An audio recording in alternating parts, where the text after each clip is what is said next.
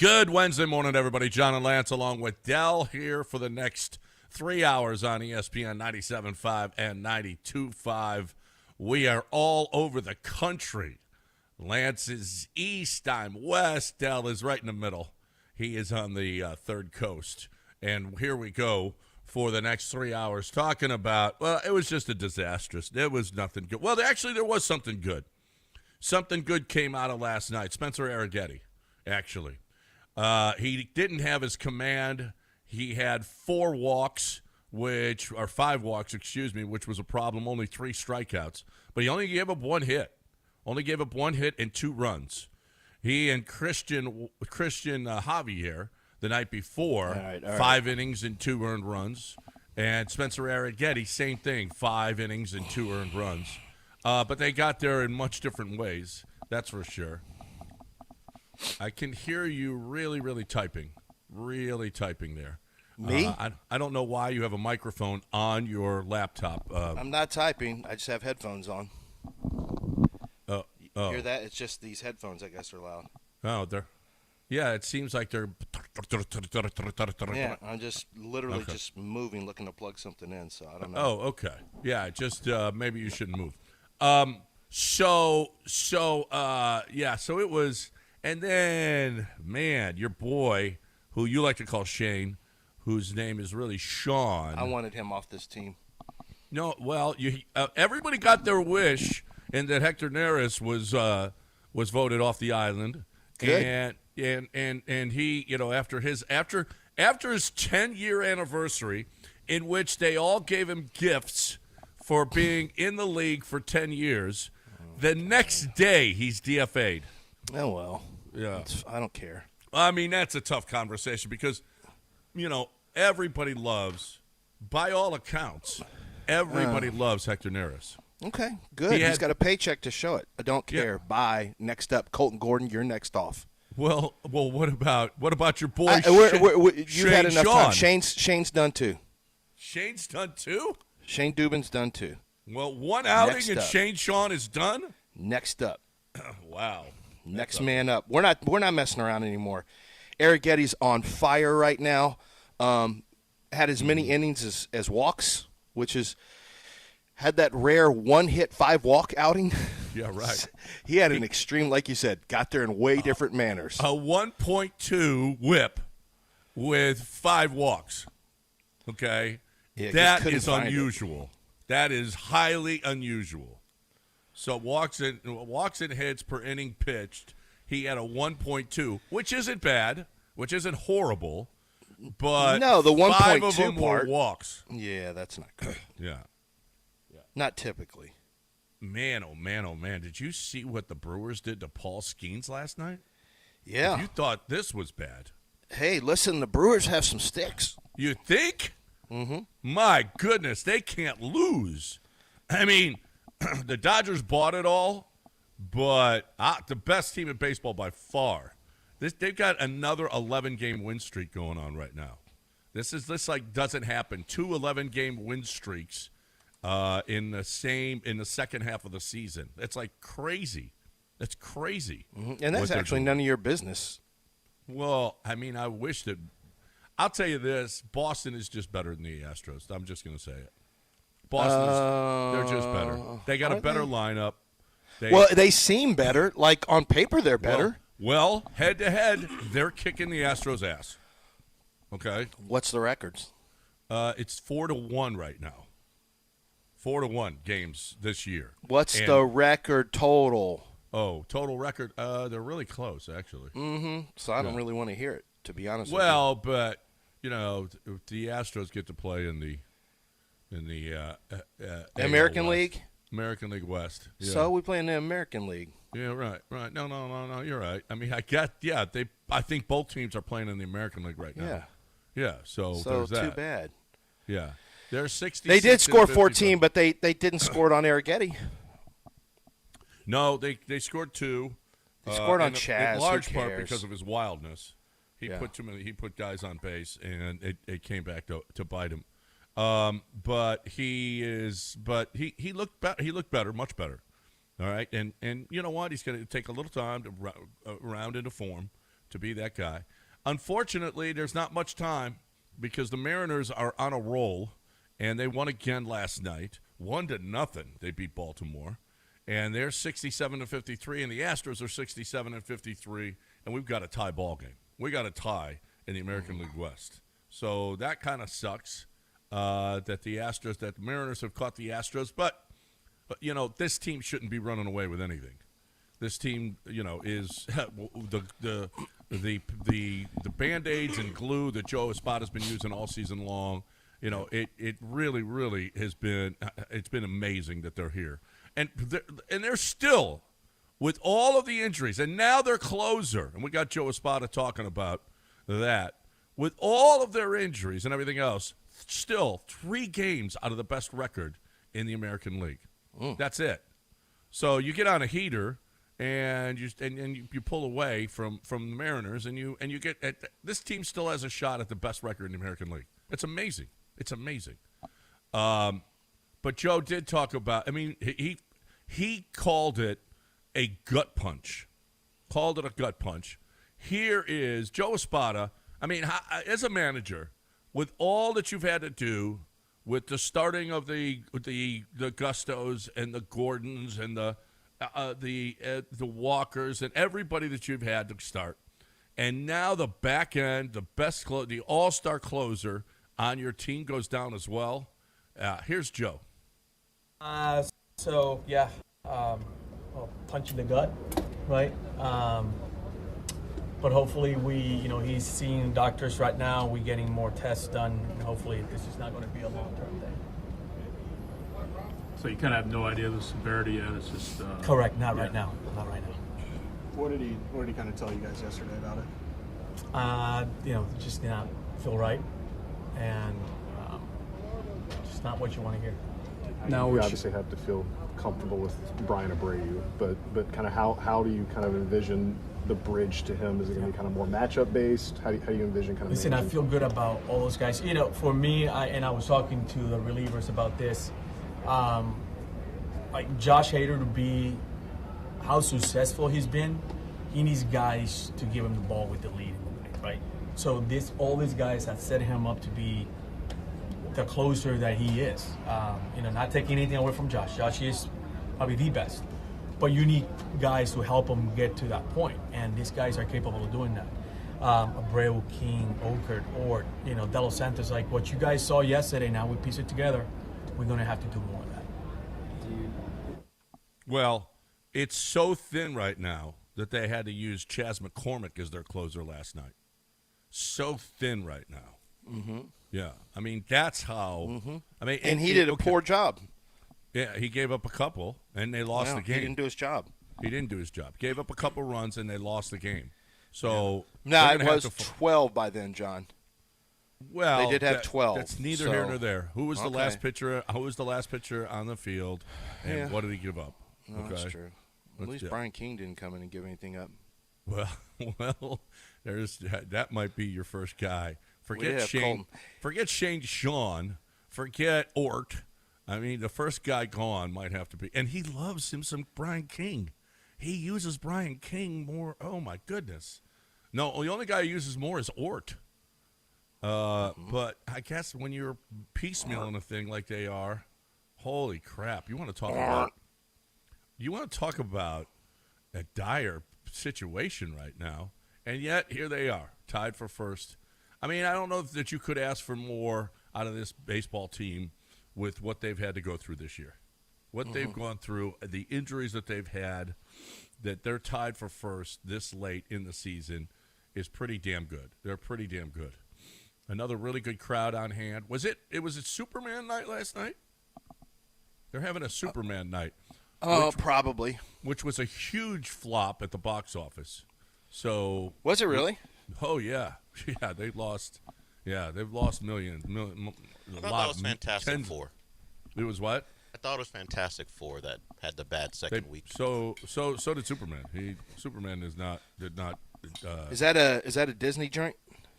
Yeah, I think people are done with superhero movies. I mean, Dell's the only one that goes anymore. I don't think they are. Yeah, they are. I mean, you didn't get anything. Fantastic Four sucked, and so did Superman. Look at the box Maybe it office. was because it was a white Superman. Well, People are there's over white Superman. I don't know. We've never seen a white Superman before, so maybe people were against it. I don't know. There's a possibility. Yeah. No one has done Hispanic Superman. Not a lot of representation there. Yeah. Talk about representation. I don't see a lot there. Right. But I think just Superman's kind of boring. Let's just be real.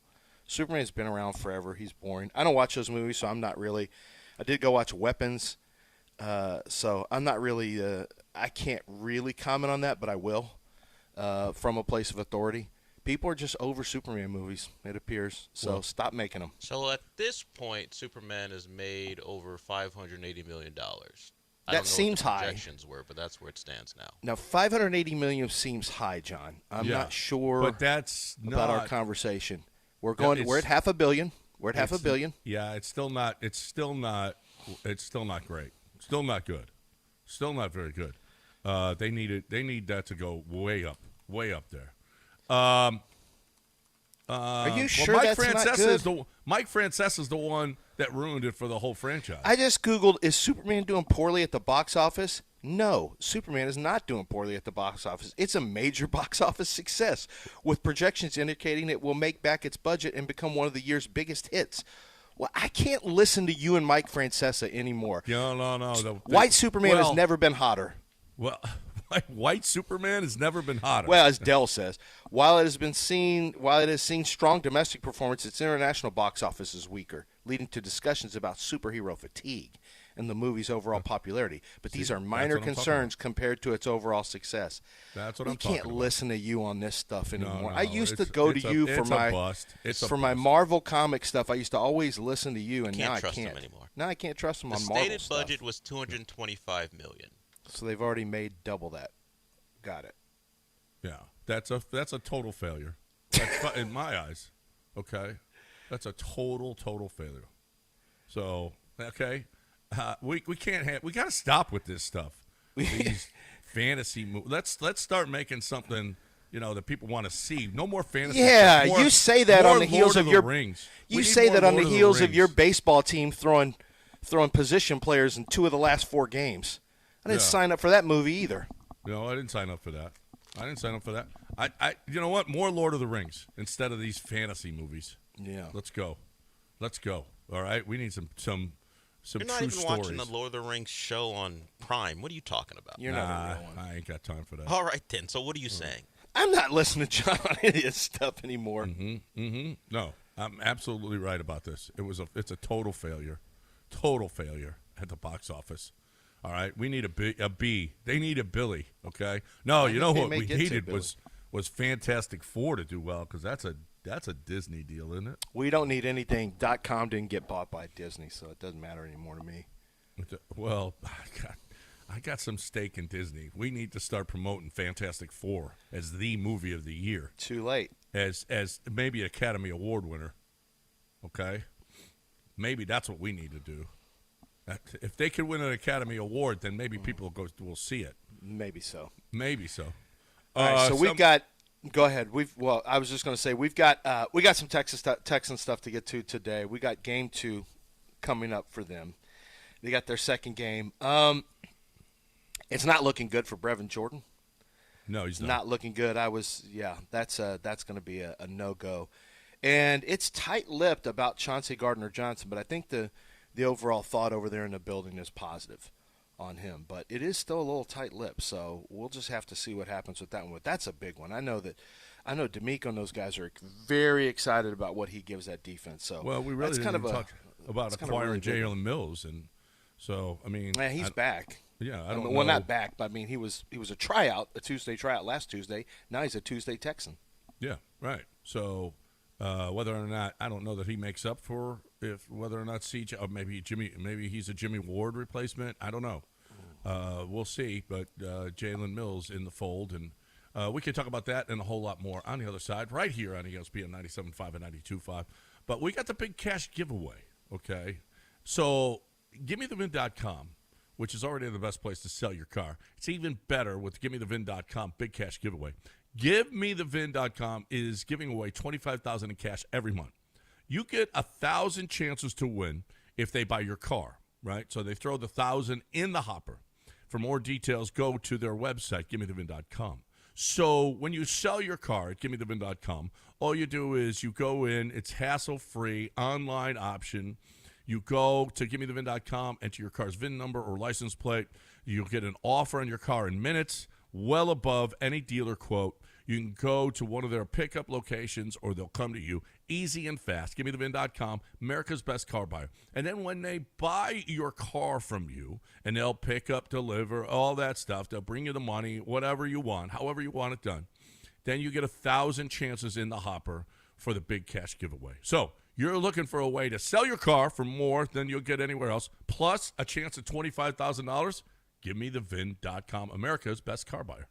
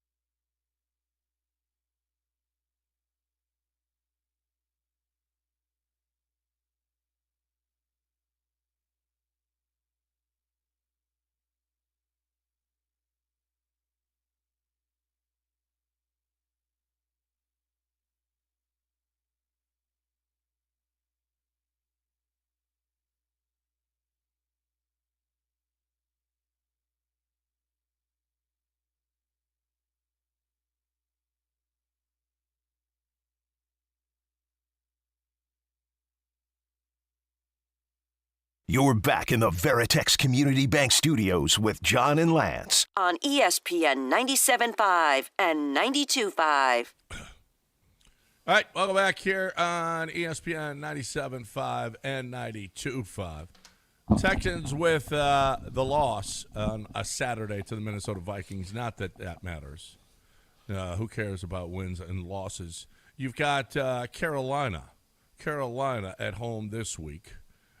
Noon game on Saturday, and then at Detroit to finish up the preseason, and then off we go Matthew Stafford didn't practice again, so Matthew Stafford was not seen at practice. Oh, wow.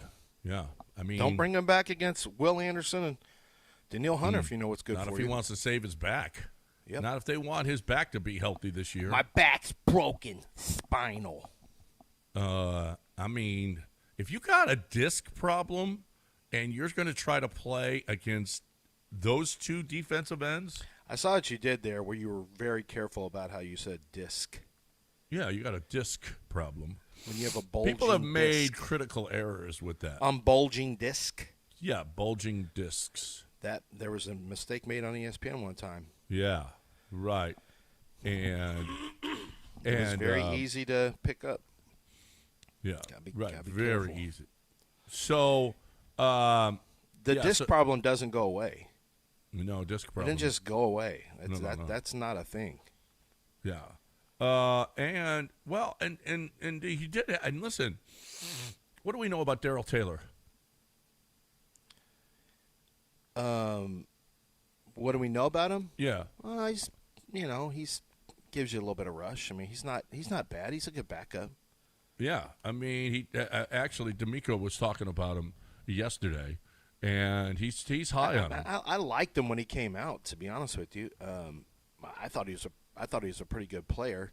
He was an explosive athlete, is what he is. He was a little bit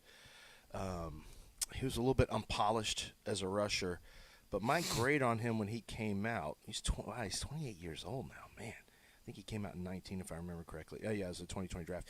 Yeah, I had like a second-round grade on him. Well, he went in a second, but I had above-average starter on him. He's had 6.5, 9.5, and 5.5 sacks. Yeah. Powerful edge defender for 3-4 or 4-3 teams with 5-star traits, but 3-star skill set is what I said. He has a strength and leverage to anchor and stand his ground, but needs to transform from a set-it-and-forget-it roadblock into a shed-and-tackle playmaker. I mean, this is poetic what I wrote. You are. Listen to like this the again. Shakespeare. But he needs – I mean, this is incredible. But he needs to transform from a set-it-and-forget-it roadblock into a shed-and-tackle playmaker. His rush lacks instincts and counters, but he has shown the ability to explode and bend the edge sharply, which will get the attention of NFL evaluators. The toolbox has plenty in it. If you don't cut it out with that Listen, Dell, I'm not done. stuff, you sound The like toolbox has plenty has plenty in it, but additional development as a pass rusher might be the difference between functional backup or dangerous starter. Nailed it.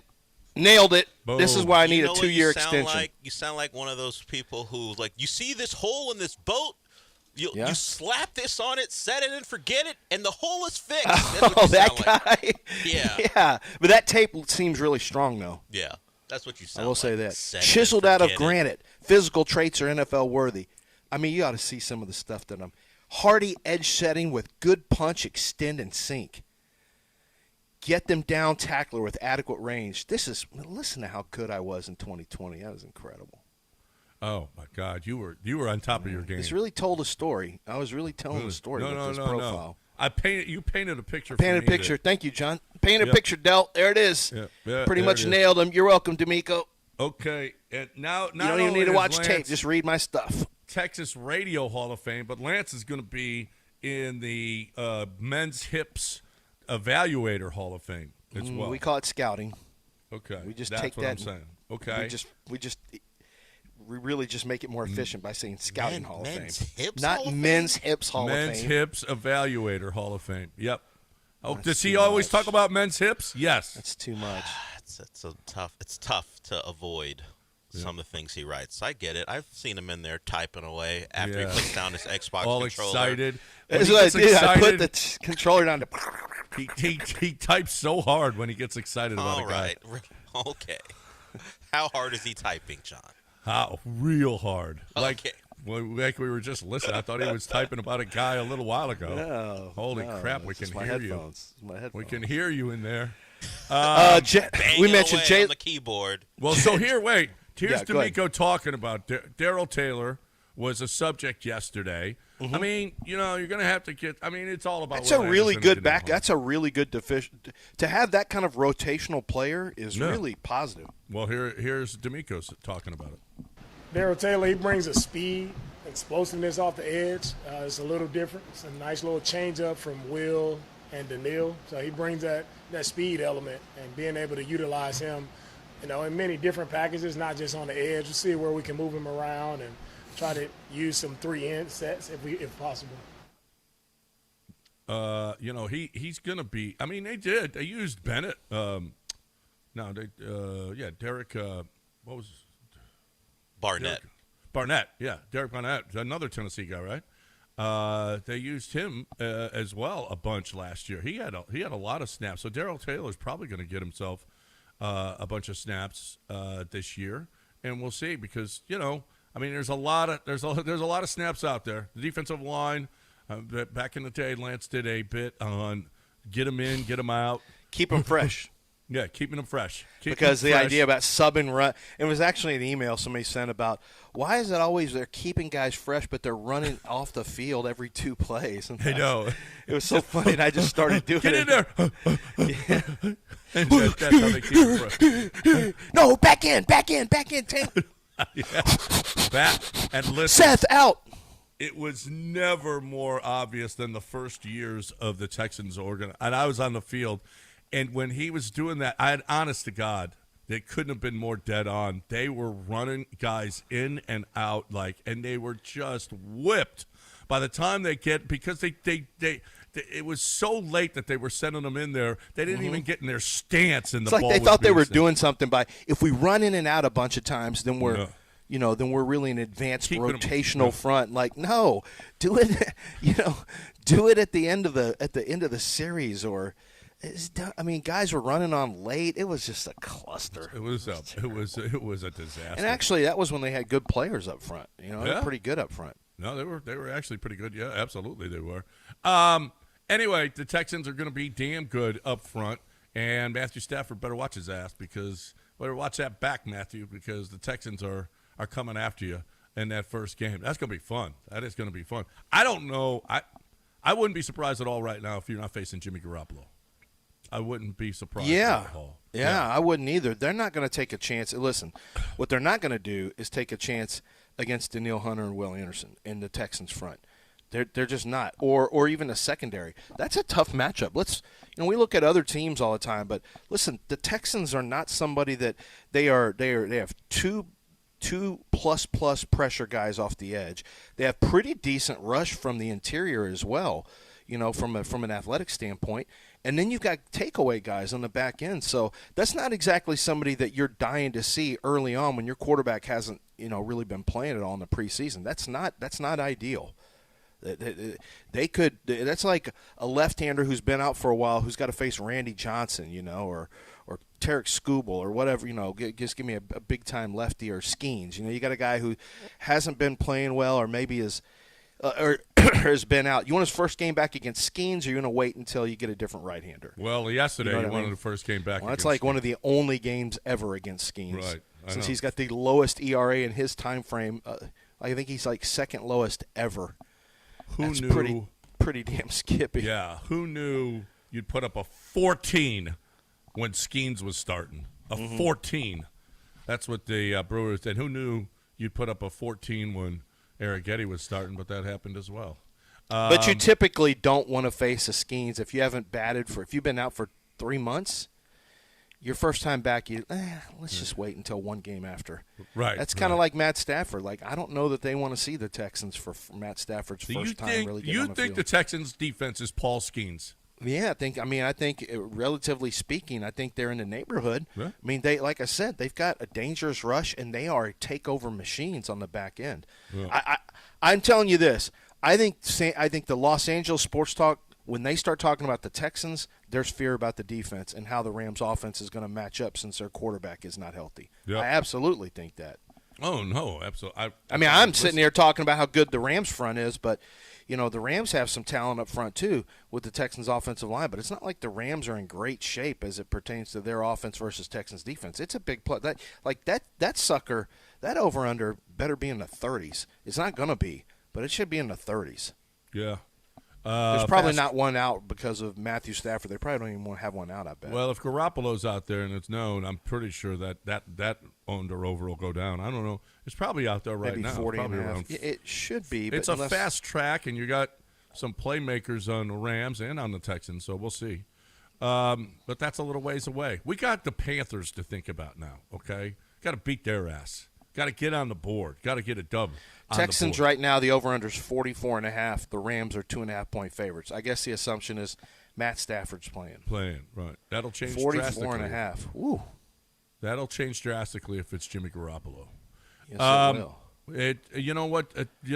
Changed for me, changed my life, was getting to know Billy Brown and having him on my side because, honestly, I don't think I've ever called a plumber in my life until we started doing these commercials for Billy, and it seems like I've called him 6 or 7 times, and I'm just like, Billy, we got another. Mary, we got another. You'll probably talk to Mary when you call up there, but they're here for you, man. They're just the best. Billy and Mary and everybody over there. The guys that they send to you are so knowledgeable, and they're going to do the job. They're going to come, and they're going to give you a evaluation on what's going on absolutely free. A lot of these guys are going to charge you $70 just to show up. Yeah, just show up, and then you feel leveraged to use them. And once they've got you there, they've got you price-wise. So that's what's good about Billy Brown and Aqueduct Plumbing Company is they don't charge you to come out there. So they're not trying to leverage you into, making sure that you use them, and then they push you and pressure you with profit motives. They're just simply out there to fix whatever the problem is. They love. We say Billy's name because you only want your name on a product if you're very proud of the product and you're running it the right way. And Aqueduct Plumbing Company is run the right way, family owned and operated. They do things the right way. Big jobs, small jobs, jobs in terms of remodeling. They do that as well. Emergency jobs, they can do that, and they get out there quickly. They're transparent, and the pricing is fair. Aqueduct Plumbing Go ahead. Aqueduct Plumbing Company. 281-488-6238. Put that phone number in your phone. 281-488-6238.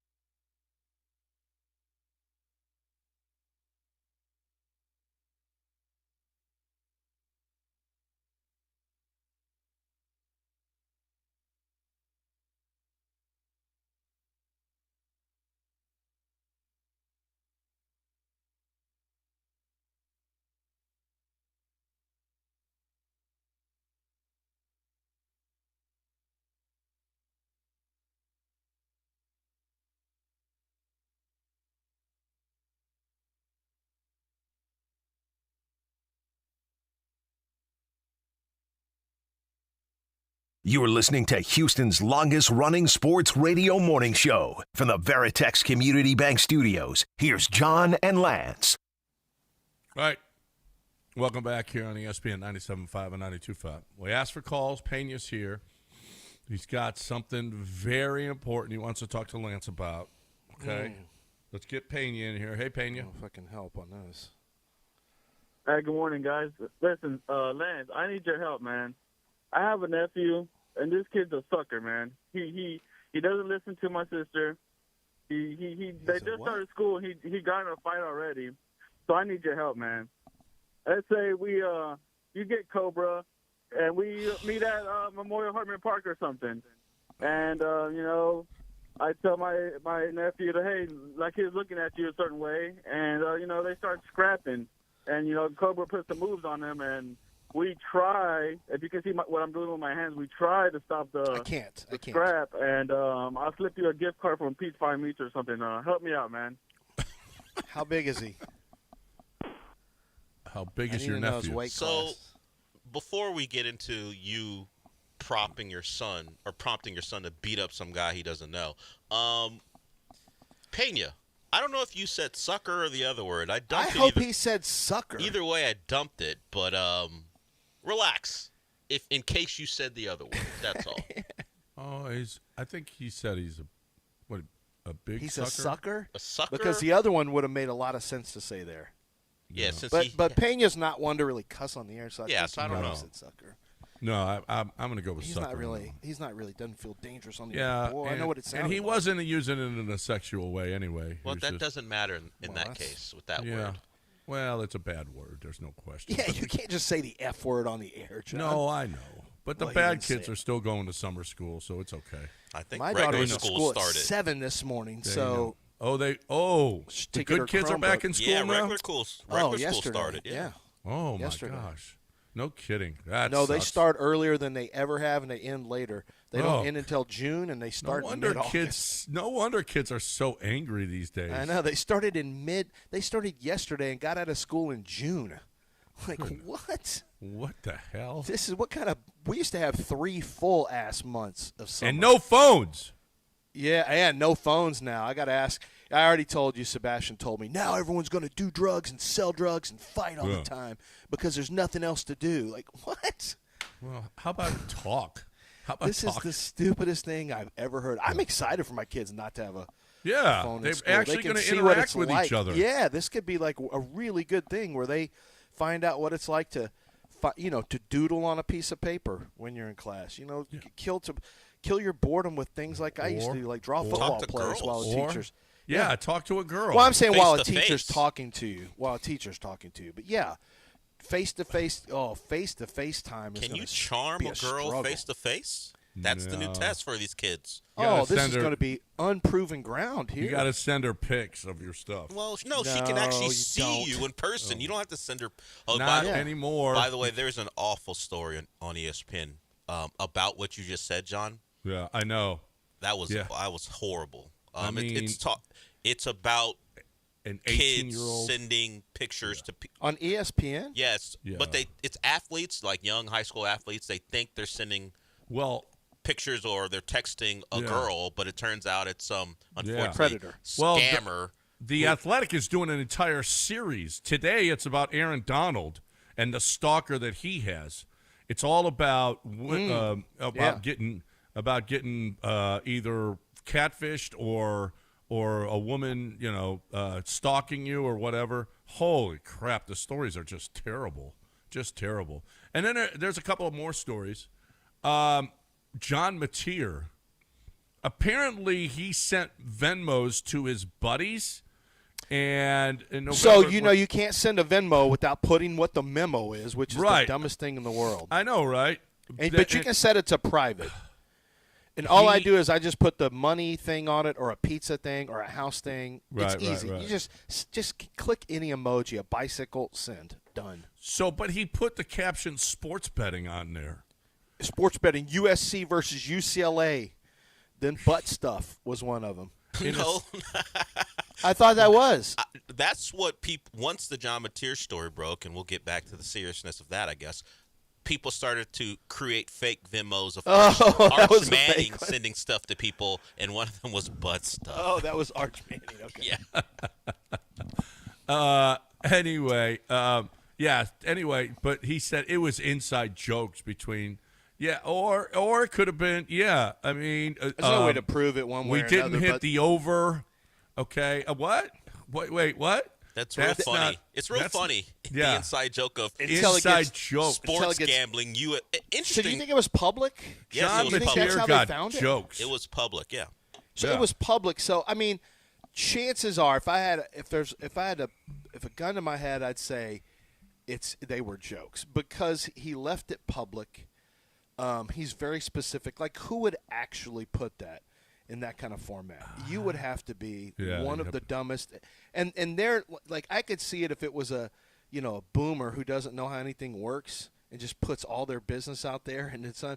But like, he's 21. He didn't do it at 21. He did it 3 years ago when he was like 18, which You don't adds to think he the possibility knows? that he's Oh, really, well, that he could be I'm not dumb. sure, Lance. I'm not sure that he's not that. So dumb. he would put specific gambling things on a memo And the instead of date just sending money? on the same day as the game. Yeah. November 2022. The caption was sports betting. I mean, that's not the smartest. He's not the sharpest. So I mean, But let me ask you, realistically, I think the exact opposite. would JT have I said think that? he's absolutely, and now he's going, oh, that's just a joke. It's an inside joke or something. Why would he literally put the game that he bet on too? On as a the memo? day of the in- game. The day of the game that he bet on in a public setting? Because Why he would you- was like, that doesn't- 18 and was the Well, backup yeah, quarterback for I Washington guess. State at the time, a freshman, Yeah, probably didn't you think don't think anything of it. anyone- If he did it. I'm So not saying he someone's did it. searching his. This is where we are. Someone searched his Venmo. Yeah, they went back. They and just looked. went through his whole Venmo. Like, this is the level of snitchitude that you have right now. Well, the level of hating that you have, and granted, he shouldn't be doing what he's doing if that's what he did. But the level of hating, I just want you to know that somebody went through, decided, you know what I need to do? Go through college football players' Venmos to see what they're putting. Well, it probably was a Longhorn because, let me get OU again. Let me destroy their I mean, it season. could have been, but it could have been just anyone who wants to bring someone down. Yeah. Because there's plenty of those people on social media. Right. And then I really have a question. How shady is Shohei Ohtani? Okay? Honestly, he's got his interpreter in prison right now from sports gambling. But his interpreter was literally caught faking Ohtani's Yeah, right, voice. right. And that now, one pretty much feels like it is. That one feels like it really was on the interpreter. To be fair, yeah, I guess. Oh, it's me, Shohei Ohtani. Go ahead and transfer that $2.5 million over. To I guess. You know, he And literally there's used a fake voice. there's still jokes about Shohei when he hits a homer. Well, there's another jokes about us in trash cans all the time. It's never going away. With right. Shohei. That's never going away. There's But buzzer jokes on Jose Altuve, and we get mad when that's out there. so apparently Shohei, allegedly, he's being sued by two real estate developers. He and his agent, Nez Balello, alleging that Balello had and Shohei had them fired from a $40 million housing venture in Hawaii. The developers claimed they had been working on the project for over a decade and sought Ohtani's involvement for marketing purposes. Ohtani's representation fiercely denies the allegation, but these guys are saying, yeah, we got Shohei involved, and he got us fired. After 10 years, we've been working on this thing. So, I mean, maybe do better work. Or maybe Shohei is he's shady. Okay, I'd like to think that because he's a Dodger, and screw him. I hope the league bans My him. Japanese friends would never do that. And before I go to Japan, I do not want any smoke with the Japanese. So I'm gonna go ahead and side with Shohei Ohtani on this one. Yeah, everybody sides with Shohei Ohtani because he's Babe Ruth. You know what? What if he is really like a gambling and he is the Make for a good Netflix documentary. Oh my God, wouldn't it be great? Train wreck. This story, I mean, the cataclysmic story of the downfall of Shohei Ohtani. Well, he's only making $2 million a year.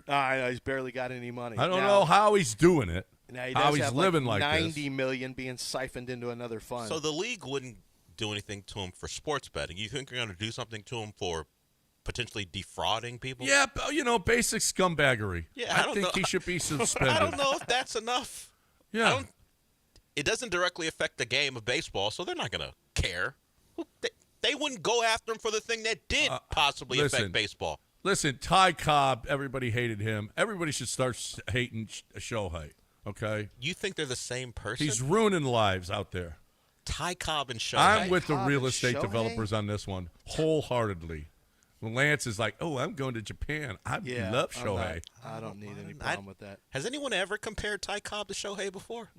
For off Not Ty Cobb. I've heard Babe Ruth. I have not heard one of the most virulent Georgia racists that would spike you in your face and you didn't even have to be in the middle of a game. He just spike you in the face if you're sitting and spitting stuff in a spittoon in a rocking chair on a porch somewhere. At any moment, I'm in L.A. At any moment, somebody could bust through this door and start messing me up, okay? Because I'm anti-Shohei. Shohei, okay? Ohtani, yeah. Oh, they love him here. He's a scumbag. I really don't know where you're getting Shohei the scumbag from, but yeah, you love gambling. Gambling, but I don't like real estate. Commercial real estate developers, they should have, they should be left alone. A protected class. Yeah, absolutely. Wait, why are we protective classing real estate guys developers? Yeah, real estate guys. A lot of times they're not the greatest guys. Yeah. Well, they're just doing it's just a career. They're just doing their thing. Yeah, and Shohei's just doing his thing. They've never screwed anyone over. Killing real estate deals. Never. All right? Y'all just, Shohei. Okay, you must know somebody. Never mind. Babe Ruth, whatever. It's like when you told us Fantastic Four is a flop, and Dell looked that up, and they've made half a billion. No, Fantastic Four is a flop. $500 million already. Yeah. For them. That ain't even break even. That ain't even break even. I don't know. Box office, their budget would say differently. But either way, Shohei's a scumbag. Fantastic Four lost a lot of money. And Superman, we're tired of white Supermans, too. Fantastic Four: First Steps is not a flop. It is the highest-grossing film in the franchise and has grossed $400 million worldwide box office. Yeah, it's not even close to being even surpassing Justice League. It says it's past its mark of its Fantastic Four budget. is terrible.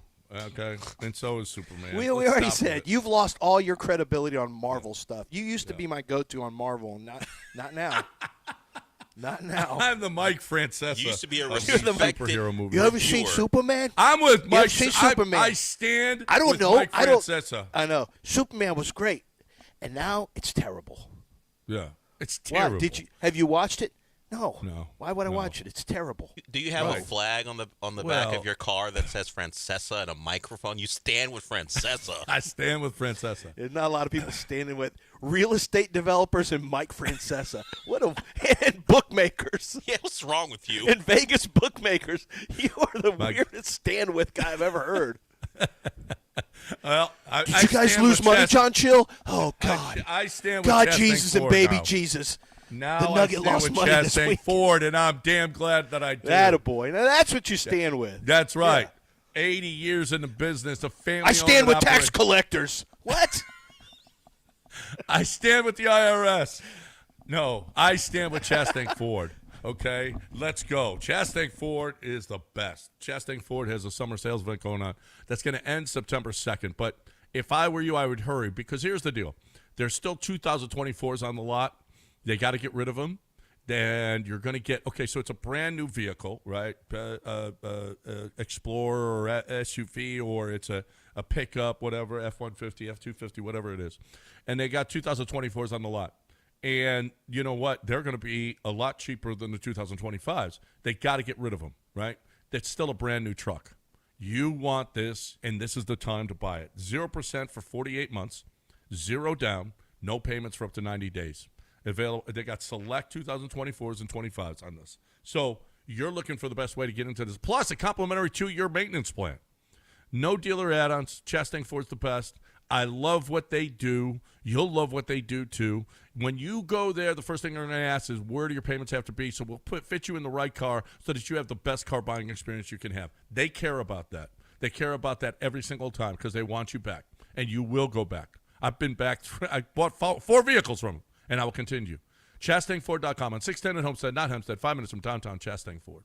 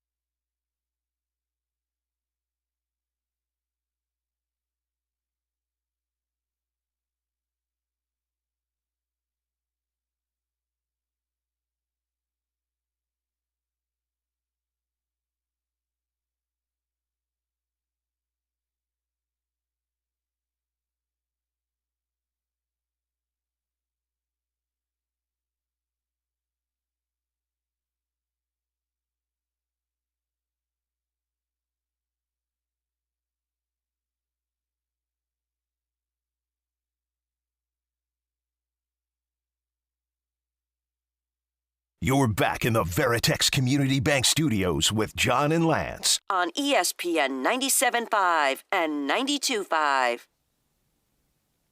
All right, welcome back here on ESPN 97.5 and 92.5. 713-780-3776. Let's get we got a 14-1 game to talk about. So we don't want to talk about that. The Astros got their ass kicked last night. They got game 3 a little bit earlier today. It's a 6 o'clock start tonight, right? So you got that. You got Hunter Brown going against Walker Buehler. And so the Astros win this series. They will do that. It starts at 6 tonight. 6 tonight. So make sure that you're there. It's a getaway game. And then Baltimore comes to town. Baltimore got beat yesterday by the Mariners, 1-0. So we got a tie at the top of the AL West. And Gilbert was watching the game, and he wants to talk about the Astros. And Gilbert is here with us on ESPN 97.5 and 92.5. Hey, Gilbert. Hey, how you doing? How are you? I'm doing good. Yeah, when you come see me in nursing home. I don't know. We'll have to see how it works out. Yeah, anyway, so I think there was a big mistake there the day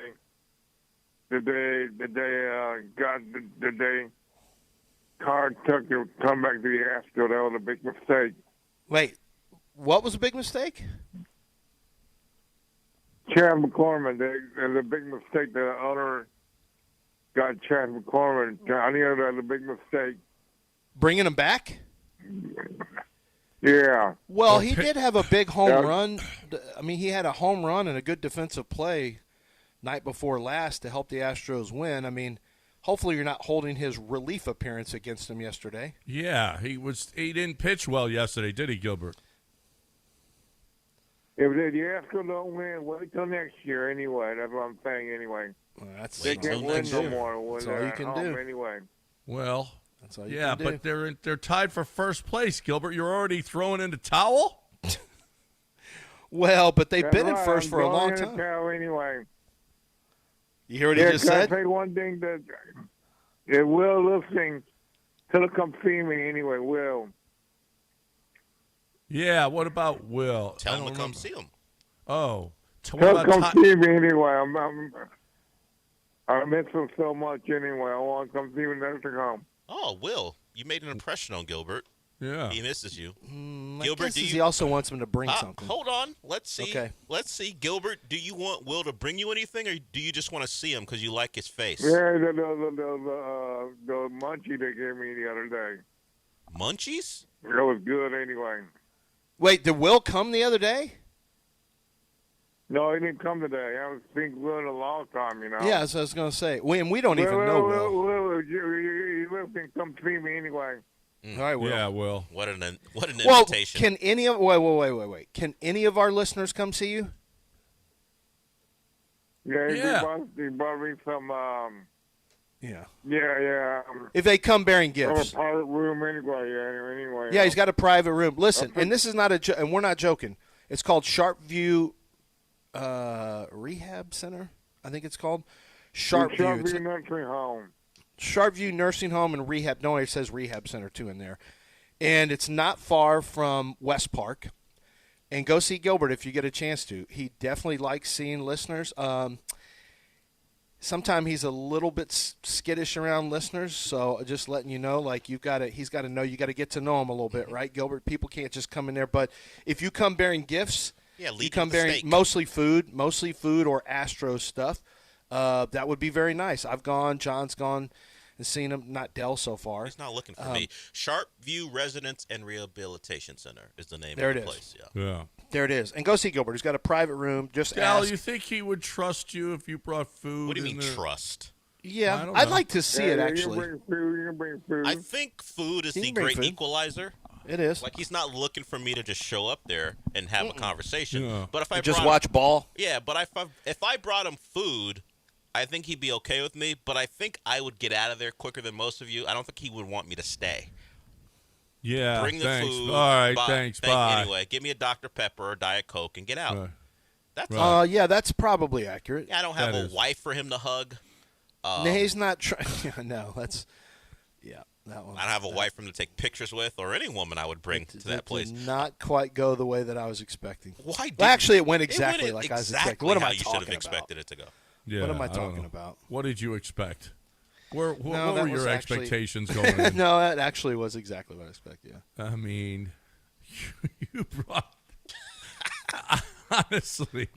And you he brought asked, and I Nicole. did, and then when What when he asked exactly did you Okay, expect? get over here and take a picture. And so she did. When and then he goes, "All right, Lance- one where you're standing next to me." Like, okay, now give me a hug. Okay, no, get in closer. And she goes, "No, that's okay." Yeah, you Gilbert, got tricked. Gilbert, that's fine. Somehow you got tricked.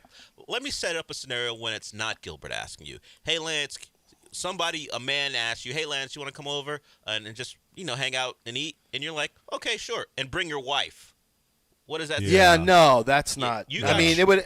You got tricked No, because no, it was no. Gilbert, but he's still a man. Well, no, got like if tricked. it was a friend and they said you can bring Nicole if you want. That's just kind of the guys different. like it's fine. Yeah, they're almost saying. Like I was Right. watching Jim Jeffries' new comedy special. And he sat down and he said, I want to say two phrases. Clear your head. And he says, I've got two phrases I want to say, and see what comes to your head the very first time I say it. And he goes, okay, I'm not going to do the Australian accent. He goes, all right. Oh, okay. My husband should hold on. Put Gilbert on You hold. forgot that he was still there. Yeah. We'll try to. Somebody, please go see Gilbert. I'm in Tuscaloosa. Anyway, he goes. Jim Jeffries goes. All right, I'm going to say two phrases, and see what comes to your head. Oh, okay. My husband should be coming soon. He goes. Okay, you got that. All right, now I'll do this one. Oh, okay. My wife should be coming here soon. He goes. Notice the different energy? He goes, when you say husband, you think, oh, great, things are about to get fixed. I'm not going to get taken on a car price. He says that. Then he goes, now do the wife. Oh, my wife's coming. Dread. There's a sense of dread in the air. It made you nervous and scared, like, oh, God, all the guys that you just told that to, oh, no, his wife is coming. He said, when you say my husband's coming, there's a general sense of, oh, good.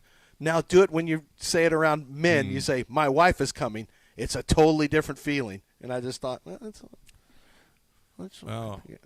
that's not what I thought of immediately. When I let's see, my brain works differently probably. You know how Probably so. Well, hey, my husband is coming home. My husband is coming soon. I thought, well, I better get out of here. What an awful person. Yeah. What a I terrible got to person. get out of here. Yeah. Well, or if you're a salesman, when you say, oh, my husband's going to be home, you think, oh, Well, okay. I got you. Yeah. All right, I guess what I was trying to get off, I can't get off anymore.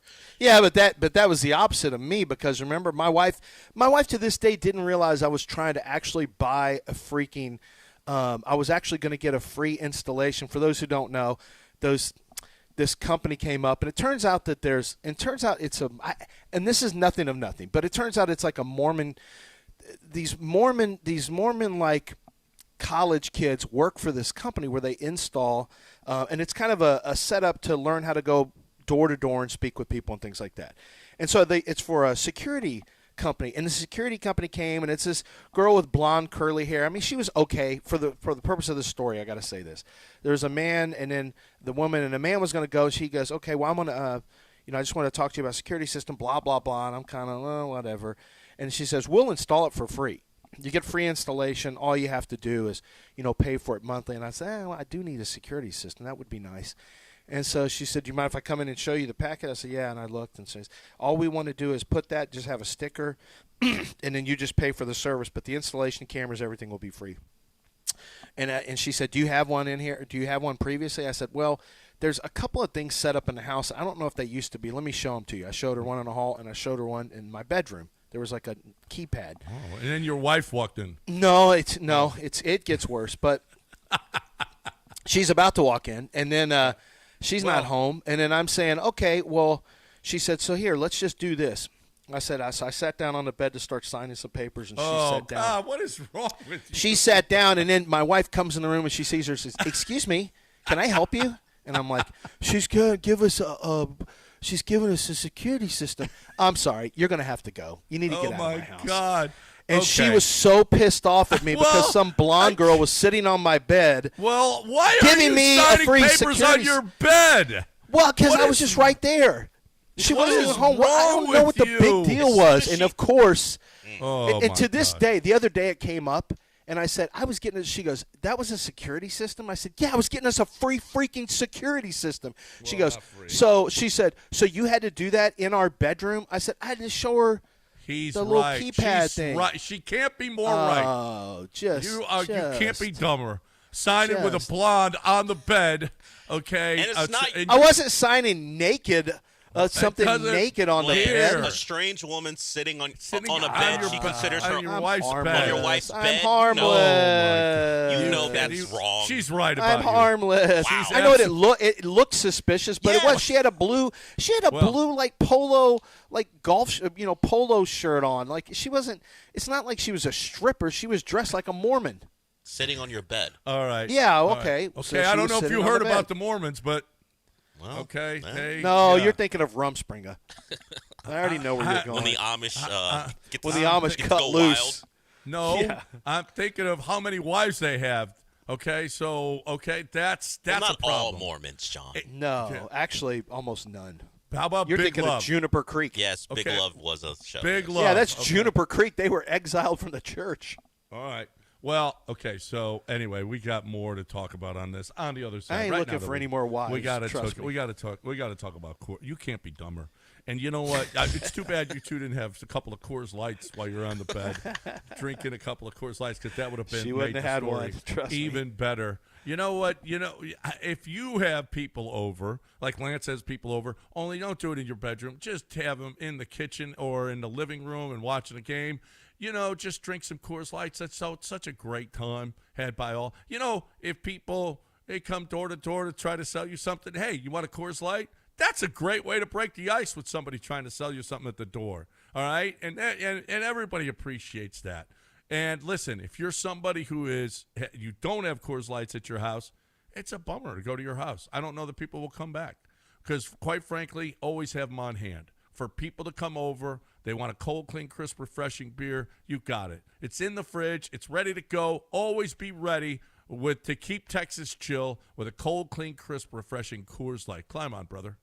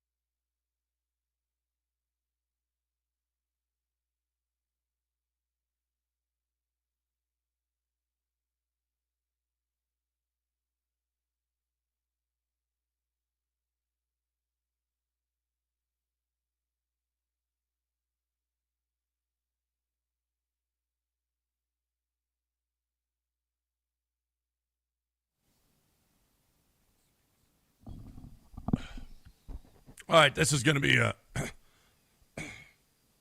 pretty quick segment. But I am going to pick up where you left off, Lance. When last we left you, Lance was on his bed with a strange woman. Now, this is in 15, 60 days, so this is like 2010. Oh, yeah. I thought this just happened. No. It was a long time ago. Oh, and does she still bring it up? Well, she's a woman. So yeah, she still brings up something that can be held against me. Yes. So I told you guys the other day. You know, you got your car doors, and at the bottom there's little shelves where you can put stuff. Uh-huh. Well, my wife gets in the car, and she looks down, and there's a piece of paper in there, and she opens it up. It wasn't an advertisement for Tampax. It was actually the instructions. I got it the other. She gave it to me and said, exactly what is this doing in your car? And I was like, don't have. What was it doing there? It was the instructions that come with the Tampax. I know. Why did you have instructions? I don't have any idea. But that's a great way to screw your buddies, right? That's where your head goes? I mean, that is a great way to get them. Oh, really? I actually saw a prank video like that, John, where someone put, oh, my God, a hair scrunchie. They put a hair scrunchie in a guy's cup holder. Yeah. That's a great. So who was in the car? And I have no idea. I'm thinking, who did I run in my family? My daughter was here, but I don't know that. I'm not. I don't know. I have no idea. And my wife was like, "So you've got younger women in this vehicle?" So you still don't have an explanation? I don't have any idea how it got there. I don't have any idea. That's never going away. No. That happened this weekend. It's on for life. What did I learn this weekend? That what did you learn this weekend? You got something that's never going to. Yeah, you got something that's never going away. Yeah, I learned that forever it will be brought up. Why was there a Tampax instruction paper in your car, in your vehicle? That is a tough on the one passenger right side.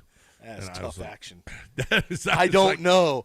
I just it had to get there. Like, how did it get there? Did you and if you valeted your car, what the hell happened when you valeted your car? Yeah, no, I don't know. Can you take me? I need to go to the store for something. All right, I'll pick you up. I got a car. I got this customer's car. Let me just bring you. Is that in your electric truck? Yeah. I have a feeling it was Frankie. I have a feeling. I don't know, but I have a feeling that I have no idea. I know listen. Well, you're not. Listen. First of all, you're not fooling around with somebody if it's that time, right? Oh, so, I don't know. I didn't know we were going to go down this direction. Man. So I did not know innocent. we were going to go this way. This is what happens when you lose 14-1, Del. Jeez. Yesterday we had a lot of good baseball talk.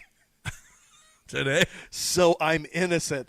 That's your explanation. That just proves. That's your explanation to Wendy. That proves I wasn't time of doing the month, Wendy. So if it had been, like, what? I don't think you're thinking this through. It's proof that I wasn't doing anything. I would never be with the woman who was going through that at that time. I did not think you're thinking What a waste of time. I mean, okay. Beat it. She would have Come told back me in a that. week. I never would have picked her up. Come back in a week. Wow. Come back in a week. This is really. I need a good outing tonight from Hunter Brown. From you. I know Hunter Brown's got to do. Hunter Brown has got to give us another strong outing. Hunter Brown. We got to have Hunter Brown tonight. Otherwise, I don't know what we're going to talk about tomorrow. 14-1. Chas McCormick's on the mound. Gilbert's disgusted with Chas McCormick. I know. Said it was a mistake to bring him back. A mistake. And bring him back just means coming back from injury. Good thing we put up that run in the ninth in a 14-0 game. We got it closer. Okay, nice. I like Urias. He's a nice player. Yeah. Dude can play defensively, and he's a nice stick. He's a nice stick. He's nice. Yeah. No, that was a nice pickup. Very highly underrated pickup. Highly underrated because we were so enthralled with the Carlos Correa and Jesus Sanchez with smiles, and he started out really, really hot. And you know what? Urias is a guy who's going to be now. I don't know what's going to happen. Did you see Jake running in the outfield last night? Jake is headed to Florida, and he's going to get back. He's getting to work. Apparently, Jordan is ramping it up as well. Maybe Gilbert will be happy. We won't have to see Chas McCormick anymore because Jake will be back. I don't know how. I have no idea how Jake is going to hit. I mean, yeah, he was having himself a nice season, but he's been off for like 6 months now. I mean, how is he going to come back? Is Jake coming back? And I don't think you've had any problems defensively in center field. I think it's been pretty good. But, I mean, are we expecting Jake to be the Jake that he was earlier this year? Jeremy came back as the Jeremy. He sure did. But Jeremy's Jeremy and Jake is Jake. There's a difference. Yeah, no. And he was out less time. Yes, a lot less time. Jake's been gone for a while now. Oh, you know what? Somebody just sent me this article. Every company hopes for the kind of ribbon cutting that APX Alarm organized on a clear and cold December in Provo, Utah, when it opened its new headquarters. It was 2009, but Mitt Romney, already the GOP presidential frontrunner, was treating the ceremony like a campaign event. And it goes on, and apparently this is the company that was shipping people out trying to sell these systems. So I told you, it was legit. Like, I legit had a free security system that I would have had. So that puts a bow on that one. And I did listen, not do anything stupid. Okay. Every door-to-door person usually closes the deal in the bedroom. Okay, that's how it usually works. Or is it Pinnacle Security? I don't know. Nicole, how many Mormon? Yeah, she should relax. It's not. That's not shady at all for the two of them to be signing papers on Pinnacle. the bed. This is what it is. Pinnacle Security. It's right here. It just happens to be a lot of Mormons that do this stuff. She wasn't going to touch me. I was going to touch her. I was married. I had a free. It's just like Dan. He put that dumb picture of me where I'm laying down and I'm kind of feel bad because I took those painkillers after I hurt my foot. When I'm in Alabama, and it says when your wife walks in and cock blocks your free security system scheme. Yeah. I can say that. Can you? Oh, I don't know. No, I don't think you can. You say Gamecocks all the time. That's a name of a sports team. Oh, Dell might be right on that. What's one. wrong C-block. with the both of you? Because C-block's your free security system. Because you guys aren't in studio, you lose your minds? I think that might be it. That might be right. Because you're sitting in a hotel room or a living room or a bedroom. Though. It's just a phrase, though. Chris Fisher, give a call to Lance. HRP, we need HRP. We need you, Lance. It's just a phrase, though. I don't think that's. Say that. Yeah, you can't say that. Come back in a week. You can say that. Wow. Did you block it? Yes, I dumped it. Okay. You dumped it? Nice. Second time today. He I've hit the button. He C-blocked it. I C-blocked the word you said. Oh, I didn't feel like I didn't even think about that. You are not alone. John says things knowing he's saying bad things. You are not just talking to the two of us. Just because you're in a bedroom right now. I think that is part of. Yeah, I think that is part of it. Lance and I are both doing shows from a bedroom right now. Okay. Yeah, well, mine's a hotel, but by the way, I had to go. I'm in Tuscaloosa. We had that long, and we made good time. Me and Alec did. It still takes 9.5 hours anyway you cut it. But we drove up here. I'm going to help him do a bunch of stuff today, and then tomorrow I got to leave early. I won't be on the show tomorrow, but I'll be on Friday. John won't be on Friday, but I walked down to the Starbucks to get something. They don't open until 6:30, so I'm waiting. And I had a little problem with one of the pieces that I needed for this broadcast was not in the so much for the short segment, Adele. Well, not had the case. So I was in Dell. You would have loved this place. When I was at Starbucks, there was a line. All the sorority girls are here. High ponytails. Ooh, are they doing that dance that they're doing on the no, they're just TikTok now? Wait, maybe, but well, it's just a Starbucks. There's just a bunch of people in line waiting for a bunch of. But what about this place would make me? Well, love just it? high ponytails and hair scrunchies. I don't care for high ponytails. And just sorority girls and their little warm ups. I don't care just, about just running around. I'm like, Dell would love being in this. So line. you're in an environment where sorority girls are running around. You think I would love it? Yeah, Why? Dell would love it here. Why? What was so appealing about that? Because I know you. You don't Have you know guys? Okay, we got a break. We'll talk about this on the other side. No, we won't. I know your type. We don't have to. We don't have to at all. Hey, we'll get back to it. So listen. I don't know what kind of damage you got. We've had so many storms. There's so much rain. Do you have any leaks in your roof? Is there something going on? Don't fall for the storm chaser roofers who play insurance games. They give dodgy repairs, and then they ditch Houston before accountability can catch them. This, we're going to have – it's coming up on hurricane season. We're going to have high winds. We're going to have a lot of storms that are like – and we're going to have there's all kinds of stuff that's happening. And if you get any storm damage, make sure that you go with a reputable business. And there's nobody more reputable than Brinkman when it comes to roofs. They've been doing Brinkman Quality has been on. The Brinkman family has repaired storm damage for tens of thousands of Houston homeowners since 1973. We're talking about 52 years that they've been doing this. It's helping them secure a combined $500 million in insurance payouts. They are going to do the work. They are going to be accountable. They are going to be here in case you need them, in case anything was wrong. They're going to talk to the insurance companies and make sure that everything is done. $500 million in insurance payouts, okay? If you have any damage to your roof from a storm, do not let somebody who's knocking on your door do anything. Make sure that you go with someone reputable, and there's nobody more reputable than BrinkmanQuality.com. BrinkmanQuality.com. You're looking for the best way to get those repairs. 844-215-2840 or BrinkmanQuality.com.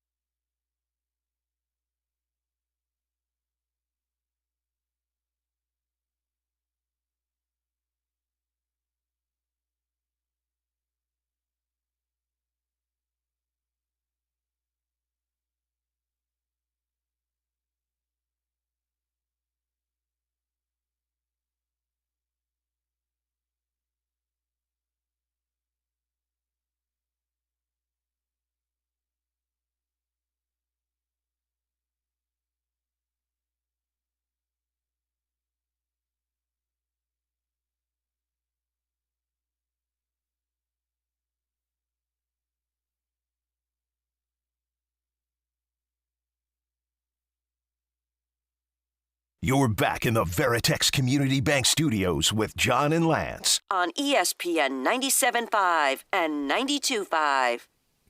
Busy week tomorrow. We're giving away our final spot in our fantasy draft league. So you win, you and a friend or wife or whomever, excuse me, can will be in our fantasy draft. The whole show, everybody's going to be able to get in to get a chance to win. So it's going to be the whole show, and we'll tell you how tomorrow morning. Houston Restaurant Week going on. If you go to one of these restaurants, I mean, they're awesome. Federal American Grill, B&B Butchers, Liberty Kitchen, Saltgrass, McCormick and Schmick's, Georgia James, The Palm, Cadillac Bar, Ruggles Black, and more. Go to HoustonRestaurantWeeks.com and see all the restaurants. But you buy a $55 dinner, and they're giving 15 meals, providing 15 meals to Houston Food Bank, which is cool. $39 dinner provides 9 meals, and $25 box lunch or brunch provides 3 meals. So I don't that's know how really, they do really that, cool. man. That's incredible. It's incredible, isn't it? It really is.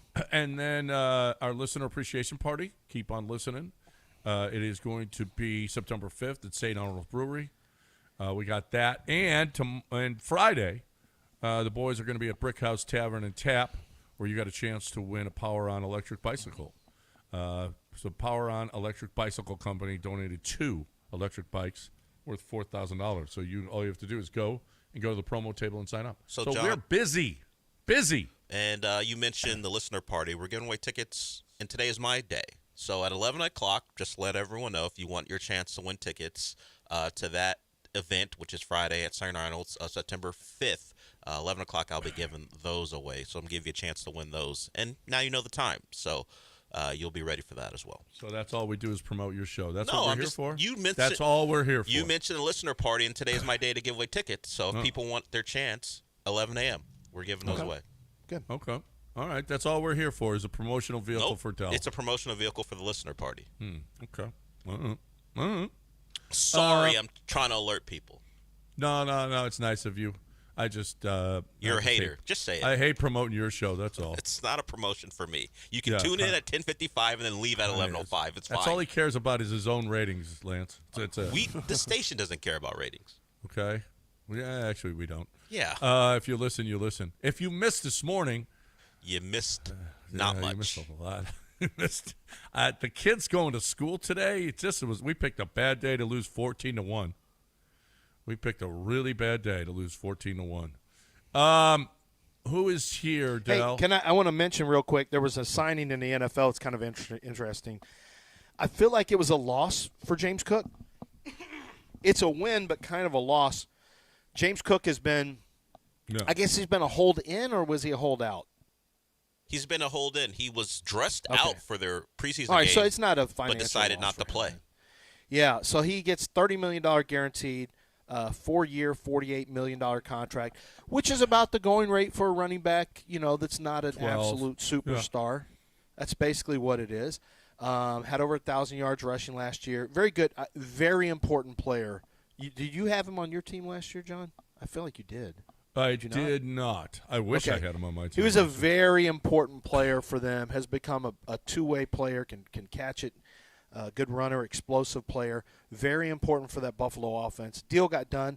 I feel like this is the deal he was going to get anyway, but maybe he got more. Maybe he didn't get what he wanted. I feel like the team probably got a fair contract on this one, meaning this is kind of a league value contract, it feels like. But if he didn't lose any money based on sitting out, then I guess that's no problem for him. Yeah. No. He was there. That's the smart way. Never hold out. Always Never. hold Just in. hold in. Hold in. I can't play. I'm sorry. I got a bad back. Let's get Elliot in here. He's got a draft question for you. What do you say, Elliot? Hey, good morning, fellas. I know it's very early, Lance, and you probably haven't deep dived, but I'm sure you've got a surface-level knowledge of the upcoming draft. And they're talking about it a lot, though, on national media, national shows. There's probably, 5 to 6 quarterbacks probably going to come out next year. And I got a two-part question. One, is this next draft class, when I say come out, top 5 or 6 could be first round, is it really going to be that top-heavy, like a strong quarterback class next year from what you know right now? And also, is there really 5 to 6 teams right now that would draft one in the first round because they've either, A, drafted somebody recently, B, have somebody that's fixing to get a contract, or C, has just gotten paid? So I think it's interesting, unless you do the Arizona thing where you go Kyler after homeboy. I mean, how many teams really could there be that's going to say, yeah, we're going to draft another one, even though we have a guy we haven't seen fully, we're about to pay or have paid? I'll have a listen. Well, I mean, we're talking about quarterbacks in the first 40 picks probably. Your first round and then your extended first round, which is early second, which is now getting guaranteed money. Honestly, we could probably play this game where we go down the list. I mean, I would say the Raiders could look at one. In the AFC, I'm just going AFC West. The Raiders could obviously look at one. In the South, the Colts could look at one. In the AFC North, I would say Pittsburgh obviously will be looking at one. I'm already at 3. So I'm already at 3. The Cleveland Browns could be looking at one. Depends on what they think of Shedeur Sanders because Gabriel's not an answer.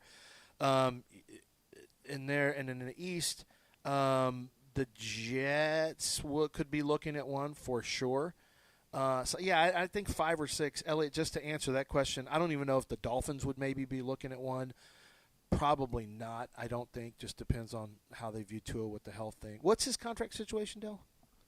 It would be very costly to try to get off of him after this year. It would be after 26, where if they're going to make a move, that would be the time to do it. Yeah, so, I mean, just off the top of my head, I mean, that's not even – getting to the Saints could definitely be looking at one by next year. If they, I mean, they could be Saints could be looking at one next year.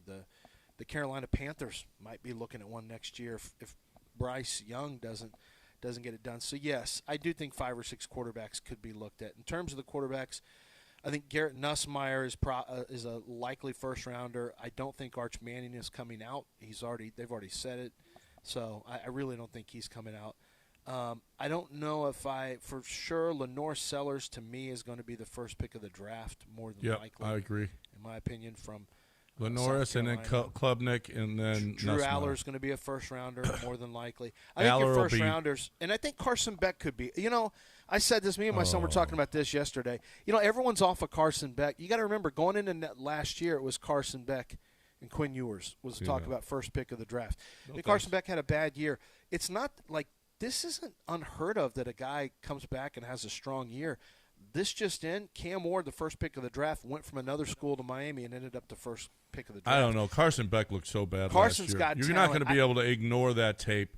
Yeah, At best, Carson Beck's going to be 5th or 6th. I could ignore the tape if he has a really good 2025. We ignored Bo Nix's tape at Auburn. All it takes is a year. Now he went later. People tried to hold it against him, but it wasn't a very smart thing. Now here's the difference. Nix is wired right. Yeah, Carson Nix Beck also, to me, my problem is that Carson Beck, I don't like Nick, him mental. even though he was terrible at Auburn, he used his legs pretty well. Yeah, and he wasn't terrible at Oregon. He was there for 2 years, Dylan. He was. I'm not pretty good. No, he was really I know, good. But people had the Auburn tape in their head and had to eventually get over that, and that's why he was a top 15 pick in the draft. Carson Beck is 6'4", 220. He's got all the attributes: the big arm, the big guy in the pocket. He's going to appeal to people. Exactly. If he plays well. And there's a lot of people that love John Mateer. So yeah, I think we're probably looking at a 5 quarterback in a first round type of draft more than likely. I'm not a big Sam Levitt guy. No. Drew Aller will be a first rounder. Lenore Sellers will be a first rounder. Maybe Cade Klubnik. Garrett Nussmeier, Carson Beck might be, John Mateer might be, and I don't even know who. I'm sure there's somebody who's going to. Shohei Ohtani loves John Mateer. Going to take him under his wing. Okay. And then the rest of them, Connor Wigman, I don't think so. So, not Kevin Jennings is too small. So I don't know. I don't know that somebody will emerge. That's probably that's not in the public. Yeah. Where's Dante Moore coming from? Where did he come from? Well, he'll be at Oregon after transferring from UCLA. Yeah, UCLA. Yeah. And he had some buzz at UCLA when he first came in. It was a 5-star, and then he decided he didn't want to play at UCLA. He'd rather go sit at Oregon for a year behind Gabriel. Probably a good decision. Now it's his time to start there. But he had all the tools going into college. Dell's guy Haynes King over at Georgia Tech. I guess Georgia Tech's got some got some love. By the way, we're talking college football. Josh Pate coming up at 9 o'clock. Yep, at 9 o'clock. So we got a break. Make sure we're on time to get Josh Pate in here. Right now, though, we're talking about the Golden Nugget. We're talking about you can lay a bet down at the DraftKings Sportsbook on who's going to be the number one pick. And I'm with Lance. It's going to be Lenoris. It's going to be Lenoris Sellers as the number one pick in the draft next year. I think you might be able to find that on DraftKings somewhere right now, and you're going to get great odds. Listen, the season is coming up. Are you kidding me? Is there a better place to watch games than a place with like a 1,000 TV screens? Okay, they got all of the games.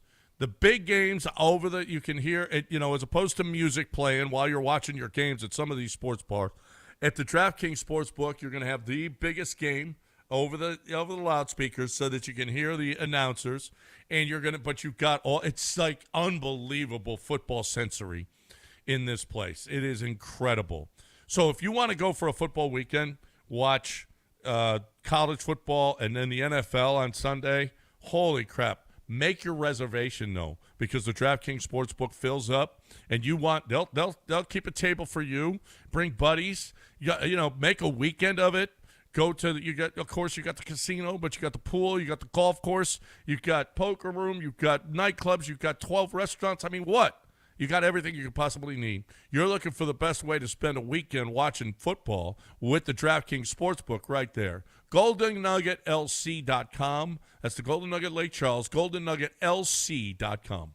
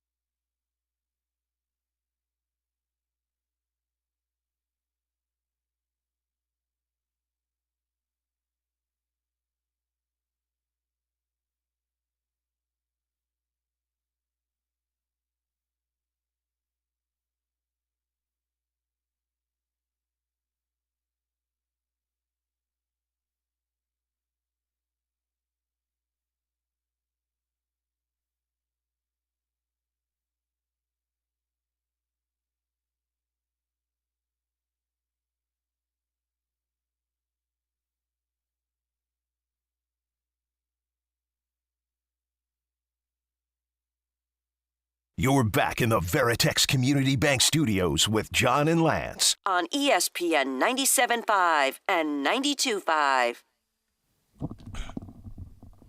So Sports Illustrated came out with a story about the Houston Rockets having to watch playing time, back-to-back playing times with especially Kevin Durant, and how they're going to manage his playing time, Steven Adams' playing time.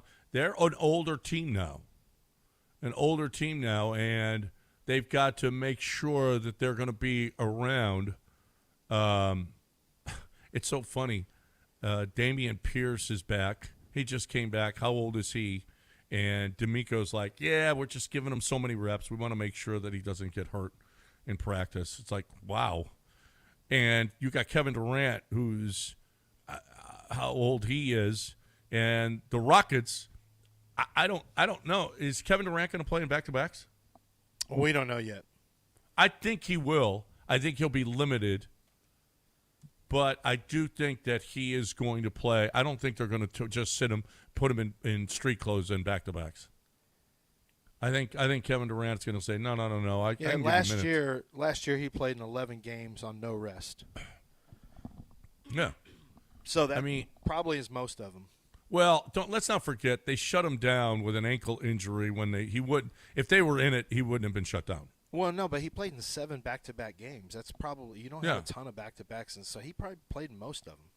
Yeah, the Rockets had I a bet you they hold him out, though. I bet you the Rockets hold him out some. They got a pretty deep roster. You can afford to hold him out a little bit.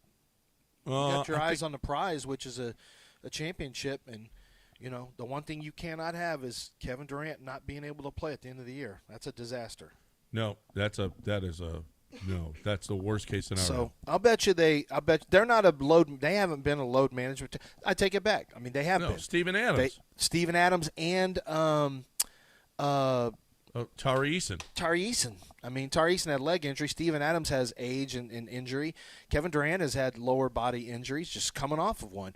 I think it's likely that, depending on the circumstance and the team, that Kevin Durant has some back-to-backs he doesn't play. I would say it's likely, even though Phoenix didn't operate that way last year. No. Even though Rafael Stone mentioned that Durant will play as much as he can manage, the thought is that the Rockets will try to limit Durant's workload so that he's ready to go for its expected playoff run. Yeah, there it is. Yeah. I could certainly see that. Kevin Durant, I think he is absolutely going to play. He is absolutely going to play in back-to-backs. I just think that you limit his minutes in both the front end and the back end. Right? So yeah. of the one. Now, yeah, you're right. They are deeper. I mean, you still got scorers on this team. Losing Jalen though, and his nightly. I mean, a guy who never misses, and his average per game is that puts a crimp in it. It's really strange. The Rockets very quickly have gotten, with Steven Adams taking on a more pronounced role, with the addition of Kevin Durant. I mean, they do. It used to just be a bunch of kids running around that could jump high and flash, but then they were much more flash than substance, and then it kind of started to level off, and now it's a mix of veterans and young. I mean, it's a true mix when you look at the 10-man rotation. The two. I mean, there's definitely still young players. There's plenty of depth and there's plenty of age in that depth as well. So that's just something to keep a little eye on, because that's not been the case over the last few years. So what about this? Don't play Tari in the first game of a back-to-back. Are we already on Tari can't play back-to-backs? Yeah. Don't play Tari in the first game of a back-to-back. Play him in the second game, and play Durant in the first game and not the second game. Yeah, I mean, that could be the scenario you look at. I mean, Finney Smith could be a much bigger, it may have an impact with Finney Smith, but depends on how they want to align their 3-4, the 3 and the 4. My guess is they're going to go smaller. Jabari can play in both. Yeah, Jabari can play in both. Why Tari can play in both unless this leg injury is going to be something that is listen, if it's a factor for the rest of his life that you're already resting him in his mid-20s, on back-to-backs, then that should come into play when it's contract time, because you can't, how many games a year is he going to play? It's just a little bit of a concern if he's still in the you can't play him back-to-back, and he's 27 right now? And we've been doing this for two years in a row. Is this going to be a third year in a row? I thought it was just because of he was coming back from injury. Is this just a full-time thing now? Yeah, I don't know. He's 24. Tari Eason's 24 years old. He's not even 25, and he's got to be rested. Well, because he's injury prone. Okay, well, remember that when it's contract time. Well, because Rafael's not playing with you at contract. Leave that man's money alone. Okay, I don't know what you're worried about his money for. Because if he's not playing, if he can't play back-to-back games, you need to have guys that play. Jalen played. Dude, you say whatever you want about James, but James played. The last thing I want to do is start relying on guys who can't play. That's the last thing. Now, it's a little bit overstated because in the playoffs, trust me, there's no such thing as a back-to-back in the playoffs. If anything, it takes like 3 days to get to your next game. So that wouldn't be a factor there. So that's not a concern. I just from a health standpoint, I don't want Tari Eason to be on his third straight year of, oh, God, I hope his leg's okay. I mean, because I need to know what exactly happened to the leg where this is a degenerative condition right now. Is that what it is? I don't know. Or I don't it's know. Just a chronic. Like, I don't know. Not degenerative, maybe chronic. I don't know. But chronic issue at 24 is not my favorite thing I've ever heard of. Because I love this guy. Tari Eason is he is such an important player for the Rockets. So important. Yep. All right, breaking here because we got to make sure that we get in on time for Josh Pate, top of the hour, right here on ESPN 97.5 and 92.5. What we're talking about now is guns. We have the greatest gun shop in the world. I mean, it's the best damn gun shop in the world. It's in quotes here, right here. It says it. The best damn gun shop in the world. That's what happens at Collector's Firearms. Collector's Firearms has been around for a long time, but they moved to Westheimer and Voss, and that store, it's more than a store. It's a museum and store. The memorabilia is incredible. If you're an enthusiast, a war enthusiast, I don't know why you're a war enthusiast, but you're a history buff or a gun enthusiast, you love guns. I mean, there's nowhere. I mean, it's almost like you're going to a museum when you go to this place. When you see all of the weapons used in previous wars, which they have on hand that you can see, it's incredible. Incredible. It's huge. Never seen this many guns in my life. They'll buy guns from you if you have a gun to sell. If you're a hunter or if you want protection, if you're a first-time buyer, all of these things. If you're an avid gun collector, there's one place that you have to go. No one has a wider selection of new and pre-owned guns. 7626 Westheimer and Foss. They even got a tank right out front. 7626 Westheimer and Foss. They also have locations in Dallas and Austin, but this is the best one. CollectorsFirearms.com, the best damn gun shop in the world.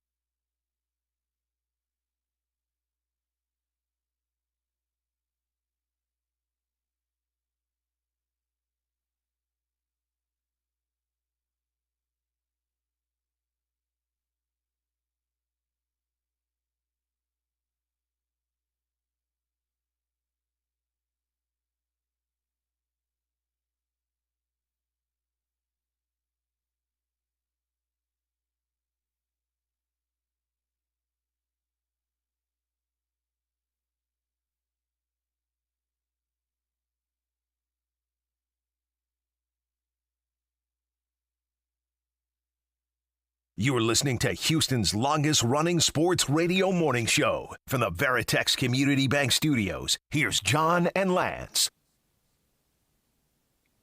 All right.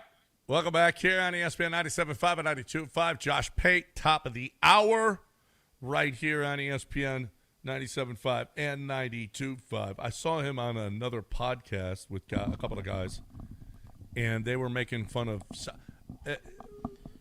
Sandstorm is a song that they play at South Carolina games. Yes. Did you know this? Like Wisconsin, they play their jump around. Right, jump around. Yeah, Michigan plays Mr. Brightside. Yeah, it's a thing around. What is Sandstorm? What is song? The ugly song that the Alabama fans sing about Auburn? I don't know that. Oh one. no, they have a. Yeah, they add words to the song every time. Well, y'all add words to that other song too. Yeah, neck. Yeah. Yeah. I'm pretty sure that's not what the was entitled to be was. I don't think they meant to write those words. Bleep that tiger bleep. Yeah. And kids are saying that in the stands. Terrible.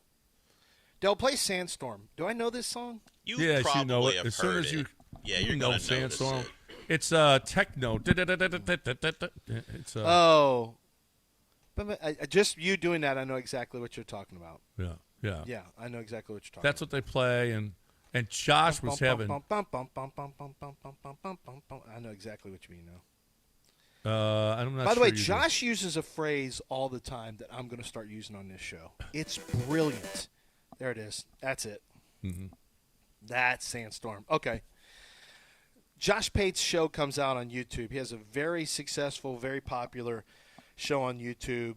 College coaches around the nation love it. They have him come out to practice, all this stuff.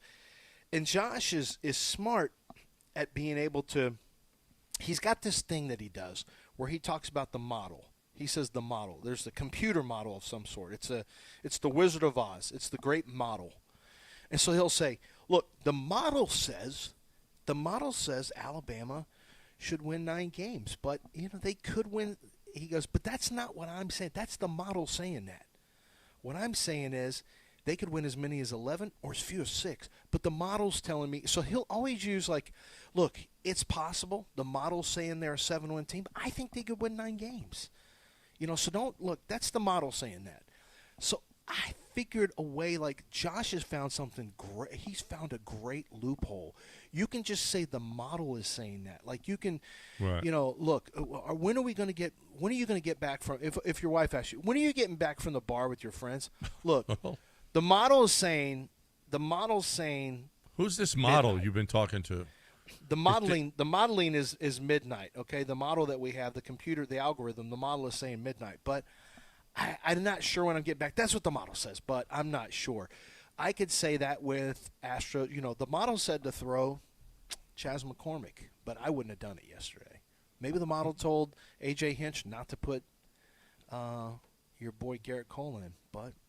He shouldn't have listened to the model. You can just say the model and get away with anything, like a computer's doing this. It's not me. It's the model's doing that. It's not me. Yeah. You could use analytics. Yeah. Analytics say always I the should models. be home. The analytics Exactly. of this situation say I should be home around 11:30. Right. And the analytics create the model. The model you use. Yeah. It's the same thing. No, it's the same exact thing. The wife, her gut says you should be home by 11:30. But the model says, told me 2 a.m. The model yeah, said 2 a.m. what the models. I know it's modeling 2 a.m. I know your gut said be home before midnight, but the model. This is what the data says. Yeah, the data said be home at 2 a.m. So Josh has found the perfect workaround. Just blame it on the computer model. Well, that's just what the model says. I don't know. Yeah. Perfect workaround. By the way, Nick Chubb and Damian Pierce split first-team reps yesterday. So Woody Marks got some first-team reps, too. We don't care about Woody Marks. He's a rookie. We're not just letting rookies just come in here and do stuff. I would out of the 3 of them, I'm not sure that he's you haven't seen more enough. explosive. You haven't seen enough Woody Pierce. I mean Woody Marks. No. Well, he might be Woody Marks. Woody actually would be more explosive than both of those guys. Yeah. But Woody also can't protect a quarterback yet. Well, he might be able to. I mean, he did play third downs. Yeah. But I just know coaches hate having rookies on important pass situations because they just worry about their quarterbacks getting snuffed out. They got to start getting Dameon Pierce some carries. You got to start bringing him along because if this Joe Mixon thing is a thing, which I believe it will be, I believe the Texans are maybe soft selling it a little bit. If it is a thing that's going to cost them some games, I mean, Dameon Pierce isn't going anywhere. It's probably – I don't know how they're going to handle it. I guess they go 4 running backs unless they cut Chubb. And if they do that, then I don't know what they do. Like, they can't go 4 running backs unless you put unless you put Joe Mixon on the PUP list, then I don't know how you're doing that because it'd be Mixon, Chubb, Agumbawale, Marks, and Pierce. You can't keep 5 running backs. There's nowhere that you can keep 5 running. You just can't do it. So I don't know how they Pierce do it. might be much better off in this offense because of the gap scheme and running between the tackles as opposed to the outside. He's getting right. Dameon Pierce may be back to form. Well, but Dameon Pierce just wasn't decisive in year 2, and in year 3 he didn't start off decisive, but he had some moments. I think there's a decisiveness thing that may have gotten fixed for him and maybe not. And it's not because there's a lack of courage. His indecisiveness comes because he's just slow processing, like he's not sure. A gap scheme tells you you're going to run in a B gap. This is where the ball's going. Zone scheme, you got to process and make a decision. So Pierce is one of these guys you just say, look, run as hard as you can in that direction and make it happen. But he can make you miss a little bit like he does. We saw him as a rookie. We know what he's capable of. He has some of that stuff. I know your gut is telling you to keep talking about Dameon Pierce, but the model says the model Jonathan says Pate is it's coming time next. for you. Model says, yeah. Time for you to talk about John Daspit so John we can get to Daspit, Josh Pate. Look, the model says John Daspit will get you recovered what comes out of your pocket at the hospital when you have doctor's bills because of someone else's negligence. You got hurt at the workplace. Man, let John Daspit and his law firm come in there. Don't settle with the insurance company where they try to get you up front so that none of your pain and suffering is accounted for. They may not even be accounting for your future physical therapy. You got to have somebody who accounts for that stuff, and that's John Daspit and his law firm. They work hard for you. They get money back from you for you when you miss work, short term, long term. When you're injured, a lot of times you're not going to be back to work. There are some cases where you'll never work again. It's a job that's a very physical labor, and you got an injury that's never going away. That happens all the time. And John Daspit has to fight for what a fair settlement's going to be, for the duration of the time that you're no longer going to be able to work. What did that cost you? What did that cost your family? All because there was negligence on someone's behalf. Let John Daspit and the Daspit Law Firm fight for you. They passionately pursue justice for the injured, and their entire set of law, everything that they practice in, is right there on their website at DaspitLaw.com. That's DaspitLaw.com, or call 713-CALL-NOW. That's 713-CALL-NOW.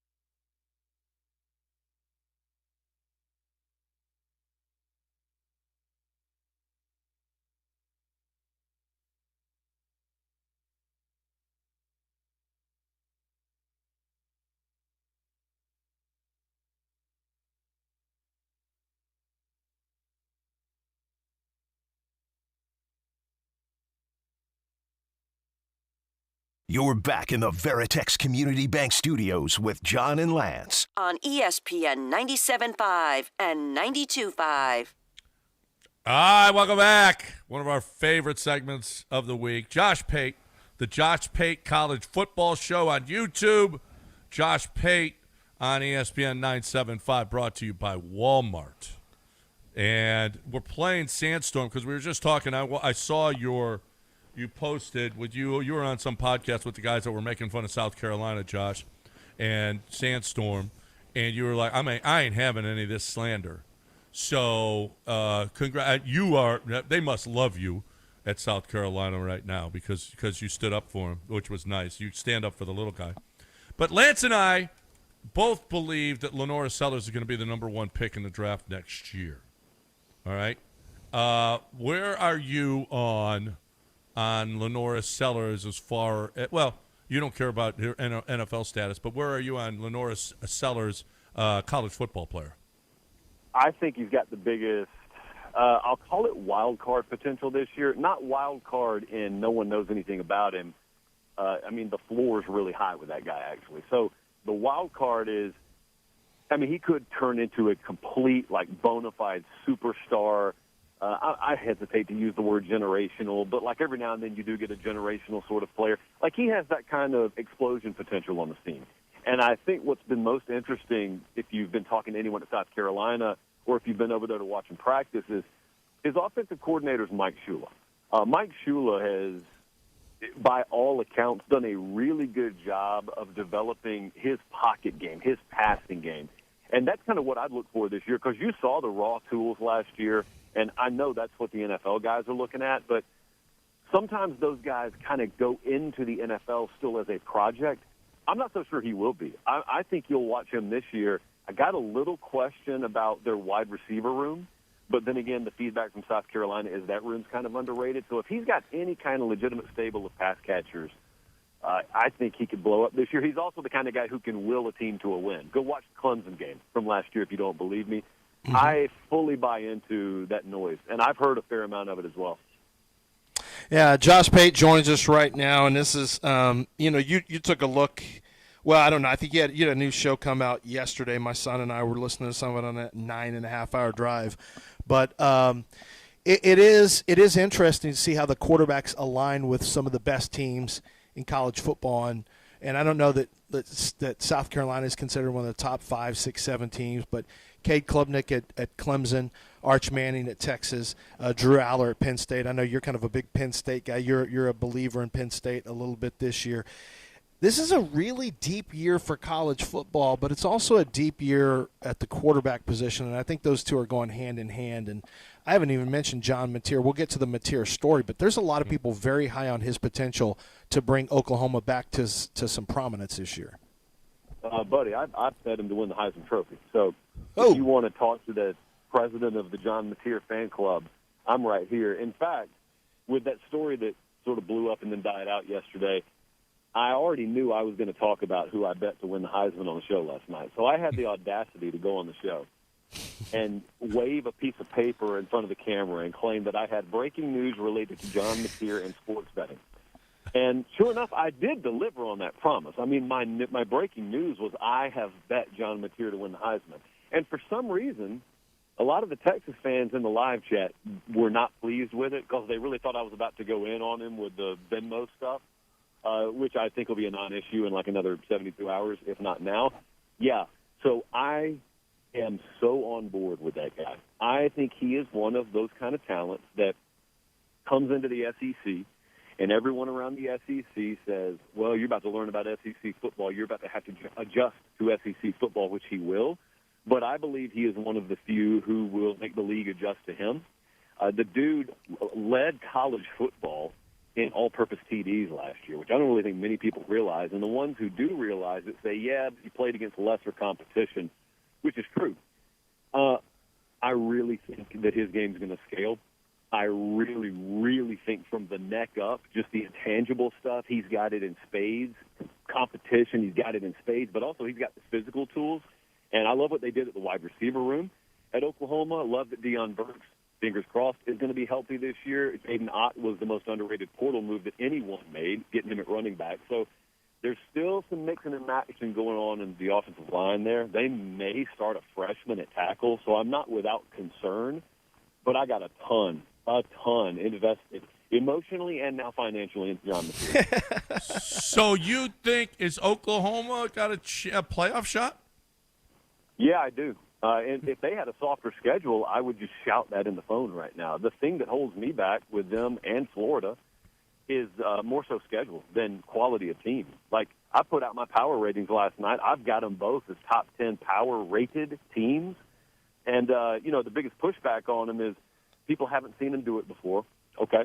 I mean, there's a first time for pretty much everything. And then the other pushback is the schedule. And I can't push back on that. I mean, their schedules are very daunting. But I think with Oklahoma especially, if you look at the way their season starts, they have got two really, really good games at home, Michigan and Auburn. Real good competitive games, but games that I think they're going to win. I think they're going to be undefeated when they go into Red River. Like, I think they're going to be a 5-0 team when they go play Texas. And at that point, I think the entire nation's viewpoint on them has changed. Josh Pate with us, brought to you by Walmart every week right here on ESPN 97.5 and 92.5. How much do your power rankings differ from the AP? Fairly significantly. It was a case-by-case thing. Like, obviously, I mean, if you do what I do and you're just looking at neutral field favorability, you're going to be lower on a lot of the Big 12 teams because a merit-based poll rightly will have SMU, well, SMU's an ACC team now, but your, like, Arizona States of the world, I mean, an AP voter is going to have them higher than a power rating would. It should. So I'll be lower on those kind of teams. In the aggregate, I'll be higher on some of the SEC, although I'm lower on LSU and South Carolina by a smidge than the AP is. So there was some differential left and right. We both had Texas number one, which is just fascinating. So there was a mixed bag this year. It actually wasn't as egregious in separation as it normally is. What about the Aggies? I had a friend who went into A&M and was at the practice, said, dude, they got some dudes now. I know there's a little bit of buzz behind A&M. It's just it's the question it seems like we have every year with Texas A&M is what kind of quarterback player you're going to get. Yeah, look, I don't ask that. I mean, I know what you're getting at there. I think when you say that, though, or when most people say what kind of quarterback player they're going to get, they're basing their prediction of A&M on whether Marcel Reed can make this sizable leap in production. And I think he'll make, a moderate leap. I think situationally what people will find is they make no mistake about what their identity is. They're going to run the ball, and run the ball some more. They got the personnel to do it. What I think Colin Klein will be able to do with them this year is have more of a vertical passing threat. Now, it may be that they pop you twice in a game, or it may not pop you at all and may pop you 4 times next week, but at least you'll have to respect it. And that's all I need them to be able to do is loosen defenses up and lighten boxes just a little bit. And I think that offense will be fine. And I love that Mike Elko put both hands around the throat of that defense. I'm going to go watch him practice next week or week after. But, yeah, I had him at 13, and I think my own numbers may be undercounting them a little bit. We got Josh Pate every week, brought to you by Walmart right here on ESPN 97.5 and 92.5. You've got Texas 1, Ohio State 2, Georgia 3, Penn State 4, Alabama 5. 4 of the 5 have unproven quarterbacks. You like Gunnar Stockton. You like Ty Simpson. We don't know. I mean, I'm including Texas in that because we really don't know what Arch is going to do against the top competition. We have no idea. And Ohio State is coming down to the wire, right? Is it saying is he for sure the guy? Not for sure, but I think he will be. Look, you just laid out the reason why this could be an explosive season, man. It could be a very chaotic season. I call that fun. It could be a fun season. I love the story of Ty Simpson. Like, I don't think we can tell that story enough. For everyone listening, driving around right now, who has taken time to complain about the transient nature of what the portal has done to college football, well, let's make sure we respect the guy who was a former 5-star out of high school, who stuck around a place like Alabama where there's new talent coming in every year and didn't win the job and didn't win the job and didn't win the job again. When I finally won the job, and never complained a single time, was totally content, biding his time, and now it's his opportunity. Gunnar Stockton has done that same thing at Georgia. So I don't want to just gloss over. Like, I know we get so lost in the weeds of, hey, who's going to win this thing? Is he going to be great? Is he going to be good? I think both those guys will be fine. I just want to take a second to respect that. Now, past that, you still got to win games. So with Simpson, what I'm looking forward to, and to a certain extent with Georgia, just for different reasons, I'm just looking forward to whether they can be more consistent offensively. Like with Simpson, I don't need him to hit Milroe's highest of highs. What I need him to do is avoid Milroe's lowest of lows. What I need them to do as a staff is not sit there and think, hey, we may get the LSU 42-6 game today, or we may get the Oklahoma we get blown out game today, because you can't game plan for that. As an offensive staff, you look stupid because you don't know what you have. So Ty Simpson, I think, will just give them consistency week to week, and they got a plenty good enough roster to, in a complimentary way, get themselves to Atlanta. Georgia does as well. With them, it's can you run the ball more effectively? Can you get off the field on third down? Can you stand up against the run effectively enough? I just think about the complementary nature that a bunch of those teams you just listed are going to have to play at until further notice, because we don't know what you got at quarterback. I'm just going to assume you don't have future first-rounders littered all over that list. So I look forward to a year like that. It's and that's the old that's the old methodology of Nick Saban at Alabama, where he just wanted quarterbacks who didn't screw up for the most part, and then it got to the point where Tua changed it a little bit, but it's not like there's just a ton of Alabama quarterbacks. Mac Jones had a nice one season at Alabama, but it didn't manifest itself, obviously. I think something that is we'll see how Ty Simpson does. I'm going to tell you this right now, Josh. I thought Ryan Grubb was phenomenal at Washington when Washington got to the college football championship game against Michigan. I thought Grubb's offense was terrific. He went and tried to coach at Seattle with the Seahawks. That was a one-year experiment. It was done. He comes back. Alabama brings him in and took their offense coordinator and just moved him to a different position, which I thought was good instead of getting rid of him. But I think Ryan Grubb at Alabama is something, the new offense coordinator, that's something to really keep an eye on, because I think he's really, really talented as a passing game coordinator. What you'll notice with Alabama, you know this well, you got folks on the staff there, you'll notice that if you ask people close to Alabama about Ryan Grubb, they'll lean in close so only you can hear him, and they will tell you he's a stud. But they're not going out of their way to talk about it publicly. It's almost like they know what they just got at offensive coordinator, and they're kind of happy with the rest of the country not knowing. I'm going to go watch them Saturday, and I think they'll scrimmage Saturday, so I'll get a good look at that. But I remember being in the building in the spring, and I was asking Bama's defensive staff, hey, what's your read on Grubb? You can't even get the question out of your mouth before their eyes get big, and they say, yeah, he's different. Like, in a good way, he's different. I mean, I guarantee you, if we don't run the ball this year, it won't be for lack of committing to it. I also think it's very, very worth noting, I mean, Bama was terrible turning the ball over last year, and that is something they have prioritized and emphasized, and it was so-so in the spring, but they have locked in on that stuff in fall camp. And as far as fall camp returns go, I mean, I couldn't be more excited about what I've heard there. But it's weird because they're ranked in the top 5 for most people. It just feels like there's still this collective unwillingness to fully buy in on Alabama because it's post-Nick Saban and DeBoer did what they did last year. And so, like, people are kind of tiptoeing around it. I'm not tiptoeing around it, man. Like, I may pick them to win the national title. I'm very high on them. I want to go watch them scrimmage Saturday before anyone repeats that, but I think they're going to be really good this year. That's Josh Pate. Josh, I am putting you on this. Have you seen Brock Bowers' new look? Oh, don't do this to him. Why? This has been a tough morning for me. Okay, so let me lay out my morning. What time is it? It's 9:15 Central. I have already been in Tennessee, Minnesota, and Wisconsin this morning. I'm coming to you live from an alpaca farm, by the way, where I'm standing off to the side watching my wife try and talk to those animals. You can hear the bleeding distantly in the background. And my morning has consisted of that and people tagging me in that tweet with Brock Bowers bald-headed. And I just really think if I don't mute my notifications, I'm going to say something that I regret. You could have been the best tight end in the NFL, Josh. You could have been a contender. It didn't take long for people to become believers in Brock Bowers. It took 1 year. That's it. I mean, look, he's pretty good. That's all I'll say. All I'll say is he's a very solid football player. That's all I'll say. Yeah, you may have better. No, you definitely have better muscle mass than he does. That's for sure.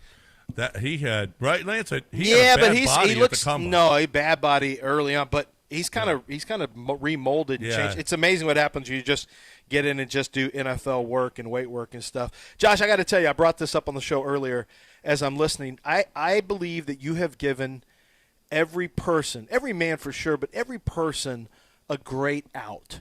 Because I'm listening to your show yesterday on the drive, and this is not new. You've done this for a long time.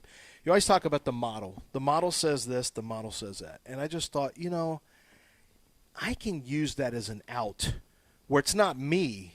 Because a few times you said, look, I'm not saying they're going to win 9 games. That's the model. That's not me saying it. And I was thinking, I could use this against my wife. I could use this for some of my draft opinions and stuff like this. Like, I may start using, the model says this, but don't quote, look, the model says this is the mock draft. Don't you guys say your hateful stuff to me on Twitter about my mock draft. That's the model Lance, saying you know what you got to follow up with? Yep. So that's part 1 of my cheat code to life.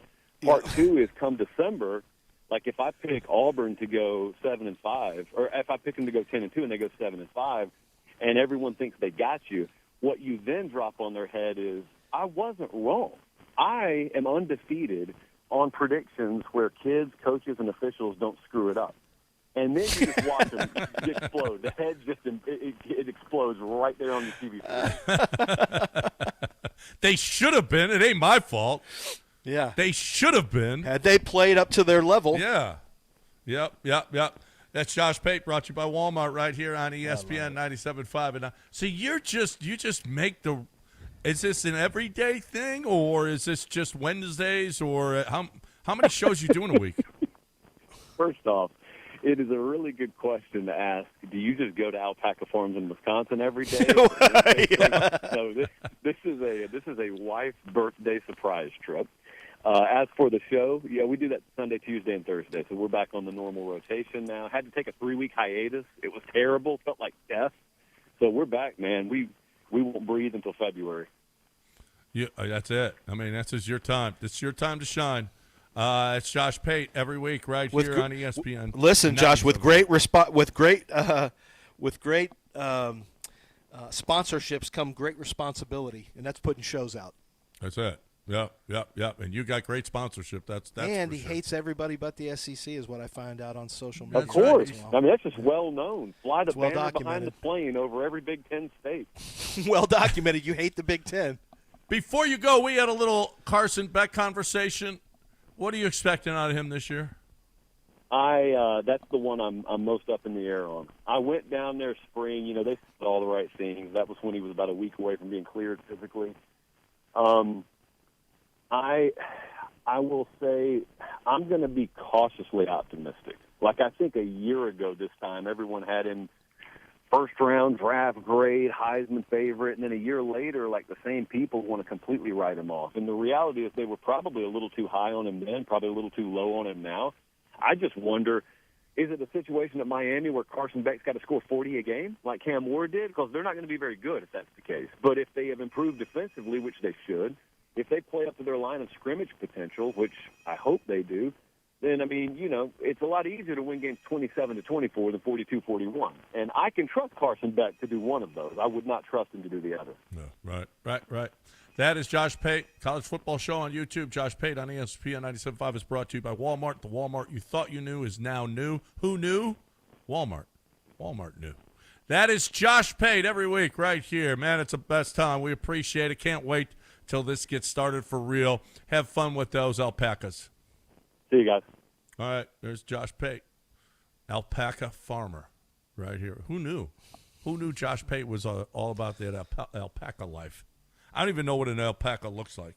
Do you have any idea? It looks like does it look like a long neck? They're like kind of like it's got it's like It's kind of like an ostrich, but it's got a bigger neck and it's furrier. But yeah, I know what an alpaca looks Yeah, like. you're probably right, John. It's pretty much a sheep with longer legs and neck. Longer neck. Yeah, longer legs too. It's longer legs too, and a neck. Yeah, if you not really if ostrich. you I was stretched way out a off on sheep, this. you Do get they an have any- alpaca. That's what it is. Do they That's have what it any is. humps? No.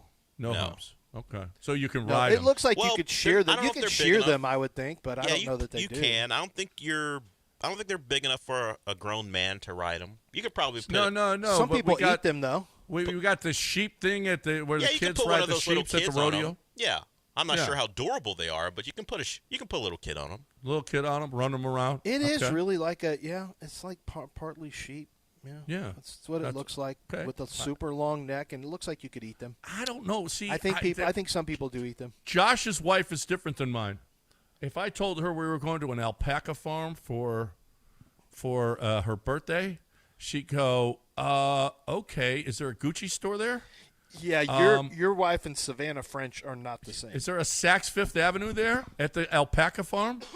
No, probably They're both not. SEC girls, but you're SEC girls from South Louisiana, so that's a different breed. Yeah, that's a different way. Although Wendy does not.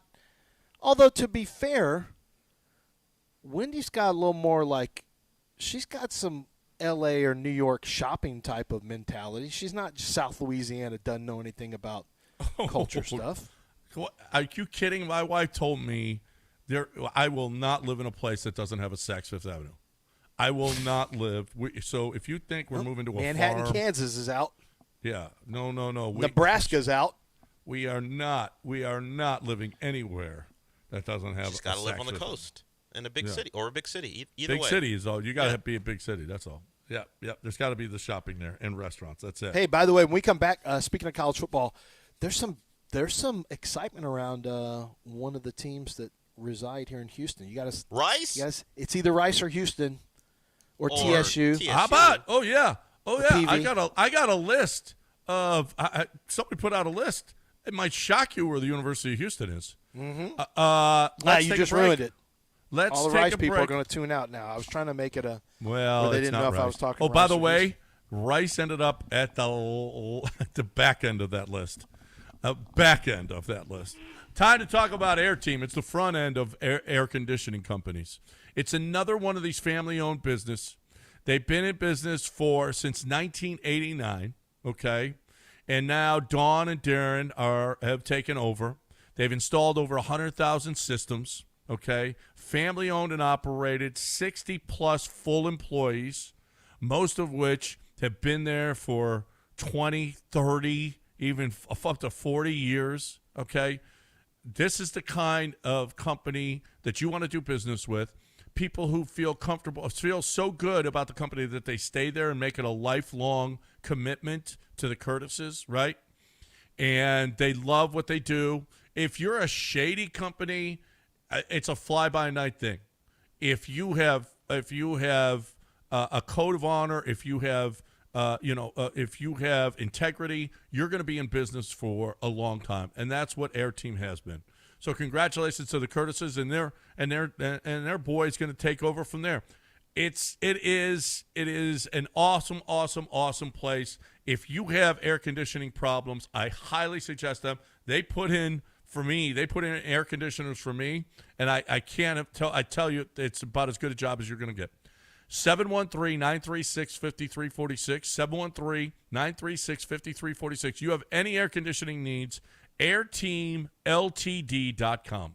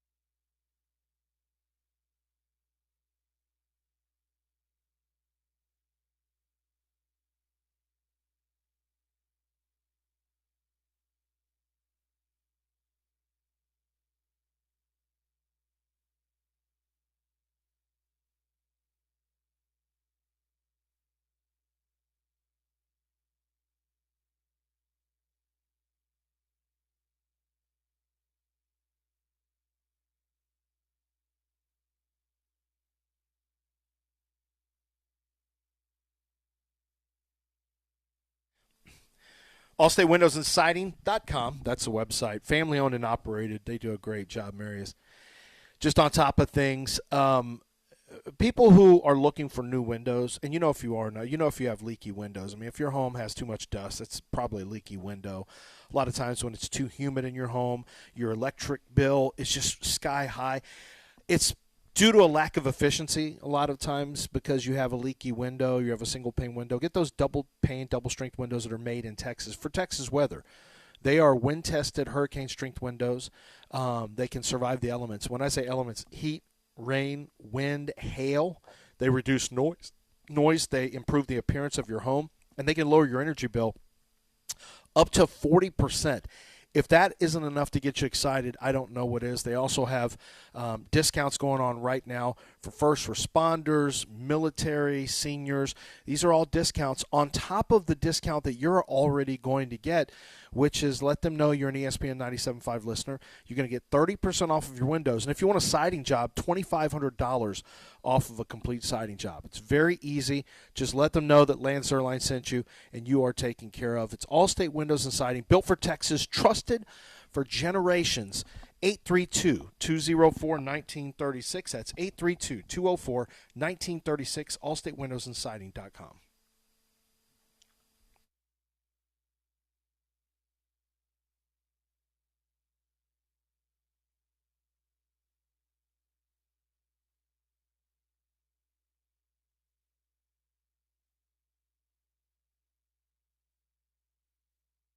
You're back in the Veritex Community Bank Studios with John and Lance. On ESPN 97.5 and 92.5. All right, welcome back here on ESPN 97.5 and 92.5. John, can I first apologize? Again? I've offended people. I have not made my bed. In the background, if you're looking on the video, and there's not a ton of people who watch on the video, although I did tweet out Josh Pate was going to be on so we have more viewers, but there are people who are offended that I have not made my bed in a hotel because your bed is nice and made. Not that anyone ever sleeps in it. My bed, which is slept in. I make it every morning. They told me to jump up and make my bed here in a hotel, that I shouldn't be having the women of the hotel who do the housekeeping do anything. I needed to do that. So I'm sorry if I'm too organic and real for you. But what you see is going to be what you get. I ain't making beds in hotels. Maybe you didn't hear. I don't make hotel beds in hotels. Are you supposed to launder your bath towels too? Yeah, I guess they're looking for me to do everything. Are these people trying to take jobs away from people? Yes, they are. Because if you make the bed and you do your, don't use the towel or whatever. Let's all do that and take their jobs. Yeah, take jobs. Maybe AI can come in here and robots can take jobs away too, Jason. Maybe that's what you'd like to happen. Yeah. Yeah, okay. I'm trying to keep people employed in here, all right? That's ridiculous. We don't do that. My wife doesn't even go through the self-scan because she's worried about people losing their jobs at a store, so she makes them do the checkout, and then she complains about how the sackers put stuff in like 100% of the time. The sackers are terrible in her opinion. But she even said, I might like to get a job just sacking groceries. I said, really? She goes, yeah, now that Marty's going to school, I hate the way people sack groceries. I don't think they just limit them to sacking groceries.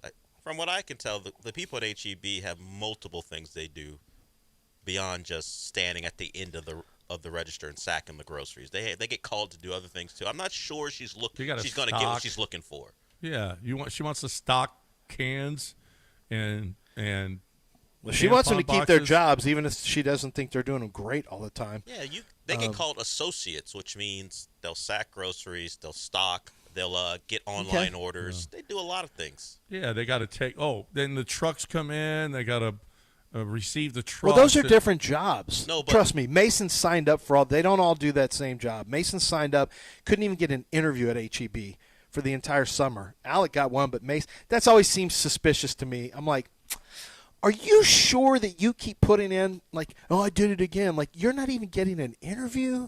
Are you sure you're not just trying to figure out a way not to work this summer? Are you sure you're not getting any interviews? I put in like 35, apply for jobs, just no one wants to talk to me. I don't know. I feel like you're just laying around. And then he comes in, Dad, guess how much my Kristaps Porzingis just sold for? I can't listen to this. You're costing me so much money, and you're trying to brag about the amount of money you sold one of your cards on NBA 2K for. Well, and it's not real money, of course.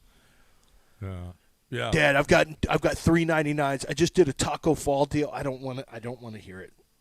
Until you get a job interview, I don't want to hear what's going on in your NBA 2K. I really don't.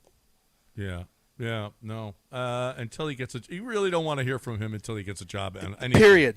Yeah, period. Anything.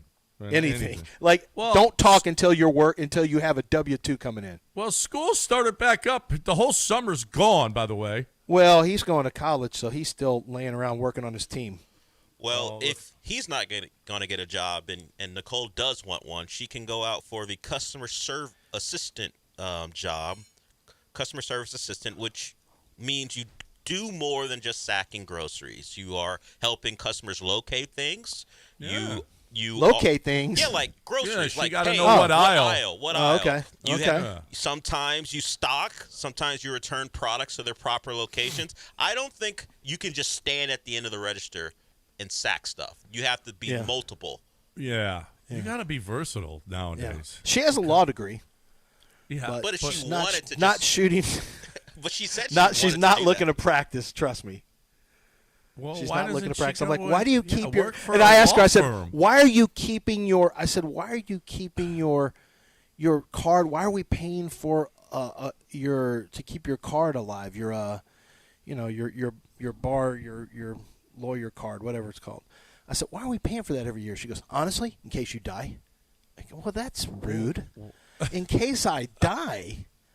You didn't have to say that. You could have made an excuse. She doesn't want to be one of those women who has nothing to turn to once the husband dies. I know. She ain't trying to take an essay. Yeah, that probably makes sense. She doesn't want to take the PSAT again. I mean, not PSAT, but the what is it? LSAT? The LSAT. She's not looking to do that. So anyway, yeah. And then Marty's saved like $7,000 babysitting over 2 years and wants to put it in a CD, getting 4.5% interest. So that's at the other end of the spectrum.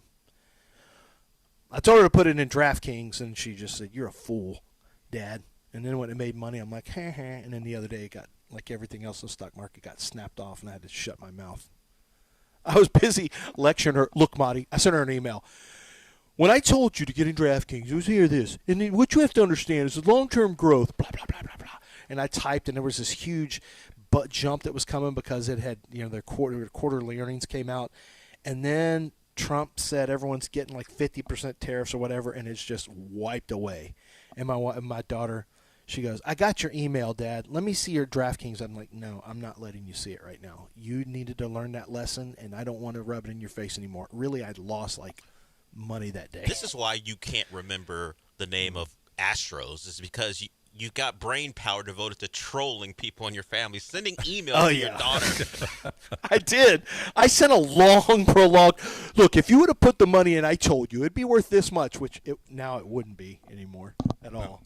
So, yeah, you are right. And I've trolled my kids for years. I've spent a lot of time trolling my kids. Yeah. I mean, he started with when they were little that he invented the doorknob.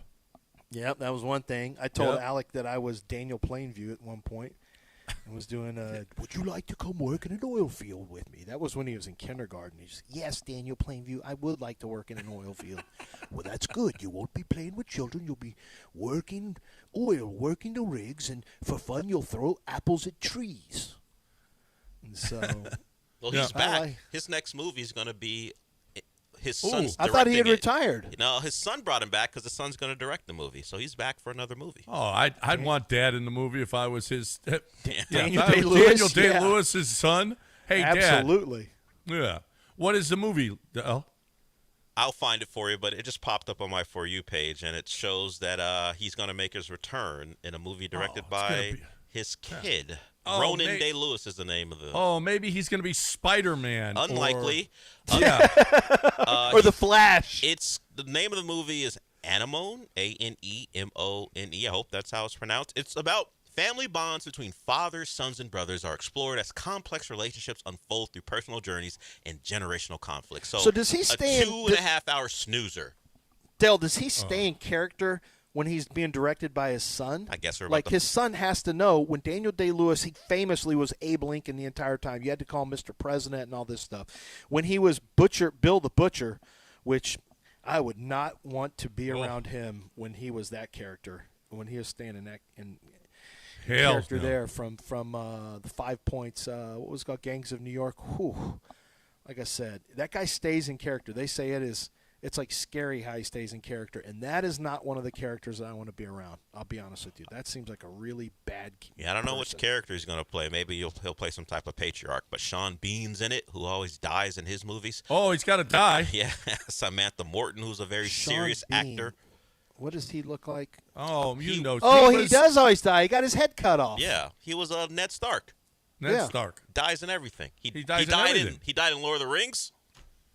I just saw a movie. I just saw a movie last week that he died in. He died in the movie where Daisy Ridley is playing some type of cleaner outside of a window, and it's like he's like an environmental terrorist, and he dies in the first 10 minutes of that movie, I think. There's a website dedicated to every movie he's died in, and it is so long. I think he's in that movie. The list of movies I've never. Patriot Games, dead. Oh, he wasn't in that one that I said. It was somebody else. But yeah, he dies in a lot of things. GoldenEye, dead.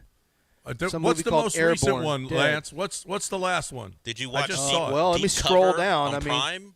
Was it Deep Cover on Prime? Yes. Henry VIII. Yeah. Dead. It was actually not a bad movie. Yeah, it's actually pretty good. It's pretty good. Yeah. It is pretty good. You got to watch it. I mean, you got to. It's a comedy. It's got it's a comedy. It got Ron Howard's daughter in it, Bryce Dallas Howard. Orlando Bloom's in it. Orlando Bloom was actually pretty funny in it. Yeah. Yeah, it's actually pretty good. And he dies. I'm like, oh, he's in the movie. That's great. That's Stark. He's dead. I watched like the first 15 minutes. He is a cop who recruits these improv actors for some undercover job. I didn't think he was going to die. I thought he was safe, but apparently not. Apparently not. This is incredible how many times he's died, although they don't have listed. They've got his last death listed as Game of Thrones, so this must be an old one. I mean, no, Age of Heroes, 2011, is his 24th death on screen. 24 deaths on screen. There's and I more. guess you're saying there was another one, huh? Yeah, at least another one. I mean, yeah, he just did this. This movie just came out. It came out maybe a month or so ago. Yeah, it's good. It's really good. All right, we're okay. We're actually okay. Adele, is there anything we missed today? So Lance got to the James Cook stuff. We didn't mention it was yesterday that Jordan Love's got a procedure. He's going to have surgery on his hand. It's the offhand, so he should be okay. Yeah. What else is out there? Did we mention that Shohei is a scumbag? You called him a scumbag very early in the show. Yes, you did do that.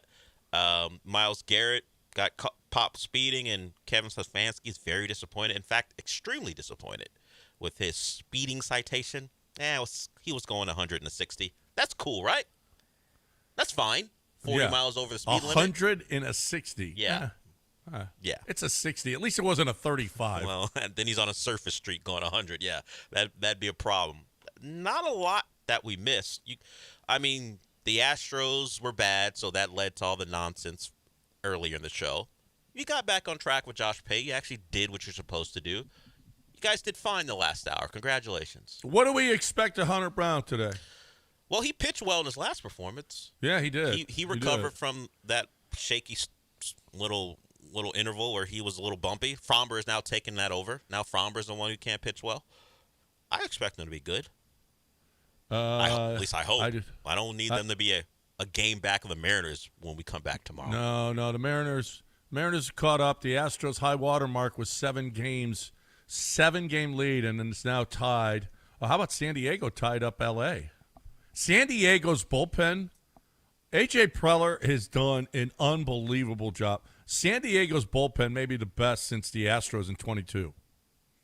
It is incredible what he has done and how good that bullpen is. And the Dodgers are a mess. The Dodgers are amazing. They lose. They're a mess right now, which is makes me happy. Makes me very happy. I love it too. I love it. San Diego could go well. There's nobody better than Milwaukee. Milwaukee is incredible. Milwaukee is on a jag we haven't seen before. Holy crap. 2 11-game win streaks now. 77 wins, man. They are killing it. They are killing it. It's not even close who's the best team in baseball. They can hit, bro. They crush it. They beat the snot out of Skeens. Beat the snot out of them. No one beats the snot like the out of Paul Astros took Skeens. care of Crochet. Not a Paul great week Skeens to be gets- the best pitchers in baseball. When Skeens gets beat, it's 1-0 or 2-1. Not like this. 14-0. 14-0 they lost when Skeens on the mound. Holy crap. And the Astros lost 14-1. And Eric Getty went 5. They picked up 12 runs in the last 4 5 innings, 1 hit, 5 walks is not something you often see. No. He had a 1-2 whip. How do you have 5 walks and make he only it 5 gave up innings? 1 hit? When you have 5 walks, you don't typically make it 5 innings. That's No. not normal. But it's a good thing because he wasn't hit hard. He wasn't really hit hard consistently in the first game, but yesterday this is, you got to figure that there's something when he's got 5 walks and he had cut his walks back last year. You got to figure the good thing for that, in my opinion, is there's probably something from a technique standpoint, from a fundamental standpoint that they can get fixed and maybe fixed fairly quickly. There's something that's off with his release or something like that. I mean, I'd much rather see the walk count high than the hit count high because he's, that means he's too easy to hit. Right now, there's some things that can be fine-tuned that can be fixed. So I think that's fixable. I think yesterday, despite the 5 walks, is a really promising sign for Jake Arrighetti. Yeah, Spencer Arrighetti. I said Jake again. Jake. It's Shane. Has there ever been a Jake Arrighetti? Why do I say Jake? Why do I think it's Jake Arrighetti? Has there ever been a Jake Arrighetti? No. There's a never Jake been an Arrieta. Arrighetti. Jake Arrieta is probably. Yeah, that's got to be subconsciously what I'm thinking of. Yeah. He's got 3 hits this year. And a Shane Dubin. That guy needs to go. I wish Shane Dubin would have pitched last night. I know, not Sean. I wish Shane was on the team. And you guys, nice job. You guys got rid of Hector Neris after 10 years. Hey, they let him get his 10 years of service and then said bye-bye. That's a credit to the That Astros. was actually really yeah. The Astros brought him back so he could get his 10 years. Like Jim, you think Jim Crane's not trying to make guys as much money as possible? They needed him for a while. I guess. Yeah. Blue Balls could have pitched. Weird news of the weird coming your way next right here on ESPN 97.5 and 92.5. What's coming your way right now is Texas Card House. What I love about Texas Card House is that there's always a game 24/7, 2 locations here in the city, the premier card house. But there's always a game because you can also download Hijack Poker on an app on your phone, on your computer. Download Hijack Poker and start playing against only Texas people. No bots. I mean, they're serious about that. They have it is straight up. It is awesome, and you're not getting taken. Okay, they keep it tight. And oh, by the way, there's different levels that you can play. If you're a beginner and you start, I like poker. I want to try this. You can go with low money or free, and you can just see how to play and build up your confidence and whatnot. You could deposit money at either Texas Card House locations, Green Ridge and Westheimer, or Spring Cypress and I-45. You can deposit money, or even better, when you win, you can withdraw the money at either of those locations. You don't have to wait for them to send it to you. It's great. So if you're looking for a great place to play, either live at the 2 locations, and they've got great tournaments as well, incredible tournaments, especially on Saturdays right now. They got a $40 buy-in, okay, with a $10,000 guaranteed, and they got a $100,000 Hold'em, $40,000 PLO tournament every month. Incredible tournaments. So you're looking for the best way to play. Texas Card House. Go find out. You see all the tournaments at TexasCardHouse.com.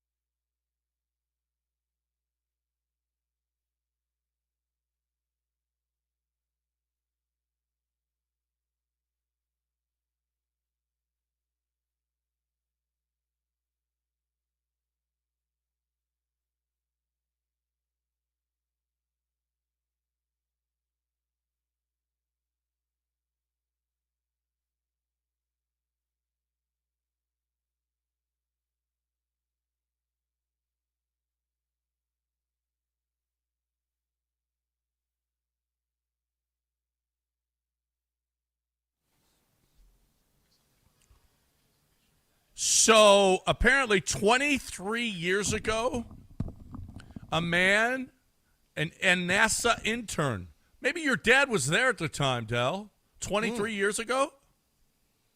In 2002? He never worked directly for NASA. He worked for Boeing and Rockwell and other places, but he worked with them, but never at NASA.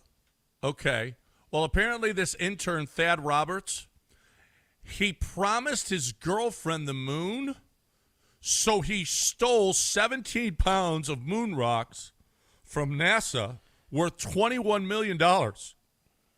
And he and his girlfriend had sex on top of the rocks. He said no one had ever had sex on the moon before, so he's the first. He's the first to ever have sex on the moon. I feel like this guy is easy to manipulate. I feel like you want to talk about going all out just to get some. I know, that's why I think he's too easy to, this isn't going to be the last time that he gets. Well, it probably is. He's probably going away. When you steal $21 million worth of stuff and you get caught. That's true. I mean, you're probably not doing much after that. God, what are you in the joint for? Stole moon rocks so I could get some. 21 million so I could have sex? What do you mean you stole moon rocks? I worked at NASA and stole rocks that actually came from the moon. How about that? I guarantee you they're not going to think that's on your jacket. They're going to think that's a lie. Well, yeah. Apparently he was caught. He was caught a while ago. So, yeah. He said, I mean, you want to go, how far will you go for some, okay? This dude stole $21 million worth of moon rocks. You know, I don't think I commit theft. How far would I drive, though? 20 minutes, though? How far are we going? The same amount of time it takes to get to the Golden Nugget. 2 hours and 15 minutes. To get to what? If the same amount of time it takes to get to the Golden Nugget. If I have to drive longer to get to you than I have to get to the Golden Nugget, then I'm out. Oh, man. I would really take chances when I was younger, but now, 1 hour drive seems a lot. That's a lot. You're married. It's different. Yeah, that's true. You're not really thinking about it that much. But just by going by, like I drive to the Golden Nugget maybe 3 times a year. I'm going to do it again in late August. It's a fun drive. I throw my music on. It's fine. 2 hours, 20 minutes, whatever it takes. I got a couple playlists. I'll drive for that. I'll drive for some. All right. Just throw on a couple playlists. But not steal moon rocks. No, I'm not stealing moon rocks. Yeah. I'm not doing apparently, the Star, and it's never been wrong, the Daily Star says humans have 116 days until alien spaceship reaches Earth as it could save or destroy us. What do you guys want to do in your last 116 days on this Earth? Go see Gilbert. Well, yeah, of course. Well, hang that's out there, one. bring him some stuff. Now you've done that before. Don't you want to do stuff you've never done before?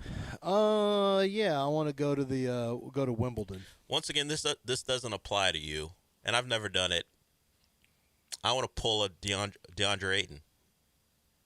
Well, that could mean any number of things.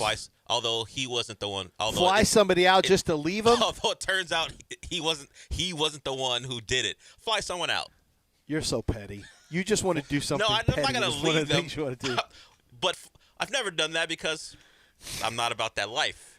But if I know I've got 116 days before I'm done, I'm flying someone out. Flying someone out and then. And then stranded them? No, I'm not going to strand them. I'm just going to do the first that's part of the the Ayton equation. experience. Yeah, but apparently he wasn't. He didn't actually do that. It turned out it was security. I know did it the story wasn't nearly as good. Not nearly as fun. But I want to do something I've never done. Yeah, well, I've never. Right. I would fly somebody out. Yeah, you fly someone out. Yeah. You're not a pro athlete. They do it all the time. Yeah, I know that. But for me, it'd be a new experience. Right. I want to play Augusta. Even if I'm not invited, I'm going to run on the course and go play it. Yeah, you should. Yeah. I mean, I want don't you to think do they that. mind. I mean, if there's 116 days left, I don't think they'll mind. No, I 100% want you to run out and just go start jump playing. Out at Augusta for sure. Yeah. Okay. I think they'd still protect. You know what? They'd probably still shoot me, even if there's only 116 days left in the world. They probably Yeah. still shoot you at Augusta National for. I'm sorry, sir. This course is not for you. Not with 1 day left, sir. Yeah, that's what I would want to do if I was. And finally, apparently, a jellyfish have swarmed forces France's largest nuclear plant to shut down. Are jellyfish a threat to nuclear power plants now? Holy crap! It really is too on the nose that France got beat by something that has no no backbone. They had to give up. All right. We'll shut it down. All things to shut down something in France, something with no backbone. Yeah, how about that? How about France? France, you suck.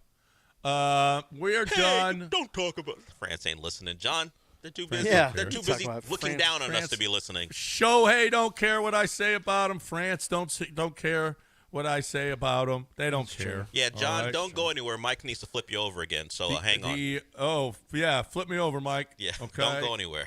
Ooh, I got to go. Beat it, Lance. We're done. Mopey and Mapes next right here on ESPN. Oh, at 11 o'clock, you're giving away a spot? I am. Stay tuned for 11. Look, I get it. You don't listen to the show. 10:55, tune in. I'll tell you how to win. And at 11:05, be on the line. We're going to give away a spot for listener appreciation party. You and someone else can come as well. So we're doing that at 11. Next right here on ESPN 97.5 and 92.5.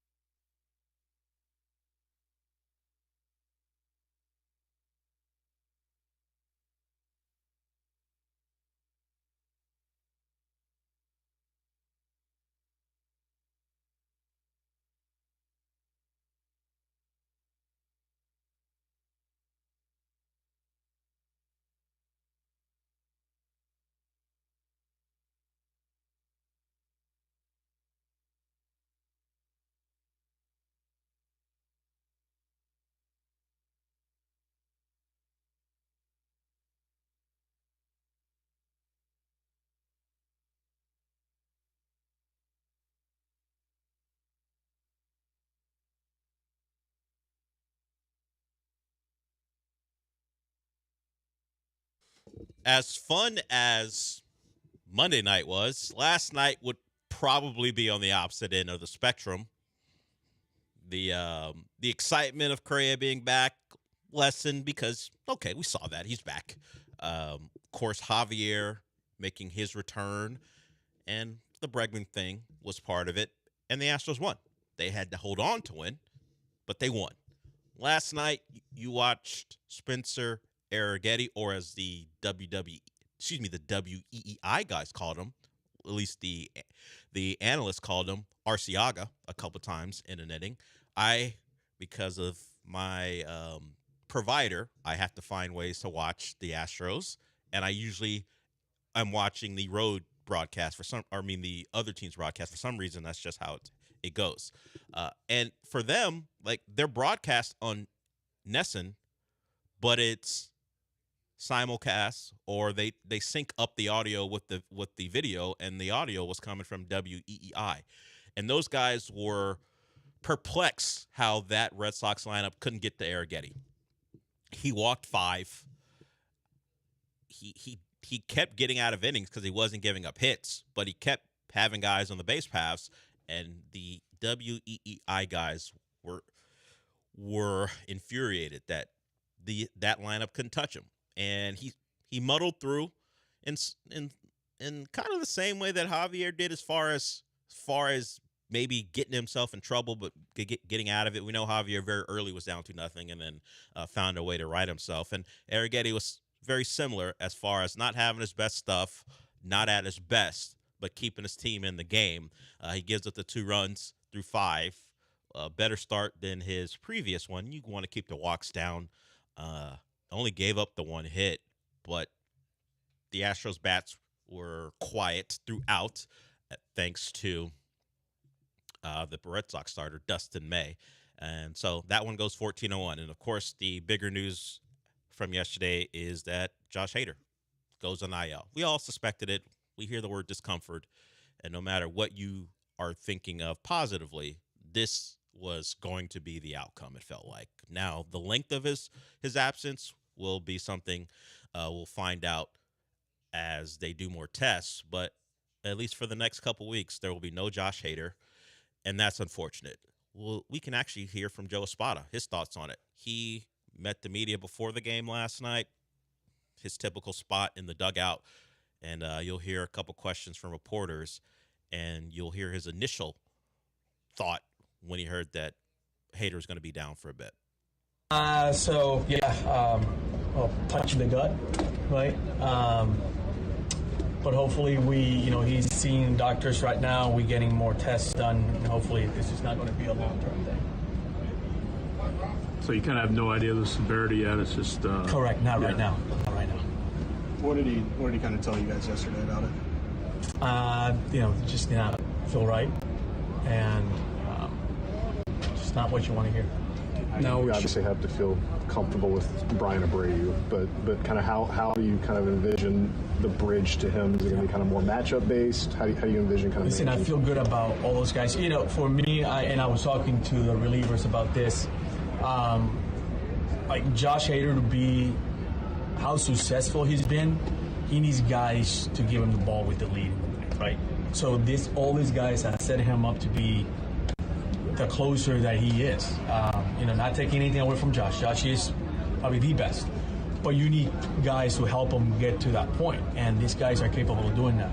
Abreu, King, Okert, Ort, De Los Santos, like what you guys saw yesterday, now we piece it together, we're going to have to do more of that.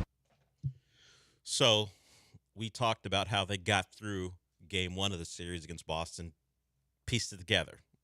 Needed a guy for the final out. He got that final out. Yesterday, thanks to the return of Dubin, there was no need to piece anything together. That was still a game until Dubin made his first appearance after a good long absence, because he was dealing with an arm injury. And it didn't go the way Dubin wanted it. He had pitched well before he left. Let's hope this is one where you just chuck it aside and go, first time back in a pretty relatively high leverage situation. The game was still in the balance, and he was bad. He was bad, and so bad that it that it got to Chas McCormick pitching at one point. Is that now the second time in the last couple weeks a position player has made an appearance for the Astros late in the game? I think Cooper Hummel got his opportunity. He eventually gets DFA'd, right? Let's believe that won't happen to Chas. I don't think you go from starting center fielder to, hey, we don't want to use up another arm, to no longer being on the roster. That's a Cooper Hummel thing. I think Chas will be fine. So bad night all around. The hater news, the worst of it. The only positive I guess you can take is that Arrighetti battled, and he found his way to 5 innings, which is an improvement over his previous start. Since I was listening to the Boston broadcast, apparently there was a bat flying around in Daikin at some point. I don't know that I saw it on television, or at least on my screen, but they made reference to it a couple times. Because the game was getting out of hand, they started calling it the rally bat. Because anytime that bat appeared, the Red Sox had some movement on the base paths. It's not a great experience listening to the Boston broadcasts. I'll just tell you that. They also scored like 15 runs. Particularly when things are going well. First, they were complaining because they couldn't get anything off Arrighetti because they were in fear of the Astros lineup. Turned out they didn't need to be last night, but they kept talking about how he's not even close on some of these pitches.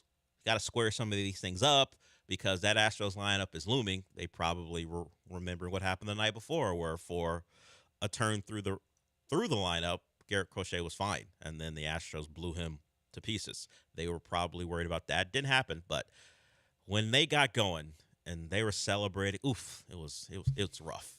I guess that's how it always will be. I think, considering how many times I've had to listen to the road team, or not the road, I keep saying that, the opposing team's broadcast, this was one of the worst experiences I've ever had.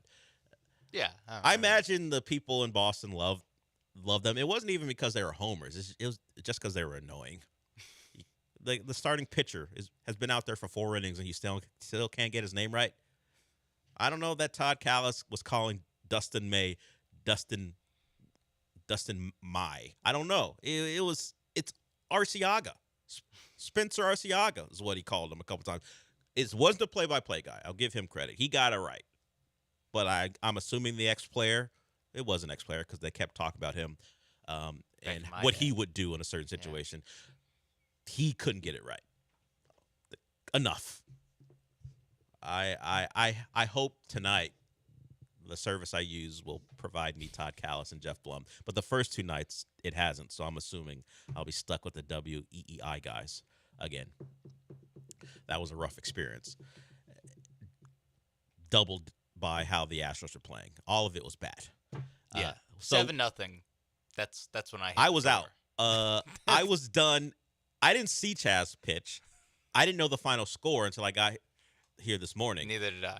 I knew they weren't going to win, so I was out. Yeah, I had things to do last night, like stay up way past when I should have for some thing like 5 of us are into. It's not what it sounds like. It was just we were doing something with our group chat football game stuff, so I was up past when I should have been, and I certainly wasn't going to use the time in between the stuff we were doing watching the rest of that game.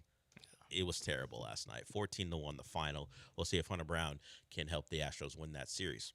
So coming up at 11, I talked about it yesterday, and in fact, John mentioned it before we wrapped up the John and Lance show. We are going to give away a couple tickets to the listener appreciation party. We'll do that at 11, and since it's for the listeners, in this case, you have to be a listener to this show. If you're a listener to this show, it should be easy for you. Sean has created a library of sounders of clips that we use to close out the show. At 11, he's going to play all of them, but you have to guess what is the first one we ever decided on and who is the person in that clip. If you know that, it's as simple as that. If you know what the clip is and who is in it, and your caller, the caller who we choose, you get 2 listener tickets. So we will do that at 11. We'll play the sounders, and then just guess right, and you get your tickets. That's easy enough. Look, easy. What will be embarrassing is if no one gets them because no one's paying that much attention to what we do here, which is a very real possibility. Normally by noon, they're tuning in for Paul. So that's true. They may not be, but we've explained it a number of times. But since the first one was played, that one gets played maybe the least now. Yes, considering all the other options you have. So you have to know, it's the first one we played. It leans into my biases against certain teams and certain cities, if that's not a clue. Too bad for you. We'll do that at 11, but we will play them to remind you if you don't know what they are. But Sean will do that, and we'll get a winner. Just be prepared. You got a chance to win some listener appreciation party tickets. There's 9 of them. Hey, I'm just filling up a segment, man. Great. I'm glad that there's 9 of them. No, I didn't know there was 9 of them. The longest one is 6 seconds. It's not going to take very long to play. The other ones are 1 or 2. Yeah. But, no, that's more of like, I don't know if I'm calling this a library. Oh, it's 9 different ways you can end the show. I guess. What do you call it? A playlist? What do you want to call it?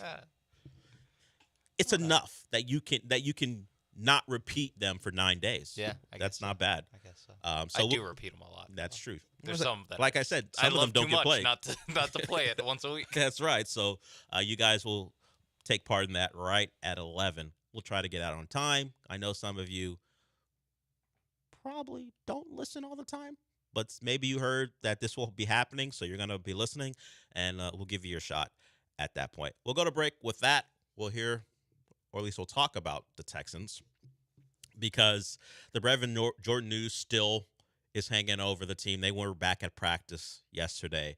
They still have not revealed how long Chauncey Gardner-Johnson will be out. That's also the case for Joe Mixon, so those will be up in there, I imagine, until maybe they're back. We see them out in the practice field. I did want to get into some college football things as well. Josh Pate joined the morning show. He does that every Wednesday, so we'll continue some college football conversations on this show. I did want to get into this as well because the Twins apparently aren't selling the team. So the joy that Twins fans may have had because, yeah, sure, the team sucks and they're selling off all our players, but at least we'll get new ownership who may invest in the team and try. That goes away. So I was thinking about this. What are the things that give fans the most blind optimism and hope? It could be having the number 1 overall pick, like Dallas. They went from hating their franchise to look at our luck. Now we get Cooper Flagg, to firing the coach and getting a new one, to getting a new owner, maybe trading for a star player. So we'll talk about that because Twins fans are feeling it right now. They went from new money to, the guys who don't want to spend are going to still be around. So we'll talk about that at some point here. Just getting started here. Myself and Sean till noon. You want to join us? The number is 713-780-3776. We will be back.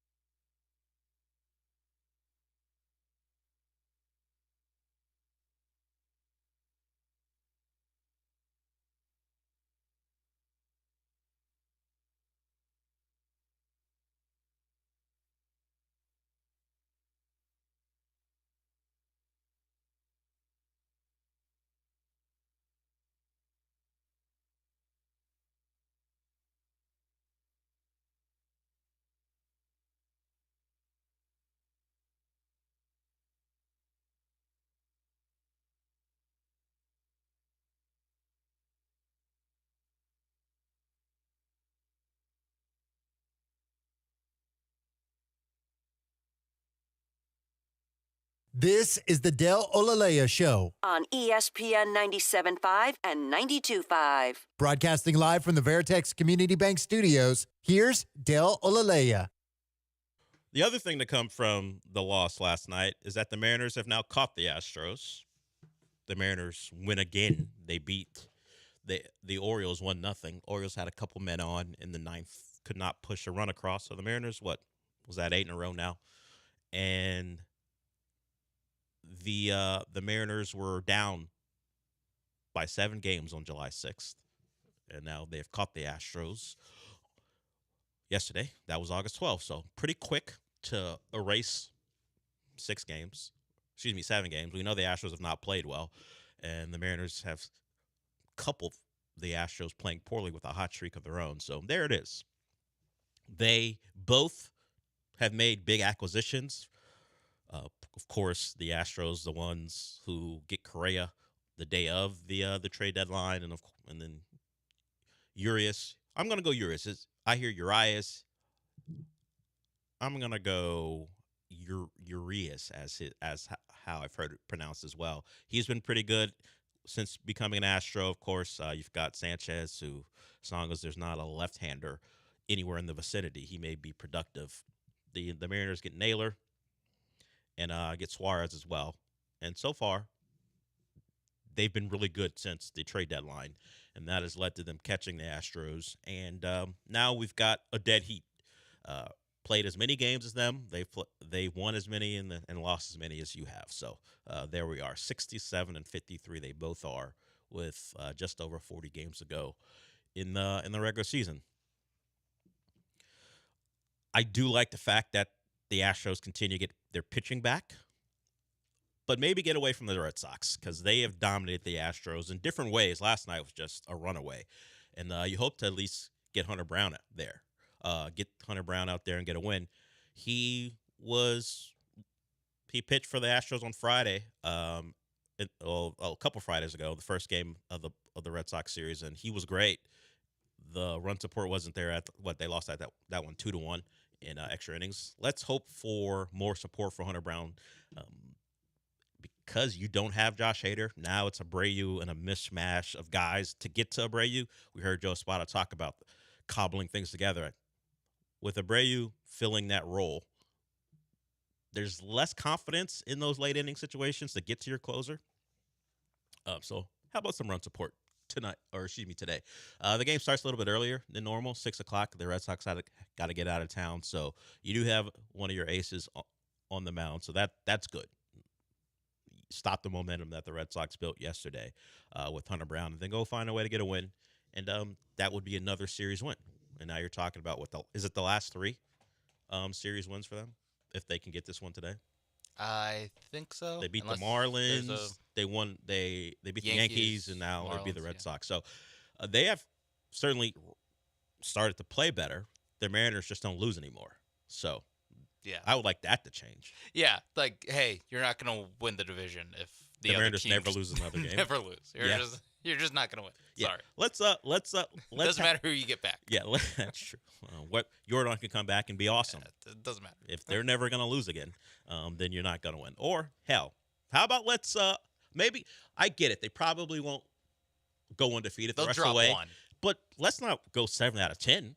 Yeah. Let's drop the winning percentage to somewhere in between 500 and 600. How about that? That's manageable for the Astros. Yeah. I think. Yeah, and I think they only have one series left, and it's like the week before the last week of the season. So there won't even be some like definitive. I guess it could be definitive if one team is up by 5 games at the end of that series, but this will probably just go down all the way to the last day of the season. That's why I'm not just like how I don't sweat it too much when Mark Berman tweets out that the Astros are up 5 games in the AL West in June. I'm also not sweating that it's tied on August 13th, just because I felt pretty confident this was going to go down to the wire basically since the, I don't know, All-Star break. Maybe before their like pre-All-Star break swoon that they had. I was like, well, they're not going to run away with this thing. Yeah, I would agree. There was a lot of, I won't say I don't want to say people were throwing a parade, but when the Astros were up by 5 to 6 games and we were talking about all the guys that were gone, the daily tweets of the Astros leading the division by a certain amount of games felt a little ahead of it.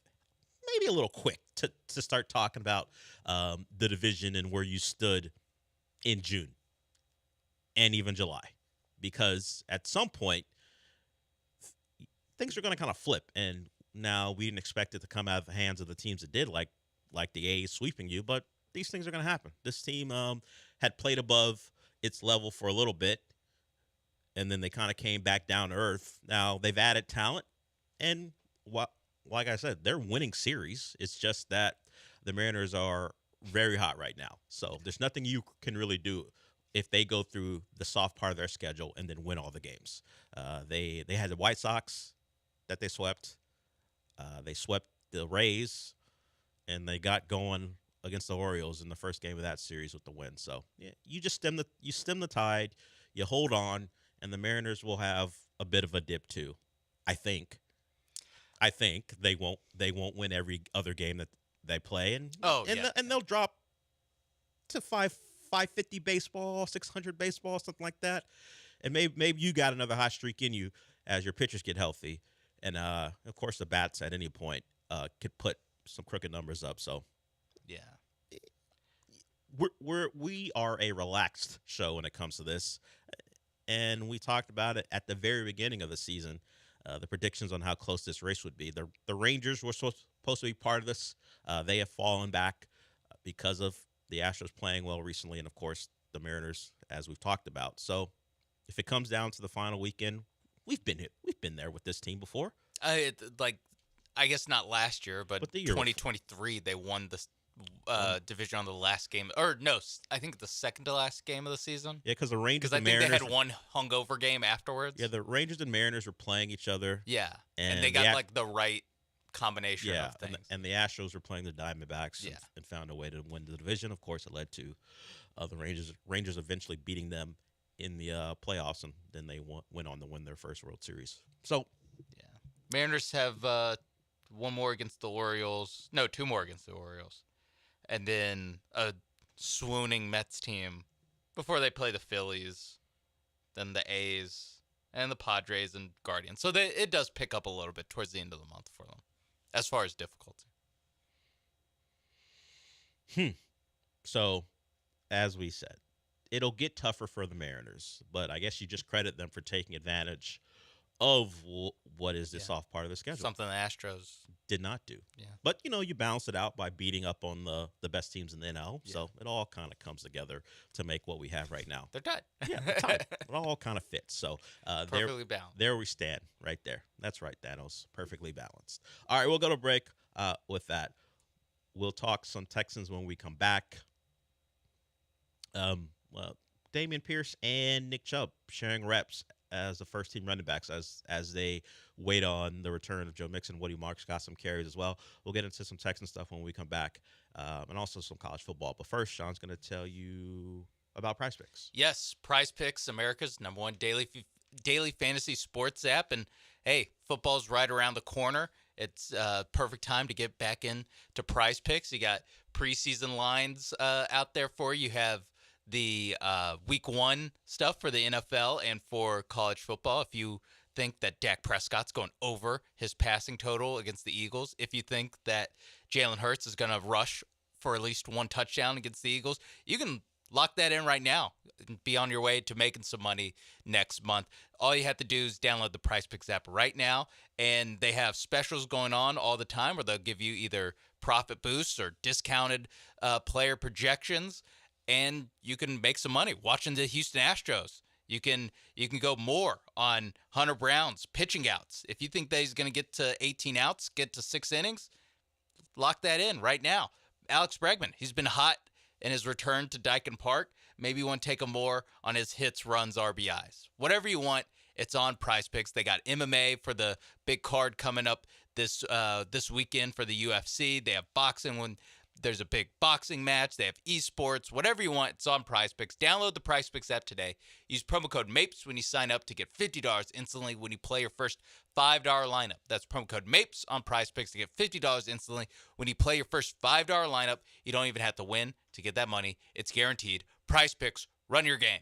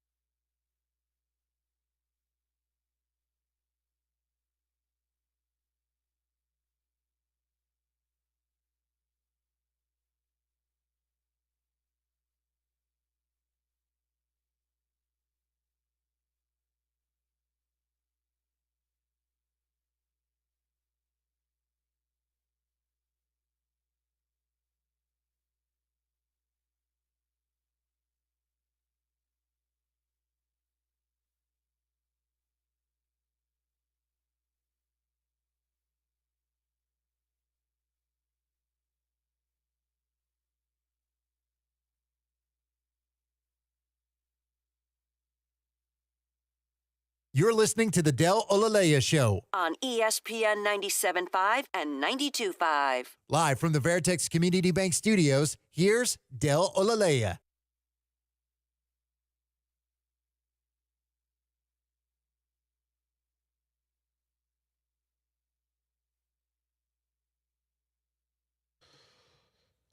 So the Texans' top two backs right now are guys who were injured earlier in camp. Dameon Pierce missed plenty of time, and now he's splitting reps with Chubb. I think we've talked about it, that if Dameon Pierce was going to make a run at making contributions for the Texans this year, now's the time.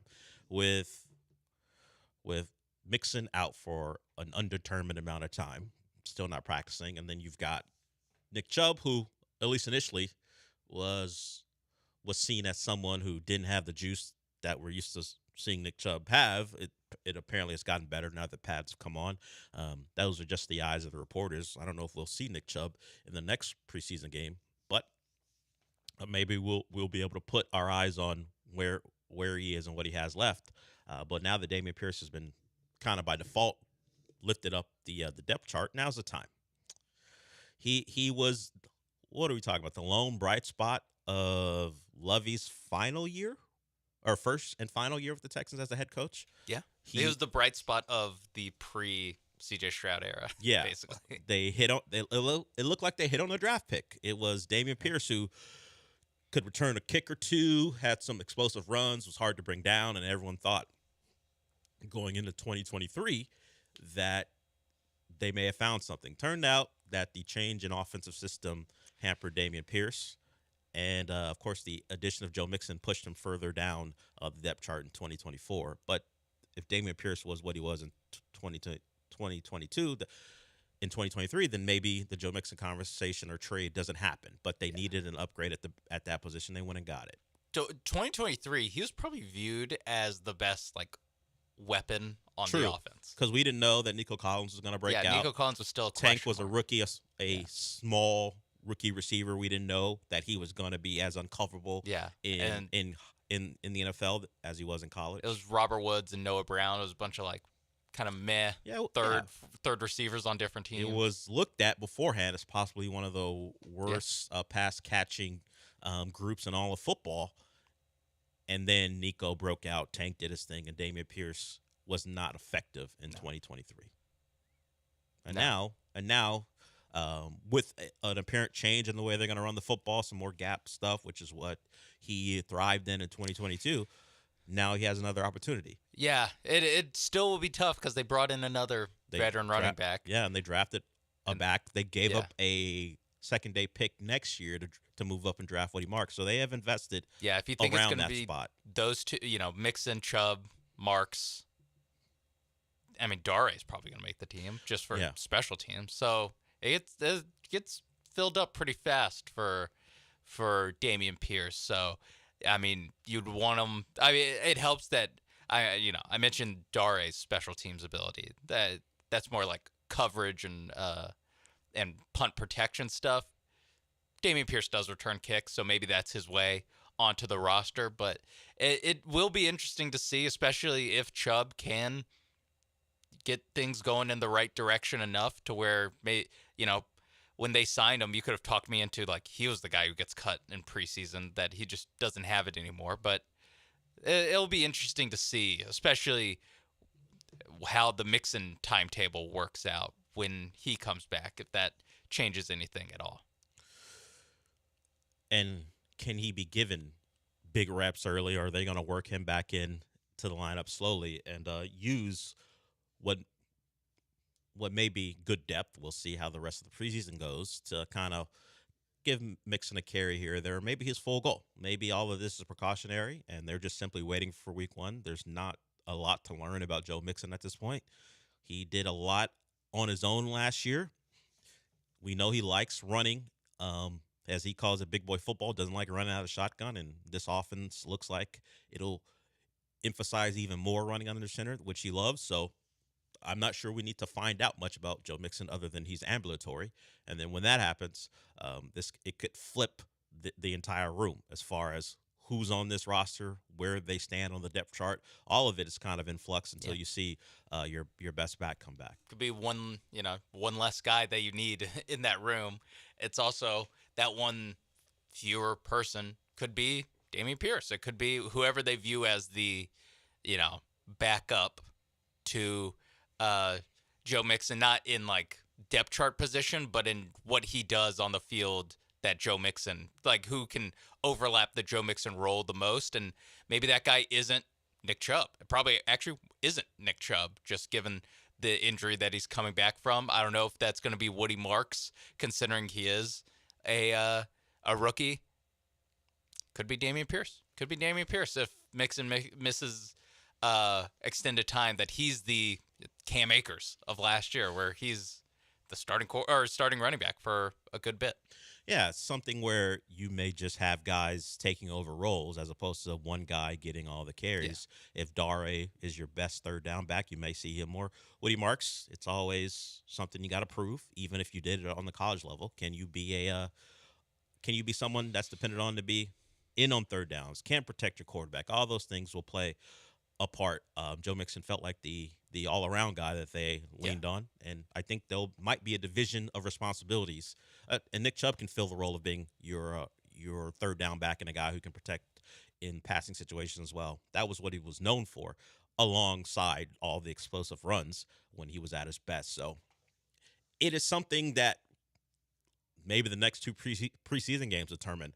Sure, practice will do it with the 11-on-11 when they're in pads, but seeing those guys, and at this point,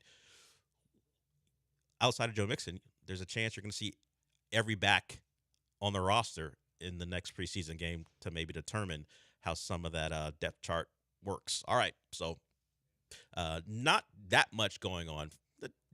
Thankfully, we haven't heard about another major injury, because in terms of in the week stuff, when there's not a game, the only thing you want to hear about is DeMeco Ryans waxing poetic about a guy at a position that maybe didn't get a lot of questions asked about him early in the camp, but since the reporters are running out of things to ask, now it's time to ask about Darrell Taylor, which is what D'Amico talked about yesterday. He said Taylor provides them something a little bit different at the defensive end spot. Those are the things, while I won't focus on them, those are the things I want to hear, not heartbreaking, which I think he said again about the Brevin Jordan injury. More questions where the reporters don't know what to ask, as opposed to, oh, man, we got to really talk about what happened at practice today because someone got hurt. Yeah. Like I guess pre-West Virginia trip was just like offensive line watch. Just every day, what's the offensive line looking like? I think now it is that part of camp where no news is good news, where it's just, hey, as long as they're staying healthy. Like you said, the occasional, who's really turned some heads is Darrell Taylor, that kind of stuff. But you really don't want anything too newsworthy, especially if you're not having a competition anywhere, up high on the depth chart or in a high profile position. Just like, cool. Like, it really is just, when's Mixon come back, when's C.J. Gardner-Johnson come back. That's kind of the biggest. Those are the and you have almost a month. Yeah, those are the noteworthy things I hope are announced. The other stuff, let's just have a mundane, slow, man, I don't know what to ask D'Amico today type of run up to the regular season. We need the beat reporters to earn their money. Start doing these questions. Start doing the Darren Rovell stories about how some guy's helping a great charity, stuff like that. Oh yeah, those are the differing things I want, not heartwarming story. I don't like. The point is, I don't want Ian Rappaport talking about Texans practice. No. I don't need Adam Schefter doing that. You want to fly under the radar. Yeah, let's just keep it smooth and comfortable until week 1. Like the team we're playing in week 1, where their quarterback is getting some sort of treatment in a airstream or not airstream, in an RV of some sort. Yes, that not good. I don't want any of that. We've had enough of that already. Yeah. Like he's the accountant. Let the Rams just lives in there. Let the Rams put their $1 million Super Bowl winning quarterback in an Airstream because they're not sure he can make it home, I guess. or just like or make it back what's home. Going on with make his it back back? from home. Like, yeah. Just put him in there. Well, I don't need that story. That's a Rams story. That'll be something to watch. They can deal with that. That's on NFL Live. What the Texans are doing. That's not going to be on any of the shows. You know what you want? Your week 1 opponent to be a daily feature on one of the NFL shows because of an injury to their quarterback. That's good. All right. I see Eric and Willie P. You want to talk about a couple different things. We'll get to you guys when we come back. Remember, at 11, we're going to give away a pair of tickets to the Listener Appreciation Party. All you got to do is know the show a little bit.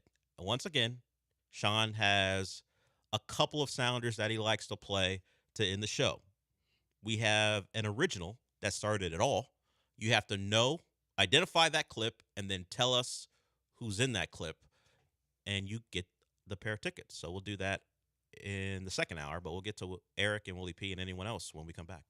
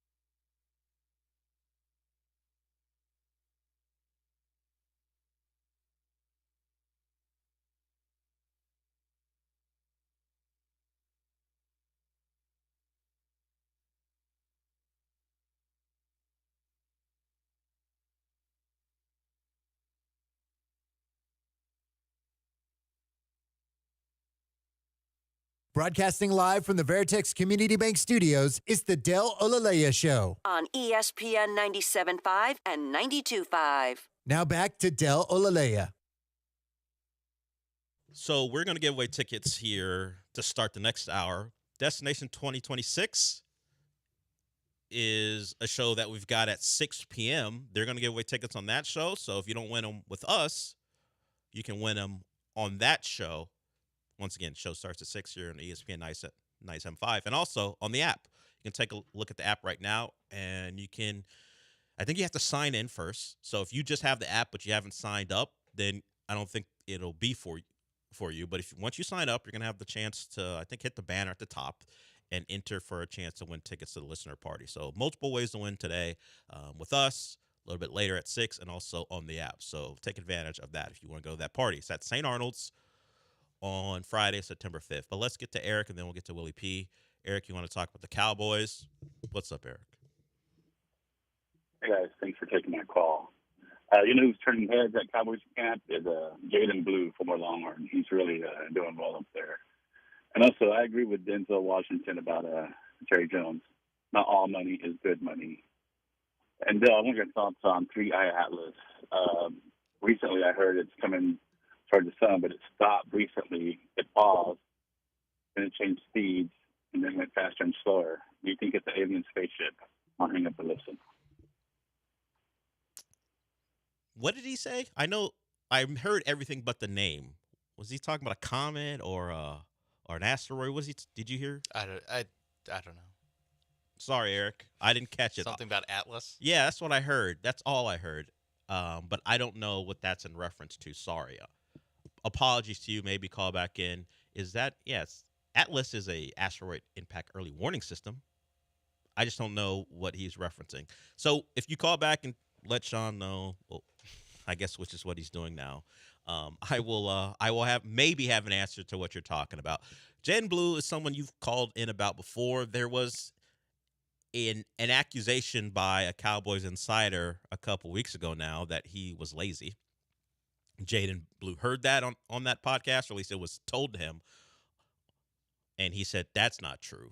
I don't know what you're talking about. And he, from what I can tell, has been good at Cowboys camp. Whether he's going to start or not, I don't really care. But he has been better than that initial report about him stated. Is it because he's competing with Javonte Williams and Miles Sanders? Yeah, it's not a great group of running backs. It's like this guy. Wow. He's not a broken down 27-year-old running back. Possibly. He's got those youthful. Yeah. I wasn't a workhorse at Texas legs. Maybe that's it. Not a lot of wear and tear. Yeah, Javonte Williams was a guy who always had a style, even in college, where you at some point you thought, yeah, he's breaking all those tackles, but don't think that body's going to hold up. That particular style of running through people and breaking tackles at his size, he's not a big guy. He's not small, but he's not a what you would call traditionally a power back by stature and size. That might be something that wears on a guy who makes his living doing it that way. So it'll be probably something where they share carries. I don't know that any back there is going to be someone they hand the ball off to 20 plus times. I'm sure it'll be the Ferguson, Dak, not Pickett. What's his name? CeeDee Lamb, and then Pickens, not Pickett. I said Pickett. Pickens. I'm sure it'll be more about the passing game, but if they can find something from the running game, great. I don't like that Jaden Blue wears number 34. Maybe it's a number he changes once some guys get cut.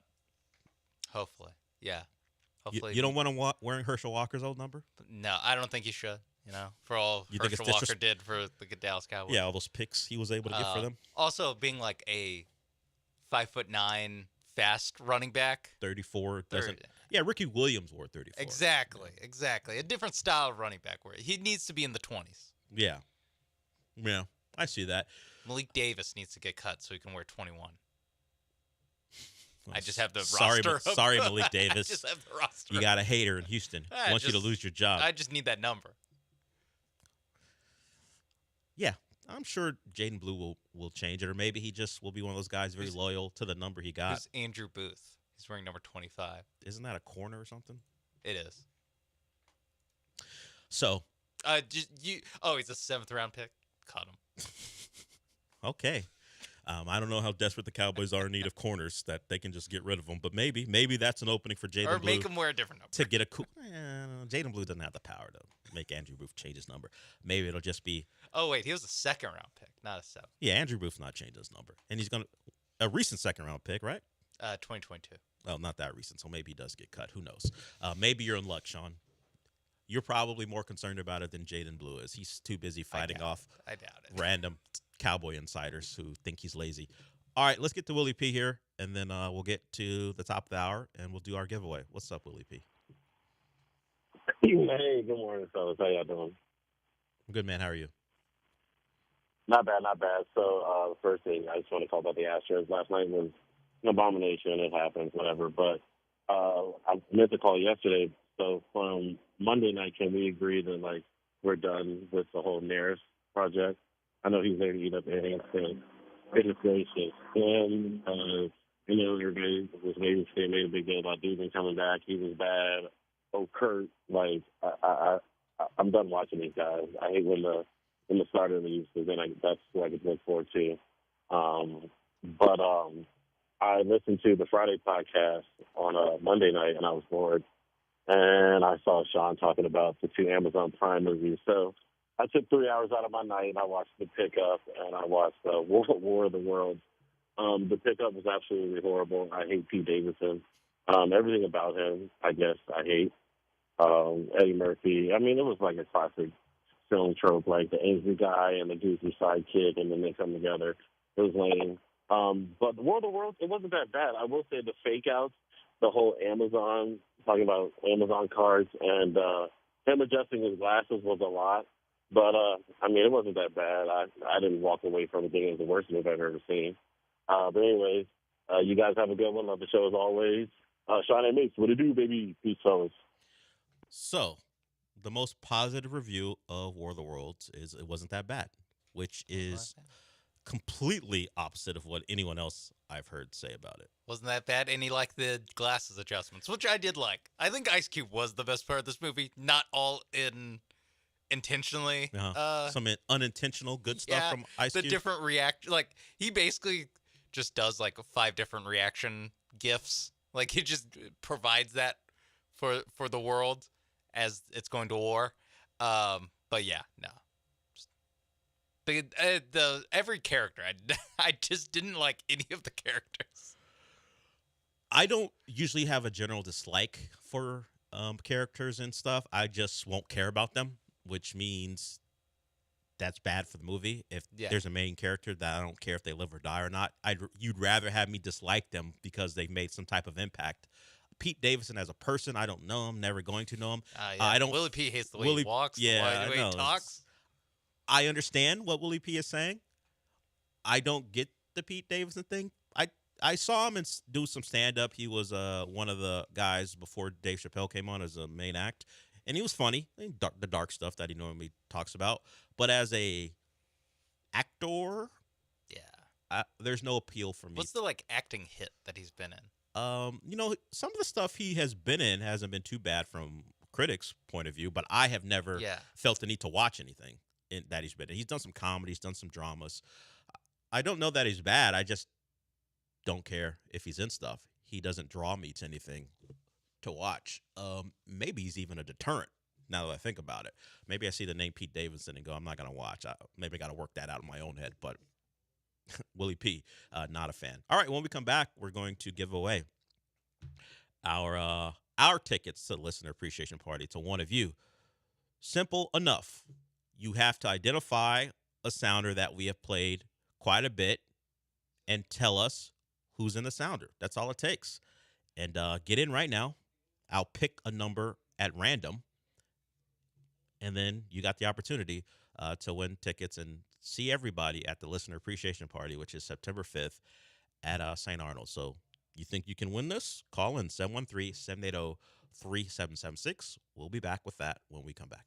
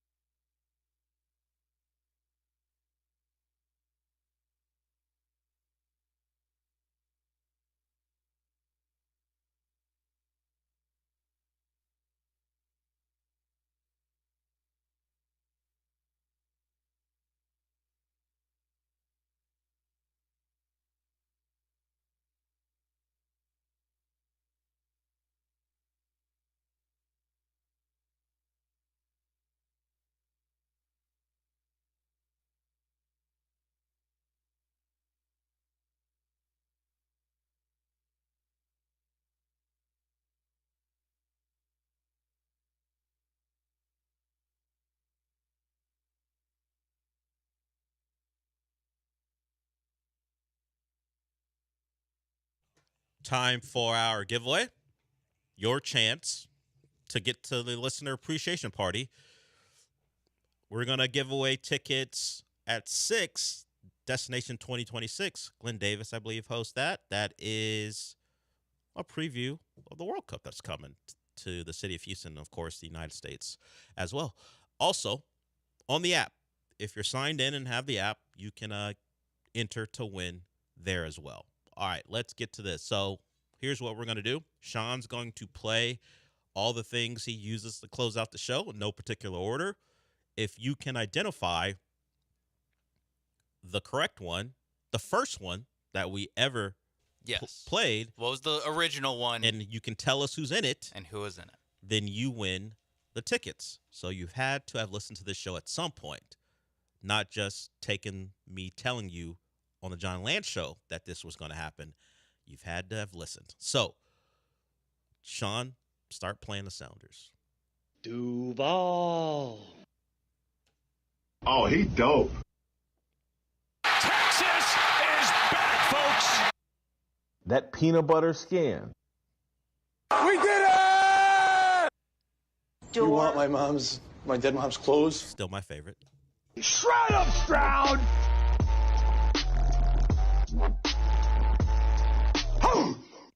Flip me over, Mike. That.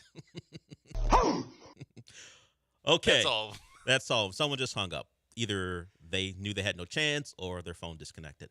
If you want to get in, because there's no guarantee that the 3 guys on hold will get it, now's your chance. So I'm going to do it at random. I'm going to go with caller 2, which is Jeff. Jeff, can you tell us what was the first sounder and who's in it? No clue. All right, Jeff, see ya. Said you've had to have listened. Let's go with, okay, Sean's answering the phone, so I'll give him a little time. Once he gets the next guy on hold, or lady on hold, I'll give you a shot. Let's go with Ken. Ken, do you know what the sounder is, the first one, and who's in it? No idea, man. Well, I told you this could happen where no one knows and they don't win. Look, we're going to keep going at least for this segment as long as people keep calling. And if you don't know, then eventually we'll just do something at random. All right, let's go with Lawrence. Lawrence, you're next up. Lawrence, do you know what our first sounder was to close out shows and who's in it? It's the new Jacksonville coach. It is not Liam Cohen, so that does remove, and who, for people who don't know what that is, it's the Duval. Sorry. Nice guess. Thank you for actually knowing one of them, but sorry, that's not the one. So we'll keep going with this, and Sean's he's in a bit of a way because we don't have an intern today. I know which one. Daniel. We'll go to Daniel. Let's go to Daniel. Daniel, do you know what the first sounder ever was and who's in it?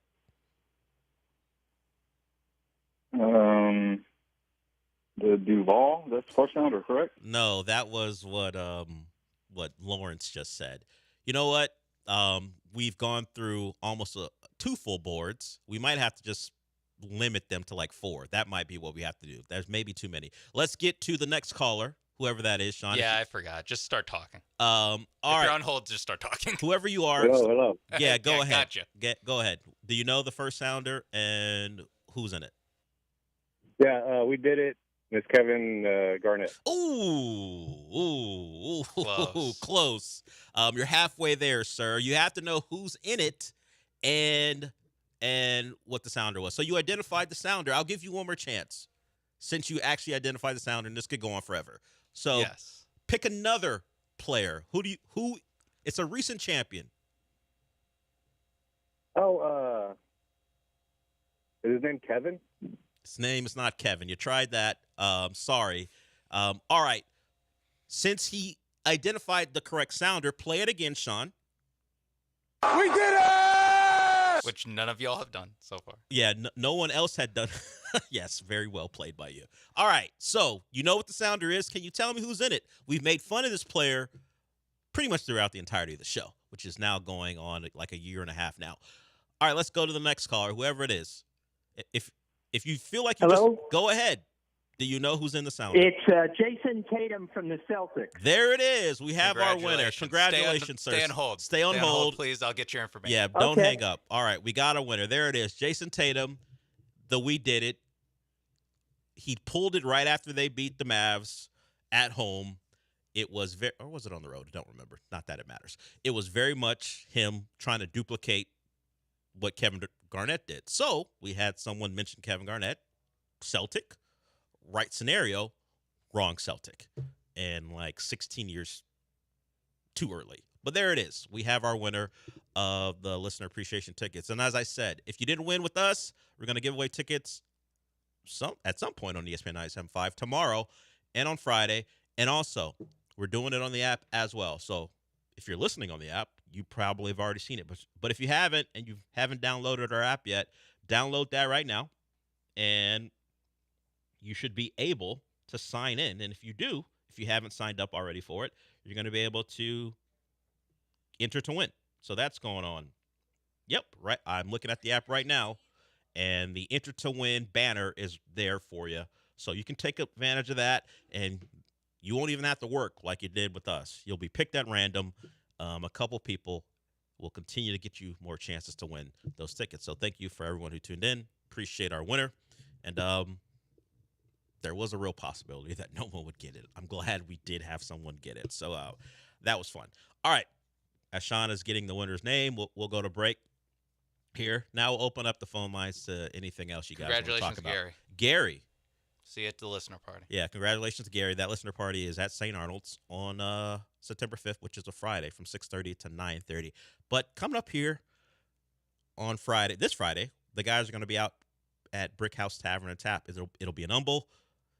We're always trying to give you guys something to win. If you're going out there, meet the guys, Paul Gallant and Killer Bees, and you sign up at the promo table, you have your chance to win our grand prize of the summer, which is a pair of brand new e-bikes from Power On Electric Bicycle Company, $4,000 value. So we're giving you a pretty nice prize. And if you like bike riding, now you have a bike of your own and a bike to give to whoever you want to ride bikes with. So that's fun. And of course, tomorrow is the last opportunity to get in on the Fantasy Football League that we're going to begin at the DraftKings Sportsbook at the Golden Nugget in Lake Charles. So it'll be myself, Sean, Lance, and Granado all in Lake Charles, and maybe with you at the Golden Nugget for our draft. That draft is August 28th. You're going to get a 2-night stay at the Golden Nugget, $200 food and beverage credit, and dinner at the DraftKings Sportsbook. So all you got to do is listen tomorrow to the John and Lance Show for your opportunity. We got one more spot available. It'll be you and someone of your choosing, if you win, that will join us as part of that 12-person league. All right, we'll go to break with that. We'll move on from giving away stuff, although that never really ends on this show or the entire station. So we'll do that, and then we will get to some Rocket stuff I want to talk about, because this isn't surprising, and I wonder how much the Rockets will lean into it. There is a question about how much Kevin Durant's going to play this year, and with his age and his importance for the playoffs, this is not a surprising suggestion. I wonder how fully in on this the Rockets will be. So we'll talk about that when we come back.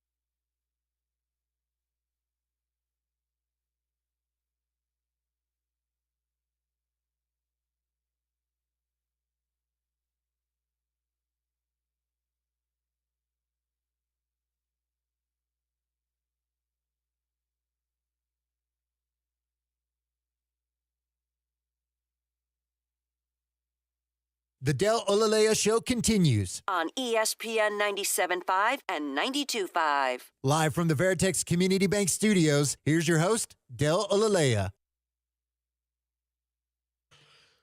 So, lost in all of the giveaway stuff is a call we had earlier from Eric where he said something.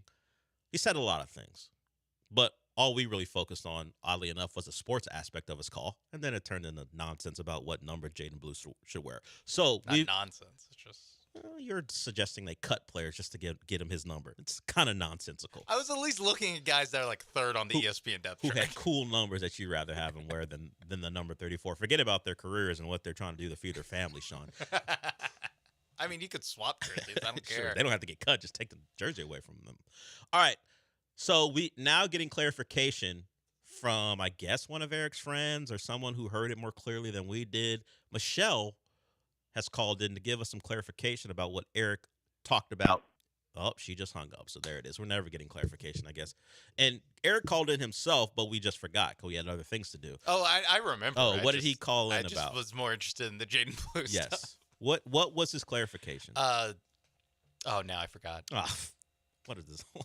I want to say three-eyed Atlas, but that kind of sounds like the three-eyed Raven, so that Three-eyed- might be where I'm. Three-eyed Atlas. Yeah, Three-Eye Atlas is a thing. Okay.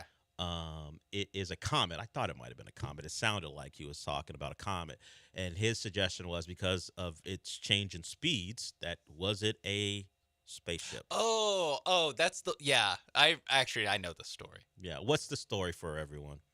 Basically there is this large comet that is hurling towards Earth. Mm-hmm. And one Harvard scientist, I will not call him a quack, but one Harvard scientist in a sea of scientists saying that it's an asteroid. He is saying something else? He's saying that's a alien spaceship with hostile intent. What is he using for his reasoning? That requires me to read the article and really get into the nitty-gritty of this. And you refuse. I'd rather call him a quack and keep it moving. Yeah, instead of actually doing the research. Yeah, using the word quack is fun. I will give you that. I don't get a lot of opportunity to use it. Yeah. I mean, I guess I could use it for the Astros, but They're doctors. Yeah. You may have actually said that. I might have. Yeah, about their doctors. And hopefully those quacks, alleged quacks at least, Alleged according to Sean Mates. They seem to exhibit the They have quackish qualities of quacks. They have quackish qualities. Whatever they're doing over there, hopefully they have diagnosed Josh Hader with something that isn't season-ending, which has nothing to do with them. It's just what the injury is. But or if it's season-ending, just tell us. Be right about it instead of stretching this thing Yeah. out. Let's give him a couple of outings down in Sugar Land and see what's up. By the way, there's already he's seeing he's getting other opinions on it. I would say that's smart from Josh Hader, seeing how everything else has Yes. gone since he's been here. Go see other people and see what they have to say. So, okay, there's a comet. It could be something with ill intent that's going to disrupt our way of life. According to the non-quacks, it is something that will pass by Earth, nowhere near pose a threat, and we're going to be fine, according to non-quacks. Okay. I wasn't sure about the path of it. I think if it was direct hit towards Earth, we'd hear about it more often. I've seen Deep Impact. Yeah. Well, actually, I saw Deep Impact, and they weren't going to warn us in enough time. They were trying to keep it a secret until the great Teo Leone set him straight. Kind of fell into the news. Yeah. And Morgan Freeman, the president, had to actually inform her because she thought he either was sick or cheating on his wife. Turns out there was because they called the asteroid or comet Ellie because it's an acronym for something scientific or whatever. And she thought it meant the president may have had a Mistress? young thing on the side. That was of the time of Deep Impact. And considering Morgan Freeman's actual history. Oh, okay. I was worried that we're going to have to wrangle up some oil drillers because it's easier to teach oil drillers to be astronauts than astronauts to be oil drillers. I don't believe that's true. I know that they said that in that movie, but I still think that's nonsense. I think it's clearly the other way around. Send up both. Yeah. It's the fate of the Earth. You can just send up as many people as it takes. No, only have a couple spaceships to send up there. Sorry, in a limited amount of time. Because Quote Bruce Willis in that movie. Yeah, You're NASA. What? Isn't this all you do? Now I'm confused. Was Elijah Wood in Armageddon or Deep Impact? He was not in Armageddon. He discovered he discovered the asteroid, I think, in Deep Impact. Deep Impact. Yes. Yeah, Armageddon was some old couple that fought all the time. Oh yeah. Either way, it doesn't look like that's going to happen to us. We're not. I hope not. Yeah, it's because Armageddon. It almost was Armageddon for us. Actually, like they blew it up so late that like pieces of asteroids still hit Earth and like Deep Impact the same way. Really effed things up. Like Taya Leone died in that movie at the very end because she had a bad relationship with her dad, and she thought she might be able to get on one of those arcs to save her, and then she realized my dad's alone. I forgot how it turned out. I don't know if her mom got on the arc or she couldn't, whatever. But I just remember her hugging her dad like Jen Erso and Andor did at the end of Rogue One. They did the same thing, except it was her old dad who was kind of a cheater. And that's the story of Deep Impact. Ted Leone informed the world and then died for her work. I did want to get to this before we wrap it up. There's no real transition away from Speaking of rockets. No. Yeah. Is it easier Bruce Willis died on a rocket? Is it easier to teach a basketball player to be an oil driller or an oil driller to be a basketball player? I think oil driller basketball player. I would say so. Kevin Durant, your big acquisition. And I'm reading this story, and I'm not sure if the validity is something I can believe in, because it pretty much said the thought is that the Rockets are going to minimize the number of back-to-backs, and if he has to play 3 games in 5 nights or something like that, or 4 nights, they're going to maybe not put him through that.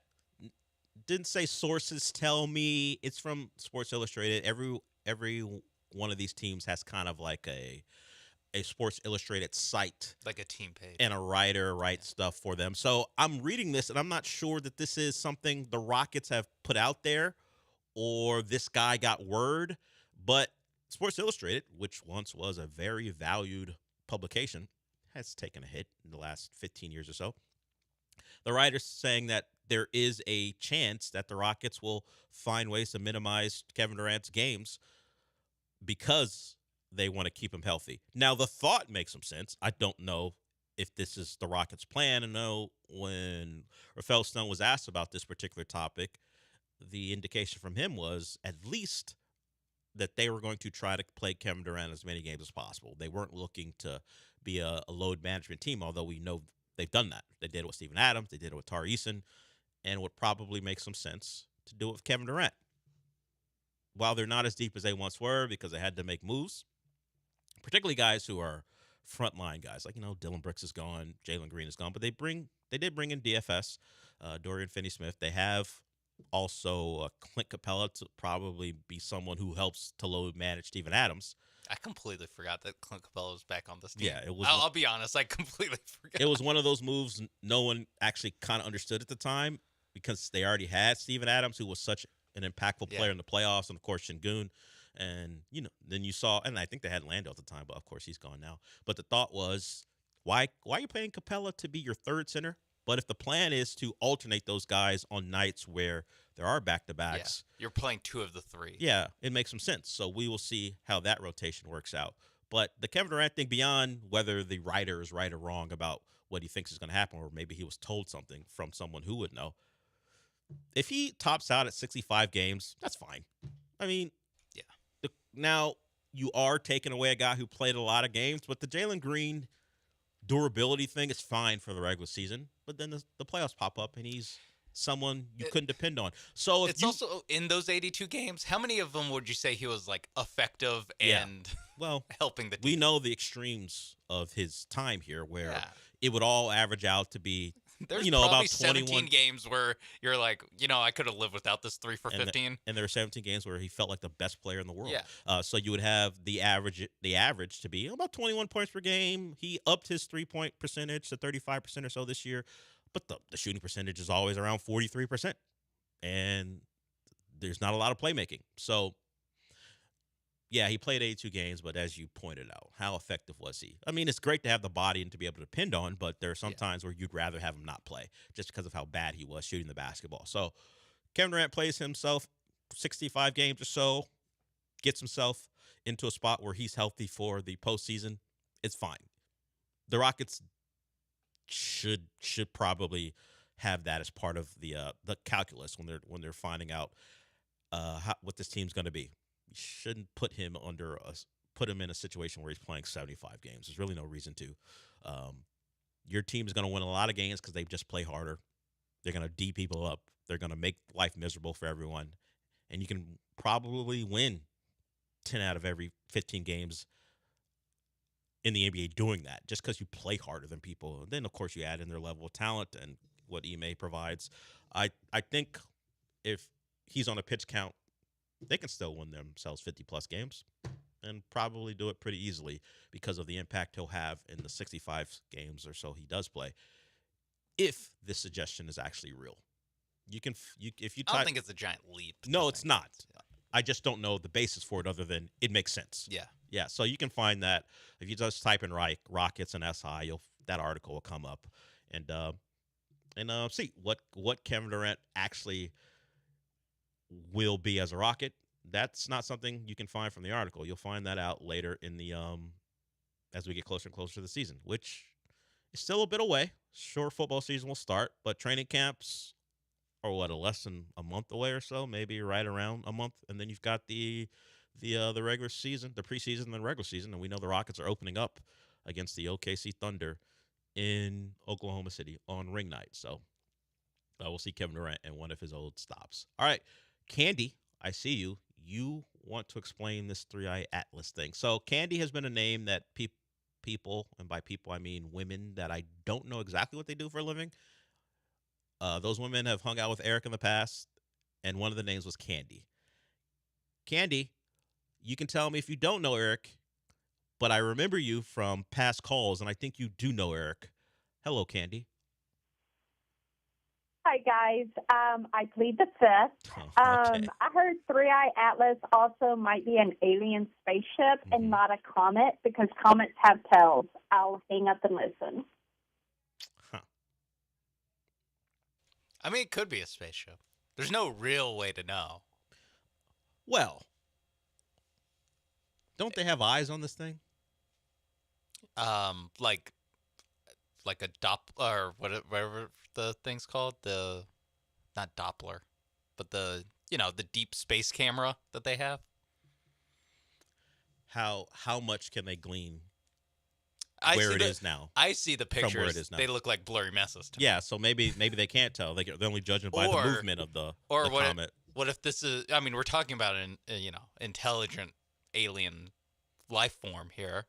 What if they're like, what if we just make our ships look like comets? Then they don't know. To fool the dumb humans? Yeah. And maybe the Quack. Look, in these They're movies... doing deep space travel, all right? In these movies, the Quack is always right. Yeah. The Quack is the one who gets it right because he's thinking in ways that the normal scientists aren't thinking. Yeah, Jeff Goldblum is right. So if I go by all the alien invasion movies I've ever seen, the guy you call a Quack is the one we should be actually listening to. Yeah. It happens in the disaster movies too. The guy who's in his trailer on the mountain on some hill. I'm telling you, man. Yeah, Brian Tyree Henry from the Godzilla movies. That particular phrase, I'm telling you, man. Even it's usually followed by crap, but in these movies, that guy's right all the time.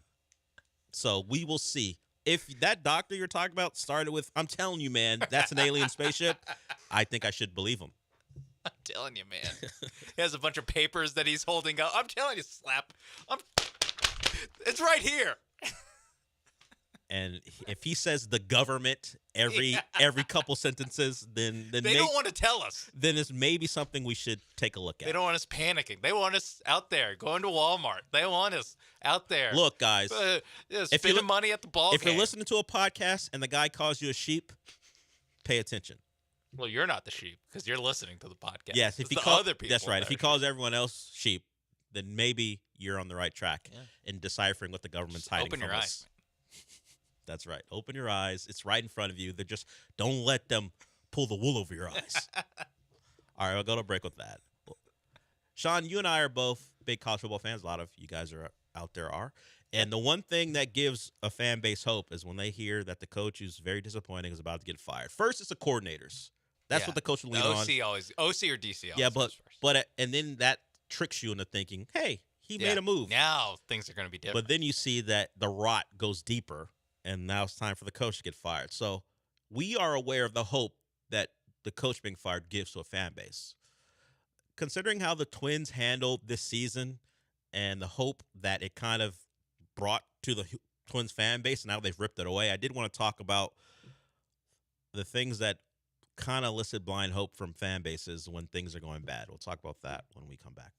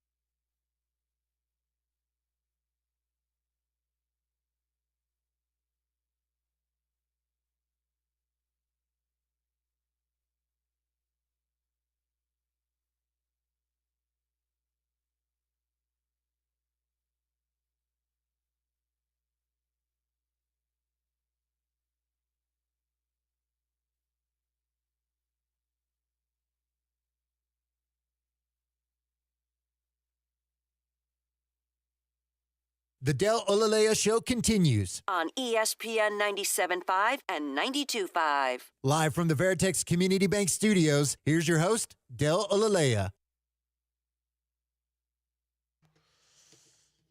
So, the Twins, which were for sale for a good long while, which led to them selling off players, including Carlos Correa. It's one of the reasons he's an Astro. The other reason is he had a no-trade clause, and he would only waive it for the Astros, and he's been good in his return. Let's see if he and the Astros can get a win tonight and win the series against the Red Sox. But the hope for the Twins fans was, okay, we're not spending money. We were excited about this team back in 2022. Things have gone downhill since, really since the Astros took them out in that series. But, hey, at least we're going to get new owners, and maybe they'll spend. Now, that hope has been wiped away. The owners are now looking for investors. and they give out one of those statements like, we've always been interested in the well-being of the Twins, and we're fully invested, and so on and so forth, but we need money. It's pretty much what they're looking for. So where would you rank new ownership as compared to like a new coach in any sport? Because the new ownership thing really plays a part in soccer on the international level, because there have been teams like Newcastle where they had a long history of success, and then they get bad ownership, club goes downhill, they get new owners who want to spend foreign money. You can take your guesses about that. I think that's the best. And now there's an injection of money, and now the team is back, the club is back, the fans are back because they're spending money on a level where they can compete. I think number one is the Saudi wealth fund. The being Newcastle, being Manchester Man City. City, yeah. Like that's the bet where it's like, oh, now we can spend more than everyone else. Man United. Almost everyone else, yeah. Cool. Yeah. We spend more, we'll win more, and everything will be good. Yeah. So I think that's the best, because that is the most impactful. Just add water, and all of a sudden you're one of the best teams in the sport. You'll likely not only just buy players, and if you don't know, that's what it's called. For people who aren't locked in on soccer, they just say, hey, we're going to buy this player, we're going to buy that player. And then you get a great coach, hopefully. Yeah. And now get a system in place. It can go from, man, we were close to being relegated to be one of the best teams in a league because money kind of cures all. It works different over here because there's some competitive balance. There's a draft.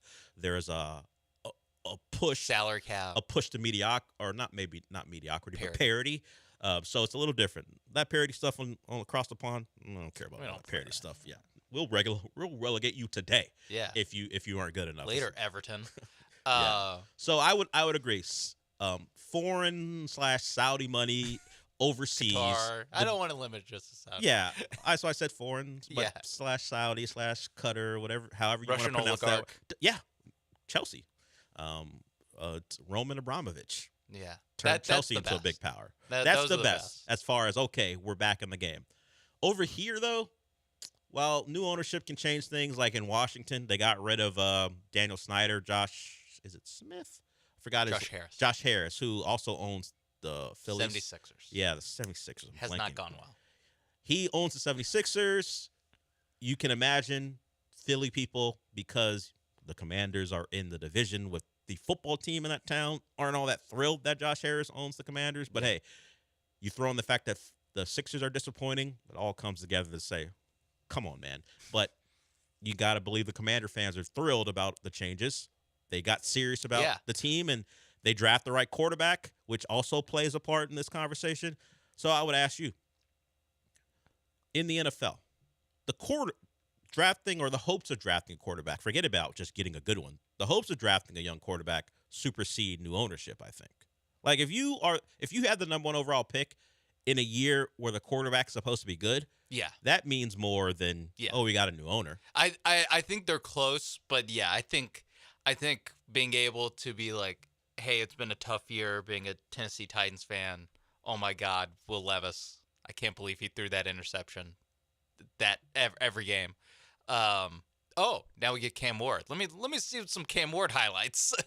And it's a very easy, especially like right now. It's the right now is the best. From the day of the draft to now is the best time to have a rookie quarterback. I think rookie quarterback is a little bit higher than new ownership in the NFL. Yeah, I would agree.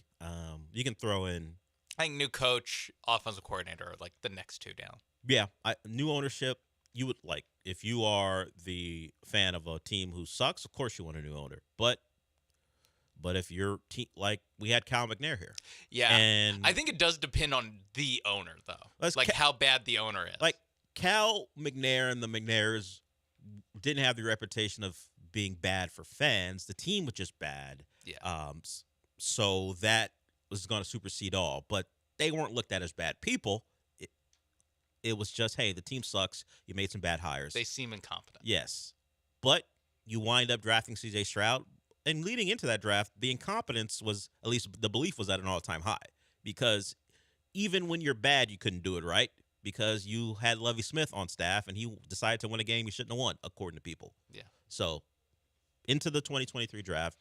You did hire D'Amico Ryans with help. That was the first step, and then you draft CJ and of course Will Anderson, and things have turned for the positive. So I think the drafting of a quarterback is always bigger, as long as your owner isn't an a-hole. He's just bad at his job, and then he somehow finds a way. Like decades old, terrible. That I think that owner supersedes quarterback. Like Jimmy Haslam. It's like true. If you sat down a Browns fan, was like, would you rather have Garrett Nussmeier? The idea of drafting Garrett Nussmeier, and it's also Nussmeier, though. Or a new. You can't. That's not fair. Okay. You can't use Nussmeier. A new the Arch number one Manning pick in in the 2 draft. years. Arch Manning in 2 years, or Haslam being gone. What do you think they say? Yeah, exactly. Yeah, so you'd actually have to have a guy people Specific. believe is really going to be a changing agent. So yeah, Maybe Drew Aller. You can't. Yeah, that's unfair Number for one me. pick. It's for me. I would rather have Haslam than have Drew Aller. But maybe the Browns fans will feel differently. Yeah. So I think the NFL, that's the case. Yeah, basketball, it always depends on who the draft pick is. Like they still have their ownership and Nico Harrison, who traded away, and the ownership was fine with it, and Nico Harrison made the trade. And then you draft Cooper Flagg. Yeah. But there's as generational as he's supposed to be, who thinks he's going to be better than Luka? So there's the thing. Yeah. So you that one is more, hey, how come the ownership didn't just step in and go, no, we're not making this trade? Yeah. You would want your ownership to be smart enough to know this is a bad decision, even with the kind of the life raft of Cooper Flagg. Cooper Flagg, will he be 80% of what Luka is? You know, I'll tell you how I feel. No. Yeah, probably not. So it's still a loss. But I mean, Luka made like what 5 All-NBA teams like in the first 6 years. Yeah, this is something ridiculous. So whatever happens there, hopefully for the Rockets' sake, Cooper Flagg is, I don't know, more. Who was the Cleveland draft pick? Who? Anthony Bennett. Hopefully he's more Anthony Bennett than he is Luka or Luka incarnate. So ownership. If they're mid, I'd rather have the number 1 overall pick. But if they're awful, then sure, get the guy out of here because you're never going to win with that owner. Yeah. I mean, although I guess it's like such an edge case because it's like LeBron wants a Dan Gilbert, but LeBron he's also LeBron. He's he also left. At worst, the second best player of all time. Yeah. So, I think that being the extreme case of like they had, like 12 years. No, probably less than 12. But they had, like 12 years with LeBron. 1 title. And a lot of years where they could have if they weren't complete morons. True. So even LeBron, sometimes you can't overcome. Like he wouldn't have left if they weren't complete morons. Yeah. And if he wasn't born in Akron, he wasn't coming back. Yeah. So, so maybe, even with generational talent, a real generational talent, your ownership matters more. Yeah. In some cases. I think in college football, you're not the AD. Sure, you love an AD to hire good coaches all the time, but just get yourself. The coach matters more than anything else. Oh, see, I was gonna go. The money matters the most. Okay, of all. okay, Right, true. But the money. Give me Cody Campbell. Give me the Texas Tech booster. But the money has to believe in the coach. Like yes, if the money doesn't believe or didn't have a say in the coach, then the money disappears. Yeah, I what I'm thinking is the like money cannon of like either a booster who is like always gonna donate or that's true 5-10 boosters that are all these kind of levels like that Texas and A&M have where it's just like money on top of money where it's like that is like the starting point. Then I want a good AD and a good coach, then a good AD. Yeah, there are some programs who no matter who the coach is, the money will be there. They're just waiting to be given a reason to give money. He mentioned Texas. Of course, Oregon has their money man and is one guy in Phil Knight. And as long as they're willing to take his money, I'm sure he'll have some input here and there.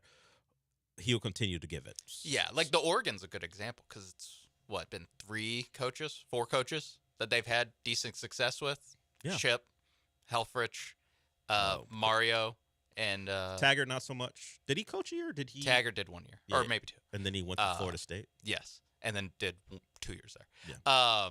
And then now Dan Lanning. So like that's where it's like I rather have Phil Knight and then figure out the coach than vice versa. Because the coaches know, as you said, how important the money is, and they're not going to go a place if they're a coach of that status where the money won't back them to win. Investment matters. So I think you're right. Now that I think about it, if the money is available, I'll take the money because the money will lead to the coach. Yeah. And everything else. And then like name an Oregon athletic director. Like doesn't matter. Yeah, who knows? Who and that they have good athletics. I mean, beyond football, but it doesn't matter because Phil Knight. But Phil it Knight's helps there. that Nike pays for all Yeah, of it. It helps. Not helps. It's the driving force of why they've been good in athletics across the board. Daniel, we see you. And we'll get to you when we come back. Speaking of all that stuff, as far as the money's concerned, Kansas has a new beneficiary, or maybe not new, but they just got a $300 million gift from a booster. I think his last name is Booth. It's supposed to be the largest single gift in history when it comes to that type of thing. He better be loaded, or else if I'm his son, I'm like, what the hell? David Booth gave Kansas $300 million. Some of it's going to be allocated. $75 million of it will be allocated towards launching the second phase of their construction of their stadium. They've done some renovations there. More money's going to go to that. But I don't know what he does for a living. That's real money. But just hand it over. And he's already given money to them. He just handed over another $300 million. I will say stadium upgrades, low on my list of priorities. Yeah, hey, for doling out $300 million. How about using, let's say, I know there's some rules now, but we can skirt them. How about, donating about $20 million of it to the hotbed of recruiting that is, name a place. California, Texas, Florida. How about we dump money into those areas for Kansas football as opposed to the stadium? I need like $2 million for 4 basketball players each. I need $8 million. 10. Let's round it up. I need 10 for a roster for Bill Self. Is he still there? Lance Leopold, is he there? Yeah, Lance Leopold. Leopold, he's still there. Hey, there's this, not to hit a sore spot. Hey, there's this kid that's going to go to the Houston 5-star quarterback. You want to? How much does he love Houston? Really? Yeah. I think he'd love Lawrence for a certain price. But of course, we hope Henderson stays with the Cougs and Willie Fritz. But if I was Leipold, appreciate it, man. But there are other ways. I'm sure. You shut down your recruiting. I still call you. Yeah. Still ask. Yeah. All right, Daniel. You want to talk about the Premier League, which we mentioned as one of the places where new ownership can mean a whole hell of a lot. We'll talk to you, Daniel, and anyone else when we come back.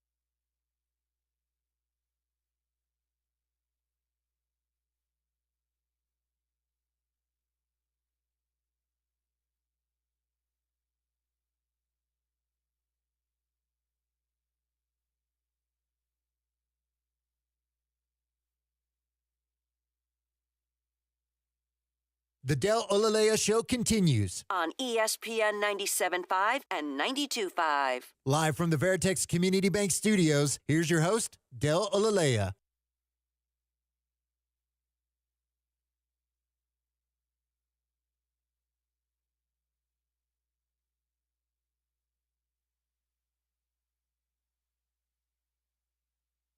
All right, let's get to Daniel before we go. He wants to talk Premier League. What's up, Daniel? Hello? Yeah, what's up? Hey, my name is Travis. I was Okay, a little sorry about that. confused. Sorry. Sorry about that. No, Go all ahead, good. Travis. First of all, I'm a first-time caller, so thanks for taking the call. Also, I appreciate you guys for talking about the Premier League and European soccer. I'm a longtime Arsenal fan, so if you know anything, you can probably feel my pain. But I just wanted to say I think that having a good coach definitely matters more than the money. It's been shown countless times in the Premier League, like with Thomas Tuchel at Chelsea. They spent, $1 billion or whatever on players, and because he was such a poor coach, like there's no results. Whereas with like Mikel Arteta at Arsenal, we've been second place 3 years in a row in the Prem, which is not desirable by any means. But he's really not spent that much money, but because of his tactics, I mean, we've been able to play so highly and be in the Champions League. And then with Luis Enrique at PSG, their team, if you put it all together, there's not really, Desiree Doué is he's a young player that came up through the academy I barely spent any money on him really. And so, I just wanted to say, I think having a good coach, especially over there, matters a lot more than money. Like all the Saudi backing and the clubs that do spend a lot, if you have a poor coach, there's not going to be any results. So just want to comment on that. Appreciate it, Daniel. Yeah, Chelsea did spend a lot of money when they were great, but they also hired the guy they called the special one in Jose Mourinho. So it does matter. Of course, they've hired good coaches or managers, as they're called, in different spots.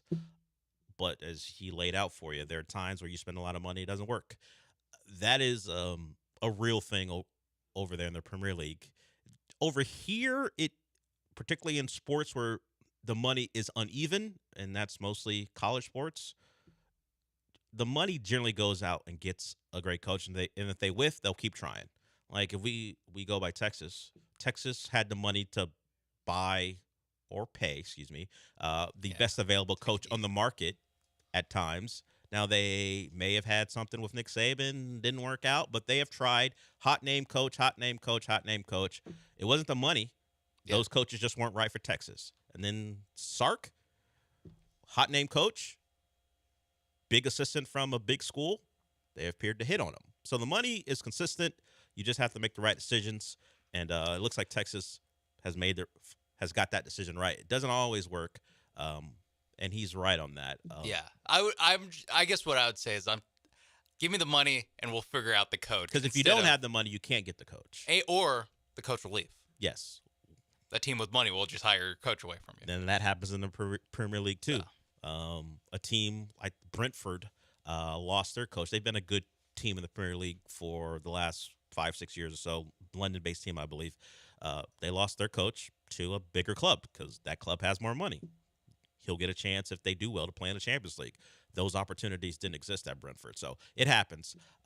Over here, there's a different system and all, but money will always matter in everything, I think, as long as you can go get the right people. All right, we're done for the day. Paul Gallant's up next, followed by the Killer Bees. And this is apropos considering what happened at 11. Since we're done for the day, Sean, what does that mean? We did it! We did do it. Thank you, Jason Tatum. By the way, it's Jason Tatum. Next time we do that contest, that's Jason Tatum for you guys. We'll talk to you tomorrow.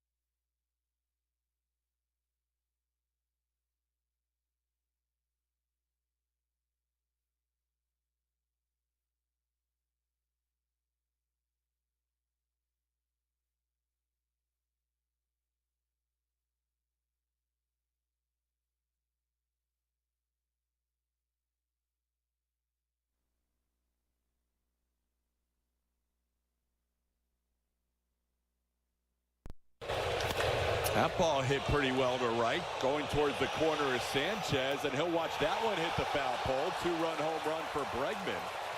And just like that, a 2-0 game has become 7-0. As the Red Sox doing all this damage with 2 outs.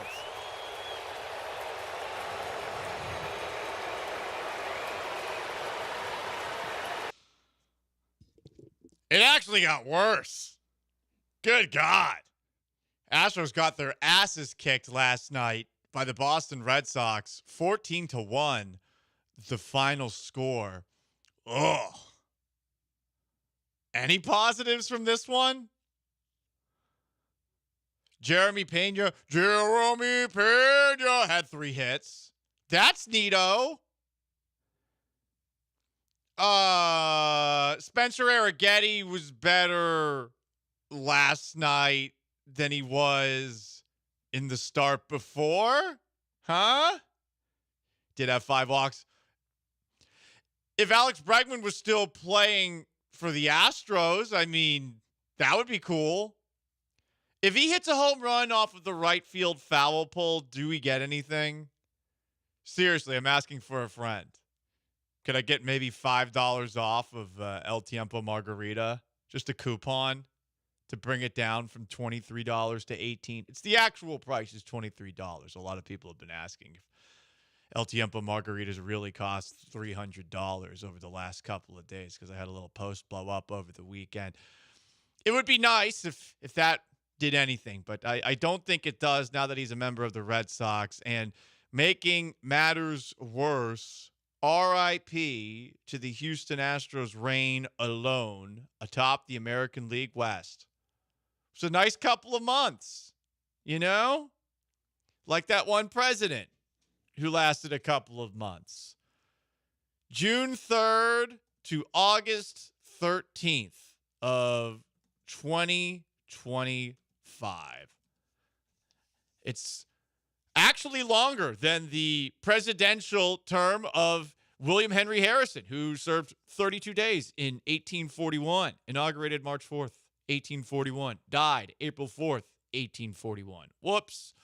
That's no bueno. Make sure you're bundled up when you're outside. So, yeah, the Astros lost. And do we even really want to talk about last night's game? No, we're on to the next. Today could be the greatest day of your life, of Sean Mapes' life, of the Houston Astros' life. Just got to take things one day at a time and do the best you possibly can. No negativity, positivity only. It is the Paul Gallant Show. Hello, I am Paul Gallant. It is Wednesday, August 13th, 2025. Sean Mapes is behind the glass. You want to jump in, 713-780-3776 is how you call. It's how you text into the most interactive sports talk show in Houston on YouTube at ESPN Houston, Twitch at ESPN 975, and on the brand spanking new ESPN Houston app on iPhone and on Android. I'm trying to think of other positives from last night, Sean. Yainer Diaz had 2 hits. Mm-hmm. The big Red Sox lead allowed me to catch up on football documentaries. Finished all of Quarterback. Okay. Yeah, that is good. I mean, that is true. Once it gets to like 7-0, you're like, all right, I'm out. We're good. Yeah. That's nice. Yeah. Okay. Only had to watch half of an Astros game. Yeah, exactly. I mean, listen, when I like it when the Astros win, and this is one of those playoff kind of games with the way Boston's been playing of late. But when it gets out of hand like that, I mean, are you really going to stick around because you think a rally's going to come?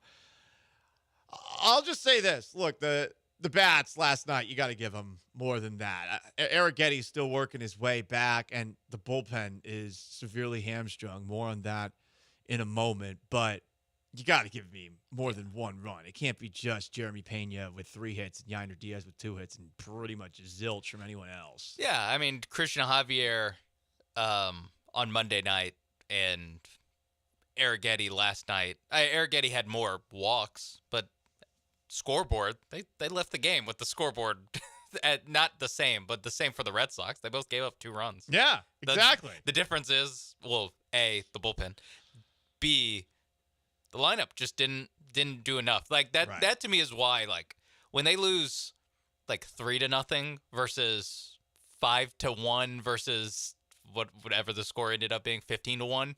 Like, to me, there's not that big of a difference of like you gave up way too many runs, but at the end of the day, it didn't matter because you only scored one. Exactly. Like your offense just didn't show up. It's not like basketball or football where they kind of bleed into each other. It's like, no, like there's no real reason that the bats go cold when the other team is scoring more.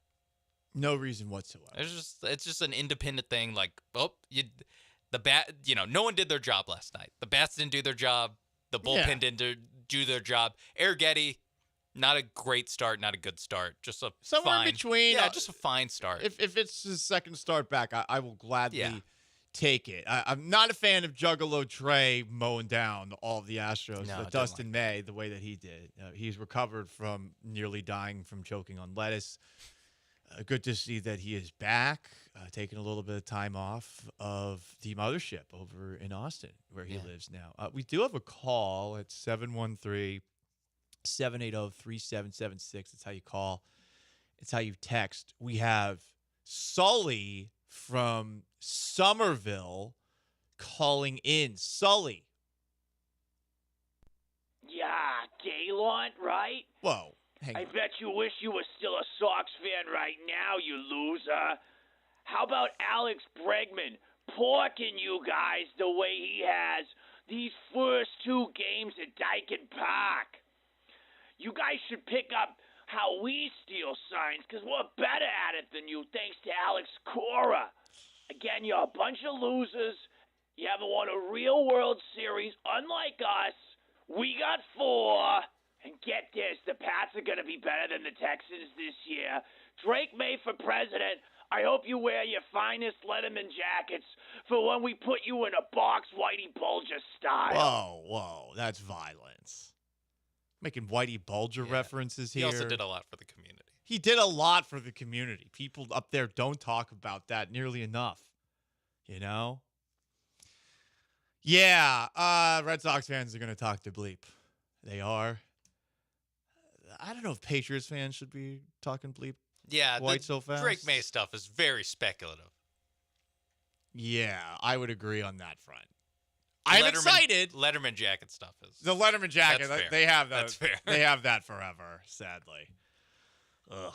Anyway, the Astros are no longer in first place, and the worst news from yesterday was not the 14-1 loss. It was that the Astros put their best pitcher this year on the 15-day injured list. Here is Joe Espada announcing that decision before yesterday's game. Well, punch in the gut, right? But hopefully he's seeing doctors right now. We're getting more tests done, and hopefully this is not going to be a long-term thing. So you kind of have no idea the severity yet. It's just correct. Not right now. Not right now. What did he kind of tell you guys yesterday about it? Just did not feel right, and just not what you want to hear. First off, poor Espada having to answer the questions that the Astros training or medical staff should have to answer, right? He doesn't know what to say. So that part's annoying and definitely feels like he's going to be out longer than 15 days, given the way that he answered that question at first, because he said a punch in the gut. Is there any violence upon a specific body part that would make you more concerned about a potential Josh Hader return? A punch in the nuts? So that's what I was thinking. A dismemberment? A decapitation? Decapitation is the worst. That's the end. Yeah. I think dismemberment also worse than punch in the gut. Smack to the side of the head.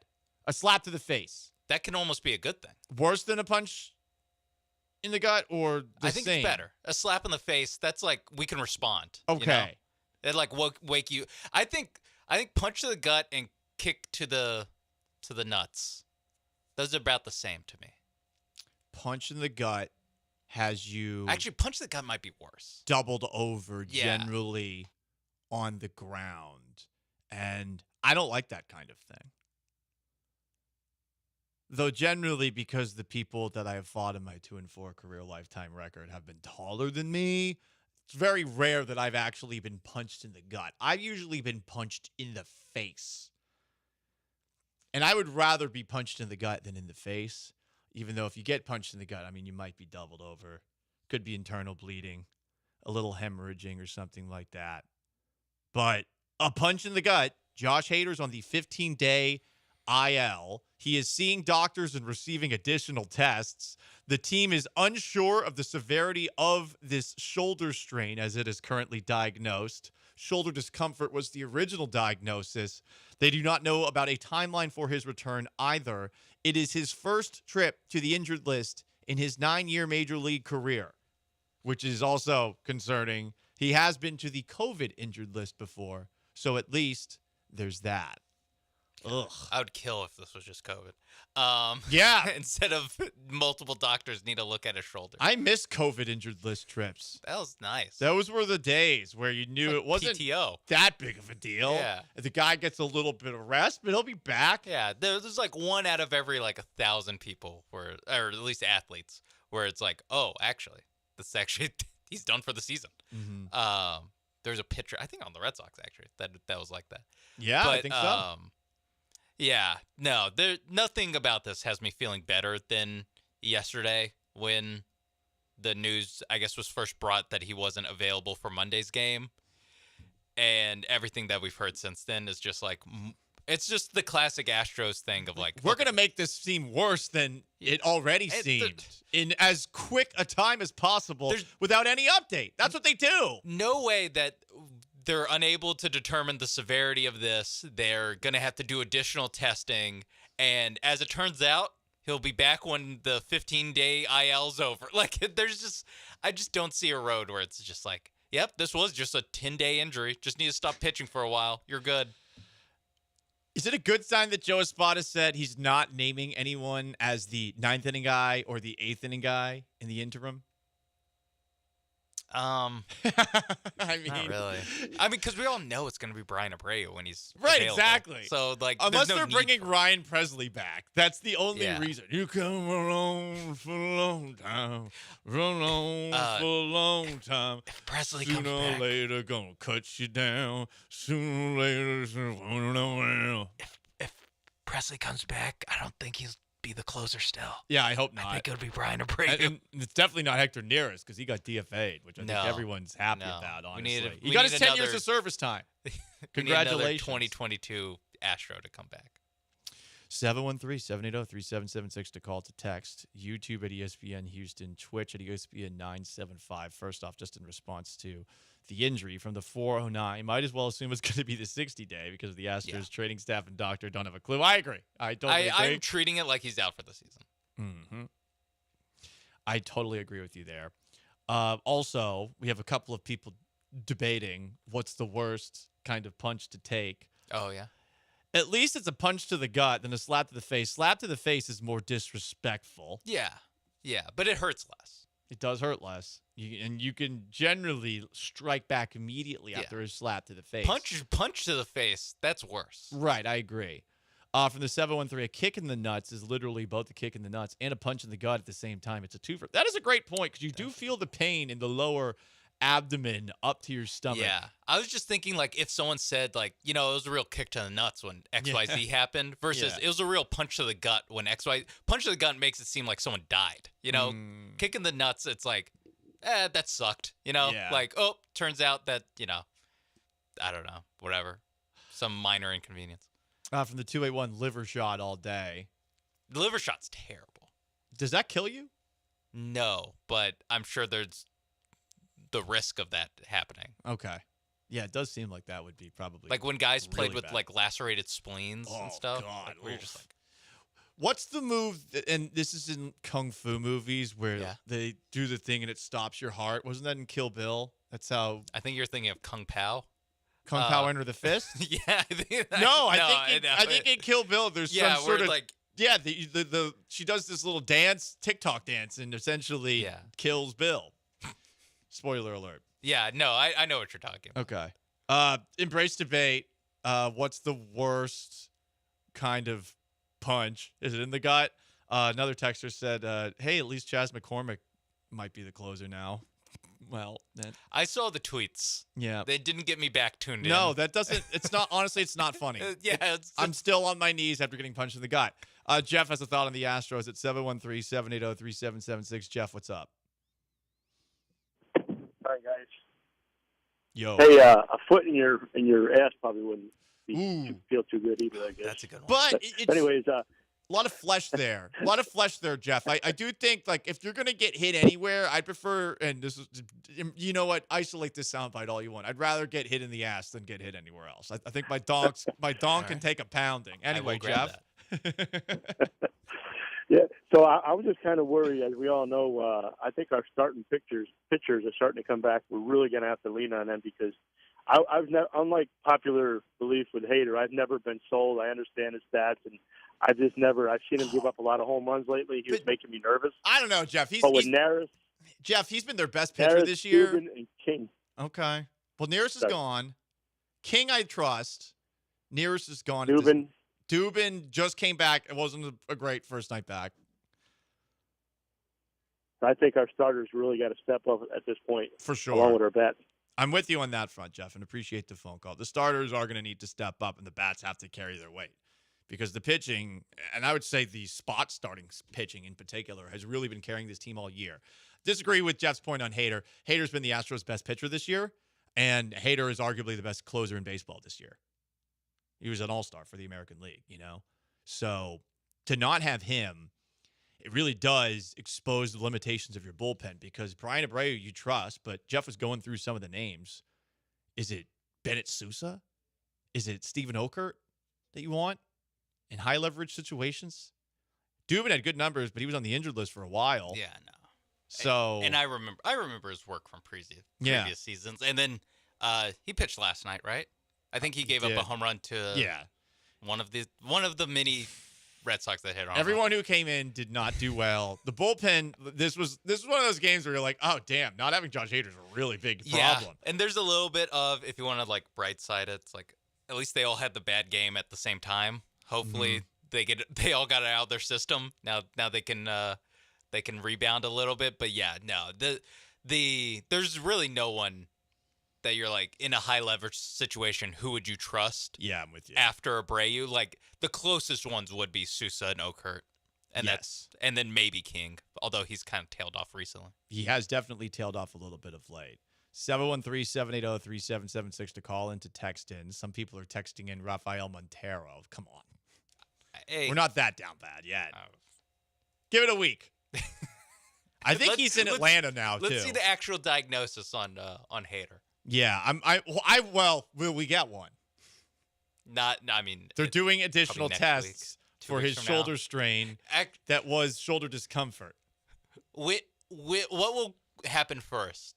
The 15 days of his IL stint will expire, or we will know the injury of Josh Hader? Good question. We need 2 weeks. Do you think in 2 weeks we'll know what happened to Josh Hader? We should have a spinning wheel of what will the Astros diagnose here? But if it's a shoulder strain, given the muscle strain that Yordan Alvarez suffered, there's a broken bone.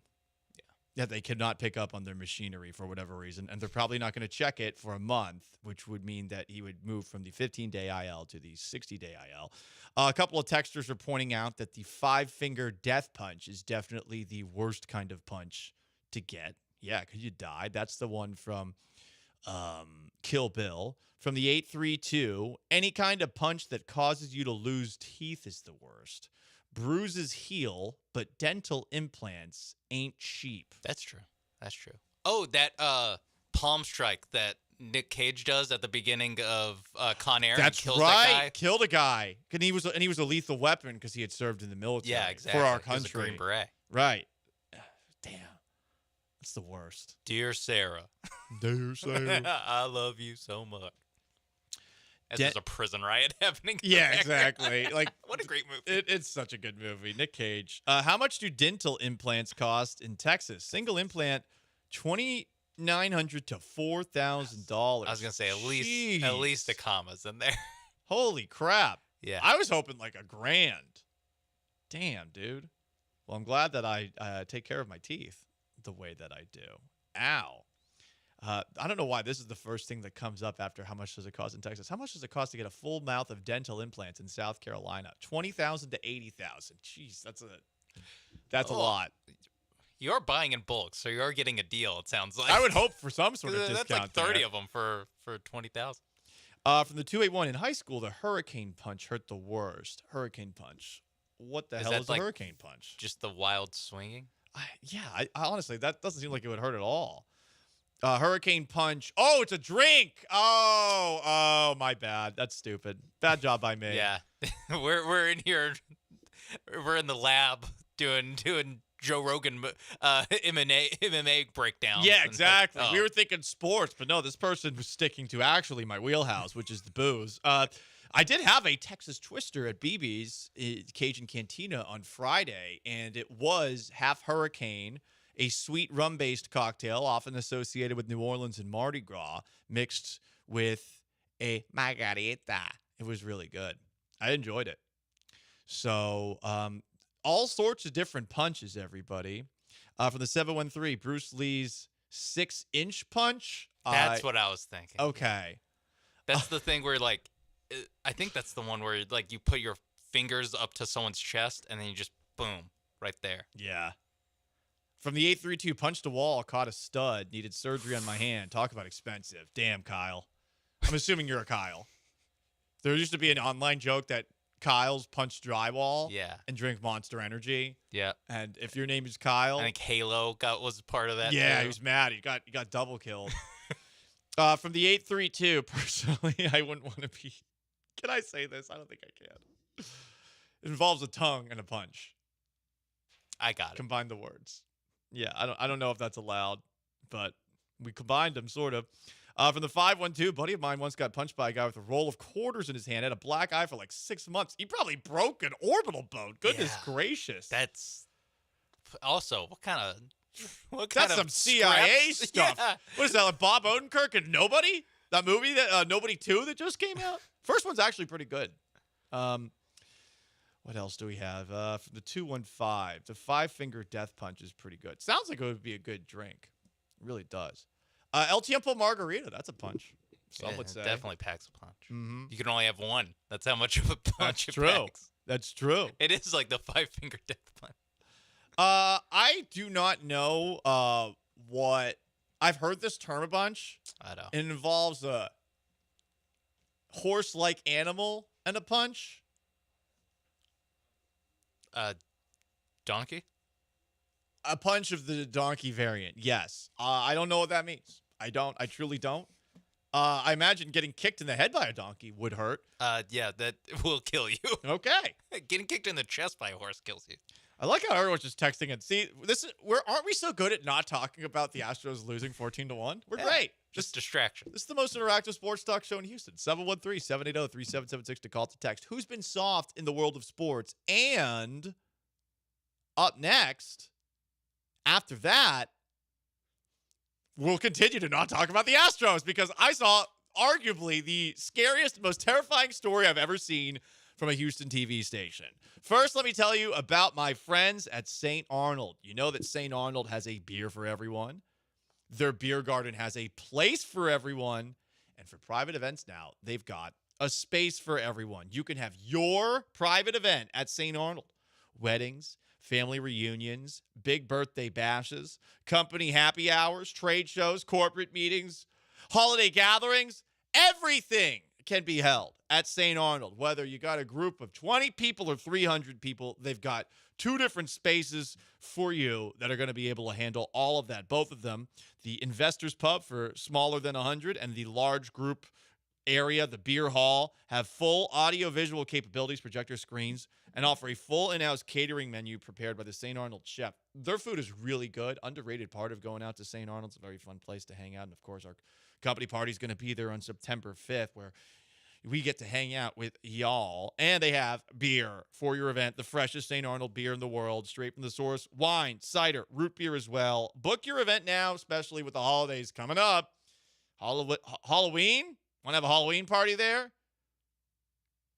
Friendsgiving? Christmas? Load them up. And since you're a listener of ESPN, 97.5. Mention ESPN or my name, Paul, and you will get a brewery game package free for your event. That includes a combo of dartboards, Jenga, cornhole, pool table, and on top of that, a photo booth. Get started at starnold.com. Click on private events. That's starnold.com. Click on private events and tell them Paul sent you by.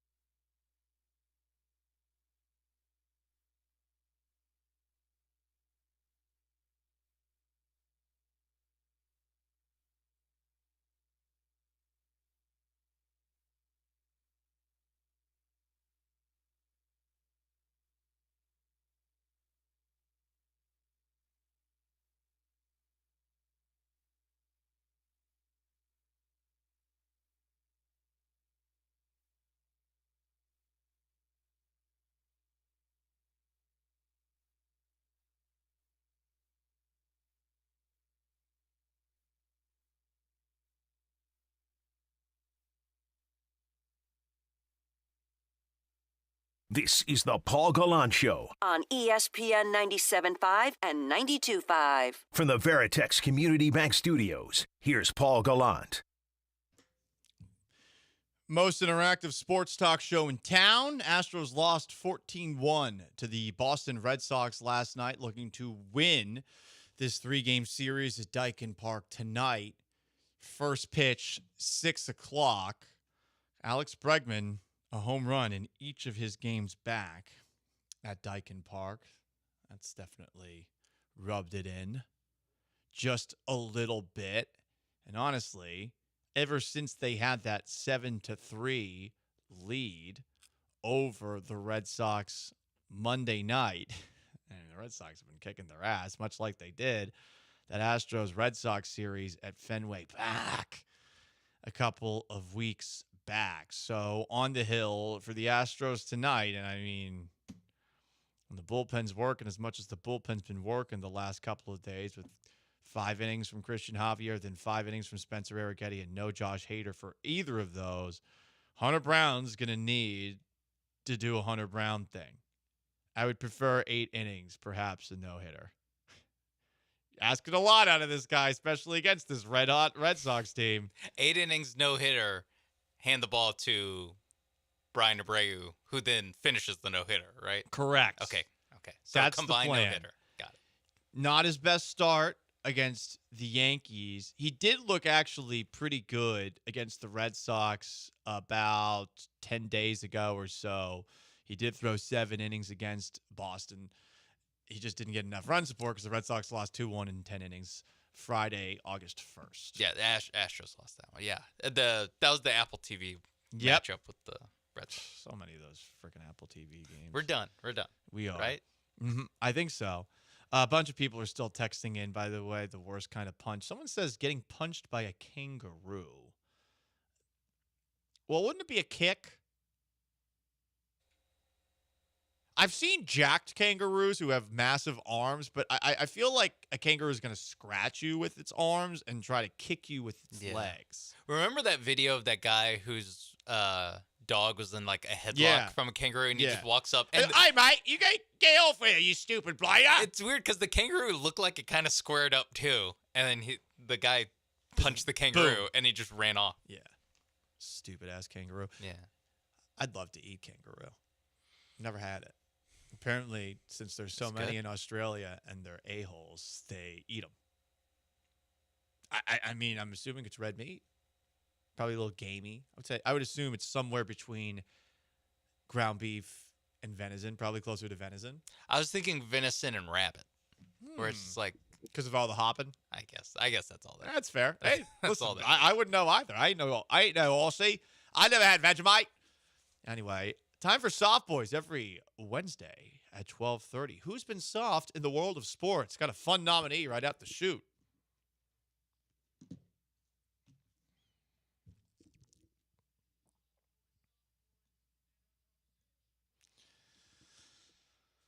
In honor of the time that Ime Udoka called out LeBron James in the midst of a Rockets-Lakers game, calling him a soft-ass boy every Wednesday, 12:30, would tell you who's been soft in the world of sports. From the 713, CJ Stroud, soft boy, because he had to be consoled by Dalton Schultz at Texans practice. I will say this because I wasn't there, and there was a lot of telephone being played by other sports radio stations and sports media members online based off of observations at a practice that most people were not in attendance for. I do think DJ should have used a different word than consoled, because I think being consoled by Dalton Schultz led many to believe that he's essentially crying. It implies crying, yeah. I'm going to say this one more time. If you got a teammate who you like, who has just fought his ass to get back from an injury after missing all of last year, and before he even plays a snap, he suffers a catastrophic knee injury and his career is maybe done. If I like the guy, I would be emotionally affected in some way, shape, or form for at least a little bit of time, and especially in practice. If this is a game situation, some of the hardos, the General Pattons, the Buddy Kilmers from Varsity Blues out there. If it's a game, yeah, you do have to reset. C.J. Stroud maybe never did reset in that Texans-Chiefs game last year where Tank Dell got hurt. But in practice, we're really getting upset because C.J. Stroud got upset and other Texans got upset about a well-liked guy in the locker room getting hurt. Because people like Brevin Jordan. I like Brevin Jordan. I feel awful for him. This sucks. Especially because it didn't happen in a game.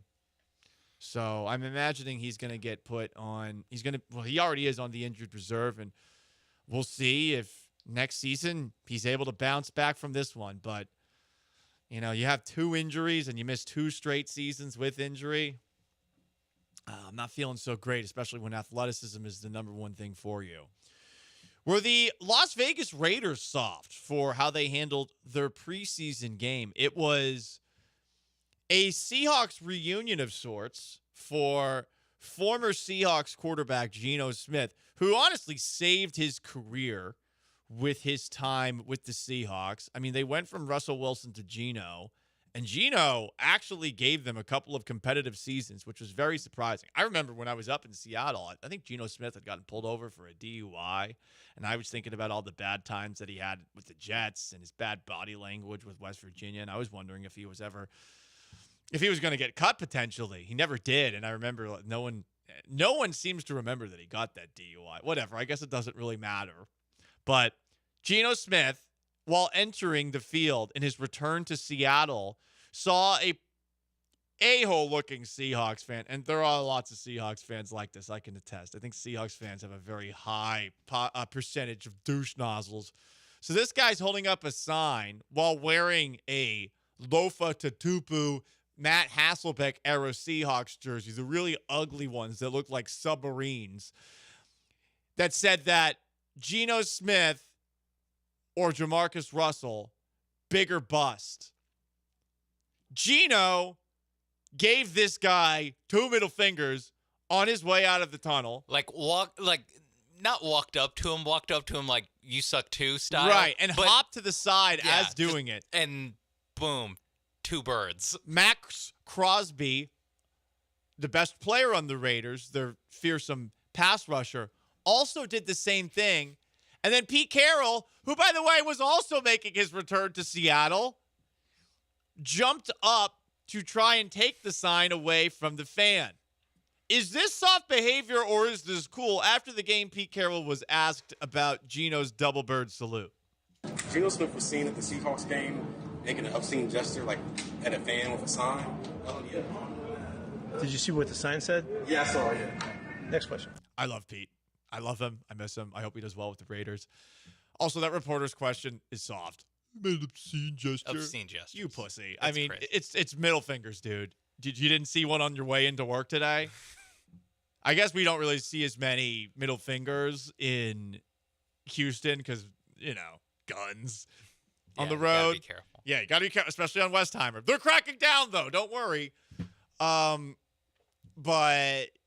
obscene gesture, that's more soft. And I like what the Raiders did. This is old school Raiders. Yeah. This is old school. There was a time, Matt Millen, who was a terrible GM, but was a really good player for the Oakland Raiders back in the day, he punched the son of the Patriots owner, like on the field after a Patriots-Raiders game. And honestly, that son of the Patriots owner definitely deserved it. Those teams sucked. And his dad was the reason they blew. Like the Sullivan family, the cheapest of the cheap in NFL history. They were a joke. And Matt Millen just punched him in the face. The Raiders are back. Except for now they got Pete Carroll. And instead of being villainous with Pete Carroll, now they're like kind of quirky. They're quirky villains. Yeah.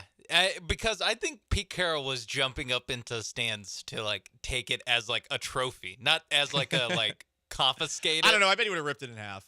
Maybe. He should have, though. I mean, Jamarcus Russell. I mean, it's a terrible sign. Is one of the worst busts in NFL history. Was a number 1 overall pick. Yeah. And I suppose they're just trying to make the Raiders comparison here. Maybe this guy just really hates the Raiders from the time when the Seahawks and Raiders were in the AFC West. And that was a big rivalry back in the day. And this guy's old enough where he would have seen it. But Geno Smith's been in the league for 12 years. Yeah, that already. I'm not a Geno Smith fan. 12 years in the NFL is hard to do. He also wasn't a bust with the Seahawks. No, the Seahawks don't have any reason to hate this guy. Right. Yeah, it's weird. They would have been awful if Geno Smith had not stepped in and kept them competitive the last couple of years. And honestly, he was better than Russell Wilson. Yeah. Once Russell Wilson just fell off a cliff, Geno Smith picked up and was actually pretty good. Even the year where Wilson got hurt, Geno Smith stepped in, and it wasn't bad. I was still up there to watch it. Yeah, after Russ got traded, the idea was that the Seahawks were going to tank for the number one pick, or to be in the conversation to get Anthony Richardson. Yeah, or something to get like Richardson. That. Yeah, but and this was a better move. They ended up being better than that with Geno. Soft boys continues. Who's soft in the world of sports? See all the Titans media complaining about the Buccaneers stadium grass? Oh, I didn't see that. Justified, but there was so much complaining and whining going on that I think they're soft. Yeah. Could be field turf. Could be AstroTurf. The field did not look great.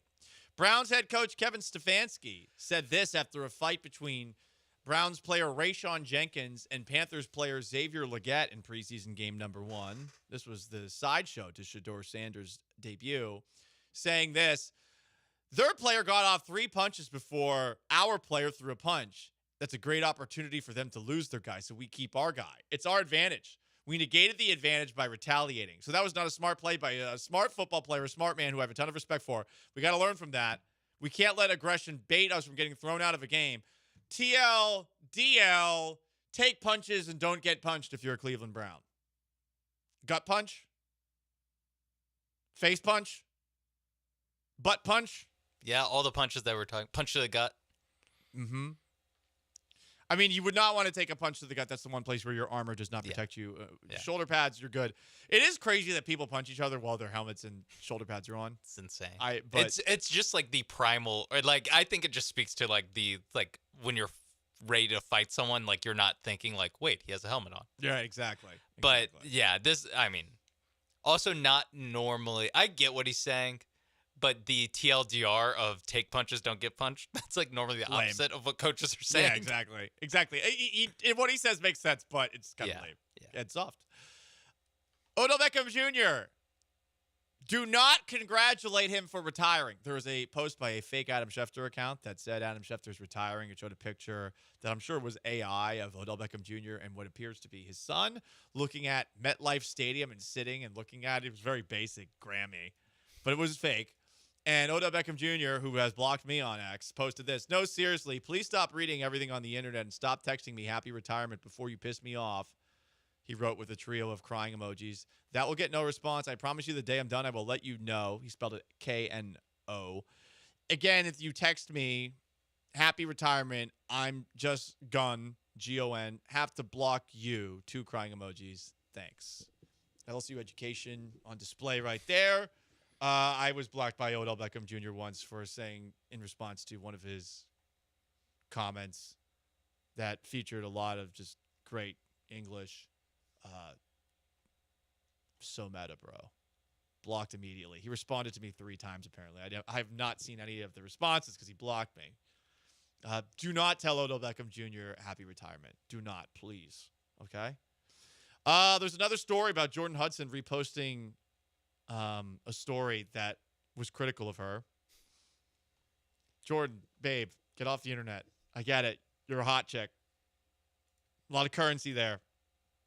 Get off. Focus on your man. He needs all the help he can get. North Carolina football. The ACC after Clemson, it's up for grabs, Wide dude. open. It's up for grabs. Not dude. You can't call a girl dude. Babe, my bad. Not soft. There's a Swiss guy swimming 112 miles from France to Monaco nonstop, and he says he's going to hypnotize himself to sleep mid-swim. Huh? Yeah, I don't know how that works. I think he's going to drown, I think he's gonna or get eaten by sharks. But hey, shout out to him. Not soft. UNLV, Vontaze Burfict's their defensive analyst for Dan Mullen and interim defensive coordinator Paul Gunther. So watch out, UNLV. Yeah. Opponents. You might be getting hit over the middle. You know who doesn't ascribe to this Kevin Stefanski school of take punches, don't throw punches? Vontaze Burfict. Vontaze Burfict. He does not agree with that. I think Antonio Brown blames Vontaze Burfict for Antonio Brown being a crazy person. Interesting. The Lakers' Rui Hachimura is training with sumo wrestlers this offseason. Not sure how that applies to the basketball court because it's a lot of shoving that goes on in sumo wrestling. Yeah, leverage for rebounds, I guess. Yeah, but you can't shove people. But hey, that's pretty cool. Yeah, it's cool. It's like, as far as like this and Wimbenyama training with like Shaolin monks or whatever, like, hey, if you're interested and you can spin it as preparation for the season, take a vacation. Yeah, exactly. Like, do that for 2 weeks. That's better than what half these guys are doing. No, you're right on that one. And one last one to wrap up Soft Boys. Jerry Jones survived stage 4 melanoma back in 2010. Damn, dog. Crazy. Cue Cowboy fan texting in. Well, I wish. Don't even say it. Keep it to yourself. The NFL would not be as fun without Jerry Jones. Paul Gallant Show, that's Soft Boys, every Wednesday at 12:30 with Sean Mapes behind the glass. 713-780-3776 to call to text. YouTube at ESPN Houston and Twitch at ESPN 975. What is the worst pet? Is it rats? You're going to hear an alarming report from a local TV station about an apartment that's been overrun by them. Stay put.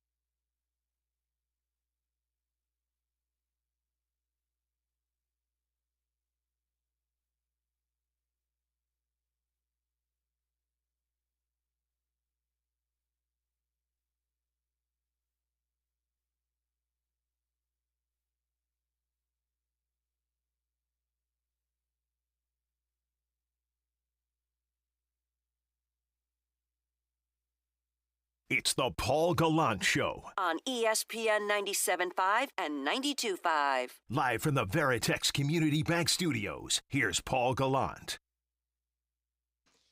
Most interactive sports talk show in town.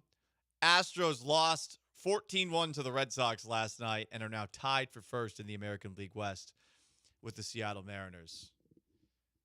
No comment about the shirt I'm wearing, but you should be watching along on YouTube and or Twitch, because sometimes you got to remind the significant other. No, not talking about my girlfriend. I'm talking about my baseball significant other, that I have options. I am a hot little content creator. I am blowing up on the TikTok and the gram for talking about the potent nature of El Tiempo's margaritas. Do you still want my support? Houston Astros, better start winning. Better stop giving up 14 runs to the Red Sox. Better stop letting the Seattle Mariners get in first place. I will say, Astros schedule gets a little bit easier after they're done this series against Boston. The Mariners schedule slightly more difficult, but they have been going and feasting on bums of late. Joe Espada, by the way, announced yesterday Josh Hader's on the 15-day IL. It has gone from being shoulder discomfort to a strained shoulder. The last time we heard the Astros talk about something strained, it turned out that Yordan Alvarez, who had a strained muscle in his hand, had something broken. Ugh!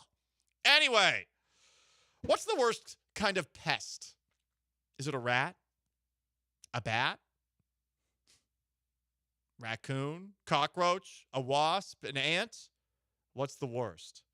Personally, based off of this report that was on ABC 13, done by Channel 13 reporter Luke Jones, I would not want to deal with what these poor folks are dealing with in a Sunnyside apartment complex. It's about 1 million of them just going around. Once the sun sets, Rich Maserati says the rats run rampant, commandeering this garbage bin. The guy's name is Rich Maserati. That also struck out to me. That's awesome. No way, that's a real name. He's not Italian. Definitely not. His Rich real Maserati, name. though. But Rich Maserati, sir, shout out to you changing your name to that or just giving that to Luke Jones on Channel 13. Because they just asked. To screw with him. Yeah. Either way, great. But Luke Jones' fantastic piece of Emmy Award-winning journalism continues. And sometimes slipping into apartments. It's like Ratatouille around here, bro. Literally. Literally. Y'all seen the movie. It's worse than the movie. Records show the city took 3 complaints about rats at the complex in May, including rats eating through walls. Pause! How big are the rats? What? Yeah. Rats can eat through walls? Yeah, they do that. Has that happened to you, Sean? Not personally, no, but I've seen it before. You've seen it? Not seen it do it, but I've seen the result of it. Oh, okay. Yeah, they'll just chew through a wall. This place in Sunnyside is nuts. There is a video at the very beginning of this piece, which I encourage you to watch. And shout out to Luke Jones and ABC 13 putting it together. It's a well done piece of news. They put a camera underneath something, and there's just rats that are just sleeping out in the open. Like, they are so comfortable at this place. They're just asleep.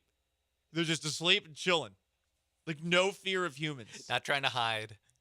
Nothing. It's going to get worse, this report. This is something that I'm absolutely scared to ever deal with. More Luke Jones of ABC 13 on the rats. They're the size of cats. The size of cats. After another complaint last night, these code violation warnings popped up, but the rats remain. Then as we're putting the trash in the thing, the rats come and attack us.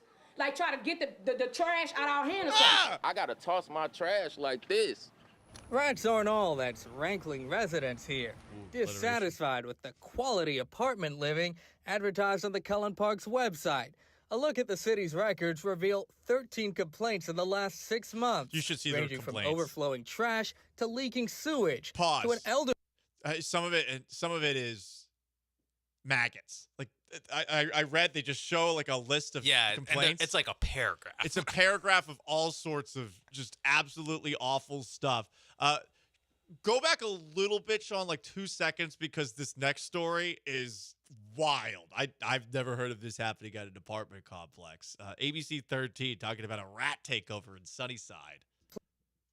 In the last 6 months, ranging from overflowing trash to leaking sewage to an elderly man who says he fell through his floor July 4th. Whoa!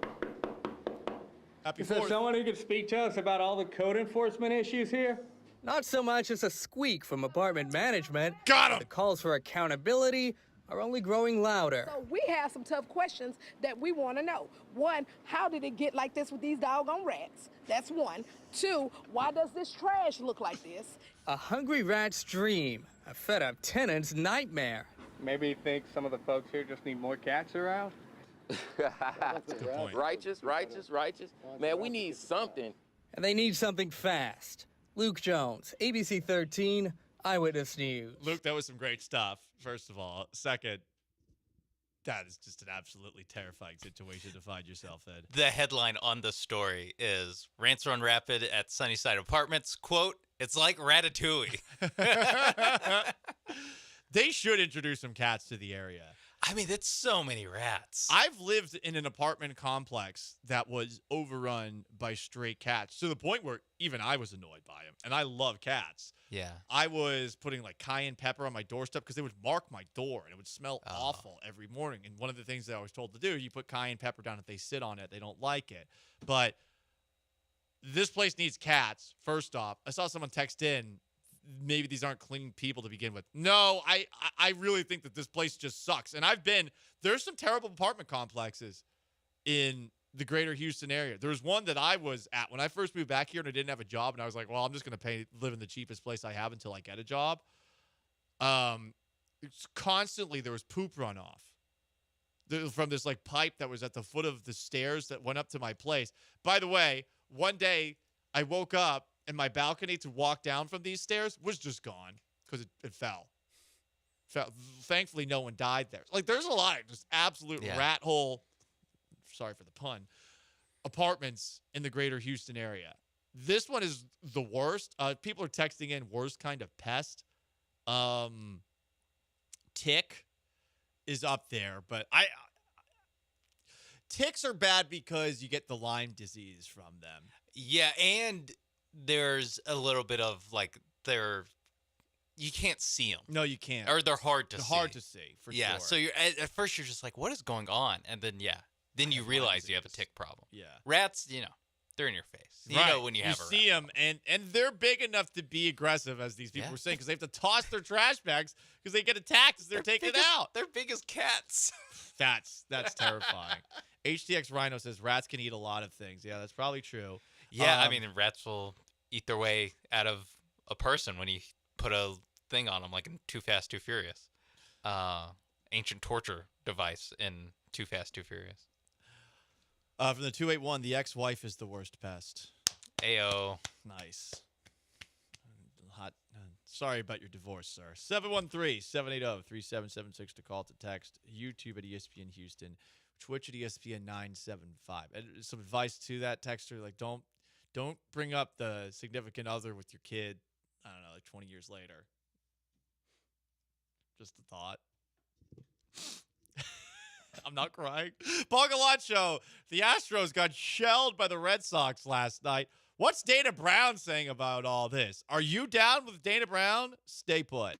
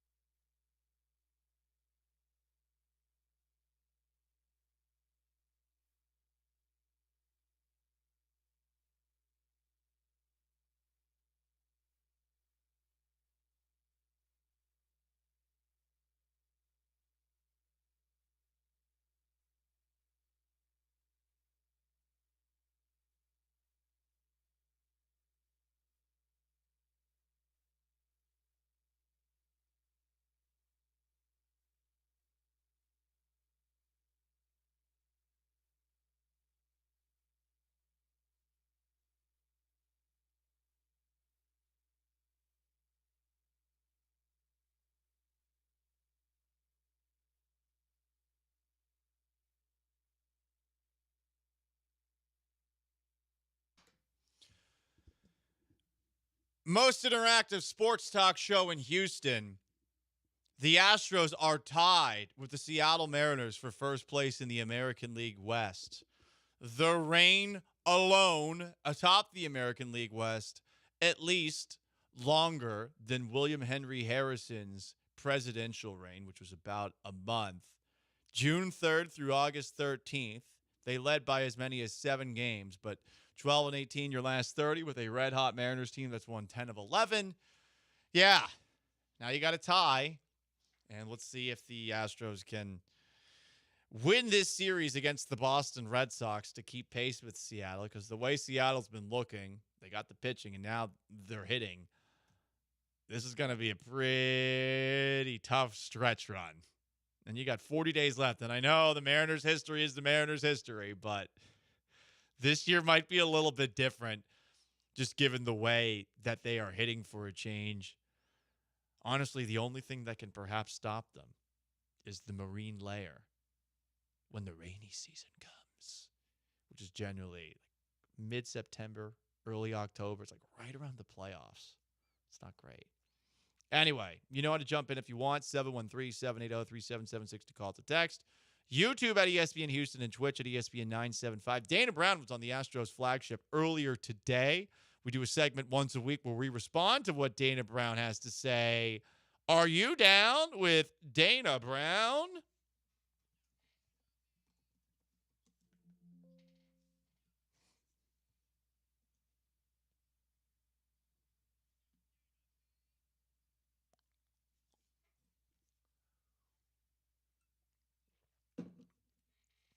So I'm going to have to listen through the interview for this specific part, but I think Dana might have said, buckle up, Astros fans, while on the Astros flagship this morning. Going to have to get some confirmation on that. Saw that posted by at Apollo Des 1. You're right, Sean. I don't like that either. Apollo Des posted this with a video of a couple of girls on one of those spinning teacups, like little kids, and they're freaking out because the thing is spinning. Astros fans with 178 players on the IL, a quadruple A lineup, and duct tape and bubblegum holding the team together. You're telling us to buckle up, Dana? So, again, I don't know if that was said. I kind of wish it was said, though, because that's the most honesty that Dana Brown would ever give about this team that is certainly banged up. Dana Brown, Astros GM, asked a variety of different things. Here's what he had to say about Josh Hader. On Hader's injury, still waiting on the results. Should get those later this afternoon. As far as severity, he's not going to speculate. He's going to wait on the doctors. Damn, that makes today a little bit antsy for sure. I have anxiety about whatever we're going to learn, if we learn anything, about Josh Hader later on this afternoon. Do you want to know? Do you want to hear what the Astros medical or training staff are diagnosing Josh Hader with? Do you want to know shoulder discomfort to shoulder strain, or do you want to stay in the dark and never know and have it be this weird, never-ending story like we have with Yordan Alvarez this year or Kyle Tucker last year? I'm torn because I do not want to hear, speaking of tear, about a tear, like a torn rotator cuff or something serious, because Josh Hader is making his first trip to the IL, and he has been in the majors for 9+ years. It is almost like when you you're waiting to get a phone call that you know will be bad. Yep. And that's what it feels like, where I'm like, I don't really know. I will say I want to know what the real diagnosis is, not what the Astros diagnosis is. Can we just skip to what the real thing is instead of the, I'm sure it'll be something where in 3 weeks we'll have to revisit this. Killer Bees will probably have it first. Yeah. Although 3:10. Game tonight is at 6, so maybe at 2 o'clock while we have Jeremy Booth in studio, there's a chance it could happen in the 2 o'clock hour. So we'll see. Hopefully we get some good news. But then again, what news is good news when it comes to this Astros training staff or medical staff? Good news is usually a lie. Yeah, I was going to say, even if it is minor, we expect him to be ready when his IL stint ends. then turns into, all right, let's see him ramp back up and let's not have any setbacks over the next couple weeks. Dana Brown was asked about Lance McCullers. Oh, my God, this is my favorite quote. All blisters are not created equal. Oh. This one is so he's going to have to make a start in the minor leagues and see how he feels. He's seen some blisters that can last 4 months. There's probably some blisters that last longer than that. Of a sexual nature. I've never had it. What are you looking at me like that? Do you feel there's been a consistent theme with the interceptions that you've thrown this year? No, I don't. I think every interception really has a different story. Every blister has a different story. Every blister has a different story. Well, Jeremy Booth's going to have a lot of fun with this when he joins us at 2 o'clock. I know. How long until Jeremy Booth makes a Lance McCullers joke? Especially when that's the update that we got from Dana Brown today, because he talks with Dana. I think the time of the first Lance McCullers mention has gotten shorter and shorter each time. I think you introduce him and he brings up Lance McCullers. Will I even get to introduce Lance McCullers? For the 737, referring to Josh Hader, you knew he's out for the year. Well, it could be Lance McCullers, too, out for the year. You know? Could be that. Every blister has its own story. I can't believe all blisters are not created equal. He didn't say every blister has its own story, but it's basically the same it's thing. the same thing. Oh, please give us some good news. Here's Dana Brown on Yordan Alvarez. We're building him up. He's taking batting practice on the field. The next step is live batting practice, which is not the same as batting practice on the field. We give him time in between, see how he feels, just so we don't rush him. Progressing, no pain. Live batting practice, then some game action. We're going to send him to Sugar Land again where he can re-aggravate it. Can you at least get one game out of Yordan Alvarez? Like, if he's going to get hurt, can he get hurt in the majors? No rehab, just straight up. up. If he gets aggravated, let's have it happen in the majors at this point. Dana, more on Dana with Yordan Alvarez. It's not about pain threshold. Once he clears these hurdles, we're going to get him back here as soon as possible. Okay, so they're really being cautious with him. That's good. More Dana Brown. Here's Luis Garcia. Some good news. Been throwing the ball well.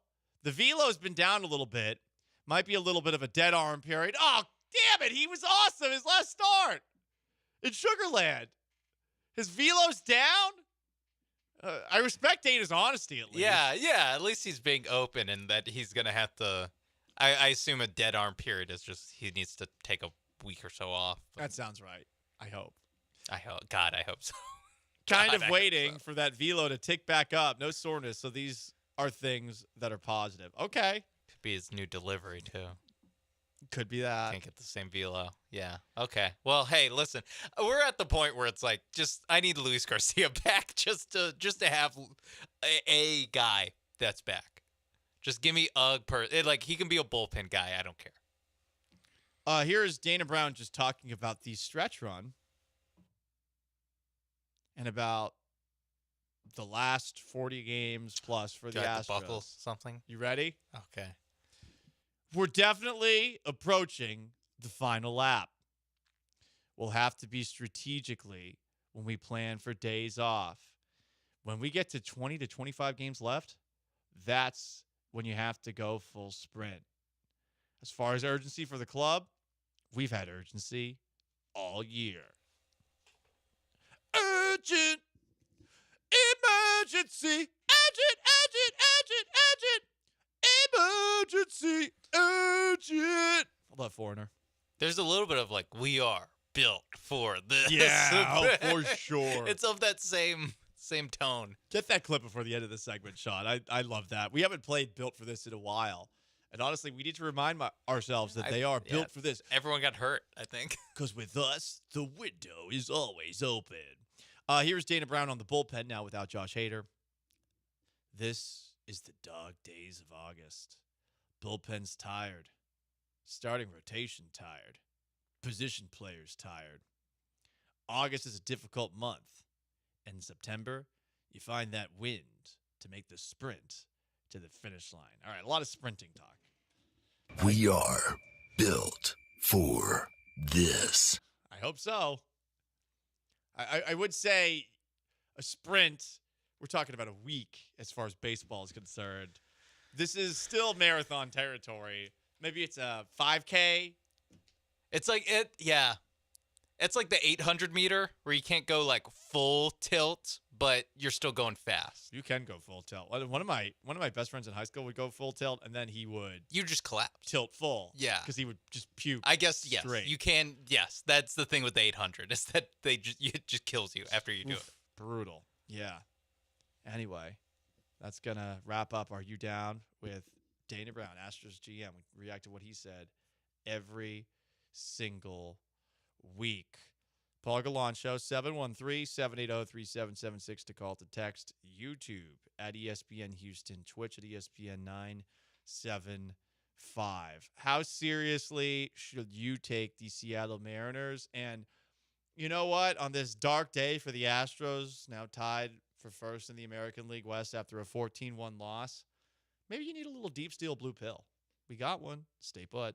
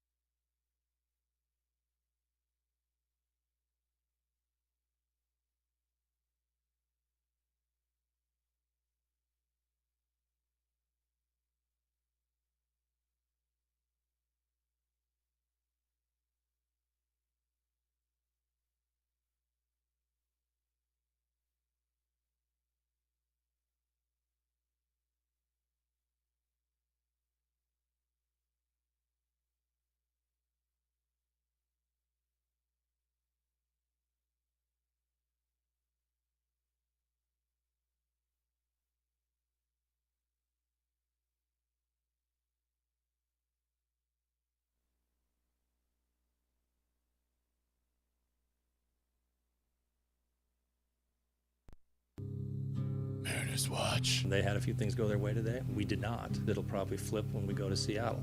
I do know how hard it is to win on the road, and it'll be very hard for them to win in Seattle. 2025. 3-2 pitch. In the air, deep left center field, hit well. Rodriguez on the run, and it is gone! Oh, Jeremy Pena sends one to the seats, and the Astros lead 1-0 in the 18th inning. August 13th. I spent a long time on the internet last night, specifically leering, salivating over this softcore porn written by Jeff Passan at 8:06 p.m. Central Time. The Seattle Mariners have won 8 straight games and are 10-1 since the trade deadline. If Houston loses tonight, the Mariners will be tied for first in the AL West. Their lineup is great, their rotation nasty, the back of their bullpen dominant. They are a scary October team. You could probably see what I did with that tweet, given that there is some Kleenexes to my left and a little lotion to my right. It's not about what I did. It's about what this team just did. They tied up the Astros in the American League West. 2 months in first place. Get back. Get back. We are back. You might be saying to yourself, what are you going to do, Mariners? Raise a banner or something like that? We got a lot of home runs. We got a lot of stolen bases. We got a lot of a little thing called heart. The little engine that could. It's in your hood, bitch.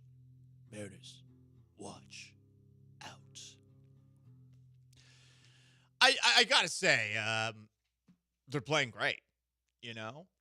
And in case you didn't know, I am wearing a half Astros and half Mariners t-shirt today. Got to keep the Astros honest, okay? Alex Bregman with the Red Sox hit a home run last night, went off the right field foul pole. Do I get a discount on my next El Tiempo Margarita? I don't care how great Crystal poured the last one. It was fantastic. But I follow the strong, okay? And they're literally tied. Right. Right down the middle. And I had a past relationship with them. And I know my girlfriend might be listening and thinking, wow, is this like how Paul's loyalty goes? No, just for baseball. Just for baseball. Someone had texted in, Paul, did you go to the Astros game last night to cheer on your Red Sox? I forgot. It's another ex. I'm a baseball slut. What do you want from me? If the Tampa Bay Rays ever got good again, I could claim them. You know? I lived there. Used to go to great Rays games all the time. They were the Devil Rays back then. Yeah. I got options. I got baseball options. Entertain me or I won't care. And tied for first place. No.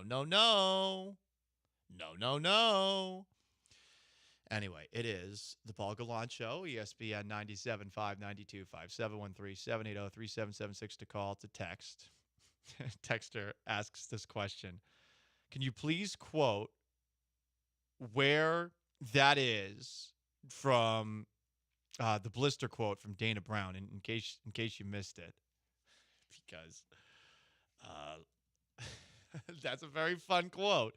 I'm reading the transcription from my friend Dan Matthews, who works over at the Astros flagship, part of the Sean Salisbury show. And he said that Dana Brown said about Lance McCullers and his blister injury, quote, all blisters are not created equal, end quote. So yeah, if you want to check that out, you'll certainly find it.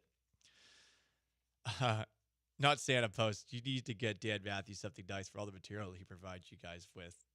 As far as down with Dana Brown, I told him that in person on Monday night. I was like, thank you. He's give us a segment once a week. We really appreciate it. Yeah. Because I could listen to it, but I just don't have a great attention span. Way faster this way. Yeah, we should send him an edible arrangement or something. I agree. I like Dan. Good dude. All right. We've been bumming you out, right? Astros are no longer in first place by themselves. They're tied with the Mariners. The Red Sox beat them 14-1. Alex Bregman has been clobbering the ball at Daikin Park. So I got something for you. A completely non-Houston Texans football-related deep steel blue pill.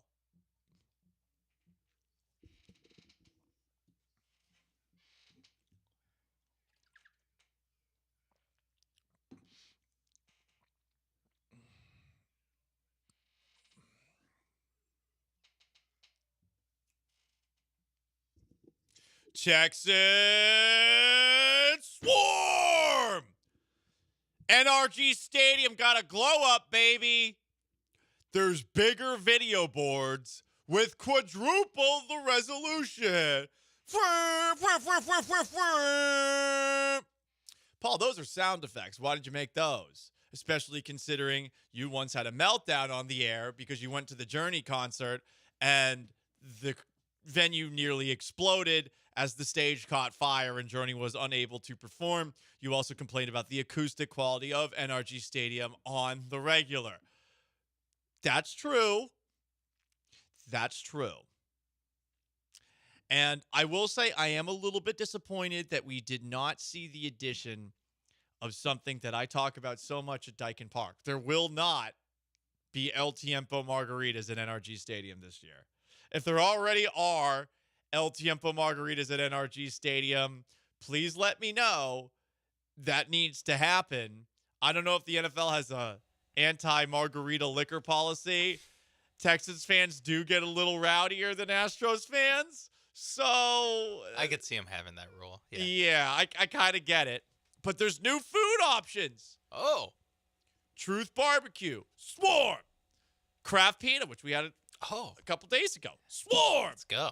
Stuffed Wings, a Louisiana spot. That's in Section 510. Swarm. Chris Shepard's Wagyu chopped cheesesteak. Swarm. Didn't get to have any of this, by the way. All the Texas media got to. They do this in the afternoon yesterday. This is the afternoon practice you have? Yeah. I'm still promoting this food. Get Nick Casario for me. I texted asking for him. I appreciate Nick more than anyone in this city. Deviled egg and caviar, swarm. Steakhouse slider melt, swarm. Tequila lime shrimp, swarm. Crawfish queso. Yeah, I don't like cheese. I don't like that. Crawfish cake. Yeah. Hot. I'm still recovering from deviled egg caviar. How much is that going to cost? What? What kind of caviar is that going to be? Hot honey chicken funnel cake fries. Jesus, that sounds amazing, actually. Yeah. Some other options coming to menus at NRG Stadium. Fluffy tacos, lightly fried flatbread with spiced ground beef, shredded cheddar cheese. I'm out. Lettuce, pico de gallo, tangy crema. Mentioned the crawfish queso. The spicy actually would, I think, blend pretty well with the cheese, because crawfish spices are pretty damn awesome. Funnel cake apple pie. Whoa. What? Damn. That sounds good. The deviled eggs and caviar extra details. Creole mustard, deviled eggs, smoked salmon caviar, sturgeon caviar. Damn. Two different types of caviar? One of my friends gets caviar every now and then, and I just feel like just a classless buffoon whenever I see it. Remember that party I told you about like a year and a half ago where I went to it was a Halloween party, and I just ended up at some rich person's house, and the guy just like plopped a bunch of caviar cans on the table Yeah, and just left, and I think he was like going off to do blow or something like that. And I was like, it's not time for me to leave. It's like 4 a.m, right? Yeah, I thought I was going to get killed. There's the Gulf Bucket Royale. It's got shrimp, octopus ceviche. Whoa. Ahi tuna poke? Is that how you say it? I don't know. Millionaire chicken lollipops. So it's chicken wrapped in jalapeno bacon. This is all the options at NRG Stadium, everybody. That seems amazing. Yeah. Oh, man. And it's a lollipop, too. No candy, though. Hula hog nachos. Pulled pork. Smoked pulled pork. A lot of Texans are going to resist that just because it's not smoked brisket. But nacho cheese, mango, pico de gallo. Ooh, that sounds good. The most valuable porky, smoked pulled pork. Sweet and tangy barbecue sauce. Again, Texas people are going to get pissy about this, I think. And the pigskin pile-up, which is chicken tenders, sidewinder fries, bourbon egg rolls, fried mac and cheese wedge. I like that. That's like a big platter. I like that. Yeah, that sounds good. This is at the 300 level, though. You're gonna have to fight your way in. So listen, guys, the Texans, they're having to overcome Brevin Jordan getting hurt and C.J. Gardner-Johnson's injury. And the offensive line is getting its footing. But if you go to NRG Stadium, well, they might not have El Tiempo margaritas there. They're going to have plenty of food options for you. So I hope that's a deep steel blue pill for you. They might not advance past the divisional round of the playoffs, but you will feel like a fat ass walking out of that stadium. I'm so hungry right now. Me too, honestly. Are they bringing food today? No? Yeah. Can we bring the pita guys back? Oh, yeah, those were good. Oh, my God. Kraft Pita. The Kraft Pita is going to be at NRG Stadium, so shout out to them. By the way, everybody, did you know that it's Houston Restaurants Weeks? Paul, this segment was brought by Houston Restaurant Weeks? No, but go to HoustonRestaurantWeeks.com to see what kind of restaurants near you are participating. All sorts of different cuisines, all sorts of locations. Basically, you can get a multi-course meal at a fixed price on fixed menus, brunch, lunch, dinner, and there's 350 restaurants participating. All proceeds support the Houston Food Bank. I'm Paul Gallant. It is the Paul Gallant Show. Looking forward to seeing you guys at the ESPN Houston Listener Appreciation Party, which is coming up September 5th, 6:30 to 9:30 at St. Arnold. Was just talking with middle management Joe George in one of the commercial breaks. Looking forward to that. It's going to be a lot of fun. Girlfriend's going to be there. She is real. She's not a man either. Who would have thought? Upset of the century. Up next, we are getting closer and closer to the start of the NFL season. We are 22 days away. Who's the best 22 in NFL history? And why does the best number 22 in NFL history have a circling back to the biggest soap opera in NFL history? You'll hear on the other side. It's the Paul Gallant Show.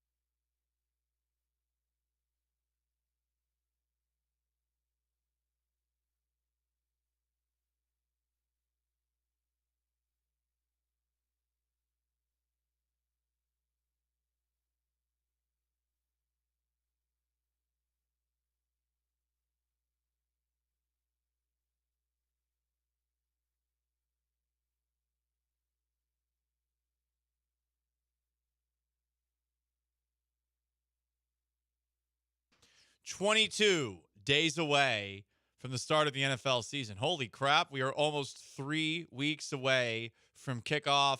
Cowboys, Eagles, as the Eagles unveil their second Super Bowl banner, Thursday Night Football. Speaking of those Cowboys, how about them Cowboys? The best 22 in NFL history is Emmitt Smith. I don't think there's any debate about that. Growing up as a kid in Massachusetts, I was obsessed with Emmitt Smith.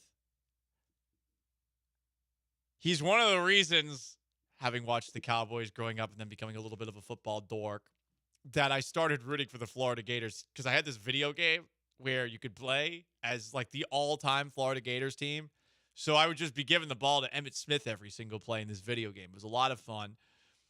3-time Super Bowl champion, the 1993 MVP, 8-time Pro Bowler, 4-time rushing yards leader in the season, 3-time rushing touchdown leader in a single season. He has the most career rushing yards in NFL history, 18,355. No one's ever going to break that with the way the NFL is today. We talked about that a couple of years ago, I think, Sean. We were looking at everybody on the list. Does anyone even have a chance to break 10,000? Yeah. And so Emmitt Smith's got 18,000. Yeah, no, I mean, you would need 9 more Saquon Barkley seasons like that. Like, you would just need so much that it's the kind of volume that no running back gets anymore. Because Emmitt Smith would just get, like a machine, would get 1,400 rushing yards a season. And he did that for a long time. Even the Arizona Cardinal stuff, like, it's remembered as, like, he's obviously washed up and terrible. It wasn't that bad. No. Like, as far as the washed up version of a Hall of Famer, like, that was pretty good. Emmitt Smith with the Cardinals, his last season, 2004, had 267 carries for 937 yards and 9 touchdowns. Yeah. It's not great. It's 3.5 yards a carry, but it's pretty damn good. Yeah. He had a pretty big decline after the year 2000 where he ran for 1,200 yards. But 93, when he won the MVP with 1,486 rushing yards, he is known for one of the great performances where the day after New Year's in 1994, the Giants were playing the Cowboys. Both teams had an 11-4 record in the final regular season game. Winner would win the NFC East. Cowboys were up 13-0 at halftime thanks to an Emmitt Smith touchdown catch and 2 field goals. Before halftime, Smith suffered a separated shoulder, but he stayed in the game, fought through it. He was unable to raise his arm and had 168 yards rushing and 61 yards receiving, and the majority of touches on the Cowboys' final drive that led to a 41-yard field goal. Cowboys won in overtime. He won MVP that season. So Emmitt Smith, best 22 of all time, and I know, the Cowgirls, but I'm sorry, I will tip my hat to that guy every single time that I can. Great Florida Gator. Best Houston Texan who's ever worn the number 22. This is a very long list, and no one really is going to jump out to you. Okay. Cam Akers. Remember him? Yeah. Chris Brown. Remember Chris Brown? Not the kicker. Chris Brown, the running back. There were a couple of Chris Brown running backs, but this was Chris Brown who played for the Titans, had a year with the Texans. There was Ronnie Brown. They had him for a year. 2014, yeah. I completely forgot that they ever had Ronnie Brown. I honestly did too. Chris Polk, Bang Bang Chicken and Shrimp. Chris Polk, yeah. Lots of guys. Yeah. Kareem Jackson wore it when he came back for 2023. Yeah. None of these guys really moved me. No, I mean, it's a bunch of, like, kind of that guys. I'm counting. They've had, in their time since 2002, 20 players wear number 22. So basically one every year. Pretty much. Yeah. That's wild. Actually, probably one every year, and there's a guy who wore it twice, or 2 different. Yeah, years. It might be. Yeah, 2 different guys in the same, different parts of the year. Definitely could be that. Yeah. Anyway, we are 22 days away from the start of the NFL season. Let's bring it back to the Dallas Cowboys. Jerry Jones said this. This is vintage Jerry. I do believe if we're not being looked at, then I'll do my part to get us looked at. The Cowboys are a soap opera 365 The days. streaming will begin When it gets slow, momentarily. I'll stir it up. Please take your seats. And so it's wonderful to have the great athletes, have the great players. But there's something more there. There's sizzle, there's emotion, and if you will, there's controversy.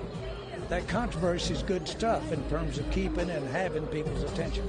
I like that the voice guy spoke up at the part where Jerry said, when necessary, I'll drum it up. We're a soap opera. Saying the quiet part finally out loud. I will say this about Jerry. I think that Jerry is very good at creating distractions that distract from the real issues that are taking place on the team, and that he is a lot smarter than he is given credit for. He just needs to perhaps talk a little less and be a little less involved in roster construction. But the Cowboys, while they have not won a Super Bowl, got to give them credit for what they've done for the last decade or so. They have been a consistent team for the most part. Last year was one of the exceptions. Yeah, and the thing is, like, what I give them credit for is how good they are at drafting, which is the thing that I know Jerry Jones has the least to do with. Yeah, exactly. But that is, they are a decent team. Like, they've been a respectable team for the better part of 20 years. Now, they haven't actually won anything, but true. Some of that is just bad luck and just things not breaking their way. Like, last year was one of their worst years of recent memory. Mm-hmm. Dak got hurt did. halfway through the season. So, yeah, I think it is interesting that he's just saying it now. I will say it's not a great way to win Super Bowls, tell you that. It depends on what you want to do. He's successful in what he wants to do, but it's not win football games or win past the divisional round. Win the last 3 football games of the year. Exactly. But they're making a ton of money, and they're constantly talked about. Yeah.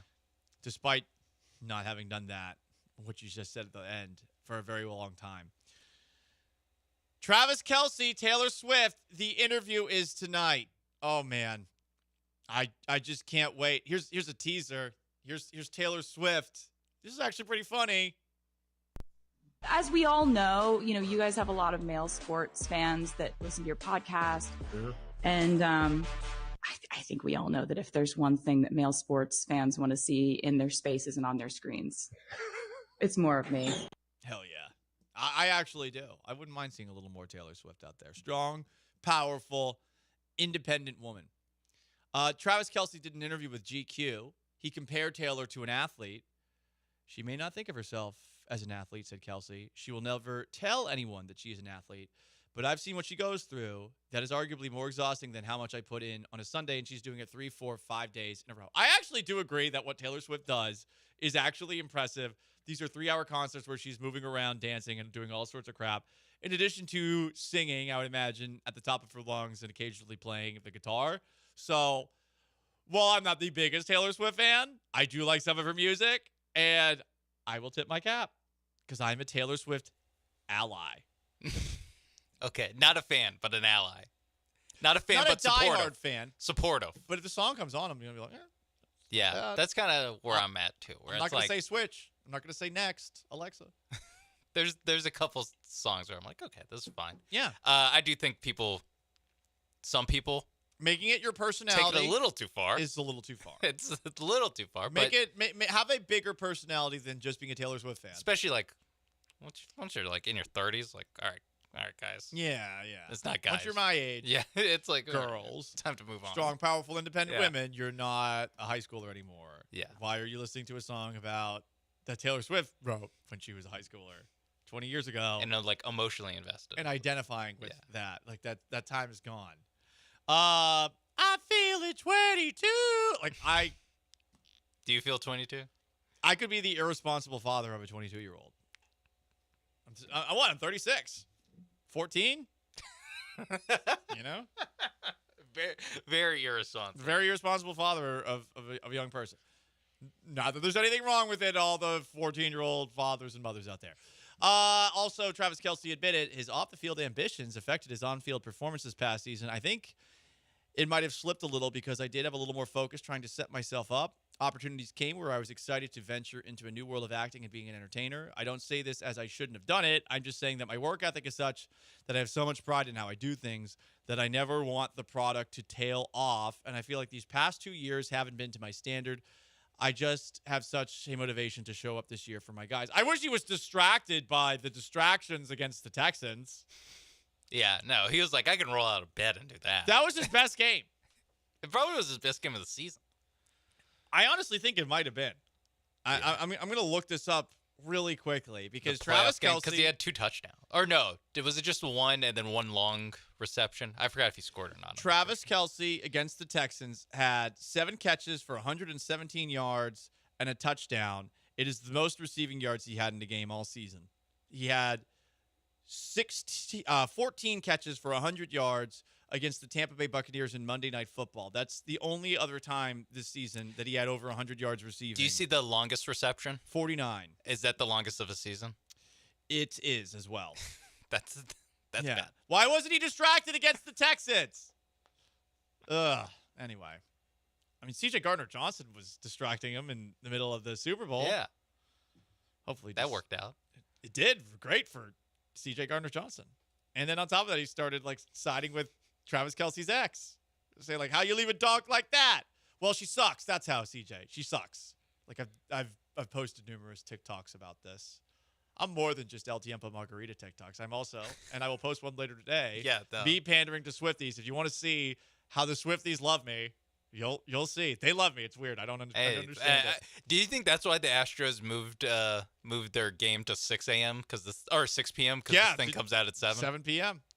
We don't want to compete head-to-head. Listen, I'm not going to lie. I'm going to watch the Taylor Swift interview live. And the Astros, you have an hour to get my attention because, listen, you're tied for first place with the Mariners. And I don't like that kind of thing. I like my American League West to be easy. Paul, you sound like Bill Cosby right now. Hey, stop. Stop. That's awful joke, Texter. I can't believe from the 409 wrote that. My God. Up next, the Astros bullpen. Do you trust anyone in it? Anyone. And speaking of this Astros bullpen, did you laugh when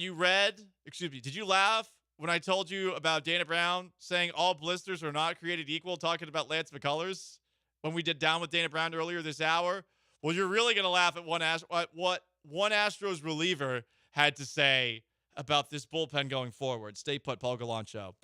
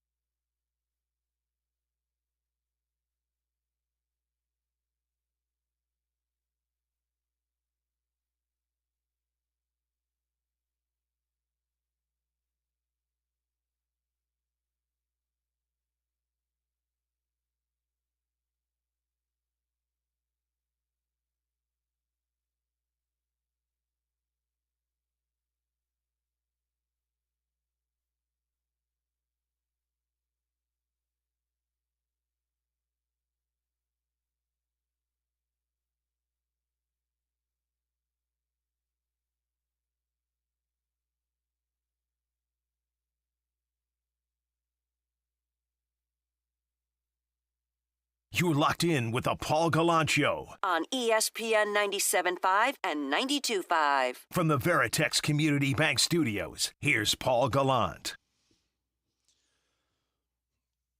Astros lost 14-1 to the Red Sox last night. Series tied a game apiece in this 3-game set. Red Sox did clinch the season series with the win. Alex Bregman had another homer last night. Hunter Brown on the hill to give the Astros potentially a series victory over Dyken Park. They're going to need it because if you didn't know, the Astros woke up this morning tied for first place in the American League West.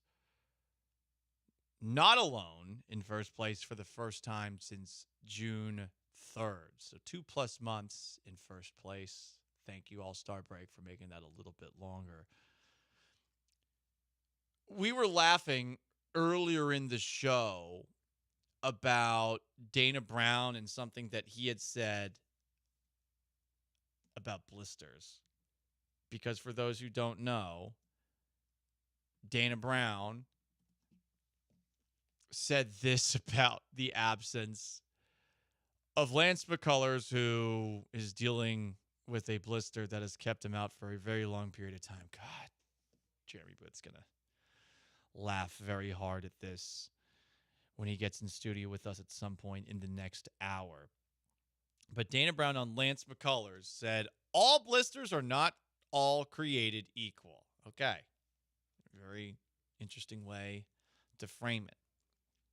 Dana also said, after not saying that there would be someone who steps in for Josh Hader in that closer role, he's on the 15-day IL with what was once shoulder discomfort, now a strained shoulder, hoping for an update at some point today, but given he's never been on the injured list in 9 years, I am certainly bracing for the worst. I think Dana Brown might have said buckle up in that interview he did earlier today. How does that quote, after Dana had said, hey, man, when it comes to our bullpen, these are the dog days of August. Time to make a sprint to the finish line. I wonder what Dana and the Astros make of this quote that came from Astros reliever Bennett Sousa. What's the key to the Astros bullpen holding things together? Just trust each other. That's the biggest thing. If I go out there and don't get my 3 outs, I know I've got someone behind me that will pick me up, like in New York with Abreu, or like me with Hunter Brown the other day. We're going to have to do a really good job of picking each other up and staying confident and fresh throughout the next month and a half. Well, who do you trust to pick you up with this bullpen right now? Yeah, because picking you up implies like they'll pitch well. Yeah. That's my issue. Brian Abreu is legitimately the only person that I think makes sense to say, yeah, I know this guy behind me will pick me up. And Bennett's flexing a little bit here. This is not me trying to make fun of him, but saying like, yeah, I picked up Hunter Brown.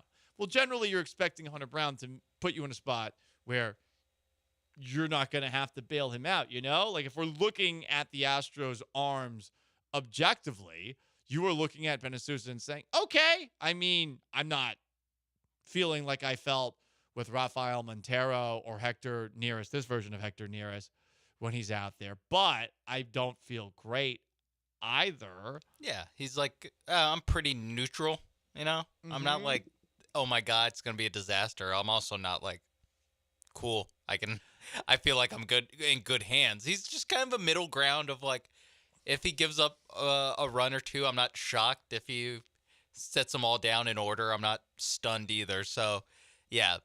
And Bennett Sousa, I will say, as we're picking apart his quote, he is one of the better relievers left in this pen. So I'm not whatever, but the whole like, all we have to do is pick each other up. Well, what does pick each other up mean? Oh, pitching well. All we have to do is pitch well. Thank you, Bennett Sousa. Thanks, bro. Thank you for telling us that's all you have to do.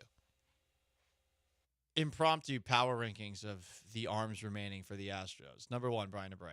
Easy. Number 1, yes. Tier of his own. Number 1. Number 2, Brian King. I don't know. I mean, maybe he's in. I don't. It might be Sousa and Okert and then King. Just because of like current form, Those like how they're three? playing currently. Okay, gotcha. Ooh, you're pulling a soccer term out Yeah. of this. Sean Dubin, if it was earlier this year, would be in that little category. Right now, he's below. If he didn't make his debut yesterday and was going to make his debut today, we would be talking about Sean Dubin. Caleb Ort. And then after that, Eniel De Los Santos. Yeah, De Los Santos just need to see more. Just literally just on Monday, I think that was the first time I never saw heard him. of him until that. Yeah. That's someone that I guess they got around the trade deadline. I don't know if they got him via trade or if they picked him up. All I know is, wow, his name's cool, and that's all I've got as far as positive thoughts. You know, maybe once Garcia, JP France, Lance McCullers, once they come back, like one of them will have to be in the pen. This is what's tricky is like you're talking yourself into the blister man himself. Not all blisters are the same, per Dana Brown. Lance McCullers, like this is your bullpen is in an awful spot right now. I would say we are back to the days of Astros bullpen discomfort. Something that we definitely could take for granted over the last few years, and maybe less so last season because Presley took a step back. But the Astros bullpen for a while has been really good. Every baseball fan base does have some sort of nervousness when it comes to a bullpen. There's certainly a lot of that goes on. So I think when you're looking at these guys right now, do you feel good about any of them? Any of them? Yeah, no. And just part of Ryan Abreu. Part of it is because we are so spoiled of, like, again, going into last year's Hader, Presley, Abreu, like, oh my God, this is going to be incredible. Yeah. And, I mean, since basically Presley kind of took the reins as the closer for this team, they've always had, like, a good bullpen. Like, 2022, they've really won games in that postseason off the back of that bullpen that they had. So it is something where it might be a little bit of welcome to the real world. Yeah. And this is how a lot of teams feel about their bullpen. It's just the whiplash. And we were the spoiled ones who were getting annoyed with a little bit of turbulence. Meanwhile, everyone else, their car, when you go to 55 miles per hour, starts violently shaking. Yeah. Look, bullpen discomfort. We talk about Astros, elbow discomfort, shoulder discomfort. I have Astros bullpen discomfort right now. I think you should too. The Astros are without their best pitcher, and the initial things that we are hearing about him sounds like he's going to be out for a while. Paul Gallant Show, ESPN 97.5, 92.5, 713-780-3776 to call to text YouTube at ESPN Houston and Twitch at ESPN 975. Stay there.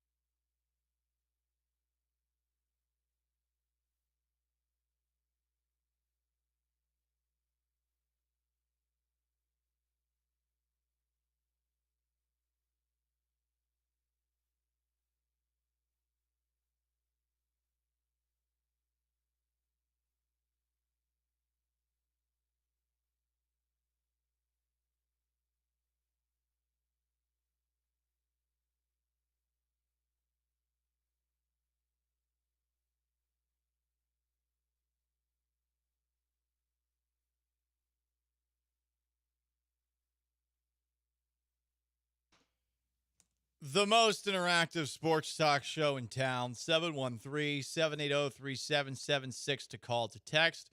YouTube at ESPN Houston and Twitch at ESPN 975. Astros on the heels of a 14-1 loss to the Red Sox last night, where Alex Bregman went yard again, looking to win this 3-game series with Hunter Brown on the hill tonight with first pitch at Dyken Park at 6 o'clock.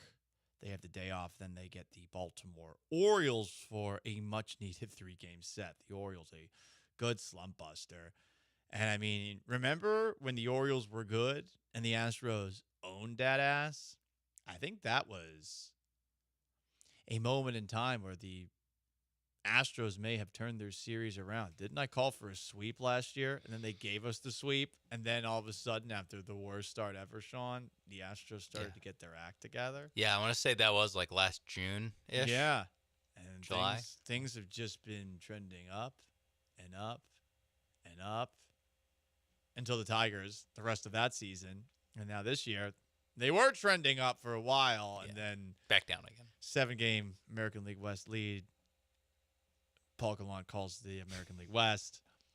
I uncalled the American League West. You did rescind it. And now they are tied atop the division, the Astros and the Mariners. We had a trash-talking caller earlier in this show. Sully from Somerville called in. Here's how that sounded. He is seemingly a Bostonian based on his accent. Yeah, Gallant, right? I bet you wish you were still a Sox fan right now, you loser. How about Alex Bregman porking you guys the way he has these first 2 games at Dyken Park? You guys should pick up how we steal signs, because we're better at it than you, thanks to Alex Cora. Again, you're a bunch of losers. You haven't won a real World Series, unlike us. We got 4. And get this, the Pats are going to be better than the Texans this year. Drake May for president. I hope you wear your finest Letterman jackets for when we put you in a box, Whitey Bulger style. Man, a lot of aggressive Irish rage. I was going to say, you can tell by his accent and his just general demeanor that he's a Bostonian. It's just something about those people. Those dirty, dirty people. Hey, I can say that. I'm from there. Okay. I'm from there originally, but I put that town in my rear view mirror. That's how you say that. Wow, that's the first time I've ever heard it enunciated. That's how you say that, Ben Affleck. I put the town in my rear view mirror. You know what else you say? I parked the car in Harvard Yard. That's how you say that. You know? You say Dunkin' Donuts. It's not donkeys. Think you're cute? Saying donkeys? I even had it slip out right there. It's your. Did you know that the R is a letter in the English alphabet? It is. You don't need to end everything by saying, ah, you know? There's an R there. R is not ah. My people, you know, in this insular little community, thinking that they are the center of the world. Something else. Once you get out and you realize, oh, bars are open past 12:45 a.m. Oh, there are women here who not only don't have an attitude, are attractive. Oh, unbelievable. The attitude that a Boston 9, which is like a Houston 6, carries themselves with. Alarming. And honestly, I feel like, Sean, we should play this clip that we were going to play in garbage time because Jeremy Booth's going to be a little bit later in the show. I don't want to talk more about the Astros losing. But this is the kind of attitude that Massachusetts ladies carry themselves with. Here's a girl's dating requirements. She posted this to TikTok and thought this would, I guess, get people on her side because there's a lot of this going on right now. I am very glad that I am girlfriended up, because if this is the standard, like I'm just screwed on a lot of different accounts. Anyway, here is an insufferable woman that's probably from Boston. Diabolical things I want in a man. Number 1, height. My man's got to be above 6'2". My last 2 boyfriends were 6'3". Flex. Both of them. And they were jacked. And they looked really good. How am I supposed to downgrade from that? So, unfortunately, my next man will have to be 6'2" and up. Number 2. Pause. Do they know? I've always wondered this. Do you know 6'2"? Do you know 6'3"? Obviously, you can tell in the dating apps when somebody says they're, 5'11". Yeah. Or says that they're 6 feet tall and they're actually 5'11". You could probably tell then. But 6'2", 6'3". And that is such a funny thing. Like, I remember somebody that I was seeing last year, they brought up multiple times, oh, I normally date people who are 6'2". And I'm like, oh, well, what's that supposed to mean? Like, you're disappointed? Yeah. Are you disappointed in this experience? It's also like, it is a good point of like, what you really? Bring a measuring tape around? Yeah, are you putting measuring these guys that through the too? combine? Yeah, exactly. Like, yeah. Measuring in shoes? What are we, meat? Honestly, this is, people talk about objectifying women all the time. Women objectify men, and this bitch right here, like, perfect example of it. I'm assuming, does she have a tape measure in her pocket? And here's the other thing, too. This is definitely like 5'2" energy. This girl's definitely like 5'2" or something like that. She looks like the Jewish American princesses that we see at Syracuse University all the time. Anyway, this broad continues, and I'm going to refer to her by a broad because I do not respect her. And I think that she carries herself with the energy of a Boston 6. You can't have a gut. I need you built. I need you fit and going to the gym multiple times a week. I'm sorry, like, I'm just not going to date a fat guy. If I can be in the gym 5 days a week and be fit and care about how I look, you can do it. I actually agree with her there. He cannot have a salary cap. Whatever career he's in, he needs to have multiple streams of income, and we need to be able to make as much money as possible. Pause. That's why salary cap? Is this the NFL? Yeah, I was going to say, she can't. What are you talking about? She can't date an NBA player who has a max salary? They have maxes. Right. What are you talking about? God, this lady sucks. And multiple streams of income.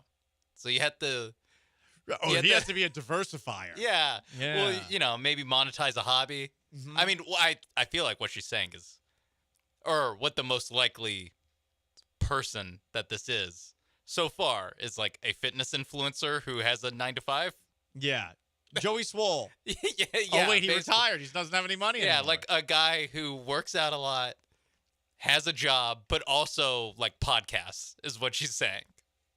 But I bet if you put a podcaster in front of her, she'd be like, get this guy out of my face. It keeps going. An insufferable B outlines what she needs in a man. I will never date a guy who works in, like, corporate. What is your 100K Wait a second, pause. salary? You'll never date a guy who works in corporate. This seems like that's who you need to date to have that kind of money. They directly conflict. What are you talking about? What are you talking about? App gonna do for me? The max you'll ever be able to get to is like, what, 150? Yeah, no, we're good. I need you in a career that is going to make us money. I am a lover of life. Us. Yeah, you're going to be spending a lot of that money, huh? Do you plan on working? Doesn't sound like it.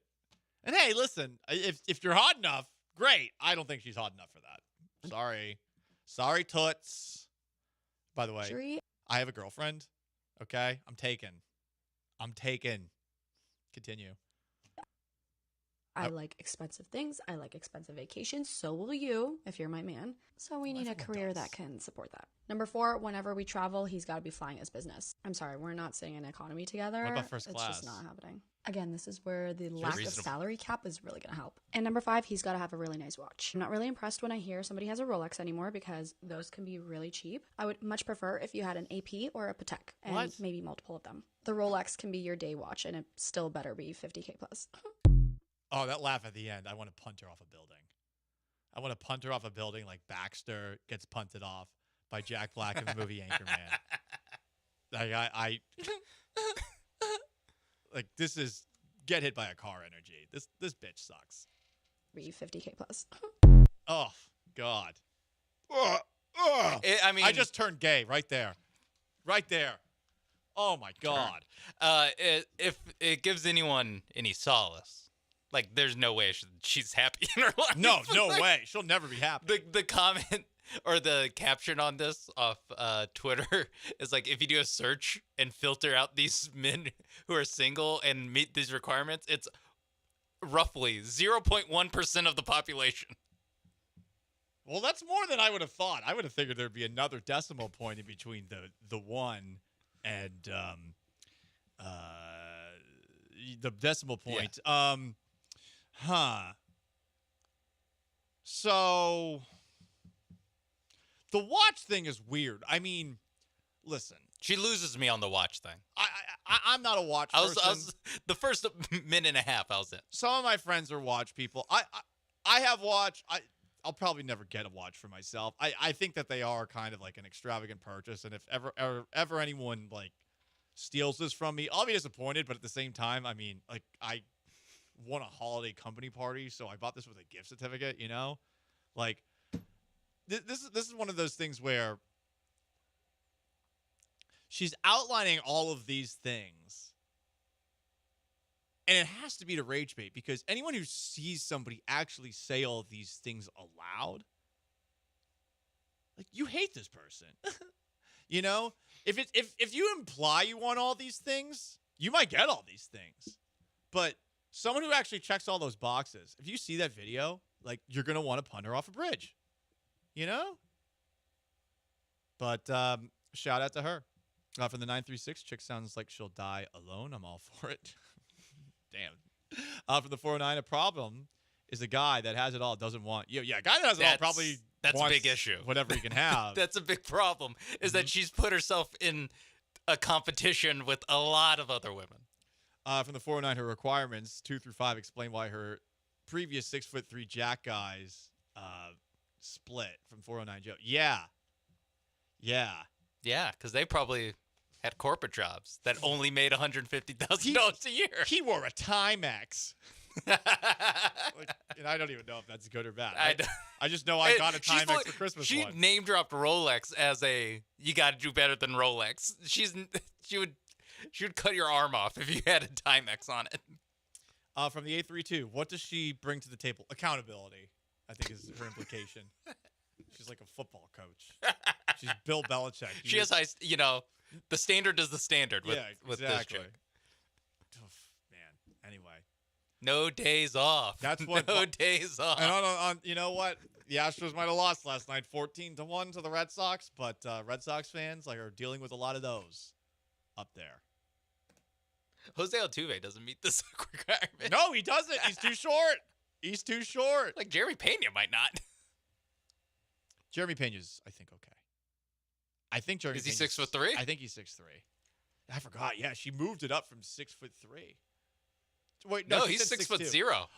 He's listed at 6 foot, so well, he's probably 5'10". But he's taken. He's taken. Yes.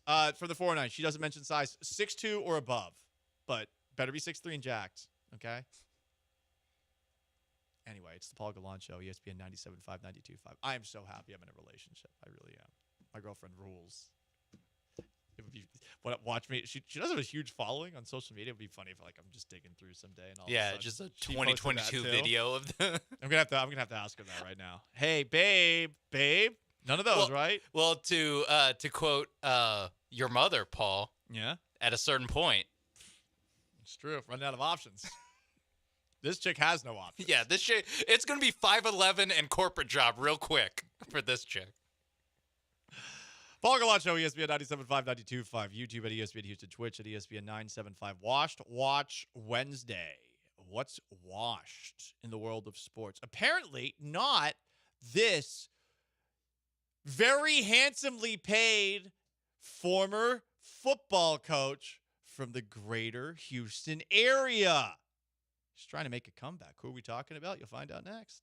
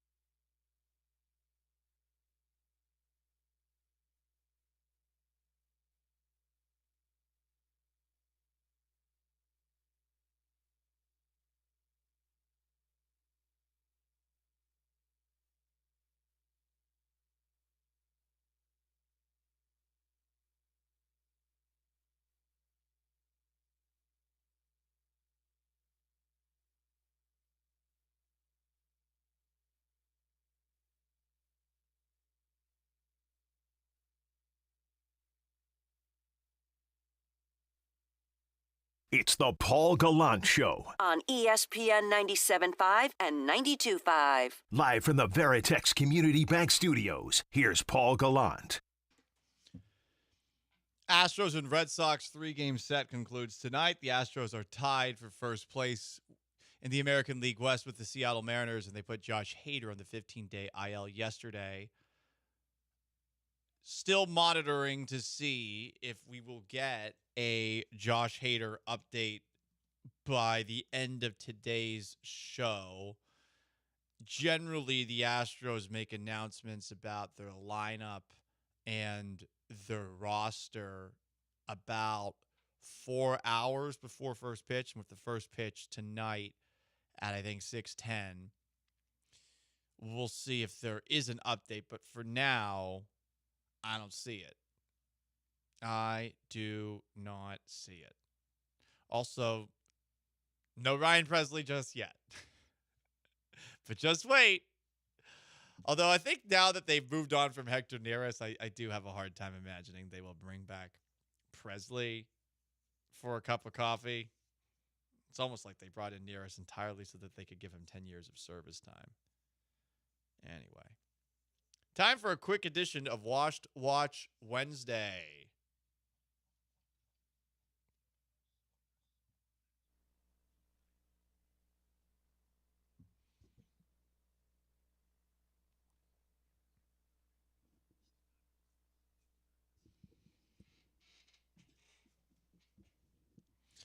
Jimbo Fisher, remember him? Former head coach at Texas A&M. Didn't work out so well.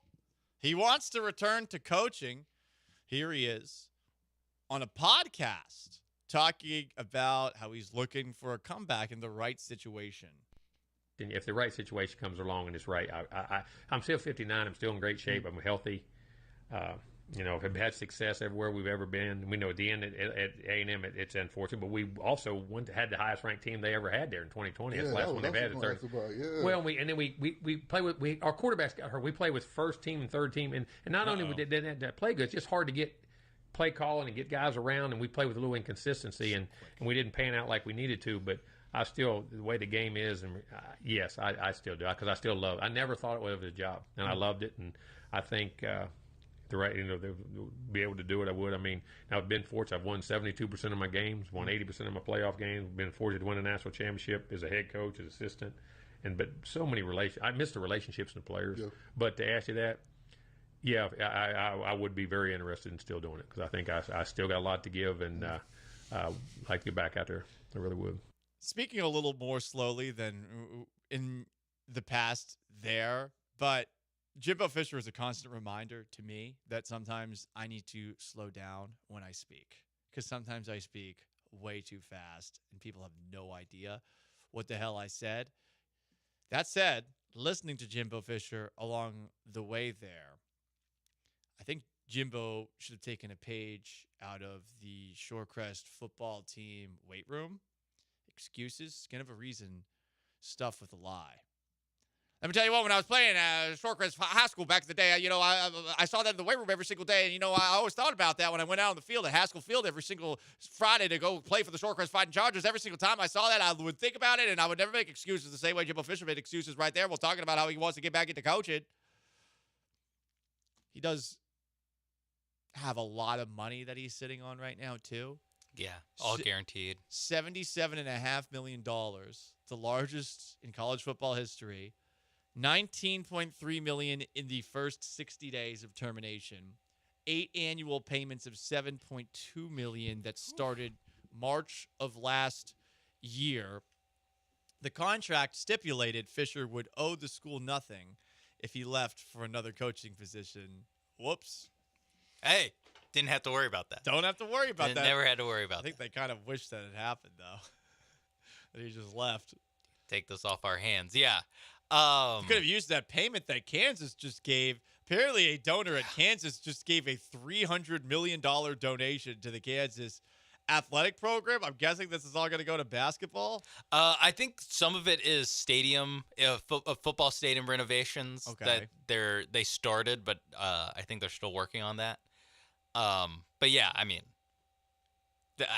$300 million is so much money. Like they should be back at the top of college basketball again because they won what? They won a couple years ago.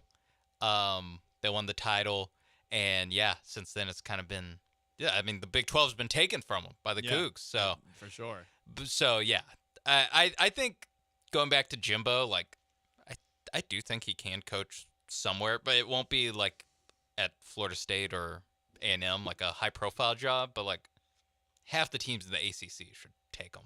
You know, like, and he'll be on the ACC network this year doing. I don't know if he's calling games or in the studio, but you mean to tell me that like Virginia Tech can't use Jimbo Fisher to get things back to the Beamer Ball days? Florida State when they blow Mike Norvell out after this year. Florida State after they won 2 games last year. Florida State should definitely bring him back. I would honestly have already done it if I'm Florida State. He should do like, and by the way, since he's making so much money from the A&M deal, he could just present himself as like, hey, I'll take the bare minimum. Like whatever the bare minimum price for coaching is. Upgrade our facilities, bros. I'll take a $1 million salary and everything else, it's on me. It's on A&M, actually. I think it is on A&M. It is for sure. I'm curious to see if he would end up going back. Washed Watch Wednesday continues. People are already freaking out about some leaks about Inside the NBA on ESPN. Shows are going to be 30 minutes instead of 50 minutes, and there will be no shows from opening week through Christmas Day. I'm pretty sure this was already how it was. They did Tuesday shows early in the season. Okay, it wasn't twice a week. It was just once a week. They did, to avoid the Thursday night football. It felt like it was not once between October and December. So I'll say this, like a lot of the people who are claiming they're going to miss Inside the NBA and that they hate, ESPN ruins everything. I think you might be projecting a little bit your feelings about ESPN. People are already ready to be like, the show sucks now. So like they've been doing it for 2 years of like when it moves, it'll suck. So to me, the online discourse of Inside the NBA means nothing to me. Washed Watch, Midland Legacy is washing themselves. They have returned to being Midland Lee. Remember Midland Lee? If you watched the Friday Night Lights movie, Permian's arch rival is Midland Lee. They, I guess, changed their name to Midland Legacy because they did not want to be associated with Robert E. Lee. Now they are back to that. Midland Legacy is lame. They could have thought of something different. I mean, think of literally any of the many generals who have fought for Texas independence. If you want to have something that more people like, it is weird. I'll just say this. It's weird that you're paying homage to a guy from Virginia, Robert E. Lee, when Virginia was a lot more involved in the Civil War than Texas was, even though obviously there were some Texans in it. Really, the Civil War, Texas was to the side for a lot of it, Like it never even got invaded, if I'm not mistaken, by the North. Yeah, like it was kind of... There wasn't a Union battle. So I think it's weird that there's a school called Midland Lee in Texas. That's there's a Robert E. Lee High School in Tyler. That's true, yeah. There's a bunch of Robert E. Lee High Schools. Yeah, of course. Listen, he was supposedly one of the greatest generals in American history. That's what everyone said going into the Civil War.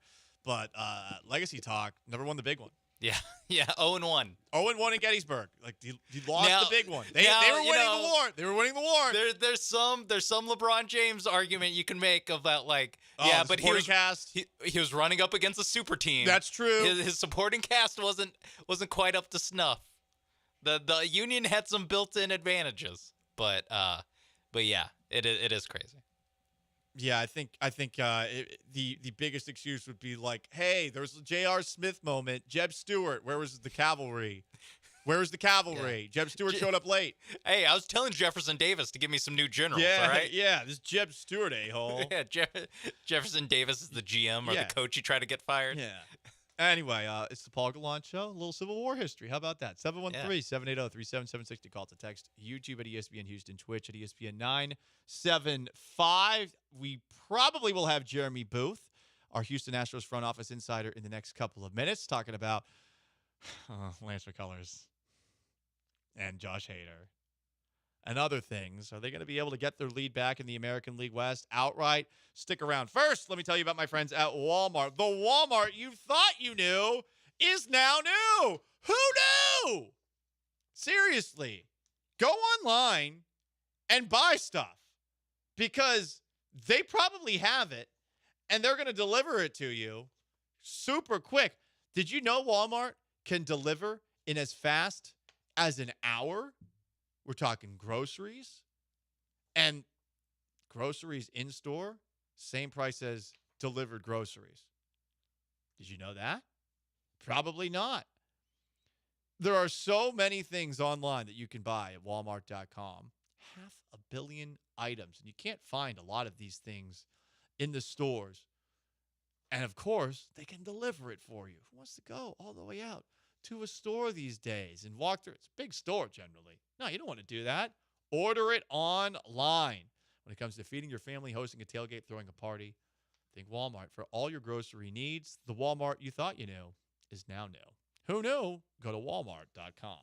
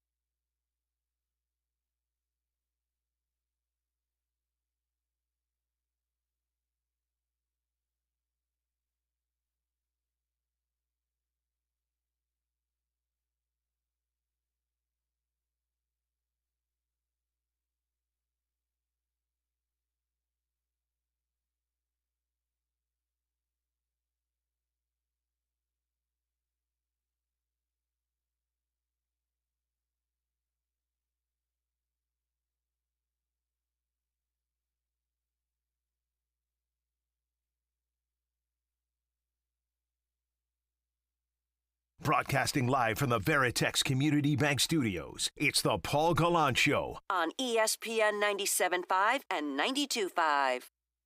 And joining me in studio right now is our Houston Astros front office insider, the man, the myth, the legend, Jeremy Booth. You can see him on Channel 11, and now you can see him here in studio with me.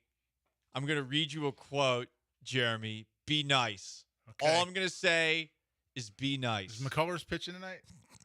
You beat me too talking about Lance McCullers. Here's what Dana Brown had to say about Lance McCullers earlier today. Quote, all blisters are not all created equal.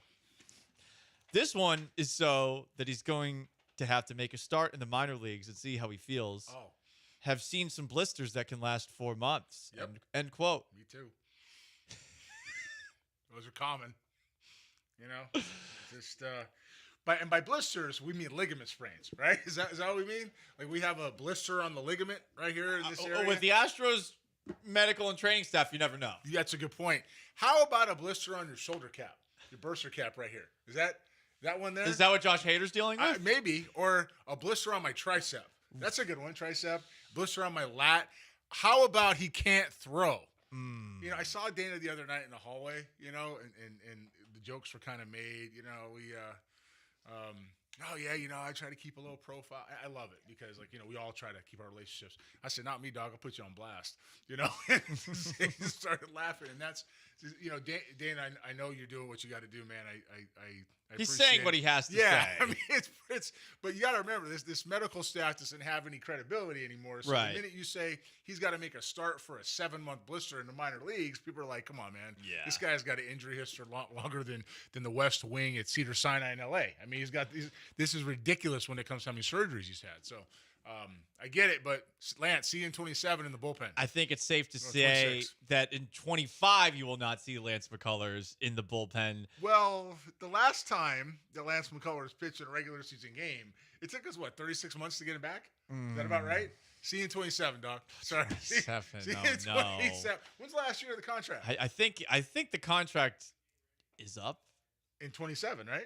Off the top of my head, I don't know. This is depressing. Also, why? It's exactly as predicted. How is it predicted? I'm having a great day. I'm depressed by it. I'm not. I just got here and I'm right again. It takes 3 minutes. He's got a blister that's keeping him out for a He's while. got a blister man. where? I had a kid last week that played with a broken jaw in 4 places. He's out there running balls down. McCullers got a little. Oh, does your fingertip hurt? I have a blister on my neck. It's not that. Might be a hickey. I don't know. No, it's definitely that. I saw what you've been putting down.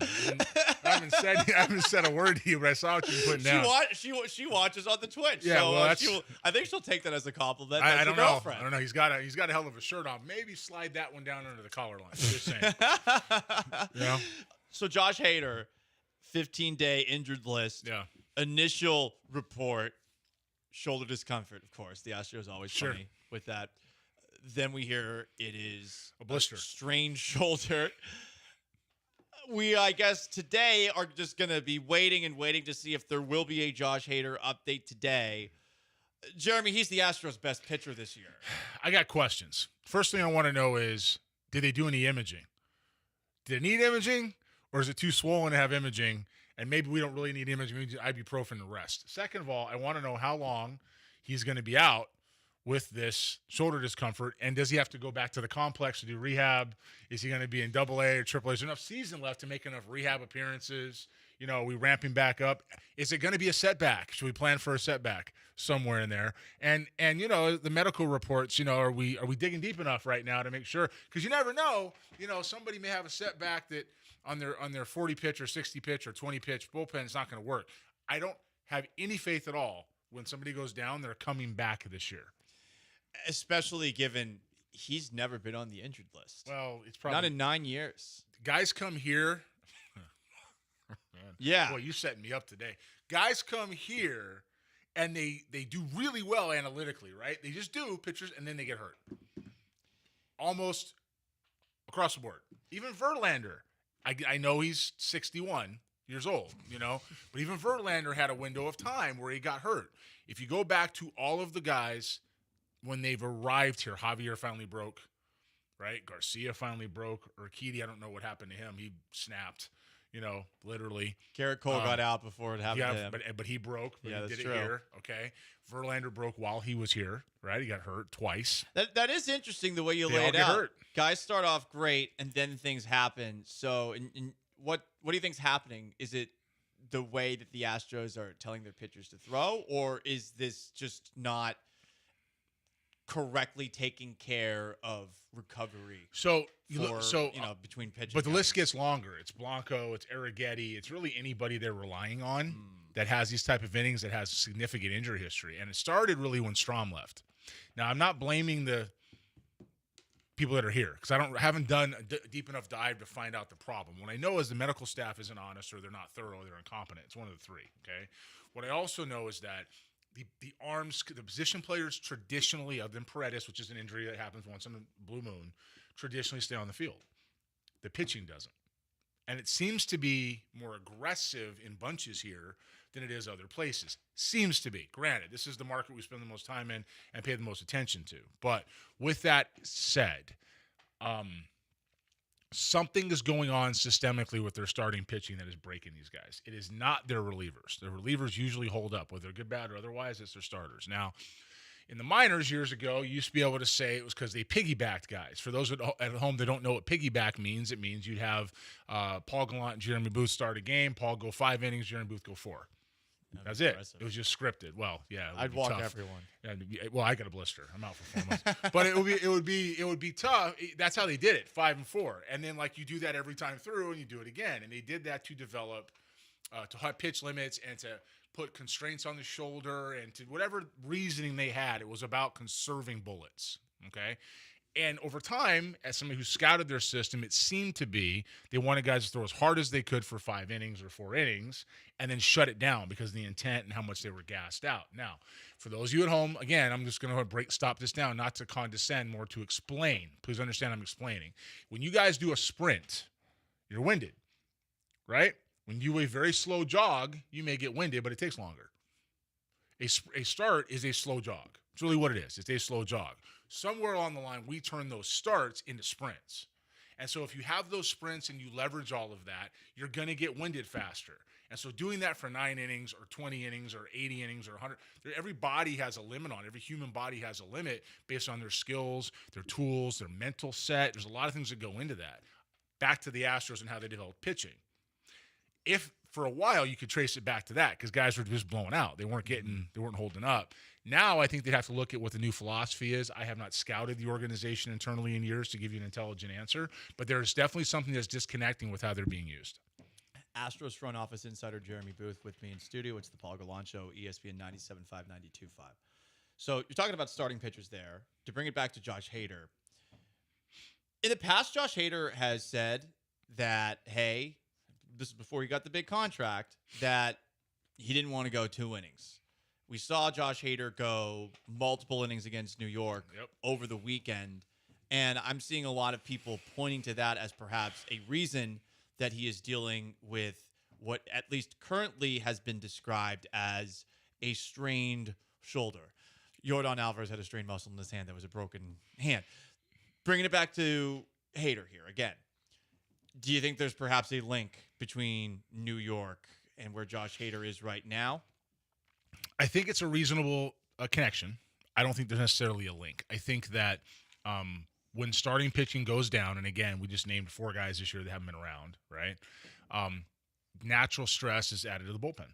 It just is. And the Astros have not been playing well recently in their, it's their bad stretch. Right? Doesn't matter. We said this multiple times. It's that every team's got a bad stretch. And we talked about this last time we were here. We talked about this last time we were virtually, wherever the hell we were. Yeah. And we said they have a bad stretch coming. It's just going to happen. Where it is, I don't know. We kind of hope it was during the 4A guys were there, but that wasn't it. It's now when it's back, and it's usually in August. I say that to say this. If guys are feeling the pressure of stress, and they'll never tell you they are and they shouldn't, but they're feeling the pressure of having to keep a lead. Today, are they tied with Seattle? They are. And so they have to keep a lead that was at 1.89 games. 7. Yeah. But it's a lead that they've had and a pretty commanding Wire to one wire, for a while. right? And now now the Mariners, they've won 8 in a row. They've won 10 of 11. So it was a 7-game lead that they held almost from the beginning, and now it's a 0-game lead. Do I have that about right? Yes. Okay. And so when you have that type of stretch and guys are coming back, in theory, they're getting better. Sanchez is here. Correa is here. Urias is here. They're all stuff that we praised, myself included, Dana for doing at the deadline. They're the right moves. Did a great job. A+ for the Astros and Dana Brown at the deadline. But they still got to go play. Yeah. And so you look at what you have, and I'm not killing Joe Espada, but this is a bigger test than last year. Joe had a test last year with Alex Bregman hitting the 2 spot. By the way, how's he done since he's been back in Houston? He had 2 home runs already, and there's another game to be played. Yeah, there's one tonight at 6 o'clock. Yeah. So, but you have Alex Bregman in the 2 spot, who is clearly productive in Boston in that spot, just like he was productive here in that spot. Always back to the lineup. We got to do it. Chose not to do it.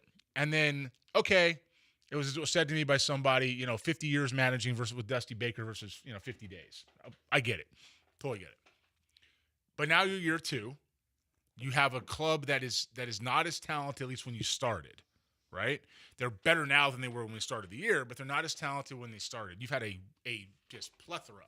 I feel like I'm in that movie with Three Amigos. What's a plethora? Do you know what a plethora is, Oguapo? A lot. A plethora. It's a plethora of injuries, right? Mm-hmm. And you kept them in first place. Like, that's a great job. Well, guess what, dude? Boys are back in town now. The horses are here. What are you going to do about it? We're going to have McCormick pitching in the whatever inning. Are we going to keep doing that with Chaz? Are we going to have a right rotation? We're going to go ahead. So I look at this as more of this is now on Joe Espada to get these guys back going because Dana did his job. Joe did his job. Dana went and got him the horses to go ahead and do it, and now it's back to Joe. Back to you, Paul.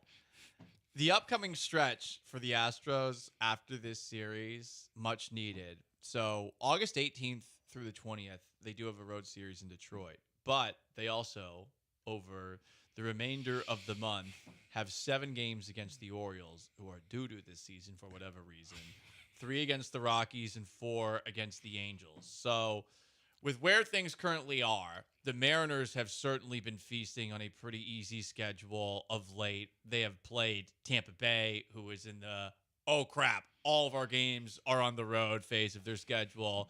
They have played the White Sox. And now they also are playing Baltimore for the next couple of games. So you can see how Seattle's fattening up in the short term. Jeff Passan wrote last night that if you take a look at what Seattle has from a pitching perspective, which we were already aware of, and now a lineup that's hitting home runs, that's stealing a lot of bases. When he was asked about this team, these Seattle Mariners, he wrote, and I quote, "If Houston loses tonight, Mariners will be tied for first in the AL West. Lineup is great, rotation nasty, back of their bullpen dominant. They are a scary October team." The rest of the way, we got 40 games or so. Do you see Seattle overtaking the Astros for the division? Let me say it this way. It really, and I'm not saying this because they're tied, right? About a month and a half ago, I wrote something, that was published that talked about what each team needed to do. The Astros did that, okay? If the Astros play their game, it's going to be a fun 40 games, right? Mm-hmm. But the Astros are a better team if they play their game. Now, that means Hunter Brown's got to be on, and Javier's got to be on, and Urquidy's got to be. You got to play your game. Alvarez has to be there. Correa's got to be, which, by the way, as a side note on Carlos Correa, while he's not the same guy at all, he's a better skill player now than he was before. It has actually been fun to watch him move the ball around the field. It's been fun to watch him execute. Playing third base is going to make him better. That's a heck of a move here. Okay? When you add those guys back in and they play their game, they're a better team than the Mariners. If anything misses, the Mariners are young. They're a little bit nuts. They don't care about anything. Seattle is way hungrier. Houston,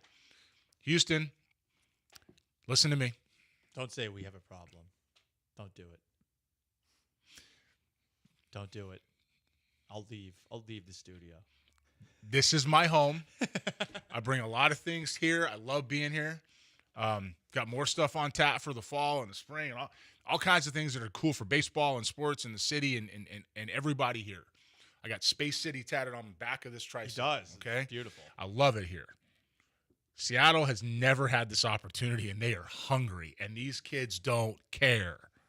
They don't care. They're going to do whatever they have to do to get themselves in. If they don't make it, if they do make it, it's on. And so the Astros need to, as now the veterans, at one point they were those guys, the veteran winners, the ones that the entire league looks at and says, we got to beat those dudes. That's what they are. It's them and the Dodgers. It's them more than the Yankees right now. Believe that. It's them more than the Red Sox right now. Believe that. Okay?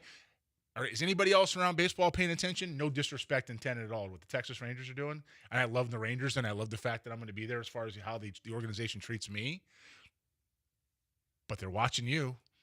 They're watching the Astros. Look at this guy's shirt over here. It doesn't say Mara Rangers. Mara Rose. Yeah, so Mara Rose. So I tell you that they got to play their game, because if they don't, it's going to be a long winter. If they play their game, they're the best team in the league. I mean that right now. And they got a chance to win the World Series. And personally, not just for you guys, as a fan base, and us as I love going to just the postseason stuff. I love watching the team there because they're built nice for it. I like Mariners fans. Yeah, They're me cool. too. But they're built for it. The Astros built for this. They really are built for it. They're built to go win in October. It's it's one of the more fun seasons I've had a chance to watch because it's all clicking. So it'd be really good if they got to play each other in the playoffs, because I'd be on that shuttle so fast. I would be back and forth to Seattle. I'd be booed in Seattle by my few people I know still there. That's funny. Well, there's a possibility that because they just released the schedule for the American League playoffs, there's a chance, say the Astros and Mariners met in the ALCS, that they would be playing each other the same weekend that the Texans are playing the Seahawks on Monday Night Football. And that would be very interesting because it's because it would start the 7th, late October, right? Yeah. So it's like the 20th or something like that. Yeah. So the 28th is the 28th is the end of the season. 30th is the first playoff game for the wild card, and then the next game is the 7th. The next Correct. And the I'm just saying the ALCS is like October 20th or so, and I got Texans you. Would be in Seattle for that game. As Whoa. Well. Yeah. I know that'll be fun. I'm hoping that happens because I'm probably going to be up there for Seattle for at least that game. Jeremy Booth, we always appreciate you joining us, and hopefully we'll have better things to talk about with the Astros next time around. What you got going on with FutureStarSeries.com? I mean, what don't we got going on right now? I just saw your Facebook post. Oh my goodness, lots going on. Yeah, I put some of that on X too. I mean, listen, it's for me personally, it ramps up quite a bit. Now it's not only back in here more consistently because I'm off the road, but I got to go to Dominican next week. Hey. Got an event in Roxbury, Massachusetts on Sunday. It's a foundation. Yeah, wicked pissy Yeah, dude. right. It's a foundation event. I got Lock your car. The apps without question. Yeah, I got the the big signature events coming. We have our fall schedule out. We have next year already planned. Back in Houston again next summer, doing that. And of course, the big signature event, which is probably the best roster we've ever had, is up at that ballpark in Arlington. People like to talk about. So probably trying to bring something back to Daikin. I'm gonna say that now. If you guys want to see some of the best players in the game in your own backyard in Daikin Park in the summer, to let me know. Continue to do it, but. Man, it's a lot of fun. Dominican next week's got 170 kids in it now and rolling. Damn. And there's a lot of money out there, man. There's a lot of good players. So excited. Jeremy, always a pleasure to have you in here. He is man. our Houston Astros front office insider. Check out all that stuff, FutureStarsSeries.com. Big thanks to everyone who tuned into today's show. For Sean Mapes behind the glass, for our callers, texters, YouTubers, Twitchers, appers, I am merely Paul Gallant. So long. Farewell. The Killer Bees are up next. Have yourselves a wonderful Wednesday. Peace!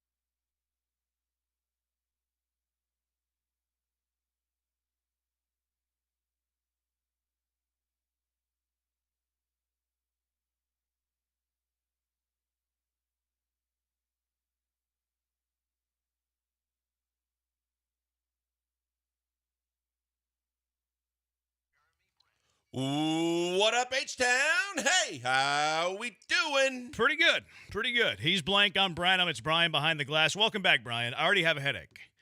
Because of me? I don't know if they're related. I don't think they're with related. the headache.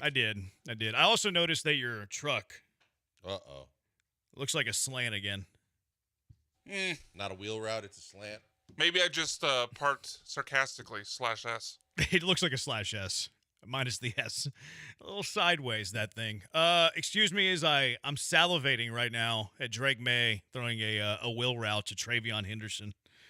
I'm bullish on Travion Henderson, boys. Bullish on him. I don't know how to feel about Drake May. I feel pretty good about Drake May. You don't care about He's gonna be Ramondre's good. new contract? That wasn't that new, wasn't it, last offseason? I thought it was this offseason, no? I don't remember. I think it was before he signed, though.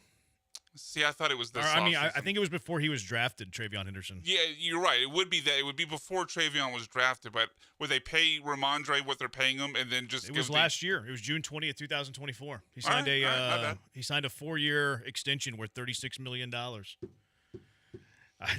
He's RB2, Ramondre Stevenson. Travion Henderson's going to get more Ramondre touches. hasn't been efficient in Look, years. I think they're both going to play, obviously. Like, gone are the days where there's only one running back that plays on a team. But I think that Travion Henderson's going to outproduce Ramondre Stevenson, regardless of who starts or whatever. Plus, he's going to catch a lot of passes. Sorry, I saw a video pop up, and I was like, ooh, that Travion Henderson, he's looking good. They also showed a dime to Stephon Diggs. I like joint practices. I like the highlights we see in joint practices. Grant Stewart's, like, getting the Dolphins to tremble in their boots, which is awesome. Go Cougs. Texans will be playing they'll be playing a joint practice tomorrow. Do you play a joint practice? I don't think you play a joint practice, Branham. Yeah. I don't think you play a joint practice, you idiot. It's not. You wouldn't say you play a joint practice. I think you have a joint practice. Because it's drills and... I think you have a joint practice. Yeah, you participate in a joint practice. Certainly don't play in one. Which, whatever. Anyways, I'm trying not to talk about the Astros game last night. Did you realize the Astros play at 6:05 today, sincerely? No, I did. You know what? 6:10, actually? I'll say this. I didn't realize it until I got up this morning, and I'm like, wait a minute, that's got to be a misprint, right? That's just the East Coast time, and someone doesn't have it right, and then every site that I checked said it's a 6:05. Yeah, I didn't realize it until wonder why. Right before I got it, because it's a travel day. It's a travel day. So they bump it up an hour because of the travel day. Huh. Makes no sense as a travel day, though. What, an hour? An hour. Yeah, usually It's that weird. travel day is like a 1 o'clock game. But that's why it's not at 7. It's because it's a travel day. You wouldn't do this on a game 2 of a series unless it was national TV, which it's not. That's the only thing I was going to say was like if it's another one of those quirky, quote-unquote, national TV games, would they start it at 6:05? But it's not. So, it's certainly the travel day thing. Lineup is out today. I think people might be a little bit disappointed. I think people might be a little upset about today's lineup. And we'll get some, we'll see if Espada has some quotes about certain things today. Pena, Sanchez, Altuve. Okay. Walker, Caratini, Yiner, Urias, Smith, and Melton against the righty Walker Buehler. No Los. No Carlos Correa. Day off tomorrow, rubber game of the series. Seattle's tied you in the standings. Are you okay with no Los in the lineup, assuming he's healthy? I'm not a fan of it. I knew you wouldn't be. Yeah, I'm not a fan of it just simply because, as I've stated multiple times, like, you're in go for it mode right now. Like, I understand that you're a deeper team because of what the guys you brought in, but he's been hot. He's been doing a lot, and you need him right now. Like you said, you're neck and neck with the Mariners. Not a fan of that. Correa, lifetime against Walker Buehler. I mean, it could be better. 429 average with an OPS of over 1,300. Now, it's only 7 at-bats. He's homered in one of those 7 at-bats. But, yeah, hopefully it's not an injury. Hopefully it's just one of those traditional Dusty Baker, give a player an off day before an off day. I'm okay giving Correa a day off. Like, he has a bigger body. He has been injury-prone in the past. I'm okay giving Correa the day off today. I know it's very curious. Maybe you could have done it yesterday whenever there's not a pitcher that he's had the success with. But, yeah, day off today. The old Dusty Baker. Give him a day to give him 2. He just got done saying how, his body doesn't feel broken down and worn down after because when he's not playing shortstop, likes playing third, hitting the ball well. I'm not a fan. Yeah. I tend to give them the benefit of the doubt when it comes to giving players days off. Correa, too, could be like, hey, I could use a day. I could use a day. Get me right for the weekend. Get me right for the rest of the year. But no Correa. despite good BVP. Still waiting for Joe Espada to talk to the media. We'll see if there's more there. Hopefully not, because the Astros can't afford any more injury news. Can't afford any of that. But what did you think of yesterday's game, Astros losing big? I think there was a reason why I turned it off early, because the frustration level was like, I hate when I'm like looking forward to watching the whole game and just being able to get everything with the family out of the way, and then just watching the dam break and all hell break loose and go, oh boy. It was not fun to watch. It was tough. It's the second start from Arrighetti. Didn't give up any hits like he did in the first game. Control was an issue. At the end of the day, when you look at a guy that goes 5 and only gives up 2, it's a decent start. But the Dubin thing was just, oh my God. I mean, when he gave up the bomb, I'm just like, okay, this is what is frustrating, because you're waiting on so many pitchers to come back. And yeah, it's one thing to say, great, they're back, but you can't expect them to be anywhere near what they were or what you want them to be right away. And he obviously was not. Yeah. You turned off the game, huh? I did. Casual. Yeah, I absolutely did. Cash. I went on a walk, but I kept the game playing in my ear just in case they started a fight or something. Or Chas McCormick pitches in the game. Yeah. And Chas McCormick's pitching out of the windup with runners on base. The most typical Chas McCormick thing. I started laughing as I was walking around in my neighborhood. The strangers and the neighbors were probably, who is this guy laughing at, this weirdo? But Chas McCormick was working out of the windup with a runner at first and with a runner at first and second. Like one batter, okay, he's not a pitcher, he'd forget. He did it multiple times. With multiple batters, he was working out of the windup with runners on base. It was worth finishing that game to watch Chas McCormick pitch. It was hilarious. Like, you don't have Cooper Hummel to call into that situation anymore, so you go to, and it just seems like that's so Chas. Like, that's just so typical Chas. Typical to go in Chas. the windup knowing they're not going to run. They're up 2 touchdowns. That was hilarious. And Roman Anthony took a walk against him. He took a walk against Chas McCormick, which is Bush League in my opinion. I think that's kind of Bush. You shouldn't be. You should be swinging for the fences. You should never take a walk against a position play. I don't care if he's not giving you a strike. You take your hacks. I compared it yesterday on Twitter at Jeremy Brenham to taking a walk in beer league softball. Who does that? Who takes walks in beer league softball? You go up there, you swing for the fences, you take your hacks against Chas. Roman Anthony, you made the list. You're on my bad side. You're Bush League like Jacob Wilson. Alex Cora's Bush League too, kept his starters in the game yesterday, and had a mound visit in the bottom of the 9th inning. Mound visit in the bottom of the 9th inning, up by 14 runs. That's pretty weak. It's Bush League. I can't stand Alex Cora, but that's beside the point. Arrighetti, I thought it was a step in the right direction. Was it a good start? I mean, it was the same result as Christian Javier, who we were like, yeah, 5 innings, 2 runs. I thought that there were some promising things with Arrighetti. Like, gave up one hit over 5 innings, gave up 2 runs over 5, kept his team in the game. He left the game, it was 2-0. The command, though, is the thing that he's going to have to figure out. But, look, he wasn't getting rocked around like he was in Miami. He was competitive whenever he wasn't walking guys. So it's a step in the right direction for me. Certainly the control for Arrighetti needs to get fixed. Yeah, the 5 walks, the hit by pitch with the bases loaded. The hardest hit ball, I thought at the time, because I was really worried about where it was going to end up, was after he hit Story to give up that ball to the warning track in center field that I thought when it left the bat had a chance to at least go off the wall.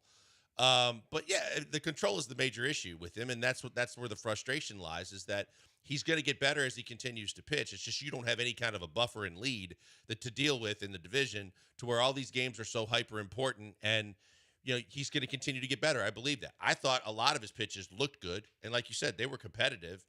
It's just that control thing is, he's never had great control, but I don't know when he's going to, how easily he's going to dial that back in. Yeah, it was hopefully he gets it figured out. But that was a bit the command was especially bad. That 3rd inning, whenever Boston scored all of those runs, was frustrating because he almost got out of that inning. All the runs against Arrighetti. There was the one where he hit Story in the hand on a 1-2 count. Like, that's very close to getting the bat. It was very close to a swing. I do think the umpires got it right. They did. It did hit Story. Story did check his swing just barely, but I mean, he's a fraction of an inch from getting the second out there, maybe a punch out, and then the next batter, yes, it could have changed the situation, all of that. Yoshida hits a fly ball to center, would have been out of the inning. So I thought there was some good from Arrighetti. Second start after missing 4 months, I'll take it.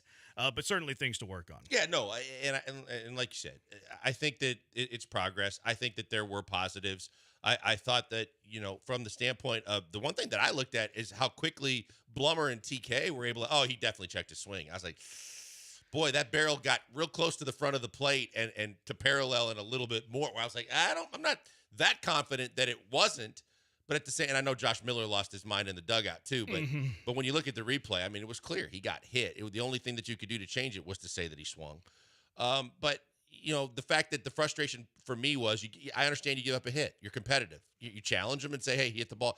Make him hit the ball. But right after you give up the hit, the walks and the back-to-back walks, and you're like, okay, now you're setting the table for your own disaster, and you're not letting your fielders give you any help.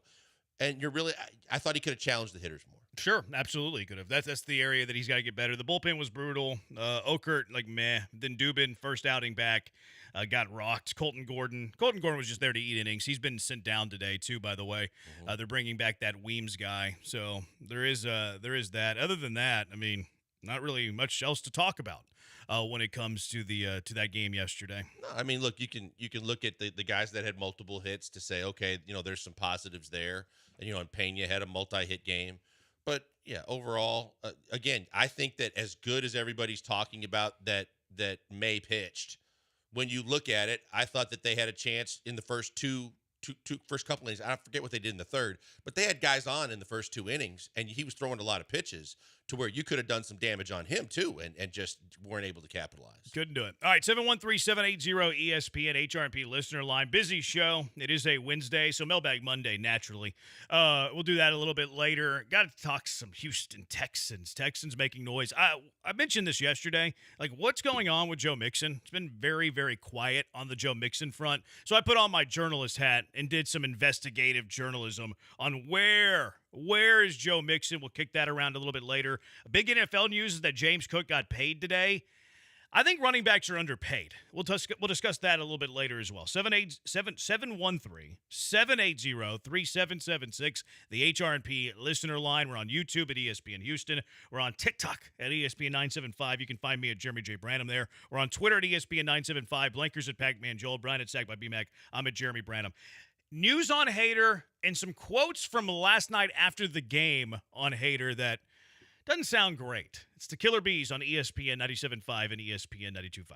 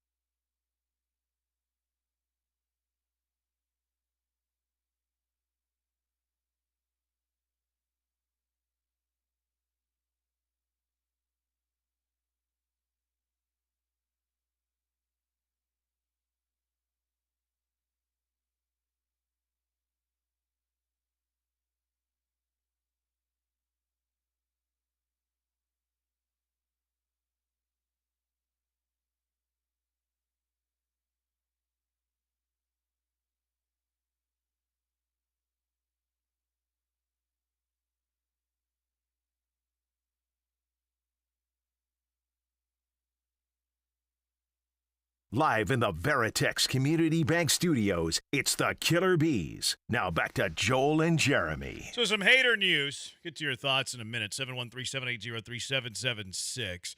I noticed this yesterday reading Matt Kawahara's article about the game in the Houston Chronicle today. He had quotes from relievers. And, it's always, okay, maybe you can find a hint there. Most of the relievers hey, everybody's got to step up, blah, blah, blah, blah, blah. But there was one from Souza that was interesting to me. He said, quote, "We're going to have to do a really good job of picking each other up and staying confident and fresh throughout this next month and a half." Oh, wow. There's a month and a half left in the season. That quote tells me that Hader's not returning before the playoffs at minimum. Know the question was specifically about Hader's absence or just the bullpen? It was about the bullpen stepping up. Okay. Yeah. Yeah, it's still not great. Souza, we're going to have to do a really good job of picking each other up and staying confident and fresh. I mean, it's about both. I mean, he's talking about picking each other up. Mm-hmm. Really good job of picking each other up and staying confident and fresh throughout this next month and a half. So whenever I read that, I'm like, they're without Hader for the next month and a half. And there's the next month and a half left in the season. Minutes ago, news coming from Joe Espada. Joe Espada talks to the media before each game, little dugout scrum. Always like to read the three-beat reporters like their tenor because they're always very different tenors. I think McTaggart's straightforward. I think Kawahara's a bit straightforward. I think Chandler Rome's a little bit more grumpy pants. Yeah, probably clownish. I mean, I have fun with the clownish thing, but I don't think he's a clown. I think he's a good journalist. He leans on the negative side. Bad takes, but good journalist. Clown takes, bro, but good journalist. But he always errs on the side of his story today on the Astros, the headline, and look, he's technically right. His headline was "The Astros squandered a 7-game AL West lead." Technically right. But you look at the other headlines, and they're not nearly as negative Nancy as that one. So he errs on the more fear-mongering side, I think. Sensationalism, I think. Yeah, I mean, he's not a sensationalist, though. I don't want to say that. The glass is definitely most times half empty. That's a good way to put it. That's a good way to put it. A little bit more bothered that he had to write a headline type of thing. So anyways, the three, McTaggart, Kawahara, and Chandler Rome to me are the holy trinity of Astro beat reporters. McTaggart for Major League Baseball, Kawahara for the Houston Chronicle, Rome for the Athletic. So McTaggart, Astros manager Joe Espada, said Hader is seeking a second opinion for his shoulder strain, but there's no word on what the first opinion said. Quote, "This is going to take a little bit longer than 2 weeks," Espada said. So not a 2-week injury. Doesn't sound great. That didn't share the details on the first one. Is seeking a second opinion on the shoulder. You always point out you seek a second opinion. You don't love the first one. Right. Kawahara. Hader will seek a second opinion on his shoulder. Joe Espada said Espada did not share details of the first opinion, just that Hader will be out longer than 2 weeks. Rome. Hader is seeking a second opinion on his left shoulder strain. Manager Joe Espada said Espada declined any further comment on the situation in order to, quote, "give Josh his space," as he seeks the second opinion. I mean, I'm not expecting him back the rest of the season. I think he's done. Yeah, as much as I was hopeful yesterday, none of that seems to line up as anything too good. And you throw in the Souza comment, and I'd be looking for the fact that, well, maybe it's just the fact that the bullpen hasn't been great of late in a lot of ways and a lot of guys, and maybe they know they need to pick it up. But, yeah, with all of that being said, it just sounds like it might be they're playing the rest of the regular season at least without Hader. It's massive. It's massive news if that is indeed true. Yeah, one tell I think we've picked up on over this year, maybe last year as well, that when the news comes out and the Astros treat it as kind of pessimistic as well, this could take a while. Believe them, because they usually tend to be on the more optimistic side and overpromise when guys will be back. And we saw that with Isak. As soon as they said, well, this one looks like it's severe and it could be a while, so we found out, not that soon afterwards that it was going to be a 7-month injury. Obviously, we don't think that Hader's going to be a 7-month injury. I don't know. But, I mean, I guess it's within the realm of possibility. But all that to be said, if they're feeling not optimistic about it, I would take the side of it's going to be a longer injury. Yeah, the only time they haven't been optimistic was Isak. Yeah, that could have been a hamstring surgery that would have cost him 7 months. Let's calm down, guys. Let's just wait till Dana speaks, and then we'll get that inflated. Dana talked this morning. And did he? Yeah. Did he say anything about it? He wasn't really asked directly about Hader, so he kind of was able to dance around it a bit. It was just kind of guys have to step up. We're not ready to proclaim what our bullpen hierarchy is. He wasn't really asked directly about he did say we're going to have more information later today. So it wasn't anything with any meat on the bone there. Yeah, I just, and half kidding, but again, to Brian, to your point, normally he's the guy that puts the very much rapidly a rapid return date. He's done it with Jordan all year. It sets a deadline that's unrealistic that we then pass and go, what the hell are we doing? How long is it going to take? And then it's significantly longer than they initially said. It just doesn't sound great. And the second opinion thing, they didn't like the first one, in my opinion.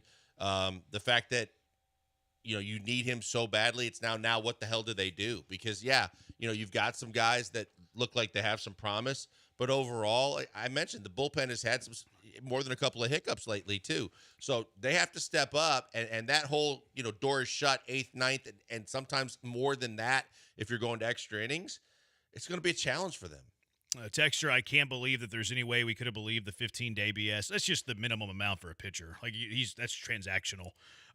It's very curious to me they didn't do it Monday. Like, how did you not place Hader on the injured list on Monday? It's so bizarre to me. It's just weird.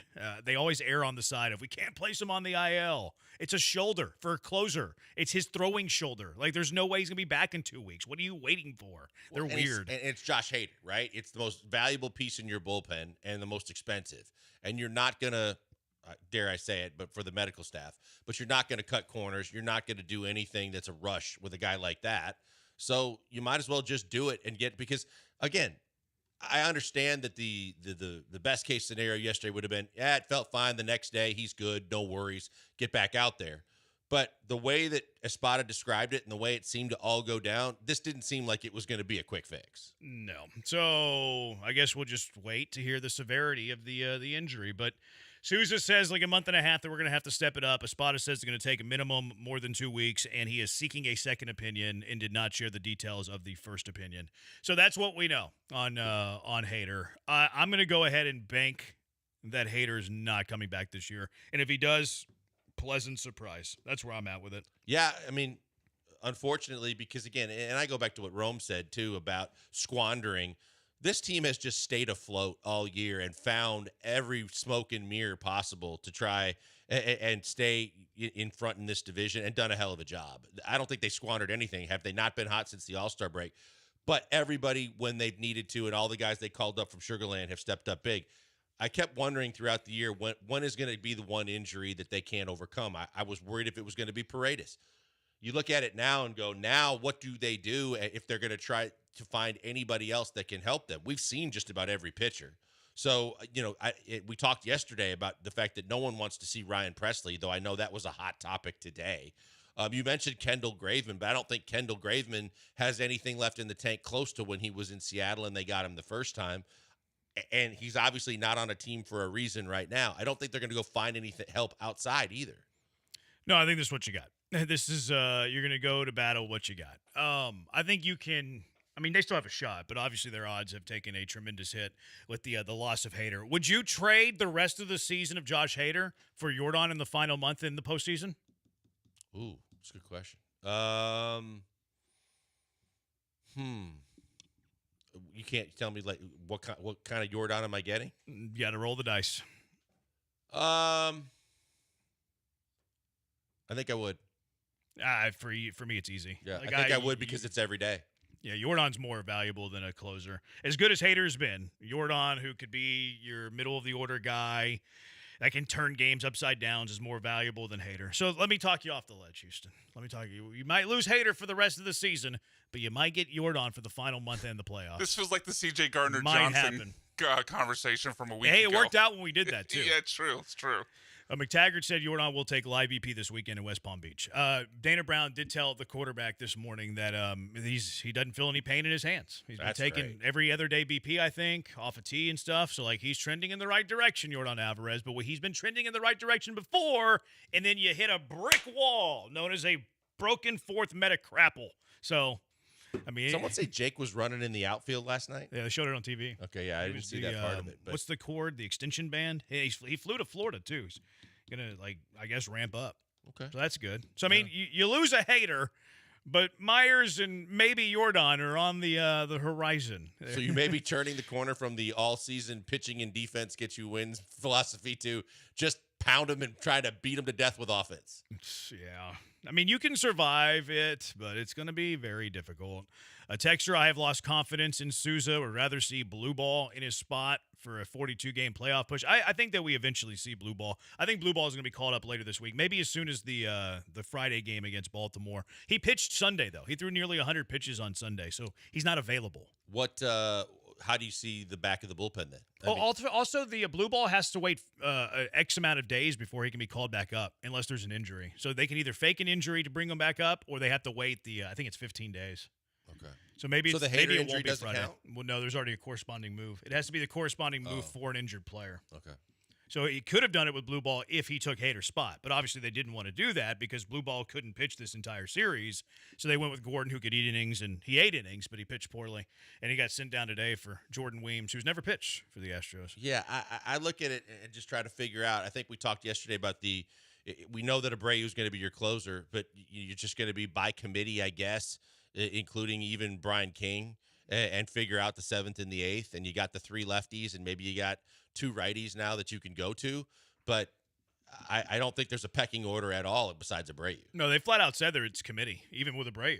Like they asked us about it yesterday. Who's your closer? He's like, well, we're not gonna have a closer. We're just gonna kind of mix and match, play matchups. Dana Brown echoed that today with the quarterback. So, I think we see Abreu a lot in the 9th, but I think we might see a situation where if the 8th inning has 3, 4, 5 coming up, I think they could use Abreu in the 8th, and I'm totally okay with that, especially late in the year. Texture definitely out for the year and probably next year too. Thank you, Astros doctors. I don't know how you can put this one on the Astros doctors. This texture's putting it on a spot. 36 pitches, 2 innings last Friday against the Yankees. Had to pitch multiple innings because the bullpen has been suspect lately. Done that several times with the Astros. I'm not putting it on a spot either. Like pitching injuries happen. You wonder. Is Abreu going to fill that role now too? Where if they need 2 innings, are they going to go to him for 2? He's been a guy who's been an up-down guy too. Yeah, I don't think he's going to stop. I think that if there's a situation, like you said, you use Abreu in the 8th because it's the meat of their order or the matchup's favorite. I think depending on his pitch count, I think that Espada will look to get an extra inning out of him or at least a couple more outs. Texture says Verlander for closer. Verlander's on another baseball team, so that's going to be tough. Is there any world where you take a returning starter like Luis Garcia and make him a bullpen guy? Absolutely. There's a world like that. I don't know who the option would be. And to me, let's kick that around to the other side. Who would that option be? Like, which starter would you convert to a reliever to help this suddenly thin, battered, injured bullpen? 713-780-3776. Also, what does your rotation look like the rest of the year if you were deciding? If you were in Espada's the most interesting manager in the world's shoes. 713-780-3776. Killer Bees, ESPN 97.5, ESPN 92.5. Guys, before we go to the break, a word for who I would recommend that you choose if you're thinking about anything with your AC unit. We know that the scorching heat of Houston is upon us. The triple digits are there, and they're probably going to stay for quite a while. And you got to make sure your air conditioning unit is up to snuff and ready to go and handle all your needs from now until we get to the quote-unquote fall. That's why I recommend Temperature Pro. Temperature Pro is the best in the business covering Houston and giving you the best service. 20 years of experience, that's first and foremost. Then they're trusted and reliable because you can check their reviews, starting with an A+ by the Better Business Bureau. And they have all the big brands like Trane, Carrier, Daikin, Goodman, and Lennox. And they offer fantastic financing, too. 12 months, no payment, no interest. Bigger than that, though, I know the owner of the company. I grew up with him, and I know you can trust him as opposed to some of these fly-by-night AC companies that are going to use less than parts. They're not going to match up the right part for the system that you already have or get you the system in the absolute working order that's the perfect fit for your house and what you need. That's why I recommend Temperature Pro. They're not going to steer you the wrong way. They're going to get you the right way the first time and get it done for you quickly. They did it for my neighbors. They did it for just everybody that I've recommended to Temperature Pro has come back and said, not only did they do fantastic work, give me the best warranty I could possibly find, but they took care of me with a smile on their face and made sure that I was happy before they left. That's what you want when you go to any AC company with something that's so important and vital here in Houston. Put your AC needs in the trusted hands of Temperature Pro and my good friend John Blitz. Go to Blitz, B-L-I-T-Z, proservices.com right now or call them at the easy remember phone number, 281-247-5925. 281-247-5925. Go to the experts you can trust. Go to Temperature Pro.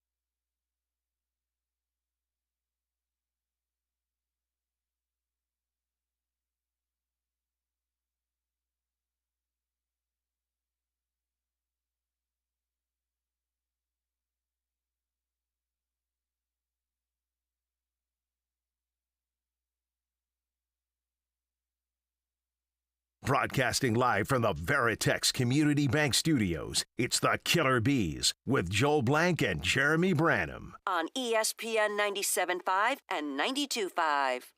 713-780-ESPN. Texture, Red Sox announcers noticed Correa was running slow to first on a ground out. I didn't notice Correa running slow, other than like a veteran not hustling when he absolutely needs to. Especially if you're down like 7 or 8 runs. Yeah, I didn't notice it, but I'm not suggesting it didn't happen. I just think I didn't notice it. None of the beat writers for the Astros had asked about Correa, it looks like. I looked at McTaggart, Kawahara, and Roman. None of them had tweeted about it. Got it.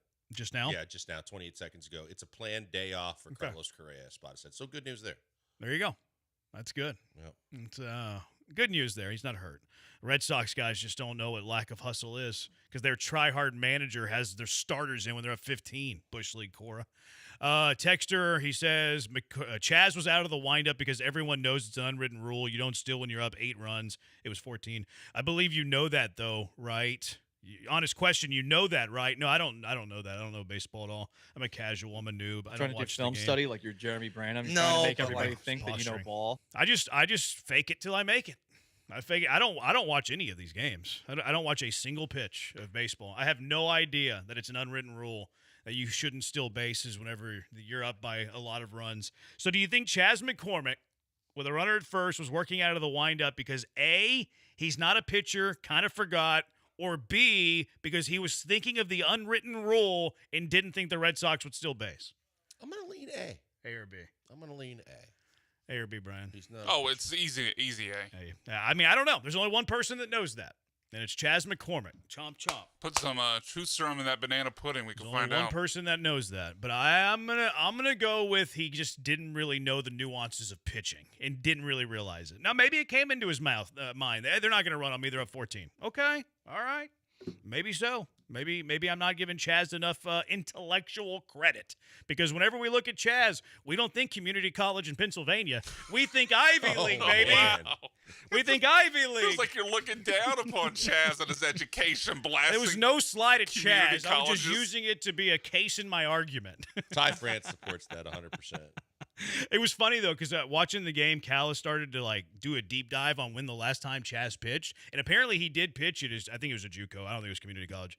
But he pitched it at his college in Pennsylvania. He pitched, in one game, 3 innings, and, got shelled. I don't think he ever had, a strikeout or anything. As a legit pitcher or just filling in? Well, I because guess, I don't know. Okay. I don't know. I think he was looking, at his baseball cube, pulling up, an old pitching number back in his college days. Jake Myers was a two-way player at Nebraska, by the way. Yeah, he pitched. Jay Myers was a pitcher at Nebraska. Maybe play a different I position. was surprised that Chaz got it up to 81, though. Yeah, and a lot got of times, it up to 81. I think a lot of times, too, position players aren't trying to air it out either because they know they need their arm the next day when they actually have to play their real position. Depends on the guy. Sometimes you see 49-mile-per-hour ephysis. Right. I read on Twitter, I didn't watch this, that Jared Triolo was pitching last night for the Pirates. And he was throwing 49 ephys pitches. What's his name? Go Cougs. For the Dodgers, that Kike Hernandez. He normally goes in. He puts the pitcher's helmet on when he pitches. That's smart. Because he expects balls coming back at him. That's pretty smart. And he does throw a lot of slow stuff. I turned it off after the bomb that made it 5-0. Nothing that offense was doing last night was proving to me that they were going to score up to that point. I think it's fair. You guys are kidding, right? Astros got clobbered. Our bullpen sucks and only going to get worse. I don't know what we're kidding about. Maybe I lost sight of that. If anyone brings up JV or Presley, they make the list. Lance McCullers to the bullpen. Less pitches means less opportunity to get hurt and more rest. I do think that Lance going to the bullpen is the best for the team. I don't think it's in the best interest of Lance's right arm, elbow, whatever. But because he hasn't been productive, cool, move him to the bullpen. But my expectations for Lance in the bullpen is that he's your lowest leverage reliever and he's eating innings. Not that he's going to be a weapon in the pen. Yeah, no, and we've had the conversation before we even get to what Lance wants and how they're gonna, how they choose to deal with that. Is the fact that I just don't feel like it's the best case scenario for a guy that's arm has had that much done to it in the last couple of years. But overall, he said he doesn't want to be there either. But you're right. I mean, if he's going to come back and they have to find a place for him, that he becomes your mop-up long reliever guy, and he's going to have to just suck it up and be the guy that does what they need him to do because I don't want to see him in the rotation anymore. Yeah, I don't either. Like, he's not a weapon, though. Like, wherever he's at, whether he's your sixth starter, whether he's in the bullpen, the idea of Lance McCullers being a weapon, in my mind, does not exist. So who would be the starter that you would move to the pen, trying to balance out the best interest of the Astros? Yeah, it's a good question because I was kind of contemplating who I need to have in my rotation, too, because they're connected. I would think that it's a guy that I would experiment with a guy like Blue Boss simply because of the fact that I like his velocity, because I think that Ort sometimes gets away with just strictly riding his fastball. But when you've got a fastball that gets over 95 that can compete like that and you can place it somewhere in the right part of the strike zone, I think you always got a chance as opposed to like Colton Gordon stuff. So I guess I would go with Blue Ball to start with. Blue Ball is the one that makes the most sense to me because he's not like I guess we could reverse engineer it. Like your 5 starters, assuming you don't go to a 6-man anytime soon. Hunter, Fromber, Javier, and Arrighetti have cemented the 3 and 4 spots in my mind. Who's your 5 currently? Right now it's Costanza. Yeah, the McTaggart did tweet out their rotation against Baltimore. Fromber Friday, Alexander Saturday, and then Javier Sunday. So that it gives you Costanza as your 5. Now, what about whenever McCullers comes back? Does he crack the rotation? Oh, not to okay. me. Luis Garcia's back. Is he bumping Alexander? See, that's where I don't like the fact that if he comes back and you do that, my expectations are super low for the results you're going to get, as opposed to I think there's a chance that Alexander could deal for you a little bit. Mm-hmm. I would like to say no, but because of the situation they're in, I hope they say no. I just think that they've got too much invested in Garcia to where they're going to want him to start. Yeah, I think that for me, like I'm on your wavelength here. I think you worry about the Luis Garcia runway next year. Mm-hmm. Like, hey, Luis, you made it back. Great. 2 years. It's awesome. Great for you. I think that you try to lessen the pressure on him. And I think that unless he just like deals in the minors and like earns the promotion and Alexander struggles. But as we're talking today, I think I leave this 5-man rotation the way that it is. Fromber, Hunter, Javier, Arrighetti, Alexander for me. And then whenever these starting pitchers come back, they would only crack the rotation if they're banging down the door or one of these other guys isn't pitching well, specifically Alexander. Yeah, see, because I think that the only thing that would really kind of change this for me, because we're on the same page with it, is the fact that if Walter comes back, Walter before he left was fantastic. He was really, really good, and you had a lot of confidence whenever he took the mound. If he's a guy, but again, now because it's taken a while and he's still dealing with it, he's not going to be the guy that he was before he got hurt. And so he's got to get stretched back out. You don't know if there's any lingering effects to what he's been dealing with. So there's too many question marks there. He's the one guy that I might reconsider Alexander if you got Walter prior to the injury. Yeah, there would have to be struggle there. Walter's the only guy who would crack my rotation too. So these returning pitchers, Garcia, McCullers, maybe JP France, I'm probably kicking the tires on them in the bullpen. Yeah, if they have to come back and you have to find a spot for them, then the bullpen is where it has to be for me. And that starts with Lance, and I just don't care. I've gotten to the point, and you guys knew that I didn't have a lot of confidence to begin with, but I just gotten to the point that I'm done with the McCullers experiment for this year. Yeah, I might be done forever. Texter says, I'd like to see JP France as a closer. Come out with the he said one game. Come out with the Ricky Vaughn skull and bones glasses. Can you use the walk up, the Wild Thing walk up song? The bobblehead design will take 5 minutes. I want to see France nowhere near the closer's role. He doesn't have closer stuff. I know it was a joke, but still, it just frightens me that idea. Texture, admit it. Season is done. Might miss playoffs altogether. No, not admitting that at all, because the lineup is significantly better than it's been. And up until last night, the lineup was putting up some pretty good runs and hits. I'm not going to admit that. Playoff Seattle, Luis Garcia. He plays out of the bullpen. Depending on his stuff, the velo's been a little down, although he was really good in his last rehab assignments. Pitches tonight for the Spacers, so that'll be interesting to keep an eye on to see what it looks like, what the velo's like, see if he's a step closer to his return. Is Walter done? I don't think Walter's done. I don't think he's close, but I don't think he's done. See, and that's the thing. He could be getting healthier, and once he's healthy, you got to get him stretched back out if you want him to be a starter again. And all of that's going to take a lot of time to where it's hard to count on him between now and the end of the season. I mean, Garcia to this point has had better rehab starts than Arrighetti or Javier had. I'd throw him in the rotation. Really, he's only had one good rehab start. Now, the last one was really good. I will admit that. It was better than any of these returning Scoreless guys. for 5 or something yeah, like that. but Dana even today, though, is like, we liked what we saw, but his velo's still down. We think he might have a little tired arm because he showed velo at the start of this rehab. So, I mean, line score versus what you're showing stuff-wise are two different things. But that's why tonight might be critical for him. Stay with the hot arm, pitch Costanzo over Garcia. I think we're all there. I think it's kind of unanimous. Lance is scheduled to pitch for Sugar Land in the next couple tomorrow, days, too. I think. Is that right? Yeah, I think they go back to back. Okay. Mm-hmm. Yeah, so if you want to see, tomorrow's an off day too. You could head out there when you get off work. Go watch Lance pitch. I cannot. No, you got obligations. Oh, yes. Blow them off. They're not important. First practice, coach. No, can't do it's not that important. Yeah, they're not going to mind. No, can't do You're an assistant anyways. You're not the head guy. So you're not the head skipper. They won't notice that you're not there. You got a lot of kids to deal with, Jeremy. You don't know how these practices go. Yeah, put it all in the hands on the head guy. I think he'll be all right. Head gal. You're the number 2 to a. Yeah, that played at A&M. I'm kidding. Yeah, she's damn good. Hold on, is because she pitched at because she played at A&M significant? What if she played at Houston Christian? She played college softball, period, and she knows college softball. I mean, she knows women's softball a whole hell of a lot more than me. What if she played at a JUCO in Pennsylvania? Doesn't matter. Can she pitch? Okay. Another one and done playoff appearance. I'm not ready to throw in the towel of the year. Like the Astros World Series odds. How big of a hit did they drop if Hader's out for the year? I know that just seeing the headline in my emails that the Mariners are the new favorite to win the West based on the Mariners being hot and then the Hader news on top of everything else. And I want to say that they're probably the 4th best odds in the American League now. The Astros coming into today, FanGraphs win World Series odds are at 5.2%. With the law, if Hader's out for the year, and we don't know that he is, we're kind of guessing. But there's hints. It's a hypothesis. Mm-hmm. How much do they drop? 5.2 to win it all at the start of the day. What do they drop to if Hader's out for the year? 3.5%. I was going to go 3.5 too. Yeah, we're on the same page. 3.5%. They still got a shot. So what about the American League? Chance. Their odds to win the American League. It doesn't say that. Because I want to say that they probably slipped to 4th now. I would think that they were in the top 2 or 3, but I definitely think they're 4th or lower now. I would think that they have Toronto and I would think Toronto, Detroit, Seattle.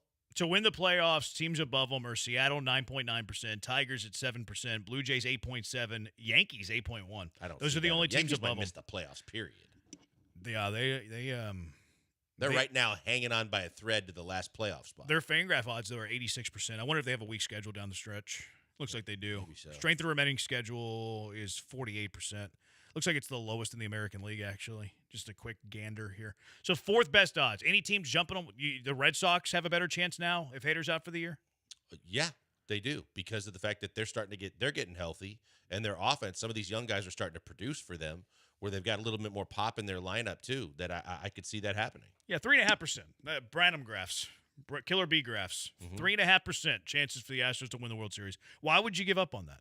Everyone got so pessimistic about the Astros so fast. 5 to 10% drop, said a texter. That's tough to do since they were at 5.2. It's a big drop there to win it all. Abreu can close. Maybe a returning starter can step up in that role. Somebody's going to step up. Lance McCullers. He's gonna come back throwing 98. Keith on Twitter says, welcome to Houston, Craig Kimbrell. I'm surprised Keith didn't say Billy Wagner, as old school as he likes to get. All right, 713-780-ESPN, HRP listener line. Let's change the conversation because this one's kind of sad. I put my journalism cap on this morning, into the wee hours of the morning. Where is Joe Mixon? I scoured the internet, and I have found out where Joe Mixon is at. I have no idea when he's going to return to play. I don't know when he's going to play football again. But I have found the whereabouts of Joe Mixon, which is very important to us. 713-780-ESPN. Killer Bees on ESPN 97.5 and ESPN 92.5. Houston, the Walmart you thought you knew is now new. Who knew? Did you know that Walmart has more than 500 million items online? It's fantastic. Find a huge selection online that you can't even find at stores. Go to Walmart.com and take a look at that 500 million of items. Branham family, we order online from Walmart all the time. We did it on Sunday. I'm drinking some coffee that I ordered at Walmart on Sunday. We go in there, we click the grocery. Sometimes we even put it in our cart early in the week just so we don't forget. Schedule a time, and they're always on time. It's great. It's perfect for someone like me, doesn't have a ton of time, doesn't like to mess with a crowd, doesn't want to turn off the game. So we order online with Walmart, and all of our groceries are there without having to leave the house. It is such a luxury. Oh, that's expensive. Online grocery shopping costs more. That's not true at Walmart. Grocery prices are the same for delivery, just as they are in the store. And because it's Walmart, the prices are very, very low. What I love about it, on top of everything I just mentioned, they're fast. Walmart can deliver in as fast as an hour. Going online to Walmart.com, ordering the groceries I need is actually faster than me going to the grocery store and getting the groceries I need. You're not sucking 2 hours out of your day by doing this. They're going to save you time. Also, if you use express delivery to get all of the eligible things you need from Walmart, from groceries to home goods to prescriptions, Walmart is changing the game. When it comes to feeding your family, hosting a tailgate, or throwing a party, think Walmart for all your grocery needs. Start an order today. Be like me at Walmart.com.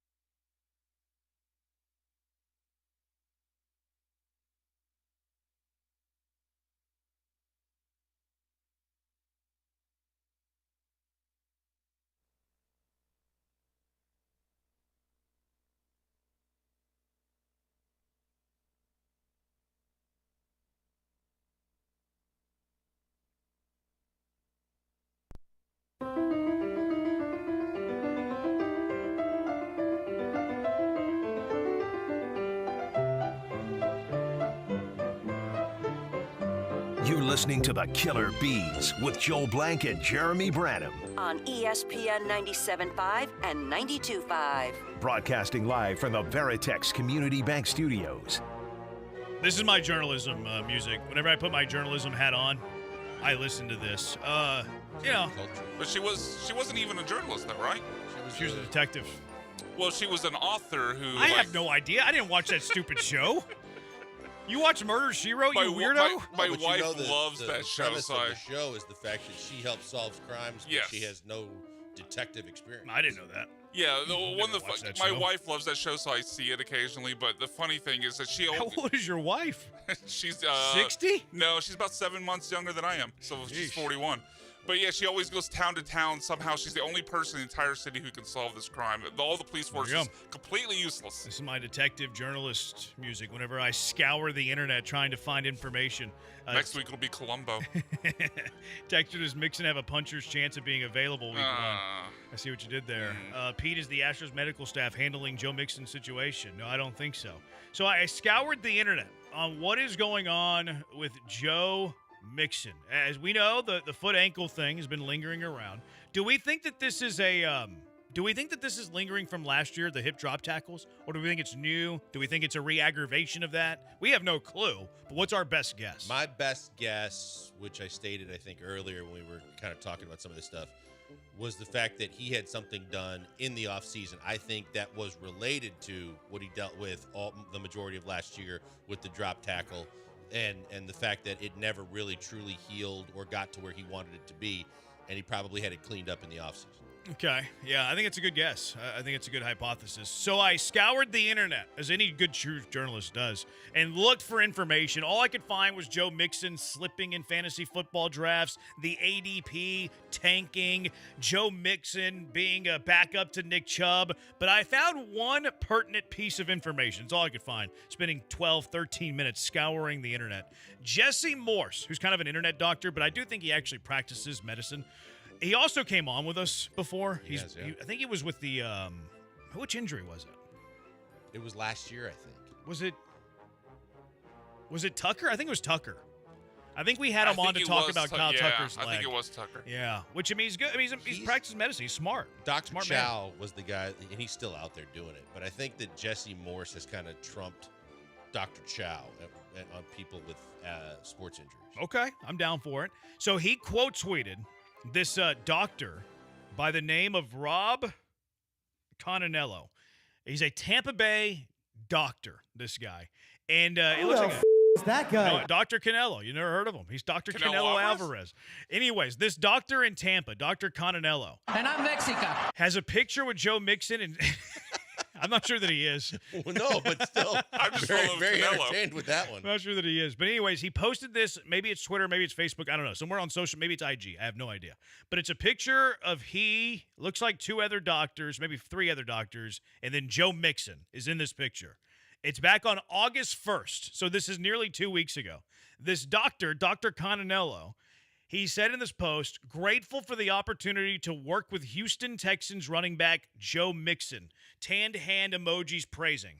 Being part of your care team and helping you reach your goals was truly an honor. Even better, learning from fellow clinicians. Is that how you say that word? Mm-hmm. I don't know. I'm not a doctor. Yes. And gaining insight from an elite athlete's perspective. Appreciate the experience. Flex emoji, football emoji. Hashtag sports medicine. Hashtag teamwork. Hashtag athlete care. Hashtag podiatry?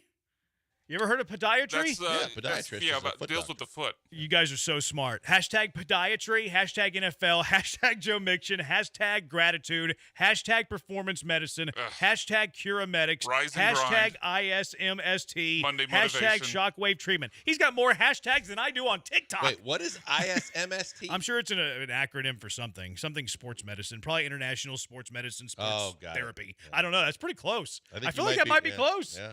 I feel like, what did I just say there? International Sports Medicine, Sports Theory, something? Therapy? I think I might be right. I think I might have nailed it. Hashtag shockwave treatment. So Joe Mixon's getting some shockwave treatment. So what this is telling us is that Joe Mixon, as of August 1st, is seeing a podiatrist. It does read, though, like this social media post, it does read like it's done. I read it like it's done. Grateful for the opportunity to work with you, being part of your care team. This, to me, feels like a goodbye. This feels like, hey, we'll see you later. We did our job here. You're ready to go. So with you saying that and me reading it again, I think I go back to my theory and say maybe this team was involved in what he had done in the offseason. And now once the procedure's done, there's that whole rehab and rehabilitate so that you're ready to go back to doing what you do. And it almost sounds like this is the final chapter of their job is done. Now it's yours to go play football. I think this is the end of it. And it's kind of like, okay, you're 100% now. Now you begin your ramp up. But I haven't seen any of these Texans beat writers talk about it.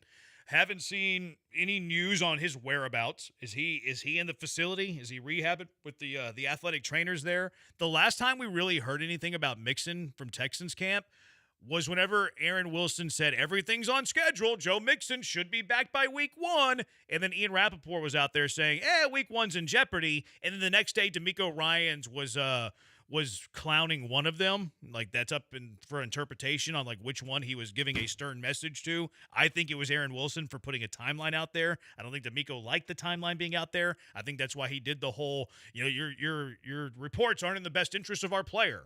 Because if he doesn't make week 1, all of a sudden the fan base is like, where's Joe Mixon? Why is he not playing?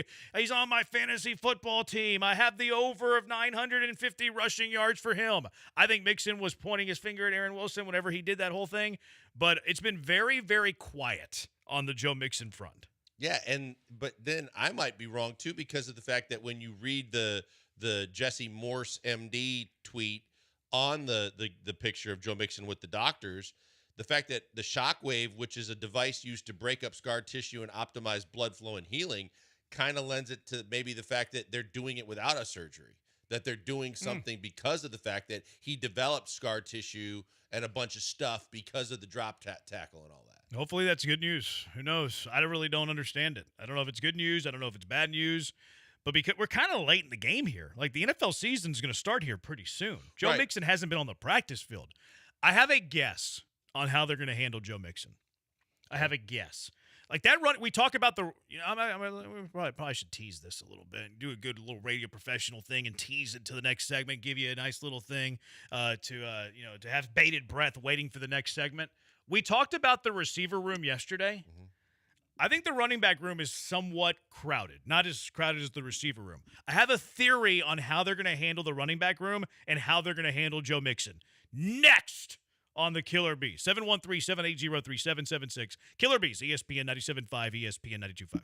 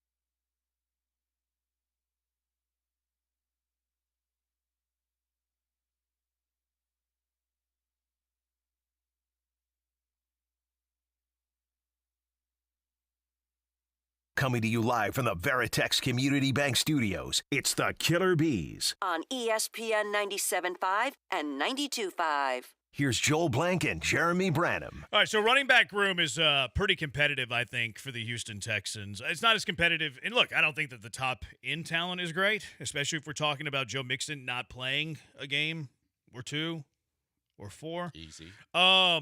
Like the receivers obviously have more top end talent. Last year, the Texans kept 5 running backs to begin at breaking camp going into to week 1. A lot of it's transactional too. Like they'll keep a guy, then like place him on the guy, like whatever. But Joe Mixon, Dameon Pierce, Cam Akers. I forgot Cam Akers was on the Houston Texans last year for a few weeks. Dari, and then the British Bulldog, British Brooks, which kind of a fullback kind of guy, hybrid. And they got hurt right away. You see that tackle he made the other day? Special teams. Yeah. It's like the British Bulldog coming off the top John rope, Harris baby. Was losing his mind. We got a little John Harris in our car wreck a little bit later. But anyway, so they kept 5 running backs, but one of them was probably a fullback.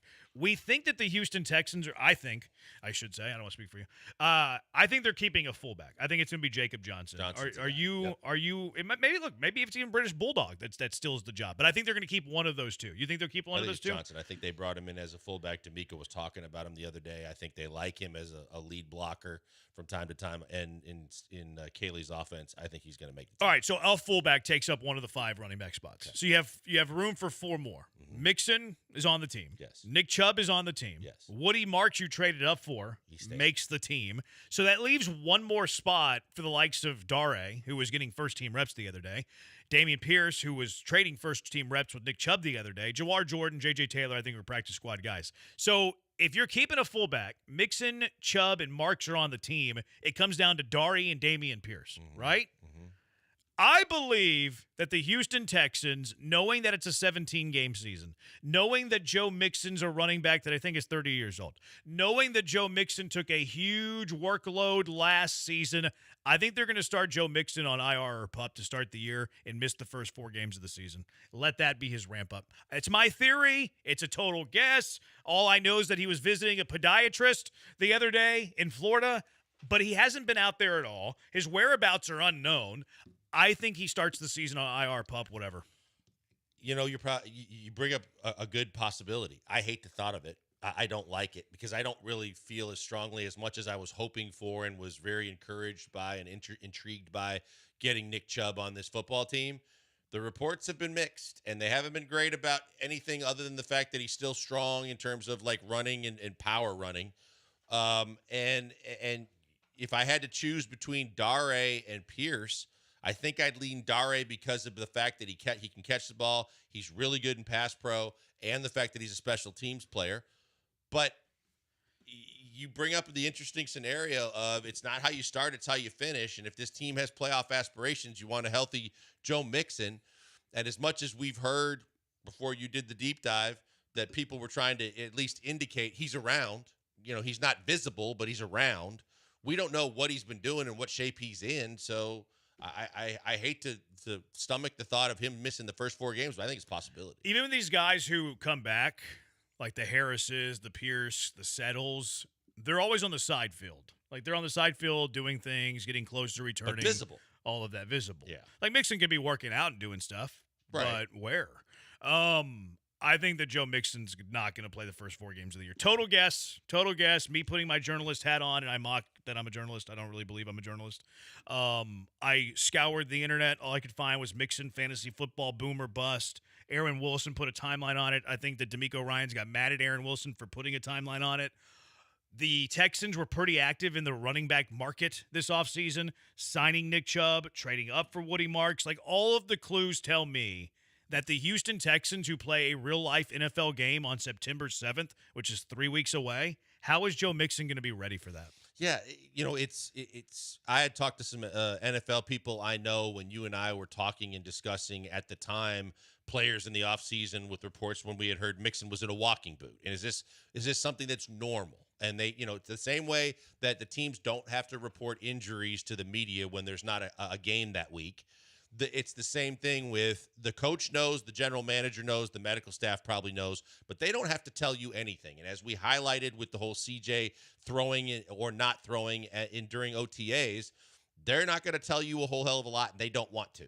So it's quite possible that he had something done in the offseason, but it's also more than that possible that they knew this for a long time. And like you said, that's why they traded up for Marks, and that's why they brought in Chubb. And they might not be done, because now, if they've seen what they've seen already of the guys that they have in camp, that between now and the start of the actual regular season, they'll be possibly scouring rosters again to figure out if there's going to be a cap casualty that might be a better option than Dameon Pierce, Dare, or maybe even Nick Chubb. I think that's kind of far-fetched too. What do you mean? I have a hard time believing they're going to bring in another running back unless there's injury. I don't.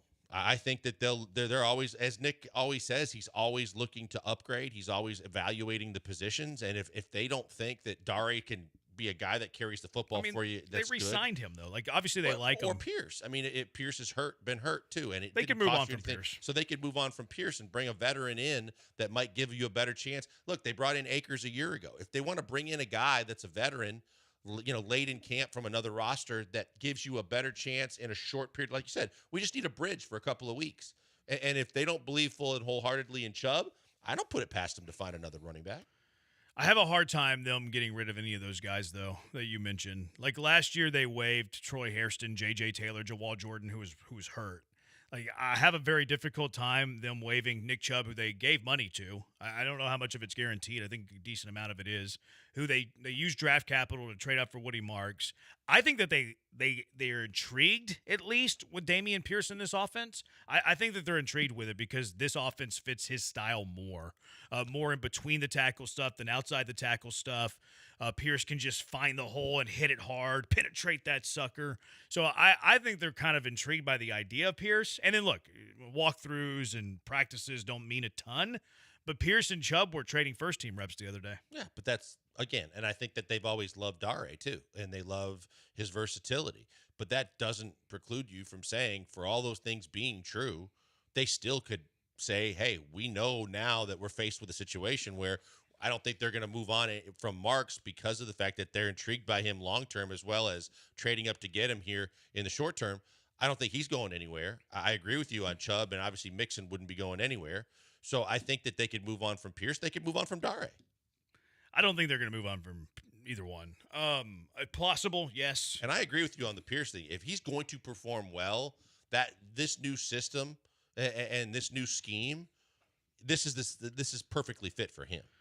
Yeah, see, I think they're okay with who they have. I think it's the whole thing of placing Mixon on the IR pup, whatever one it is, to start the season, is that they can keep all four of those guys plus a fullback. Like, it's their way of kind of, and not that you're manipulating it because Mixon's actually dealing with something and hasn't been on the practice field, but it's your way of keeping all four. Because if Mixon doesn't start on that list and you're keeping him, now you're going to have to cut one of Chubb, Pierce, Marks, Dare. And I don't see them doing that.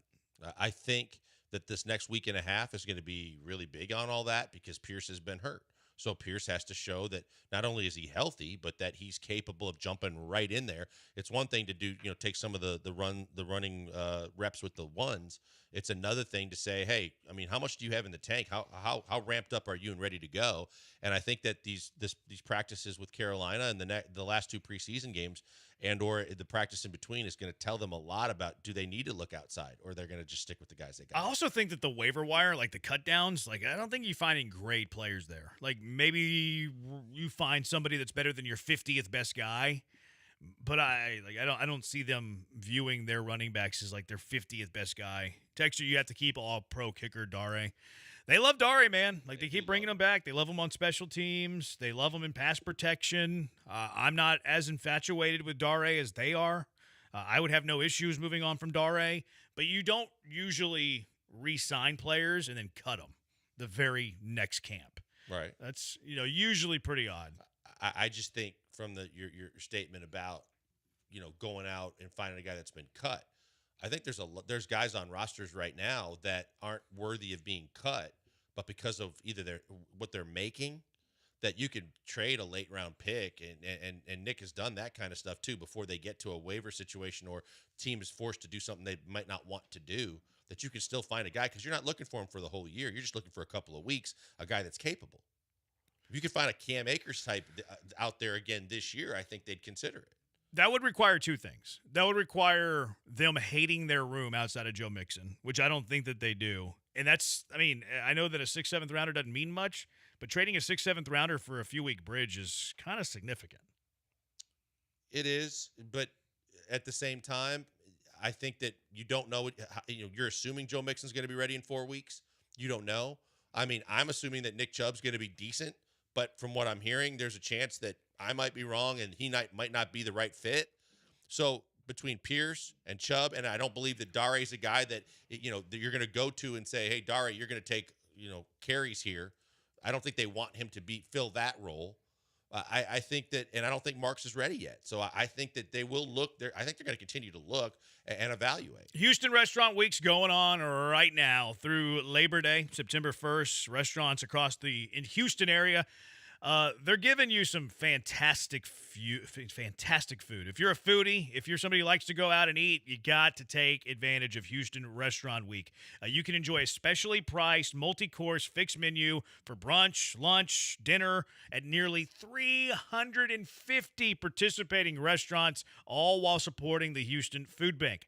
Every dollar that's donated, 3 meals the Houston Food Bank can provide. So you're doing great when you're going out to eat at these places. You're also supporting the restaurants in what is typically their slowest time of the year. So dine out, do good together. Check out the full list of restaurants at HoustonRestaurantWeeks.com. Texture is the running back position being minimized in today's NFL. I have a take. James Cook signed 4 years, $48 million today, locked up with the Buffalo Bills. $30 million of it is guaranteed. This is a reminder to me, running backs are underpaid. And I got some pieces of evidence to support it. We'll do that next. Killer Bees, ESPN 97.5, ESPN 92.5. Guys, before we go to the break, a word for Allstate Siding and Windows. As we get into all these hot days in Houston and then prepare for what can be a cold couple of days every now and then in the fall and then the winter in H-Town, you need to have a company that you can trust for all your windows, your siding, your front doors, and those kind of things. And in Houston, it's Allstate Siding and Windows. They are the best in the business. They have been in business for almost 50 years. And they keep going by taking care of Houstonians. They're dedicated to you and the value that they can bring with their siding, with their windows. And it means more than just price. It means quality products, trusted service, and people that are going to be there for you, not just to get you to sign on the dotted line. Their windows are made in Texas for the Texas weather. Built for Texas, their wind-tested hurricane-strength siding and windows are Texas tough to sustain all those elements. The heat, the rain, the wind, hurricane season, the cold times when we experience that as well, and the hail, while reducing outdoor noise and enhancing the overall curb appeal of your house. You can save up to 40% on your energy bills if you make the right decisions and you utilize a company like Allstate Siding and Windows. Impact-resistant siding built to stand up to Houston's toughest weather, and you don't have to worry about painting anymore while your house has great curb appeal and looks fantastic. Right now, they've got lots of deals going on, too. 30% off of windows, $2,500 off a complete siding job. Yeah, there's other companies that are going to offer you deals, but this family-owned and operated business that's been in business for over 50 years, Allstate Siding and Windows, is a name you can trust for quality products and service from a family that does it better than anybody. Mary runs the entire ship back at the headquarters. Her brother's one of the guys that gives out those free inspections. And did I mention that? Free estimates and inspections on what you got going and how they can help just by picking up the phone. 832-204-1936 gets someone from Allstate Siding and Windows to your door. 832-204-1936. Call them for a free estimate today and visit allstatesidingandwindows.com.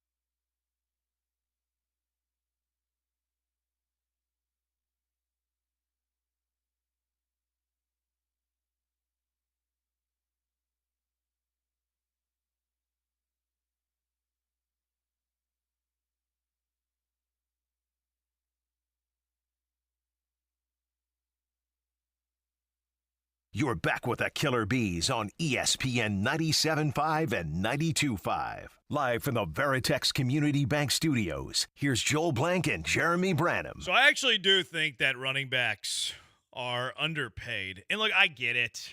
It's the way the market dictates the activity. Nobody's spending big money on running back, so a running back comes to the negotiation table. You don't need to spend the money as you would at some of these other positions. But I look at some of the cross-position comparisons. James Cook getting $48 million for 4 years today, average annual of $12 million. Guaranteed money is what matters in the NFL, $30 million guaranteed.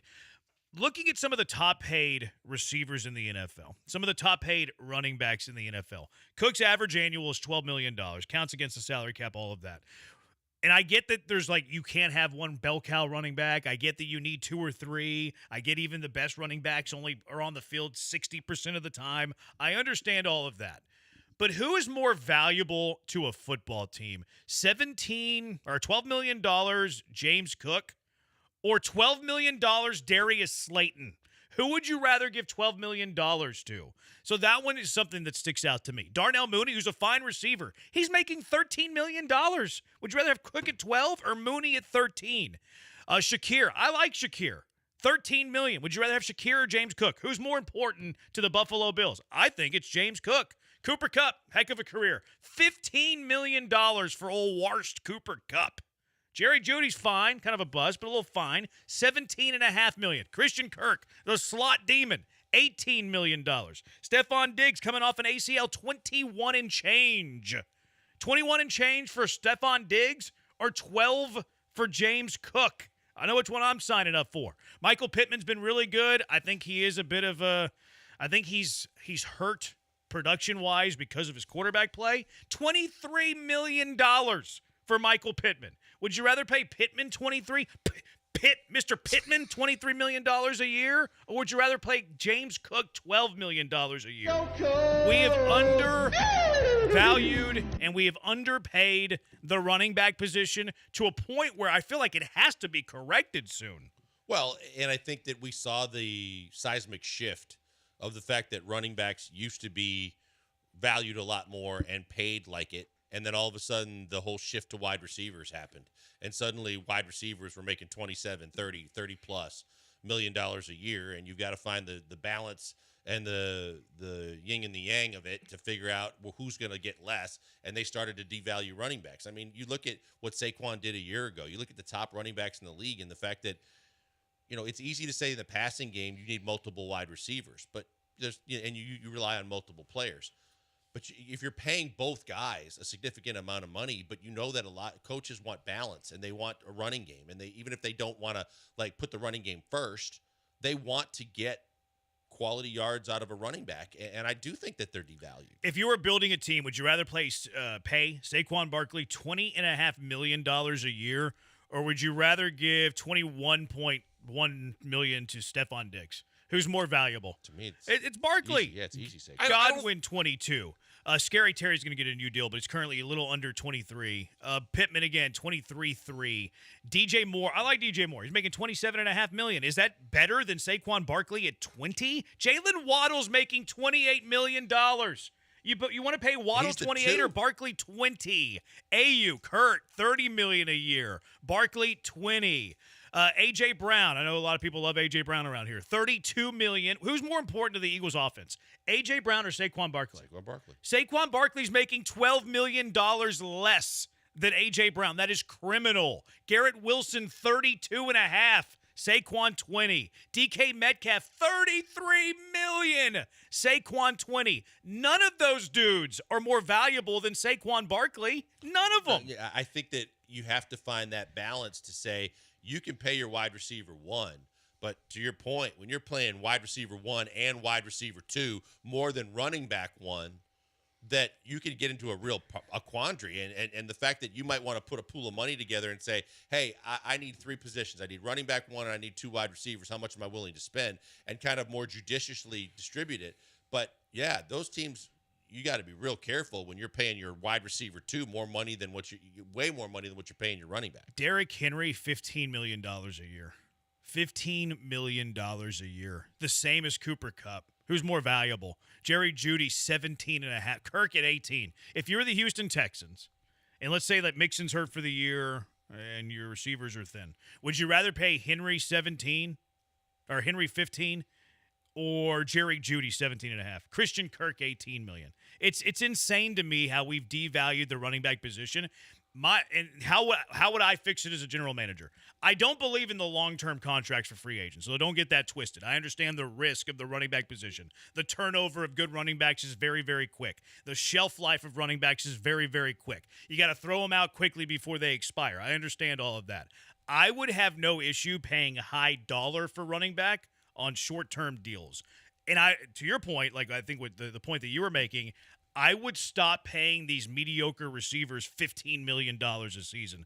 I would almost stars and scrubs my receiver. I have no problem paying Jamar Chase 40. He's worth it. He's the best receiver in the NFL. I have no problem playing Jefferson 35, CeeDee Lamb 34. Tyreek Hill I think's fallen off, but even whenever he was at his heyday 30, that's fine. I'm okay paying top receiver money. I'm not paying my 2, 3, 4 receiver $15 million a year, and I would be totally okay with paying a top running back $15, $17 million on a shorter term deal. And don't you feel like the draft has been, at least recent drafts, there's been significant wide receiver availability to where your number 2 could quite possibly come from a draft position where you don't have to pay free agent money for your 2. I think you can find receivers in the draft. The Texans just drafted 2.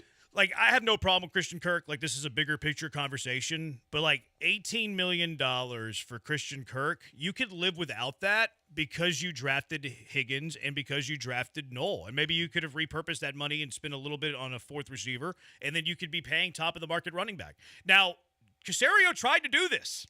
Let's remember that last offseason, Nick Caserio was shopping at the top of the running back market. He offered Saquon Barkley a contract. It was nowhere near the $20 million per year, and Barkley's has been extended since then. But they were in on Barkley, and then when they missed on Barkley, that's when they reshifted their focus to Stephon Diggs. So I think Caserio's actually on the same page as me.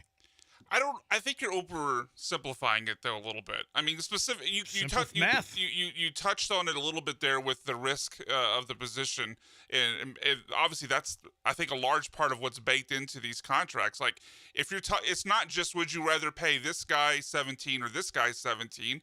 If it's spread out over a 4 or 5 year contract, even if the running back is a better player, I don't argue with that part of your point. I would rather pay the wide receiver who I think has a higher probability of finishing the contract and not making me feel like an idiot by the time it gets to the end. Cool. You get Darius Slayton, I get James Cook, and let's see who wins more games. See, that's the thing, though, with the Bills. Like, the Bills themselves told you with how they used Ray Davis and Ty Johnson. As a guy who had James Cook in fantasy, like, barely used him, it felt like, in the second half, especially in the fourth quarters. They spread the ball out. He barely had over 200 carries last year. I don't think they're telling you with how they used James Cook that they don't value the typical RB1 like, say, maybe the Ravens do with Derrick Henry. I think it was, while they didn't pay him Saquon money, I thought it was foolish to pay RB1 money when they don't use Cook like an RB1. Well, and the other thing... Hold on real quick, I counterpoint to that. Like, and this more of a general conversation than like a Bill-specific conversation. James Cook led the NFL in rushing touchdowns last year. Let's not diminish James Cook's value. And if you just wanted to go for like a like for a like, James Cook now will be making $12 million. Is James Cook more important to the Buffalo Bills offense than Khalil Shakir, who's making 13 and change? I'd rather have Cook at 12 than Shakir at 13 and change. That's just me. On a 1-year deal, sure. But we can't factor these in on 1-year deals. Well, Shakir's 4 as well.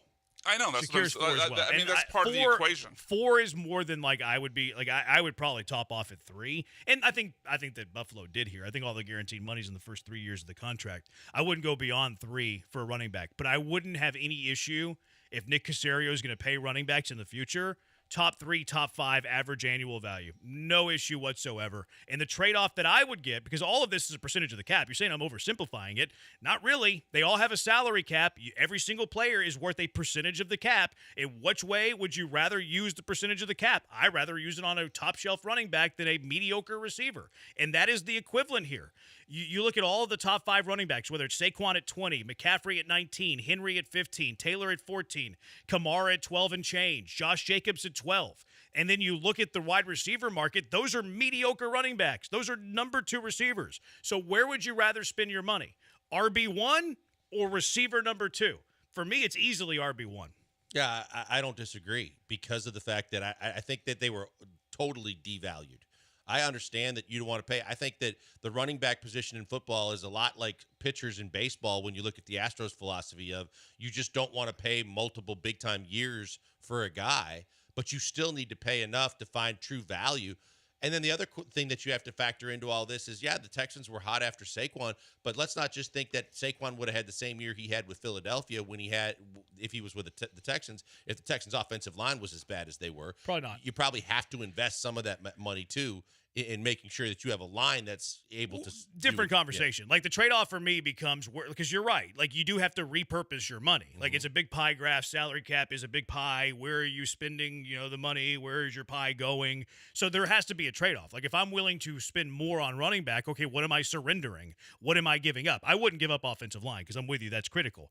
I'm giving up wide receiver 2 money. I don't need to be paying my wide receiver 2 money $18 million whenever I can have Derrick Henry at 15. And it's not, as easy as, picking them off a tree, anything like that. But just like a general thought. And it's crazy to me. It's absolutely crazy to me looking at these running back contracts and looking at these receiver contracts because you're getting way more return on investment on these running backs. I think that's why Caserio wanted Saquon Barkley because I think he realizes that. Mixon doesn't make a ton either. Mixon makes $8.5 million and is a top 12, 15 running back. And you look at the fact that in the draft, if you get the right receiver, first round, second round, you can get a guy that is going to be able to do, maybe not lead the team in receiving. Sometimes they will, but they can be as productive as a 2.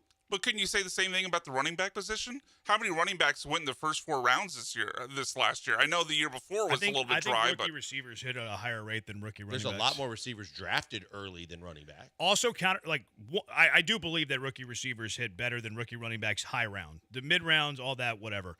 But there's also the money aspect of drafting a receiver in the first round versus drafting a running back in the first round because the wide receiver money is skewed at a very high level, and running backs, again, I think are devalued.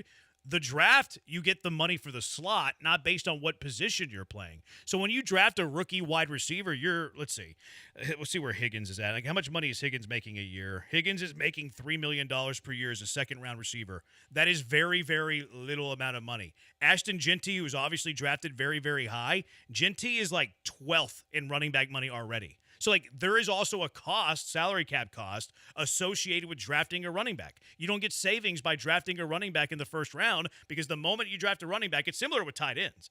The moment you draft a running back with a top 10, 15 pick, the moment you draft a tight end with a top 10 pick, they're going to be making top 15 money at the position. When you draft a receiver with a first-round pick, they're not even in the top 50. I wasn't talking about first round though. I'm talking more about the third round pick guys. The savings still exists though. Sure, but the scale is much smaller. The difference for it is much smaller. You do see running backs go more in the mid rounds than receivers do. Yeah, that's my point. Receivers usually get drafted very, very high. Yeah, there's always 2 or 3 guys that go in the first 2 rounds at running back, but the bulk of the guys are third, fourth round.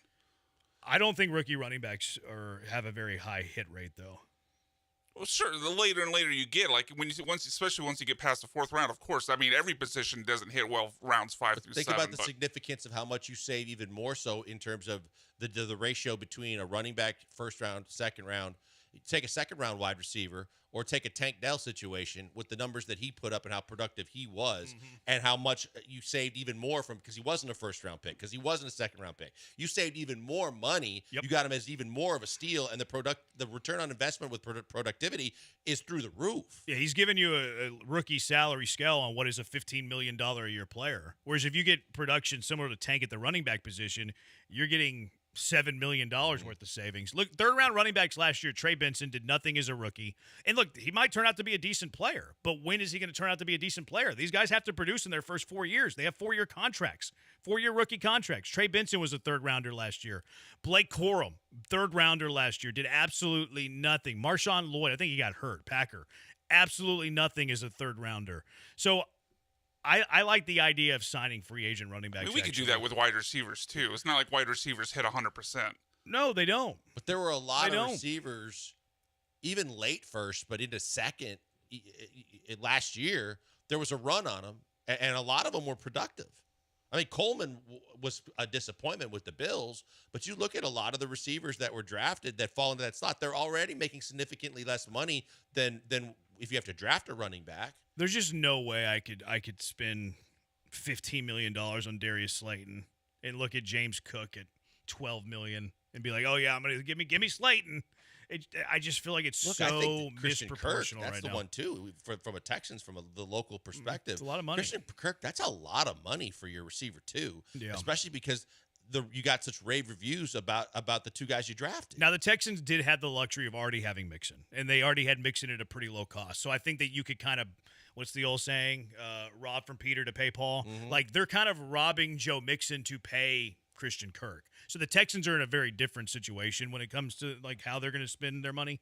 But I think last year it was a good example of Nick Caserio. Let's go after Saquon Barkley. Oh, darn it, we didn't get him. Now we're going to shift our focus to Stephon Diggs. Text your top 15 running backs add the most wins to a team. They're usually very good. Why not pay them? Like, why isn't the NFL paying these guys, but they're paying wide receiver too? Texter Jamal Williams recently led the league in touchdowns. Fair point. But Jamal Williams didn't rush for over 1,000 yards last year, 1,100 yards the year prior to that. Caught 44 passes 2 years ago. Like, let's not diminish James Cook as a really good Why they football take player. him off the field for Ty Johnson and Ray Davis? Because so they don't. much? I don't know. I don't know. I think the Bills, which is what I know that you're having more of a not just a Bills conversation, a running back in general conversation, but it just makes the Bills decision weird to me. They clearly don't value the typical RB1. Like James Well, Cook they just paid him. They paid him top 10 money today. What do you mean? Well, yeah, top 10 money. He ranked 19th in carries. Like they don't seem to think they need to have a guy that has that sort of workload. If I'm arguing, so why pay to wait to if have I'm that arguing workload? from the Buffalo side of this, it's preservation. Like they want to keep his legs fresh because they know they're a playoff team. So why would they play him 80% of the snaps? Same thing with Jordan. Like why would you play Jordan at DH 80% of the games? Because you're trying to keep the big guy fresh, Wasn't the it important also player fresh. Last year they got off to a slow start offensively, and then they focused more on the running game and giving him more carries, and then they kind of took off. Yeah, it was 2 years ago with I Diggs. wasn't sure. Yeah. Rocky, the Texans have never valued a running back. When is the last time we took a running back with a high pick? Different. Money and Ben draft Tate? picks are different here. Was he a second round pick? Second, but money and draft picks are different. Like I wouldn't draft a rookie running back in the first 2 rounds because of the cap savings, really, because you're not saving money when you draft a rookie. Wide receivers get more money because they gripe and are divas. Okay, well let's change that. Let's change it. All right, 713-780-ESPN HRNP listener line 713-780-3776. Let's get to our mailbag Monday. On a Wednesday. What are your questions for the Bees? 713-780-3776. Killer Bees, ESPN 97.5, ESPN 92.5. Are you looking to escape the rat race for the weekend, the hustle and bustle of the job, traffic, whatever's causing you stress? I have the best weekend idea for you. Two Creeks Crossing Resort on Lake Livingston. Escape the city, enjoy the relaxing, great outdoors. Book your stay at twocreekscrossingresort.com. Open green spaces, wildlife, beautiful, majestic trees, and some of the best fishing in Texas. Can't beat it. It's just 90 minutes from Houston, too, so you can get out of the city without traveling too far at Two Creeks Crossing Resort on Lake Livingston. Hike their 92 acres worth of property, kayak, play some pickleball. They got a pool up there. They're building a what are the little floating rivers things? The things that they have at the water parks. Those things are always great. Lazy rivers, the lazy rivers. They're building one of those suckers right now. It's gonna be great once it's complete. Two Creeks Crossing Resort always taking care of their visitors. We were up there a couple of months ago, had a great time. Food trucks both nights. They had the live music going on a Saturday. They're always going to take care of you. We stayed in the treehouse. The kids loved it. You can do that as well. They have glamping. They have cabins right on the creek. They have RVs. It's the perfect stay for everybody. So book your stay now. twocreekscrossingresort.com. twocreekscrossingresort.com.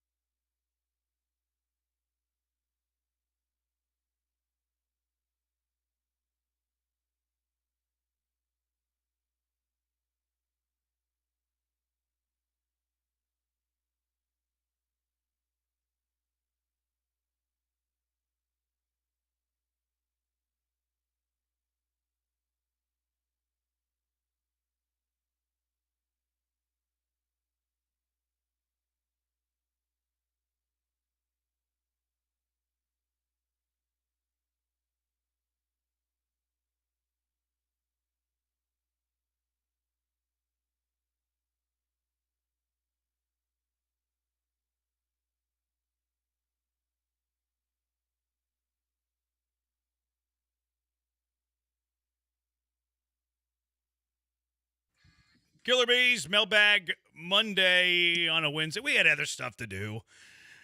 Don't be mad at us. 713-780-3776. Let's go out to the HRMP listener line. Pena has got a question for us on a Mailbag Monday. What's up, Pena? Hey, what's up, guys?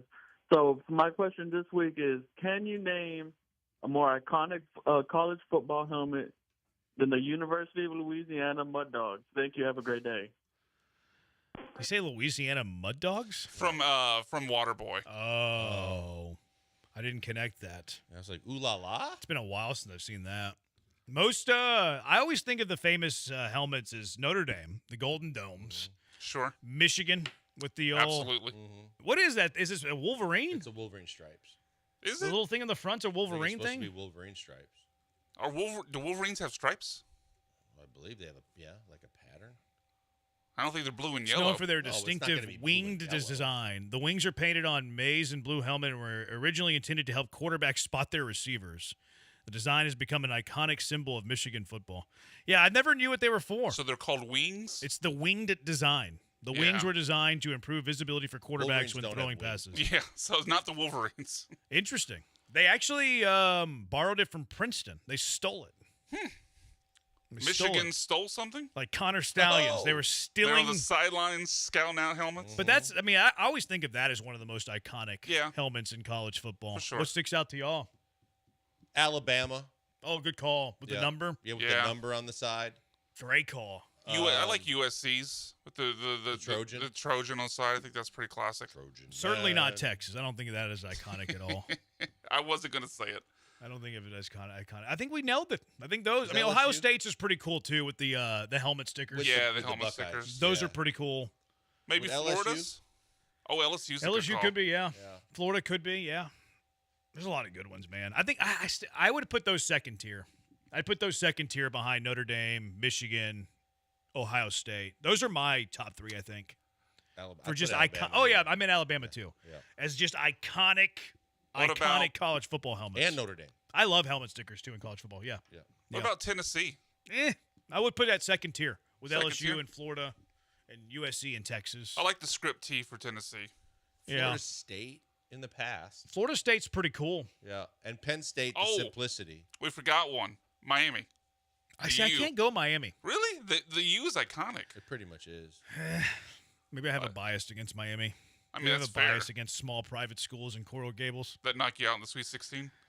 Yeah, I forgot about that. Wow. I thought that's what you were saying. Boy, he just goes headhunting on you. They don't wear helmets on the basketball floor, Brian. Blindsides you out of nowhere. That was a blindside. I wasn't even thinking about that. But you still like Michigan. I'm pretty Hashtag good. drum pull. I'm pretty good at disassociating different sports. Okay. I thought that's what you were meaning. No, it wasn't. My bad. The U is pretty symbolic. I'll concede that, but it still wouldn't be in my top tier as my favorites because it's my list. 713-783. I think Penn State is in there.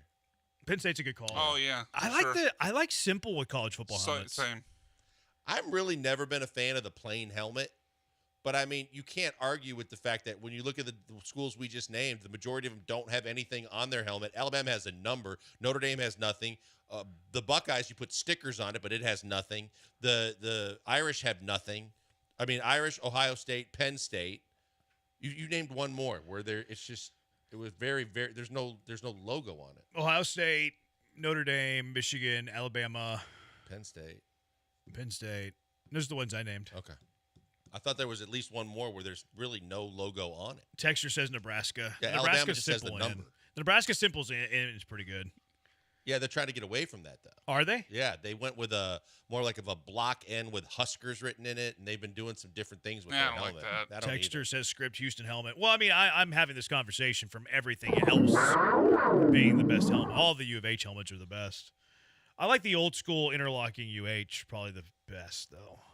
I really Is that like what Andre one. wore? I think so. You're talking about the like the U with the H in it, the block thick with the outline. I don't around like the each- thick. I actually like the skinny interlock. Oh, Skinny so interlock's no outline awesome. or anything? No. Yeah, I don't like. I like the new one. I like the new U of H. Texture says the Maryland helmets are the best. I don't like that. It's Oh too my busy. God, too busy. And there's first of all, Well, it's just the everything that flag. Maryland does with that logo, whether it's the flag or the helmets or everything else, It's like 6 different things going on. You got some Argyle, you got some plaid, you got some color. Well, that is the flag, though. It's still way too much. Just, it can be the flag and busy at the same time. Fair. They're not mutually inclusive. Yeah, I'm out on that Maryland helmet. Yeah, I'm not a fan of the Maryland helmet. It's too busy. I don't like busy with my, I like clean, simple, keep it simple, stupid. I usually like the have Longhorns that mantra with everything. Longhorns uniforms are pretty. The Longhorns alone makes them stand out. I mean, how many teams in the country have it? Well, I struggle to think of many other teams that I can't think of a single uniform change for the Texas Longhorns football uniform. Like through the years, like it'll look different because it's black and white or it's it's standard def and not high def, but the uniform is the exact same. Yeah, I do. They haven't done anything. I actually Wait till like they it do when the that. the Texans bullhorns, only they do the Longhorn horns on the helmet. Didn't they do some sort of alternate recently? I don't recall it. Maybe there might have been like an anniversary year that they added like one extra thing for that year only, but that's it. I like it when schools don't mess with it consistently. Yeah, it's been the same uniform forever. My question, 713-780-3776. Mailbag Monday on a Wednesday. Questions for the Bees. Texter, how many games will Seattle beat the Astros for the division title? They won't. Okay. You still sticking with Astros by 5? I have to stick with what I said. You don't have to. You don't have to. You don't have to take lock. Am I worried about it? Yes. If I had a redo, would it be less of a number? Yes. I still believe they're going to hang on and win the division. I can't stand take lock. I'm not saying that you're take locking here. I believe that you still believe that. I can't stand when people are like, no, I said what I said. I got to stick with it. Your best player's hurt. You can't change your mind. You can't evolve. Which one? It's crazy to me. Exactly. Like, which one is your best player? You're waffling. No, you're not. It's new information is presented that you're now changing your thought. Like it's not a waffle. It's you're evolving with new information as it presents itself. Let's not be brand new. Let's not be idiots here. Josh Hader reduces the Astros' chances of winning the division, winning the AL, winning the World Series. If they don't get Yordan Alvarez back, that reduces the chances. If Seattle loses their big dumper, that reduces their chances. Let's not be ignorant about that. But I still think the Astros are going to win the division too. I think they're going to overcome this, like they've overcome all the other injuries. No, I think they're going to win the division. They're going to win it by 5? No. I think they're going to win the division. Seattle won 1-0 yesterday. Yeah, they did against Baltimore. I know Baltimore's been better, but 1-0 against the Orioles. It'll eventually get tougher. I hope we get a swing this weekend because they get the Mets and yeah, they've got. Orioles I looked at their schedule. I can't remember the exact teams other than the Mets that, like you mentioned, but their schedule coming up definitely takes a tick up in the difficulty. 713-780-3776. Question for the Killer Bees. Dan from Beaumont. What do you think about trading Pena after the season and get as much as you can get, and then move Carlos to short?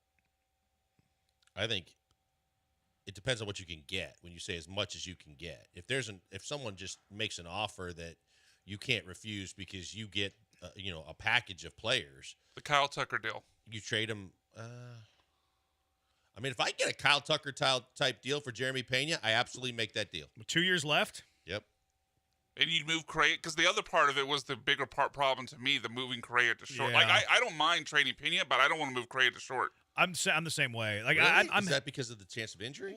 Well, he doesn't want to play it. He wants to play third. He's in his 30s. I always thought he should move to third base once he got to his 30s because he is bigger. I think it's better for his body. I think he has a chance to avoid more injury because it is easier to play third. The tax isn't as high. I think he can pack on some muscle and hit more bombs if he's playing third as opposed to short because he can, I don't care as much about my range. I don't care as much about having to stay slender. So I'm actually opposed to the Correa to shortstop thing. If you were to entertain trading Pena, I don't like doing it with 2 years left. I would do it with 1 year left. I would want a shortstop. I just like the fact that in the short term, you put him back at shortstop, Paredes comes back full health at third, and now your infield is solved, and you get a package of players like you got for Tucker. I'm all in on that. And probably more of a package because he's got 2 years left. You do have a surplus of infielders. Like you have to make it. I think you're going to have to make a decision with one of them because it's. Yeah, I just don't. Next year it is so crowded. I just don't know how you sort that out and find a home for everybody. One of them plays second would be the easy thing. Yeah, if Correa, I don't think Correa wants to play second. And I don't think Paredes is good at second. Same. So there's a problem. Not really an answer. I mean, it's an answer, but it's not really a viable one. I mean, there's a good chance Yordan is going to be hurt. So you could play Altuve at second, and then DH Isak, and then just kind of rotate them around. Like Isak, you're going to play third, first, and DH. I mean, that possibility exists. Sure. But you also have a surplus of outfielders because Myers is an everyday center fielder. Cam Smith, we think, is an everyday outfielder. Jesus Sanchez is an everyday outfielder. Not against lefties. Sanchez not every day. I mean, most pitchers are righties. Sure. You knew what I meant. Yeah. But you're right. He can't play against lefties. But if you still have Chaz, then there you go. There's your left fielder. Sanchez against righties, Chaz against lefties. Right. Like they're like the perfect player. And there's no place for Bryce Matthews. They're as dumb as rocks, but they're the perfect player. Do you think Jesus would pitch from the windup? With a runner at first? Oh, it's the old baseball rules. He worked out of the windup because he knew the Red Sox weren't going to steal second. What were you saying? There's no Bryce Matthews is completely roadblocked. I think he might get traded. Yeah. He's been playing a bunch of infield, too. He didn't play a single. He had a bomb last night, too. He went far. At home. Well, I was about to ask. In Sugarland. I was about to ask. Okay. 713-780-ESPN. What are your questions for the Beast? 713-780-3776. I looked at his numbers the other day. They haven't been great. Bryce Matthews being sent down, which is not great. He was still in the top 100 of the MLB pipeline, though, so that was good. I'm a casual baseball fan. What do you look for to decide if a player is a left or right fielder? I mean, I think right field first and foremost. Would you agree? I think the strongest arm in the outfield is right field. I would agree. I think that, to me, is the biggest difference. You can hide a bad arm in left field. You can't hide a bad arm in right field. That was my big concern about Chaz playing right, is runners going first and third on him quite a bit. And that's the reason why. Why do you need a stronger arm in right than a stronger arm in left? Because you want to cut down the runners going first to third. You can hide a bad arm in left. You cannot hide a bad arm in right. You can even hide a bad arm in center. You can get away with a mediocre bad arm in center field. You can't get away with a bad arm in right field. It'll cost you a bunch of bases. Lamont, will C.J. Stroud cry this year on the field? Press conference or media scrum? Shred him, Stroud! No. Shredding tears. He ain't crying at the podium. There's way too much made of all of this. I mean, if he won't cry once? I think he'll cry at the once. podium? No. Oh, no. I'm just talking about from beginning of the season to the end of the season's field practice somewhere. I think he'll cry once. I'd put okay the with it. over-under on 1.5. I'm going to go under. There was a Chronicle.com, not Chronicle, Chron.com, which is like under the same umbrella as the Houston Chronicle, but it's different than the Houston Chronicle. It's a free site that's ad-based as opposed to pay for Houston Chronicle. They ran a story on on the old boys over there down the dial. C.J. Stroud got emotional. Houston radio host didn't like that. A tired narrative needs to be debunked. And then Michael Shapiro went in on him. Baytown Batty? I didn't hear this. You didn't see what Baytown No, Batty? I just assumed that they were ridiculing C.J. Stroud for being consoled because we don't know that he was crying. We don't know that he was crying on the field, but he had to be. I thought one of the tweets did say he was crying. I read a tweet that it said that they didn't see tears, but he was very emotional. Had to be consoled by Dalton Schultz, right? Which he had to be consoled by Joe Mixon last year when Tank Dell got hurt. Which everybody was crying when Tank Dell got hurt. Go Cougs, and had to be consoled by Mixon. Was crying, all that stuff, and the Baytown Batty and what's the other guy's name? The Little Show. Yeah, Ron Hughley. They were saying you can't follow a leader that cries a lot and shows emotions. I'm paraphrasing, and then they said something along the lines of I bet you everybody in the locker room's laughing at him, something like that. Paraphrasing. I didn't. But then saw the quotes. Who's the sideline Sarah? I don't know who she is. I think she's an aggregator, right? I know of her Twitter. I've never met her. She's I haven't either, but I don't know where she came from, but she's very big on Texans quotes and media and stuff like that. She kind of followed up and went at them, and he went and he and his wife went into responding. The wife did? Oh yeah, I didn't see the wife doing that. Wow, I didn't see. The wife was definitely doing some pass blocking. Sideline Sarah went at them, or just quoted what they said. No, kind of put it all out there, and and then I think she had some things to say about it too. She did, but then Clint responded. I can't imagine the team loves. I didn't see Sideline Sarah Batty taking those shots about it. Yeah, I saw her quote. He had quotes. a 1 through 10 or 1 through 8. I saw his TLDR. Yeah, I didn't read the whole thing. I stopped after the 5th word. That was way too long. I'm not gonna read all this. I didn't see her respond. I didn't see Mrs. Baytown Batty. Yeah, she got involved in a lot of the comments. Really? Wow. I don't know how I feel about that. I don't need my wife situation. fighting I wouldn't want my wife getting into my Twitter spats. Nope. No, fighting for me? No. No. She would probably fight against me, really. She'd probably take their side. Shut up, Jeremy. You don't know ball. Yeah, you're posturing. You're on the couch tonight. You said what about Stroud? You go out to the doghouse. No, I that's interesting. I didn't see all that. Mm-hmm. Yeah, but they were Michael Shapiro, which Shapiro a lot of times clickbaity kind of stuff. His headlines are brutal, I've noticed. I mean, the guy had an opinion. The guy had an opinion, and then this guy's writing an opinion telling him how big of an idiot he is. Like, I don't agree with the opinion, but I'm not sure how I feel about the story. Yeah, Shapiro had the story? Yeah, I mean, it was kind of more of an op-ed. My column? Which I guess I can't say, like, I can't defend one opinion and then, like, bash another opinion. It was just interesting that a guy has an op-ed with his opinion crushing somebody else's opinion in what is like a journalistic article. I don't know. I don't know the rules on that nowadays. Journalistic loosely. I don't know the rules these days. I mean, he's more of a journalist than I am. Michael Shapiro, he writes for a website that people look at. That's a journalist, right? Yeah, certainly more than we are. I mean, he's more of a modern journalist. Like, I don't think he goes to games and stuff like that, but okay. I don't know. I'm not a journalist. Yeah, I don't know. I don't, which website does he write for? Cron.com. Oh, okay. Well, then it's legit. Yeah, I guess I'm okay with the op-ed. I guess I disagree with the op-ed, and I disagree with the original opinion would be the best way to sum that up. I don't know. If I disagree with the original opinion, I don't know if I can disagree with the op-ed. So do you disagree with the original opinion? Yeah, I do. Let me look at, like, he was pretty mean about him. Well, I mean, I'm not surprised he has that opinion. I think anyone listens to him would guess that would be his opinion. But this was Shapiro. To Mo, Stroud's emotion over an injured teammate are perfectly reasonable. One pair of Houston radio hosts didn't take such an understanding tact. So that's one thing. I don't see anything unfair in that. He offered a scathing sentiment. This was my favorite part. He has a picture of him in his page, and then in the courtesy, it's Clint Sterner. He's bashing him in this op-ed, and then he copied, like, from, I guess, off social media, and then gave the guy he's bashing courtesy on his page bashing that guy. Yeah, I think all that means is he took the picture from his, like, Twitter page. Exactly. That's all that means. Sterner and Hughley's comments Monday were obviously insensitive. I guess they were insensitive. I'm insensitive all the time, though. I think it's just interesting because it comes from the flagship station. I have to wonder what the Texans think of those comments. Yeah, I don't. But even if you dismiss that logic as some sort of bleeding heart nonsense, they still miss a crucial point. I guess that was the meanest part of it. I guess that wasn't too bad. Yeah, I didn't detect anything unfair there.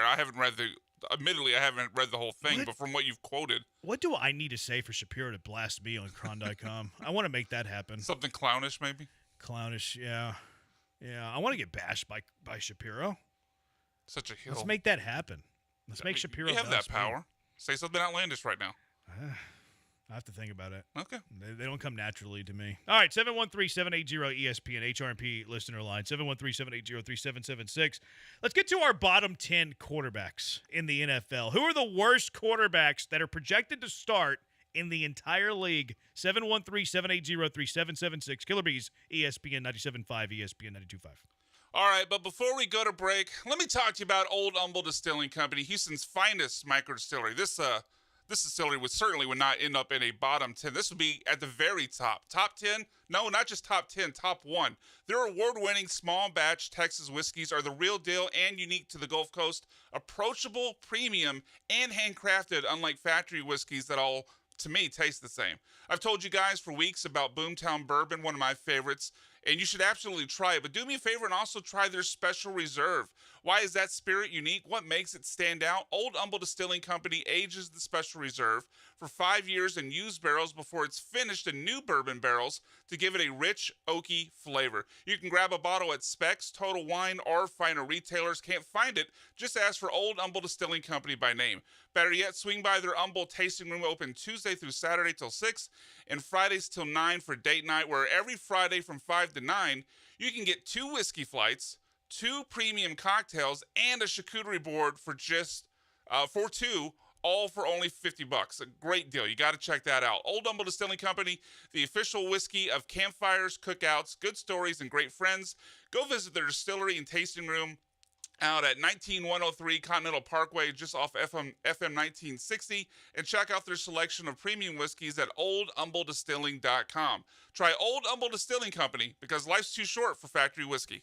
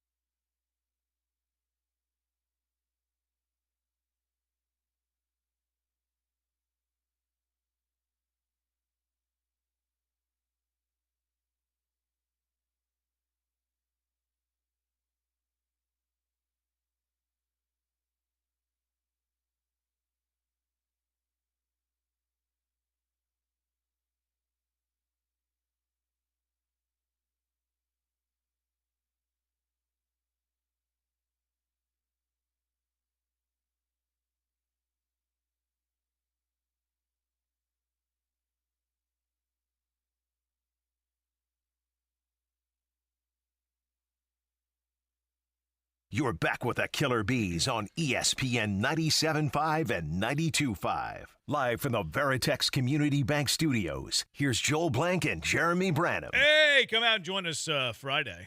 Summer Circuit continues. Join us every week as we visit different restaurants all over the greater Houston area. And each week, you can register to win our grand prize of the summer. A pair of brand new e-bikes from Power On Electric Bicycle Company.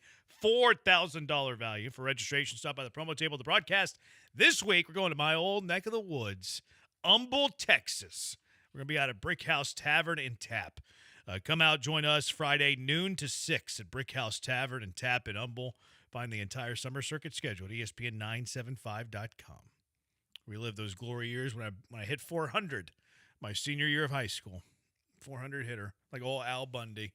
Got eliminated in the second round of the playoffs. The mall across the street from the Brick House Tavern, where I stomped my feet many times.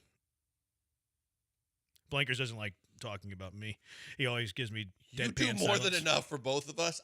You don't know me. I don't care. I know you better than you know me, and you did deadpan me whenever I started talking about my old glory days. No, that I did didn't. happen. I didn't react at all, but go ahead. That's deadpanning. That's silence. Okay. You did. You big leagued me. Talking about me, and you didn't want to talk about me, so you gave me nothing so we would stop.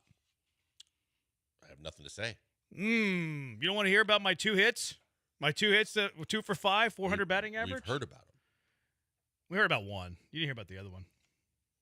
Whether it be the individual hits or not. One of those 2 hits was off Jay Bruce. We've heard the stats. What did you hit in high school? I'd have to go back and look. All right, 713-780-ESPN. I won't bring up myself anymore. Twitchers, they could probably look it up for you. They know your pitching numbers. I don't know if they know your batting numbers. Okay. Yeah. I don't know. Did you hit it all in college? A few times. Not like consistently. You hit as much as Chas McCormick pitched in college? Yeah, pretty much. All right, 713-780-ESPN, HRP listener line, 713-780-3776. Bottom 10 quarterbacks in the NFL. Who are your bottom 10 quarterbacks in the NFL? Blankers, what do you got? Let's go 10th worst to first worst. Okay, 1 is the absolute worst, right? Okay. Yeah. So give me the 10th one. So 10 to me is Russell Wilson. Okay, yeah, he's on my list. I couldn't find him at first, but I have him as well. I have him a little different, but I have him as well. All right. 9, Drake May. Wow, he didn't crack my bottom 10. Okay. Okay. All right, I like that our list is different All here. right. 8, Bryce Young. He was on my bottom 10. Okay. Yeah, he's in my bottom 10. I think he can graduate, but he was in my bottom 10. Possible. Yep. 7, I'm going rating them as they sit in my mind right now. Caleb Williams. He's in my bottom 10. Okay. 6, Cam Ward. Not in my bottom 10. Yeah, I like Ward. Yeah, I got to see him as a rookie. That's fair. Yeah. 5, J.J. McCarthy. You know I don't think highly of him. He's in my bottom 10 too, Okay. and I think higher of him than you, but he's do. also That in is my correct. bottom 10. 4, Justin Fields. In my bottom 10. Okay. 3, Joe Flacco. Wow, that's respect to Flacco. He's in my bottom 10, but he's lower than 3. Okay. 2, Anthony Richardson. Okay. All right. I forgot about Anthony Richardson. Oh, there you go. I forgot about. Maybe I don't know why I. Oh! I know why I don't have Anthony Richardson. Because you think it's going to be. Well, whenever we Daniel talked about Jones? it, the other day, we said Jones. Oh, I thought we said. I think we said Jones, but it doesn't matter. Okay. Regardless, irregardless. Yeah, Colts quarterback. Okay. Yeah, either one's really going to be there. Yeah, and 1, Spencer Rattler. I don't think you listened to whenever we went to these guys are the starting quarterbacks the day before the show. We went through every team and said their starters. Whether it's and Shuck 2 of or those Rattler. guys were on the Okay, list. Okay, 1, Saints. 2, Colts. 3, Browns. How about Fair. that? That's fair. But you had 2 guys that we proclaimed as backups. But you're right; they would probably still be on the bottom 10. So my bottom 10, it was pretty close to yours, a little differently. I had Tua at 10. Oh. I am not a Tua fan. I'm not a huge fan of Tua. Yeah, I wish I'd put that on my list as well. I'm a little Don't have take envious lock, of it. Brian. It's not take lock. It's the opposite. Number 9, I have Bryce. So you had Bryce too. I actually think that Bryce still has a chance to be all right though. I like Canales there. You can go watch him tomorrow, joint practice. I have Caleb Williams as the 8th worst quarterback in the NFL. I have J.J. McCarthy at 7, little higher on Fields than you are. I think he's an elite runner at the position. Number 6, I have Russell Wilson at 5, fifth worst. A little over the hill. In fact, I don't think he's going to start there for like more than 8 games. I think they're going to hand it over to Jackson Dart pretty quickly. Number 4, I have Aaron Rodgers. You didn't have Rodgers in your bottom 10. I think he's going to be all right in Pittsburgh. You love Aaron Rodgers. I don't. A lot of respect for Aaron Rodgers. Respect is different. I have Daniel Jones at 3. I have Joe Flacco as the second worst quarterback in the NFL that we project to be starters. And then I have Shuck as the worst starting quarterback in the NFL. So Tua, Bryce, Williams, McCarthy, Fields, Wilson, Rodgers, Jones, Flacco, Shuck. So I went in a similar vein with my 10th worst that you did with Tua. This might be a little controversial, but I am completely out on Kyler Murray. He is my 10th worst quarterback. The greatest athlete there it is. on the planet Did you Earth? see that interception he threw? It was a bad throw. There was no one It really- in the area. And making it worse is apparently he threw it no look, which, what are you doing? In preseason, he's working on things. What, we're just goofing around? It's preseason. What is he working on? No-look passes? He's trying not to good get enough. hurt. He's not good enough to He's be trying- throwing no-look passes. He thinks he's good enough, though. Yeah, he does. He does. He does think he's good enough. I would like to buy Kyler Murray for what he's worth and sell him for what he thinks he's worth. Because he thinks he's a it'd be top good 5 quarterback investment. in the world. It'd be a good investment. He does.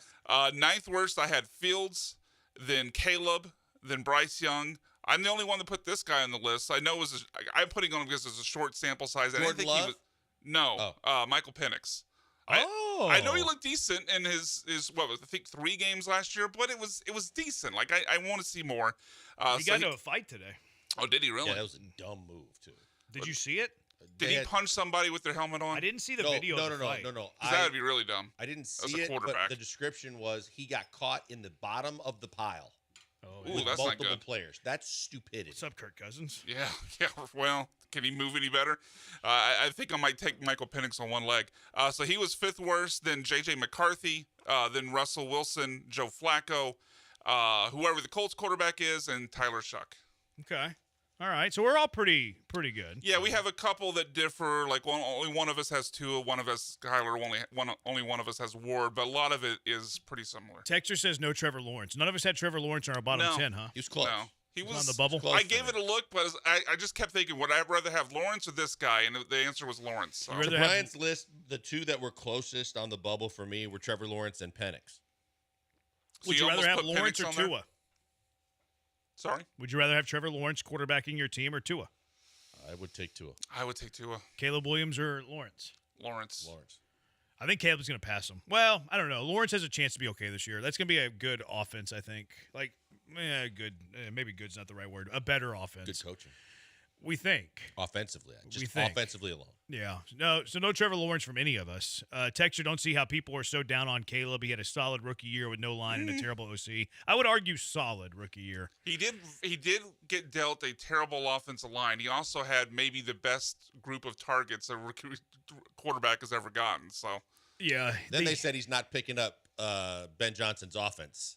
Yeah, the reports have not been great for him. If it depends, this year is going to be vital for him. If he's not good in this offense with Ben Johnson, a beefed up offensive line, sorry for the pun, still very good receivers, really good trio, decent running game. If Caleb Williams struggles this year, drafted a rookie tight end, red flags will be going up on Caleb Williams. Like all over them. He went from a very bad situation with a good receiving core, but a bad situation, bad offensive line. I thought it was a bad coaching staff.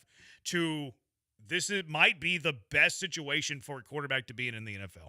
If they're up there, the top 5 best quarterback situations in the NFL. If Caleb Williams is a bottom 10 quarterback this year, he has shown us his true colors. Absolutely. Yeah, because, I mean, what you'd want from your quarterback is to be able to elevate those around him. He would firmly show in that situation you just painted that he's a guy that would have to have everything around him, and you still get bottom 10. So. But one thing that we failed to mention as to why Caleb Williams is going to be very good in his sophomore season.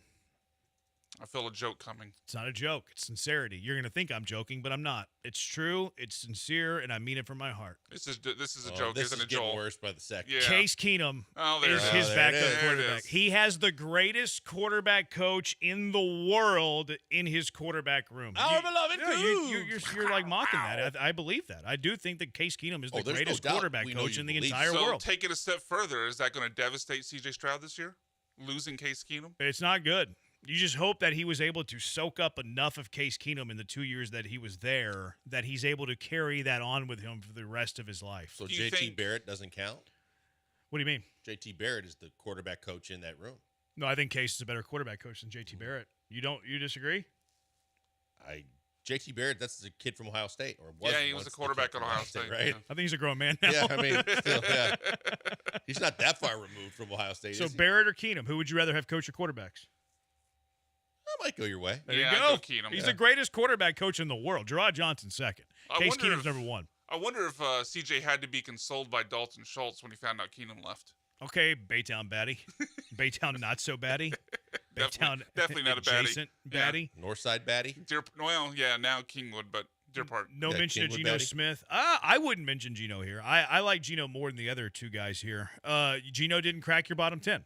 No. None of us. All right, so what's our consensus? So our consensus is I'll go. You want me to go worst to first or okay, worst to first. Worst. No, that doesn't work. Worst to 10th worst. Saints we have as the worst. Okay. Tyler Shuck, whoever. Colts second. Browns third. J.J. McCarthy fourth. Then we have a tie at fifth between Russell Wilson and Justin Fields, followed by Caleb Williams at 7, Bryce Young at 8, Aaron Rodgers only on Jeremy's vote alone at 9, and then Michael Penix and Cam Ward are tied for 10th. Y'all like old men. I guess so. Y'all like old men. Y'all didn't have Rodgers in the list. No. Y'all both had Wilson more respected than I did. And then y'all's love for Flacco is weird. Y'all have Flacco ahead of Colts quarterback? You respected Wilson more than I did. Yeah, because he's old. old. The blankers. Yeah. How do you have Flacco ahead of Because you just mentioned Jones? the reason why Fields has value because he runs. I think both guys with the Colts can at least run. I don't think Flacco sure. can run. No, definitely not. He's a statue. Okay, so who was your second worst quarterback? The Colts quarterbacks.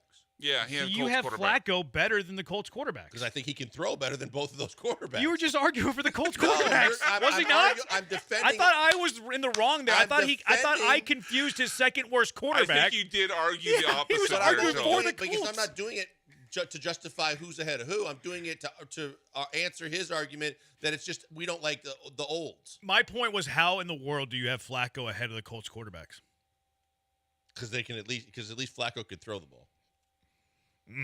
You had Flacco third worst or second worst? I had Flacco third worst. You had Colts quarterbacks below Flacco? We both did. No, I had the Colts quarterbacks the second worst behind Shuck, and then Flacco after Yeah, them. me too. That's what I'm saying. We both had those were our bottom three. So Flacco was your last one. No. No, okay, I had Shuck as my worst. Okay. The Colts as my So second y'all worst. both have the Colts quarterbacks worse than Flacco. Yes. Our bottom My three was goodness. exactly the same. Anthony Richardson completed 47% of We're his not. passes last year. Daniel Jones is their starter. We proclaimed the other day. Yeah, I don't abide by that rule. I think can't it's believe y'all Anthony have Richardson. Flacco ahead of those guys. You would rather start Anthony Richardson than Joe Flacco. Yes, and I would run the ball every single play, and I would have a better chance. And to he win. would make it to the second quarter. Yeah, he would tap out. That's why I have two Yes. guys who can run. so what are we talking about? Like why do running backs not play 100% of the snaps in the NFL anymore? Because they get worn out, they get tired, they can't handle the physicalness for an entire game. Why do the Colts have two running quarterbacks? Because they can't play the entire season. They need two of those suckers. They're going to need another one. They might. Who's their third string? I don't know. What's Gardner Minshew Sam doing? Ellinger? No, I think in Ellinger's Vegas? gone. Huh? Is Minshew in No, Vegas? he's Mahomes back up. Oh, that's right. I forgot about Oh, that. Riley Leonard. I heard he's a actually runner. looking good. A runner. Yeah. There we go. They should run the ball 80 times. So this is quarterback by committee. like the Astros bullpen. All right, 713-780 ESPN HRP listener line. We've been looking at this NFL Top 100 list for a little while now. Yeah, I think we found out today that Nico has definitely been snubbed. I think Daniil Hunter might be snubbed too. Tell you what we mean next. Killer Bees, ESPN 97.5, ESPN 92.5.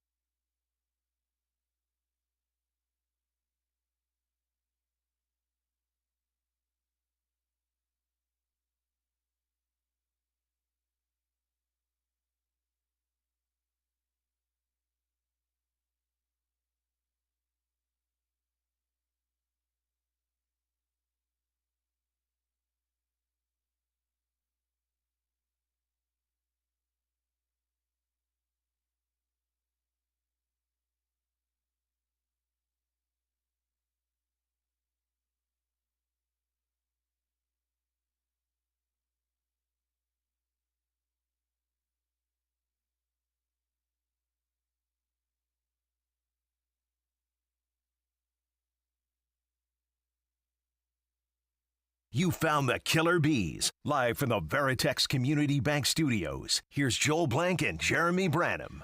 Killer Bees, ESPN 97.5, ESPN 92.5. Looking at this Josh Hader thing.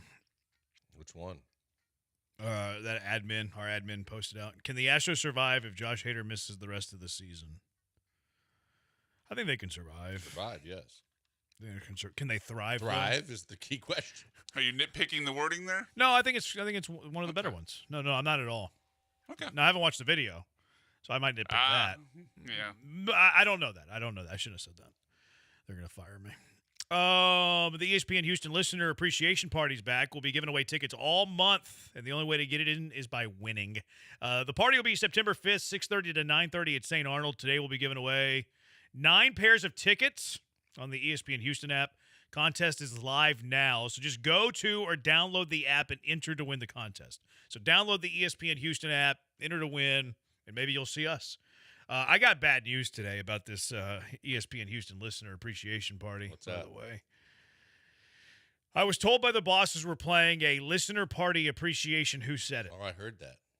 I can confirm that. Whose idea was that? I think you know. Joe's. Yep.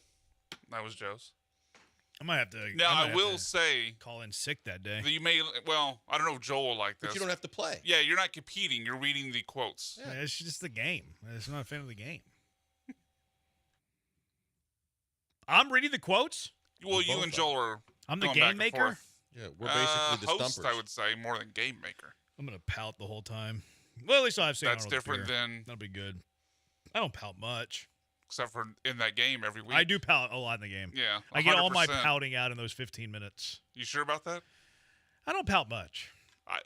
Okay, that's different. I try None not to versus pout. Much. I try not to complain. I mean, no one's perfect. I mean, I pout a little. I complain a little. All right. There's certain things I try not to do that still rear their ugly face. Sassy. Still So you happen better from not time to time. pout. You better not cry. No, we can go with that. That's good. Israel saying that Joe Flacco already got beat out by Anthony Richardson. Shocker. It's true though. He's right. I think he got beat out by Daniel Jones. Well, time out. No, last year. The year before when Flacco was with the Colts, Flacco won more games than Richardson. That can't be right. When he came back, because remember Richardson got hurt, then Flacco led him on a run. You're talking about that was with the Browns. Yeah, I don't know if he won more games. I don't doubt that it could be close, but I don't know if he won more games. I mean, there's the internet. The internet exists. We can look into this. Let's see. Anthony Richardson last year, he was 6-5 last year. Anthony Richardson, 6-5 ain't the worst. He 6-5. So Flacco won 3 games. Did the Colts win that many games last year? I thought they won 9 last year. Flacco was 2-4. Okay, they won 8. All right. Richardson won 3 times as much as Flacco. Yeah, how in the world do y'all have Flacco ahead of Colts quarterback? I would because to me, I took the question as life on the line. Who could win a game? I'd rather have Flacco than Anthony Richardson. Taking himself out. Yeah, I'd rather have Flacco than Anthony Richardson. 100%. Dude completes 47% of his passes. He can't compete. He won 3 times as many games with Flacco in the exact same situation. Wins aren't a quarterback stat. We could do that with Jimmy Garoppolo, You're right, Derek Carr. but they are a winning stat whenever everything around you is the same. They literally quarterbacked the same team. Do we know that the teammates around them were the same every week? There couldn't have been injuries that affected one versus the other? There. I mean, Flacco played 6 games. Richardson played 11. There's enough games where, that's enough body of work where they're playing with similar pieces. I think Richardson also had the benefit at the end of playing when Jonathan Taylor went nuts, and he was getting 200 yards every week. Well, who was handing him the ball? Elite handoffs. Is that what we're talking about? I mean, he's great. He's great. Now, the element of run, I think, is beneficial for running backs, though. If we really want to have, a significant, substantial conversation, I do think mobile quarterbacks enhance running backs. I would agree with that. Yeah, In the fact, it's been backside proven. defender has to hold, yeah. It's been proven. There are running back numbers that boost because you're playing with mobile quarterbacks. I wonder what kind of boost we see with the Jets backfield with Breece Hall because he has an elite rusher at the quarterback my position. boy from Wisconsin. That's the thing. Boy, did he look good. I don't trust Brees. That's the thing I was getting to. Like, I wonder how much of a work share that becomes, though, because I like the boost of mobile quarterback for Brees Hall, but I hate that Braylon Allen is coming right up in the rear with Brees Hall. Pause. Jeez. You guys can be perverts all you want. It's not going to change my lingo. Because y'all both reacted. What do you mean, you guys? Because you did that intentionally. Hear what you said. You did that intentionally. No, I didn't. Sure, I've got drops to. Which one do you No, want? I don't want it in the butt. I want it in That the was rib not cage. I want to feel it. intentional. I don't do He's any really of those good, intentional. Reading the holes and penetrating through them. I do none of Like, those. I would love to just fill intentionally, 'cause every I don't hole think that way. I don't. Oh, that last one. Where'd that? Geez. I don't. I would think love that to way. just fill I don't- every hole. And the reason that you have so many is because I don't even think about it. Because I don't even allow myself to think about it. Because I'm not a pervert like you children. Not true. It is true. I think you think about it. I do not. You don't emote to it. You I try to No non-play doubt he it. plays to it. I promise you, I do not. I do not. I'm not. Like, I going would love to just fill every hole. I'm not going to change the way that I speak because you guys are going to be silly school children about it. He said penetrate. Oh my goodness. He's really good at reading the holes and penetrating. He through them. is. He's a running back. He's very good at that. It's one of his strengths. If you guys want to laugh about it and be children about it, feel free. I am. Feel free. But I'm not doing it intentionally. I think it's very obvious. I think you did that last one intentionally. The coming up I did not. I don't really know. didn't. Yeah, I was struggling. There was a little bit of, usually you sell it, but there was a look on your face for that one. There's a little bit of a look. You know why there was a look on my face? Because I Okay. was struggling to phrase what I was trying to articulate. And that's what you came up with? Accidentally, yes. Wasn't my finest moment. But how much of Braylon Allen do you think will be the work share for the Jets? Oh, I think he's going to get a lot of carries. Yeah, I would say 40% at least. I've been drafting some 60, Braylon 40 Allen. Brees. He looks really good. Based on what? Like I'm not doubting you, but like, why do we think? Because like reporters. I heard a lot, and then I watched him this last weekend, and it wasn't just like we were talking about with Nick Chubb. It wasn't just find hole, hit hole. It was the cutbacks. Pause. It was. I buy stock on these players routinely. He So also I'm looked wondering pretty how good high to last draft year in the Allen. limited action he got. He did. The thing that I don't love about Allen, how was he out of the backfield catching the football? Ain't great. He didn't do it a lot. Yeah. Sometimes I don't know if college running backs are just not good at it or they're just not asked to. That offense is weird. Yeah. You got Fields, Brees Hall, Braylon Allen. Their receivers are weird. I love Garrett Wilson. He's gonna take a hit though. I don't know because name their second receiver? Alan Lazard. Yeah, Josh Reynolds. Like they have nobody at the number 2 position. Mason Taylor has a chance to be all right. You know why? They value running back. They value the running game. But they're going to be a weird team. All they're going to do is run the football. He's not going to be able to throw. I think Garrett Wilson's going to be the one that suffers the most. I think he'll get enough. I think their running backs are going to pay. It'll pay off. Like to Jeremy's point, with a running mobile quarterback, they're actually going to have decent years. I don't think Garrett Wilson's going to have a good year. Yeah. Well, define not a good year, like sub 1,000? Because I think I think he'll with get over 17 1,000. games, he'll get over 1,000 yards, but it's going to be tight. See, his talent has been way better than his production because I think talent-wise, he's like a top 7 receiver. Mm-hmm. His production's not been top 7. You don't think his talent's top 7? I think I'd put him closer to 10. I'd have to think it through. Disagree. I think he's more talented than A.J. Brown. Oh, man, you hate A.J. Brown. You really do. I did commit to the bit there. I think he's incredibly talented. I'm not saying he's not talented. 7 receivers. 7 I mean, feels 7. tight. You might be right.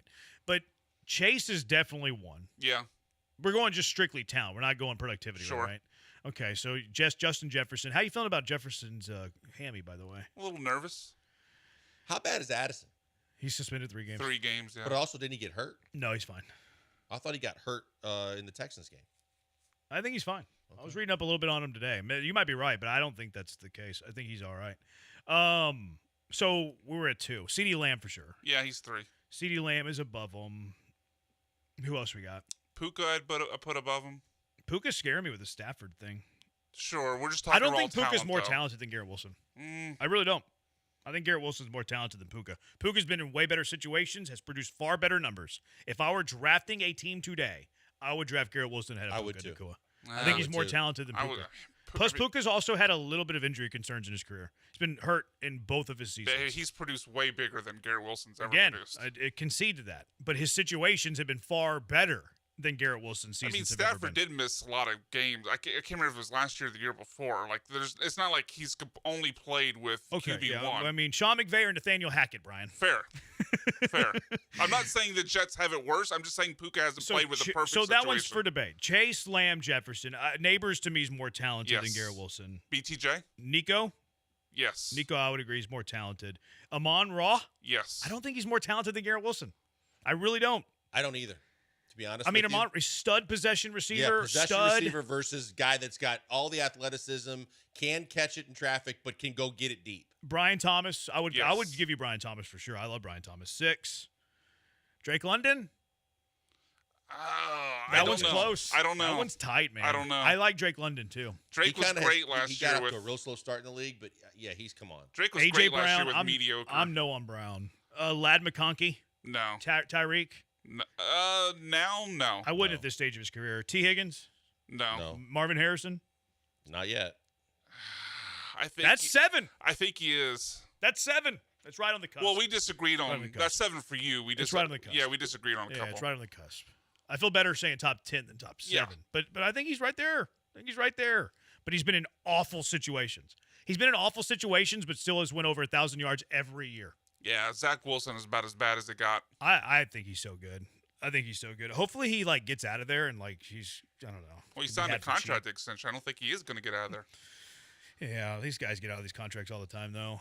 I love that's Garrett what Terry Wilson. McLaurin's doing, right? He's making 23. He signed that 2 years ago, and he wants it to be fair market value.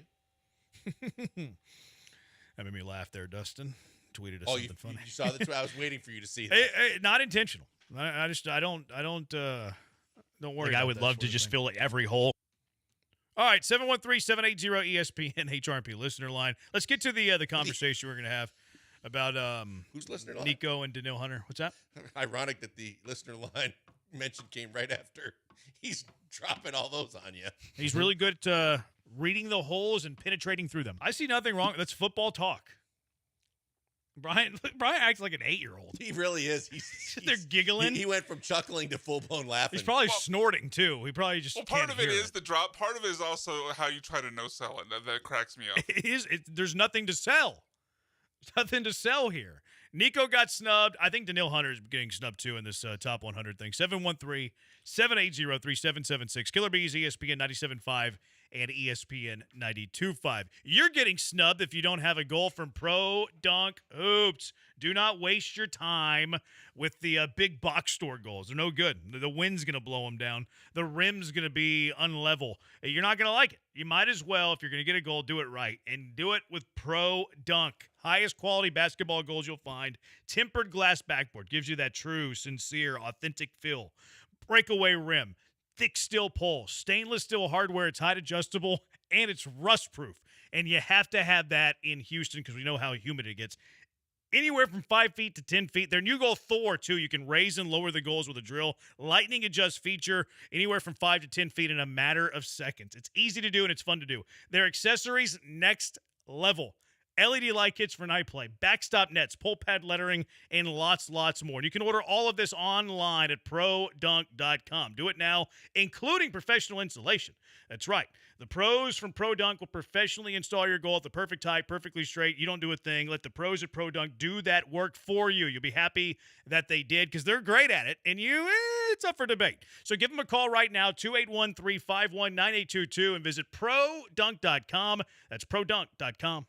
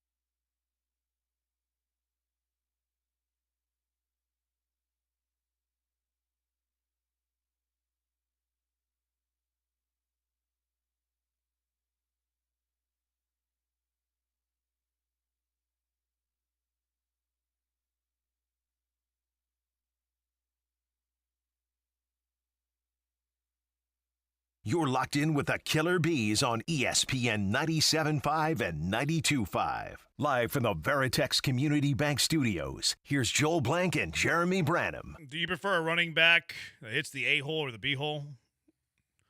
I usually like phrasing! I'm Brian, immature. I like the B-hole because usually your better blockers are there. No, I don't want it in the butt. I want it in the rib cage. I want to fill it. I'm a fan of the big gap. I don't know why you are so childish. People were trying to log into our Google. It's not good. All right. Nico Collins, I think, has been snubbed. I think it's official. We've been monitoring this top 100 list, NFL.com. C.J. Stroud was 39. The Broncos linebacker Nick Bonito was 38. Travis Kelce 37, which big get on their podcast, by the way. I wonder how they booked that. Taylor Swift was she was having a little fun. I saw the little preview that they had. It was pretty funny. Taylor Swift's got a little personality. She dropped a little cuss bomb on one of them. Did she? Oh, yeah, she did. Yeah. That is right. Yeah. I see ESPN is charting the fact that they've looked up the numbers for the largest viewership in the history of a podcast to see if she blows it out of the water tonight. They're gonna do numbers. I think it's like 157 million. Wow. It was some foreign podcast. That's insane. Yeah. Yeah, she got a little personality, though. I didn't realize that. But Micah Parsons, number 36, Dallas Cowboy. Will he be a Dallas Cowboy? And then at number 35, the latest one that they had today, CeeDee Lamb. CeeDee Lamb down 22 spots to 35. He was hurt last year. Still caught 100 passes for nearly 1,200 yards. Big fan of CeeDee Lamb. If CeeDee Lamb's 35, I don't think Nico Collins is on this list, guys. I think Nico Collins has been snubbed. The only saving grace to you not being right on this one is the fact that he was hurt last year. He only missed 2 games, though. Nico played less than that, right? Didn't Nico miss 3? He did. No, he missed more than that. He missed 5. Nico played 12 games last year. Nico's not on this list. No, he can't be ahead of CeeDee. And it's also player vote. Are the players of the NFL voting for CeeDee Lamb or No Nico way. Collins? They're voting for CeeDee Lamb. That's right. So Nico Collins has been snubbed unofficially, but we're pretty smart. He's been snubbed, which is it's criminal to me. Criminal that Nico Collins is not on this list and Ladd McConkey was.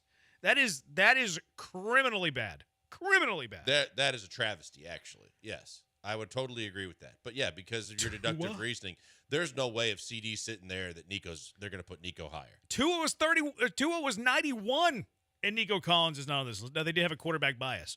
I like Sam Laporta. Would you rather have Sam Laporta or Nico Collins? Nico, easy. Sam Laporta caught 60 passes last year for 720 yards. Nico, who missed 5 games, caught 68 passes for over 1,000 yards. This is criminal. It is criminal. I forget, is T. Higgins Stupid on the list? I think that he is. Okay. Was he? Well, split it there. But I wouldn't vote for T. I didn't Higgins think over T. Higgins Nico. was on the list. I don't remember hearing that name. Let me look. You might be right. What were you saying, Brian? I'm saying no, he is. He's 77. Yeah, like that. To me, there's another snub. Like I would not vote for T. Higgins over Nico Collins. Like T, though. I'm a fan of T. But not more than Nico. I don't like him more than Nico, but I wonder if T would outproduce Nico if he was the alpha somewhere. I mean, he had that for a year before Chase got there. And his number's pretty good. I think he was just under 1,000, but he was a rookie. So. And he was a rookie. Yeah. T's pretty good. I like T, but that's a fair one. Like I would pick Nico ahead of T slightly. I don't think there's a great gap there, but I would have Nico ahead of T. Certainly ahead of Ladd. My biggest gap is Nico over Ladd. If we're going position by position, that's really bad. If we're going non-position, I mean Tua being in the top 100 is funny. It's funny. We had him in our bottom 10 quarterbacks. You did. I had him in the bottom 10 quarterbacks. Yeah. And he's 91st in the NFL. That's ridiculous. But I also think that this is a pretty good deductive reasoning that Danielle Hunter is also not going to be on this list. Like, is Danielle Hunter going to be over Micah Parsons? No. Probably not. So Danielle Hunter somehow isn't a top 100 player in the NFL, according to their players. That's a shame. I kind of feel like Danielle Hunter's going to find his way on. He's going to be ahead of Micah Parsons and CeeDee Lamb. He won't be ahead of Parsons. Why does that mean? Because because they count down. That means you have to be a top 34 player. 36. There's no way Danielle Hunter's ahead of Parsons and CeeDee Lamb. No way. But Danielle Hunter's had more sacks over the last couple of years, hasn't he? They're not looking at sack totals whenever they put together this. I mean, if you're comparing those two guys, and he had a lot more sacks than Micah Parsons. Sure, but this is more of a popularity contest. Okay, but I think that if the players are voting, they realize all the ways that Danielle Hunter and start with the sacks. How confident are you? Not very. I mean, Joe Danielle Thomas Hunter, got votes, 3 years and after they had his the same retirement? amount of sacks last year, too, by the way. Danielle Hunter had 12 sacks last year. Micah Parsons had 12 sacks last year. Now Danielle Hunter 2 years ago had 16 and a half, but Parsons had 14. Mm-hmm. I mean, Parsons he's two-time AP first team last year. 2 years ago, he's AP second team. Maybe the Texans Danielle are getting Hunter's the Astros not. treatment. He's not going to be ahead of Micah Neither one Parsons. of them are going to be on the list. Last year, Danielle Hunter was on the list, but he was 68th. Like, he's going to jump. He's going to jump to the top 30? He's not on the list. That's insane, though, that they think the season he had last year warrants him dropping 32 spots plus. Right. Yeah, But, I he don't was 68th coming off a 16.5 sack year. Right. So he's not going to be ahead of Micah Parsons No. whenever he had 12 sacks last season. There's no He's way. unranked, Danielle Hunter. Yeah, they're both going to get snubbed. Yeah, they've And been the snubbed. Texans are basically, there's a bias against the Texans on this list. I think there's a bias against I don't think they view sexy. What? Sexy? I can't say sexy. Like they're look. I remember. I remember That's what you said the first time, but okay. They have a bias against some things. Yeah. Sexy. Yeah, that's what I said. You didn't really include the Y there the first time. Yeah. It took you. The Y took a while to come out. There might have been a pause. Yeah. There might have been a pause, but it was. I think it was a continuation if we're bringing in NBA rules. But like I don't know. Like there must be something there though that they just for some reason they don't view. Maybe I still think going back to the conversation we had last time. I think there's something to Nico not doing much his first 2 years. And there's just a delayed reaction to realizing how great he's been the last Probably. 2 seasons. But that doesn't work for the Danielle Hunter It thing. does Like, how not, is no. Andrew Van Ginkel 88th and Danielle Hunter is going to be unranked? Do you think that's maybe they view we're only putting one Texans pass rusher on? Will Maybe. Anderson greater sign Danielle Hunter? Now, they did last year, but it was a little different because it was a guy from the Vikings the Right. previous year. And Will Anderson Maybe. wasn't ranked last year. It could have been. Yeah. They could have been. And again, look, NFL players don't know ball. Yeah, Joe Thomas. They don't know ball. Like, how are you putting Hey, lay off the Lad Badger legend. McConkey on this top 100 list, but you're not including Nico Collins? NFL players remember, NFL players voted for this thing. They do not know ball. It's evident. Let's get to our car wreck of the day. This is item number 1. 713-780-ESPN. What is your car wreck of the day? 713-780-3776. Killer Bees, ESPN 97.5, ESPN 92.5.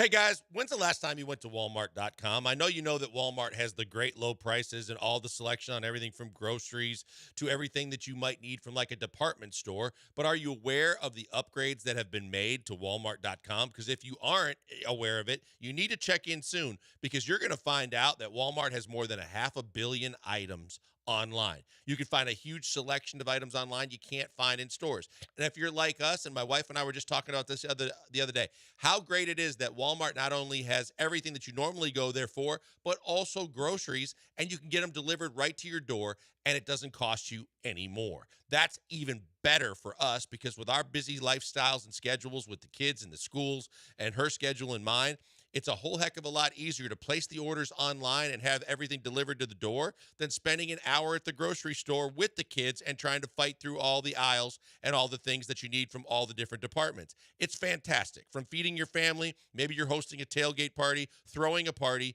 or just the kids need some things and you don't have time to go to the store. Walmart.com. They will deliver it right to your door, same grocery prices as you would find at grocery stores, and there's no charge for the delivery. You want to actually get it as fast as an hour, there are fees and terms that apply, but you can get Walmart to deliver that fast too. They are fantastic, and they're all focused on you. Low prices, great selection, and the ability to have it delivered to your door to save time. All you got to do is go to Walmart.com. If you thought you knew Walmart.com before, now you know it's all new, and who knew?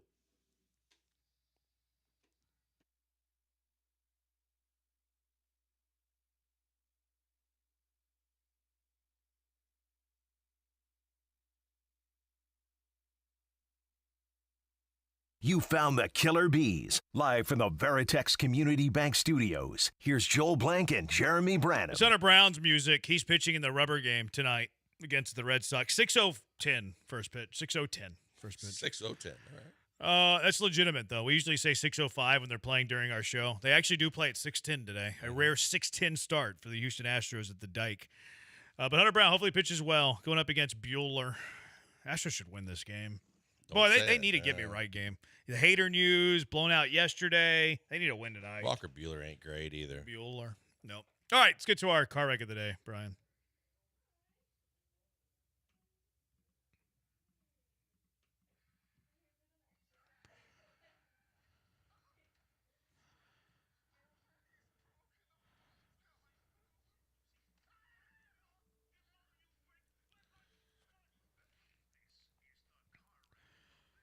Car wreck of the day. What is yours? 713-780-3776. Keep it here after us. Comicast at 8, Swarmcast at 7, Destination 2026 coming up at 6. What is your car wreck, Blankers? Had a couple. One with Brian in mind because I'm sure he saw this, but if you saw some of the videos surfacing of the interviews done with Vince McMahon. Oh, for Hulk Hogan's, yeah. He looks like he's dead. Oh, he's looked like that with the mustache. Like he's looked like Mussolini for about 5 years now. He literally looks like either the worst wax museum character of himself, or the fact that he looks like he's already passed away. Because I barely recognized him when I saw some of those videos. I haven't seen him. Oh my God! And some of the people were saying between the bad plastic surgery and just a whole bunch. The mustache is terrible. It's awful. How old is he now? Early 80s, I think. 79. Okay. A couple years off. Maybe he's gearing up for a return to the ring. Let's hope not. That's how old Flair is, right? He's still doing matches? No, Flair's younger than that. Yeah. And he almost died during that last match. And I mentioned it earlier, the other one, Michael Penix. How stupid do you have to be as a quarterback to get stuck at the bottom of a scrum fight at a joint practice after a play? I don't like these at the bottom of the scrum, but I don't mind the fight. It shows you got a little dog in him. I kind of like that. Maybe he'll take a punch at a helmet with the fact that he needs his hand. That's a reach. I mean, we don't know that he was punching at a helmet. I didn't say that. I said maybe he will next time because the fact is your quarterback you want as far away from any danger as possible. I like when my quarterback's got a little dog in him. I really do. I don't like him at the bottom of the scrum. Certainly, he shouldn't be punching guys with his left hand. We don't know that's happening, though. I like my guy to have a little fight in him. I'm a dog. It's a good leader. Then yell a lot. Stay away from the violence. Maybe he took out Bijan Robinson. Maybe they went low on Bijan. He's standing up for his guy. I don't know. It was after a long really. pass play, and they were talking a lot of smack. I like my quarterbacks to be tough. John Harris. Love John Harris. Great what he does. He does the TV on the Texans preseason games in addition to the radio on their regular season games. But here is John Harris comparing himself to Coach Burke, the defensive coordinator, and their connections to the Ivy Leagues. Matt Burke, the most interesting man in the world. He should be the Dos Equis guy. He's done a little bit of everything, and, of course, he and I jostle at one another because he's a Dartmouth guy, I'm a Brown guy. Brown University, that is. Pause. I don't know why he felt the need to correct himself. Everybody knew what he meant. Yeah, they should. I think he was feeling the awkwardness of the moment. Yeah, I don't talk about two white guys. I don't think a lot of people are listening to the telecast and going, that guy, he must be. Brown University, of course. So is He Bill didn't O'Brien. clarify. They were teammates, weren't they? I think so. I think they were teammates. They were teammates. I mean, they're just the finest people there. I mean, I do love John Harris. John Harris is. I love one of those two people. I do love John Harris. And it's It not was Bill just O'Brien. a funny moment. I'm a Brown guy. Brown University, of course. All right, what you got, Brian? I'm nominating this moment from not that long ago. Like, I wonder what kind of boost we see with the Jets backfield with Breece Hall because he has an elite rusher Don't at the sleep quarterback on my position. boy from Wisconsin either. That's the thing. Boy, did he look good. I don't trust Breece. That's the thing I was getting to. Like, I wonder how much of a work share that becomes, though, because I like the boost of mobile quarterback for Breece Hall, but I hate that Braylon Allen is coming right up in the rear with Breece Hall. That did sound bad. Yeah, it not come out the way Took I a long wanted way it to get there, but yeah. You knew what I meant. Yeah. He's approaching his number one running back status. That's the way I should have said that. Jeremy's my vote. Brian got nominated by Ocho, saying that BMAC thinking Puka's better than a Texas high school football product like Garrett Wilson. So I stand by it. And then Alex wants to nominate Kingwood Drive for the traffic it possesses. Oh, it's pretty bad. What wins? You. Now, come on. Whatever. I'll wear it like a scarlet letter. gotta win. Does it for us. He's Brian. Thanks for the mediocre work. He's Blank on Branham. Talk to you tomorrow. Destination 2026 with Glenn Davis right now on ESPN 97.5 and ESPN 92.5.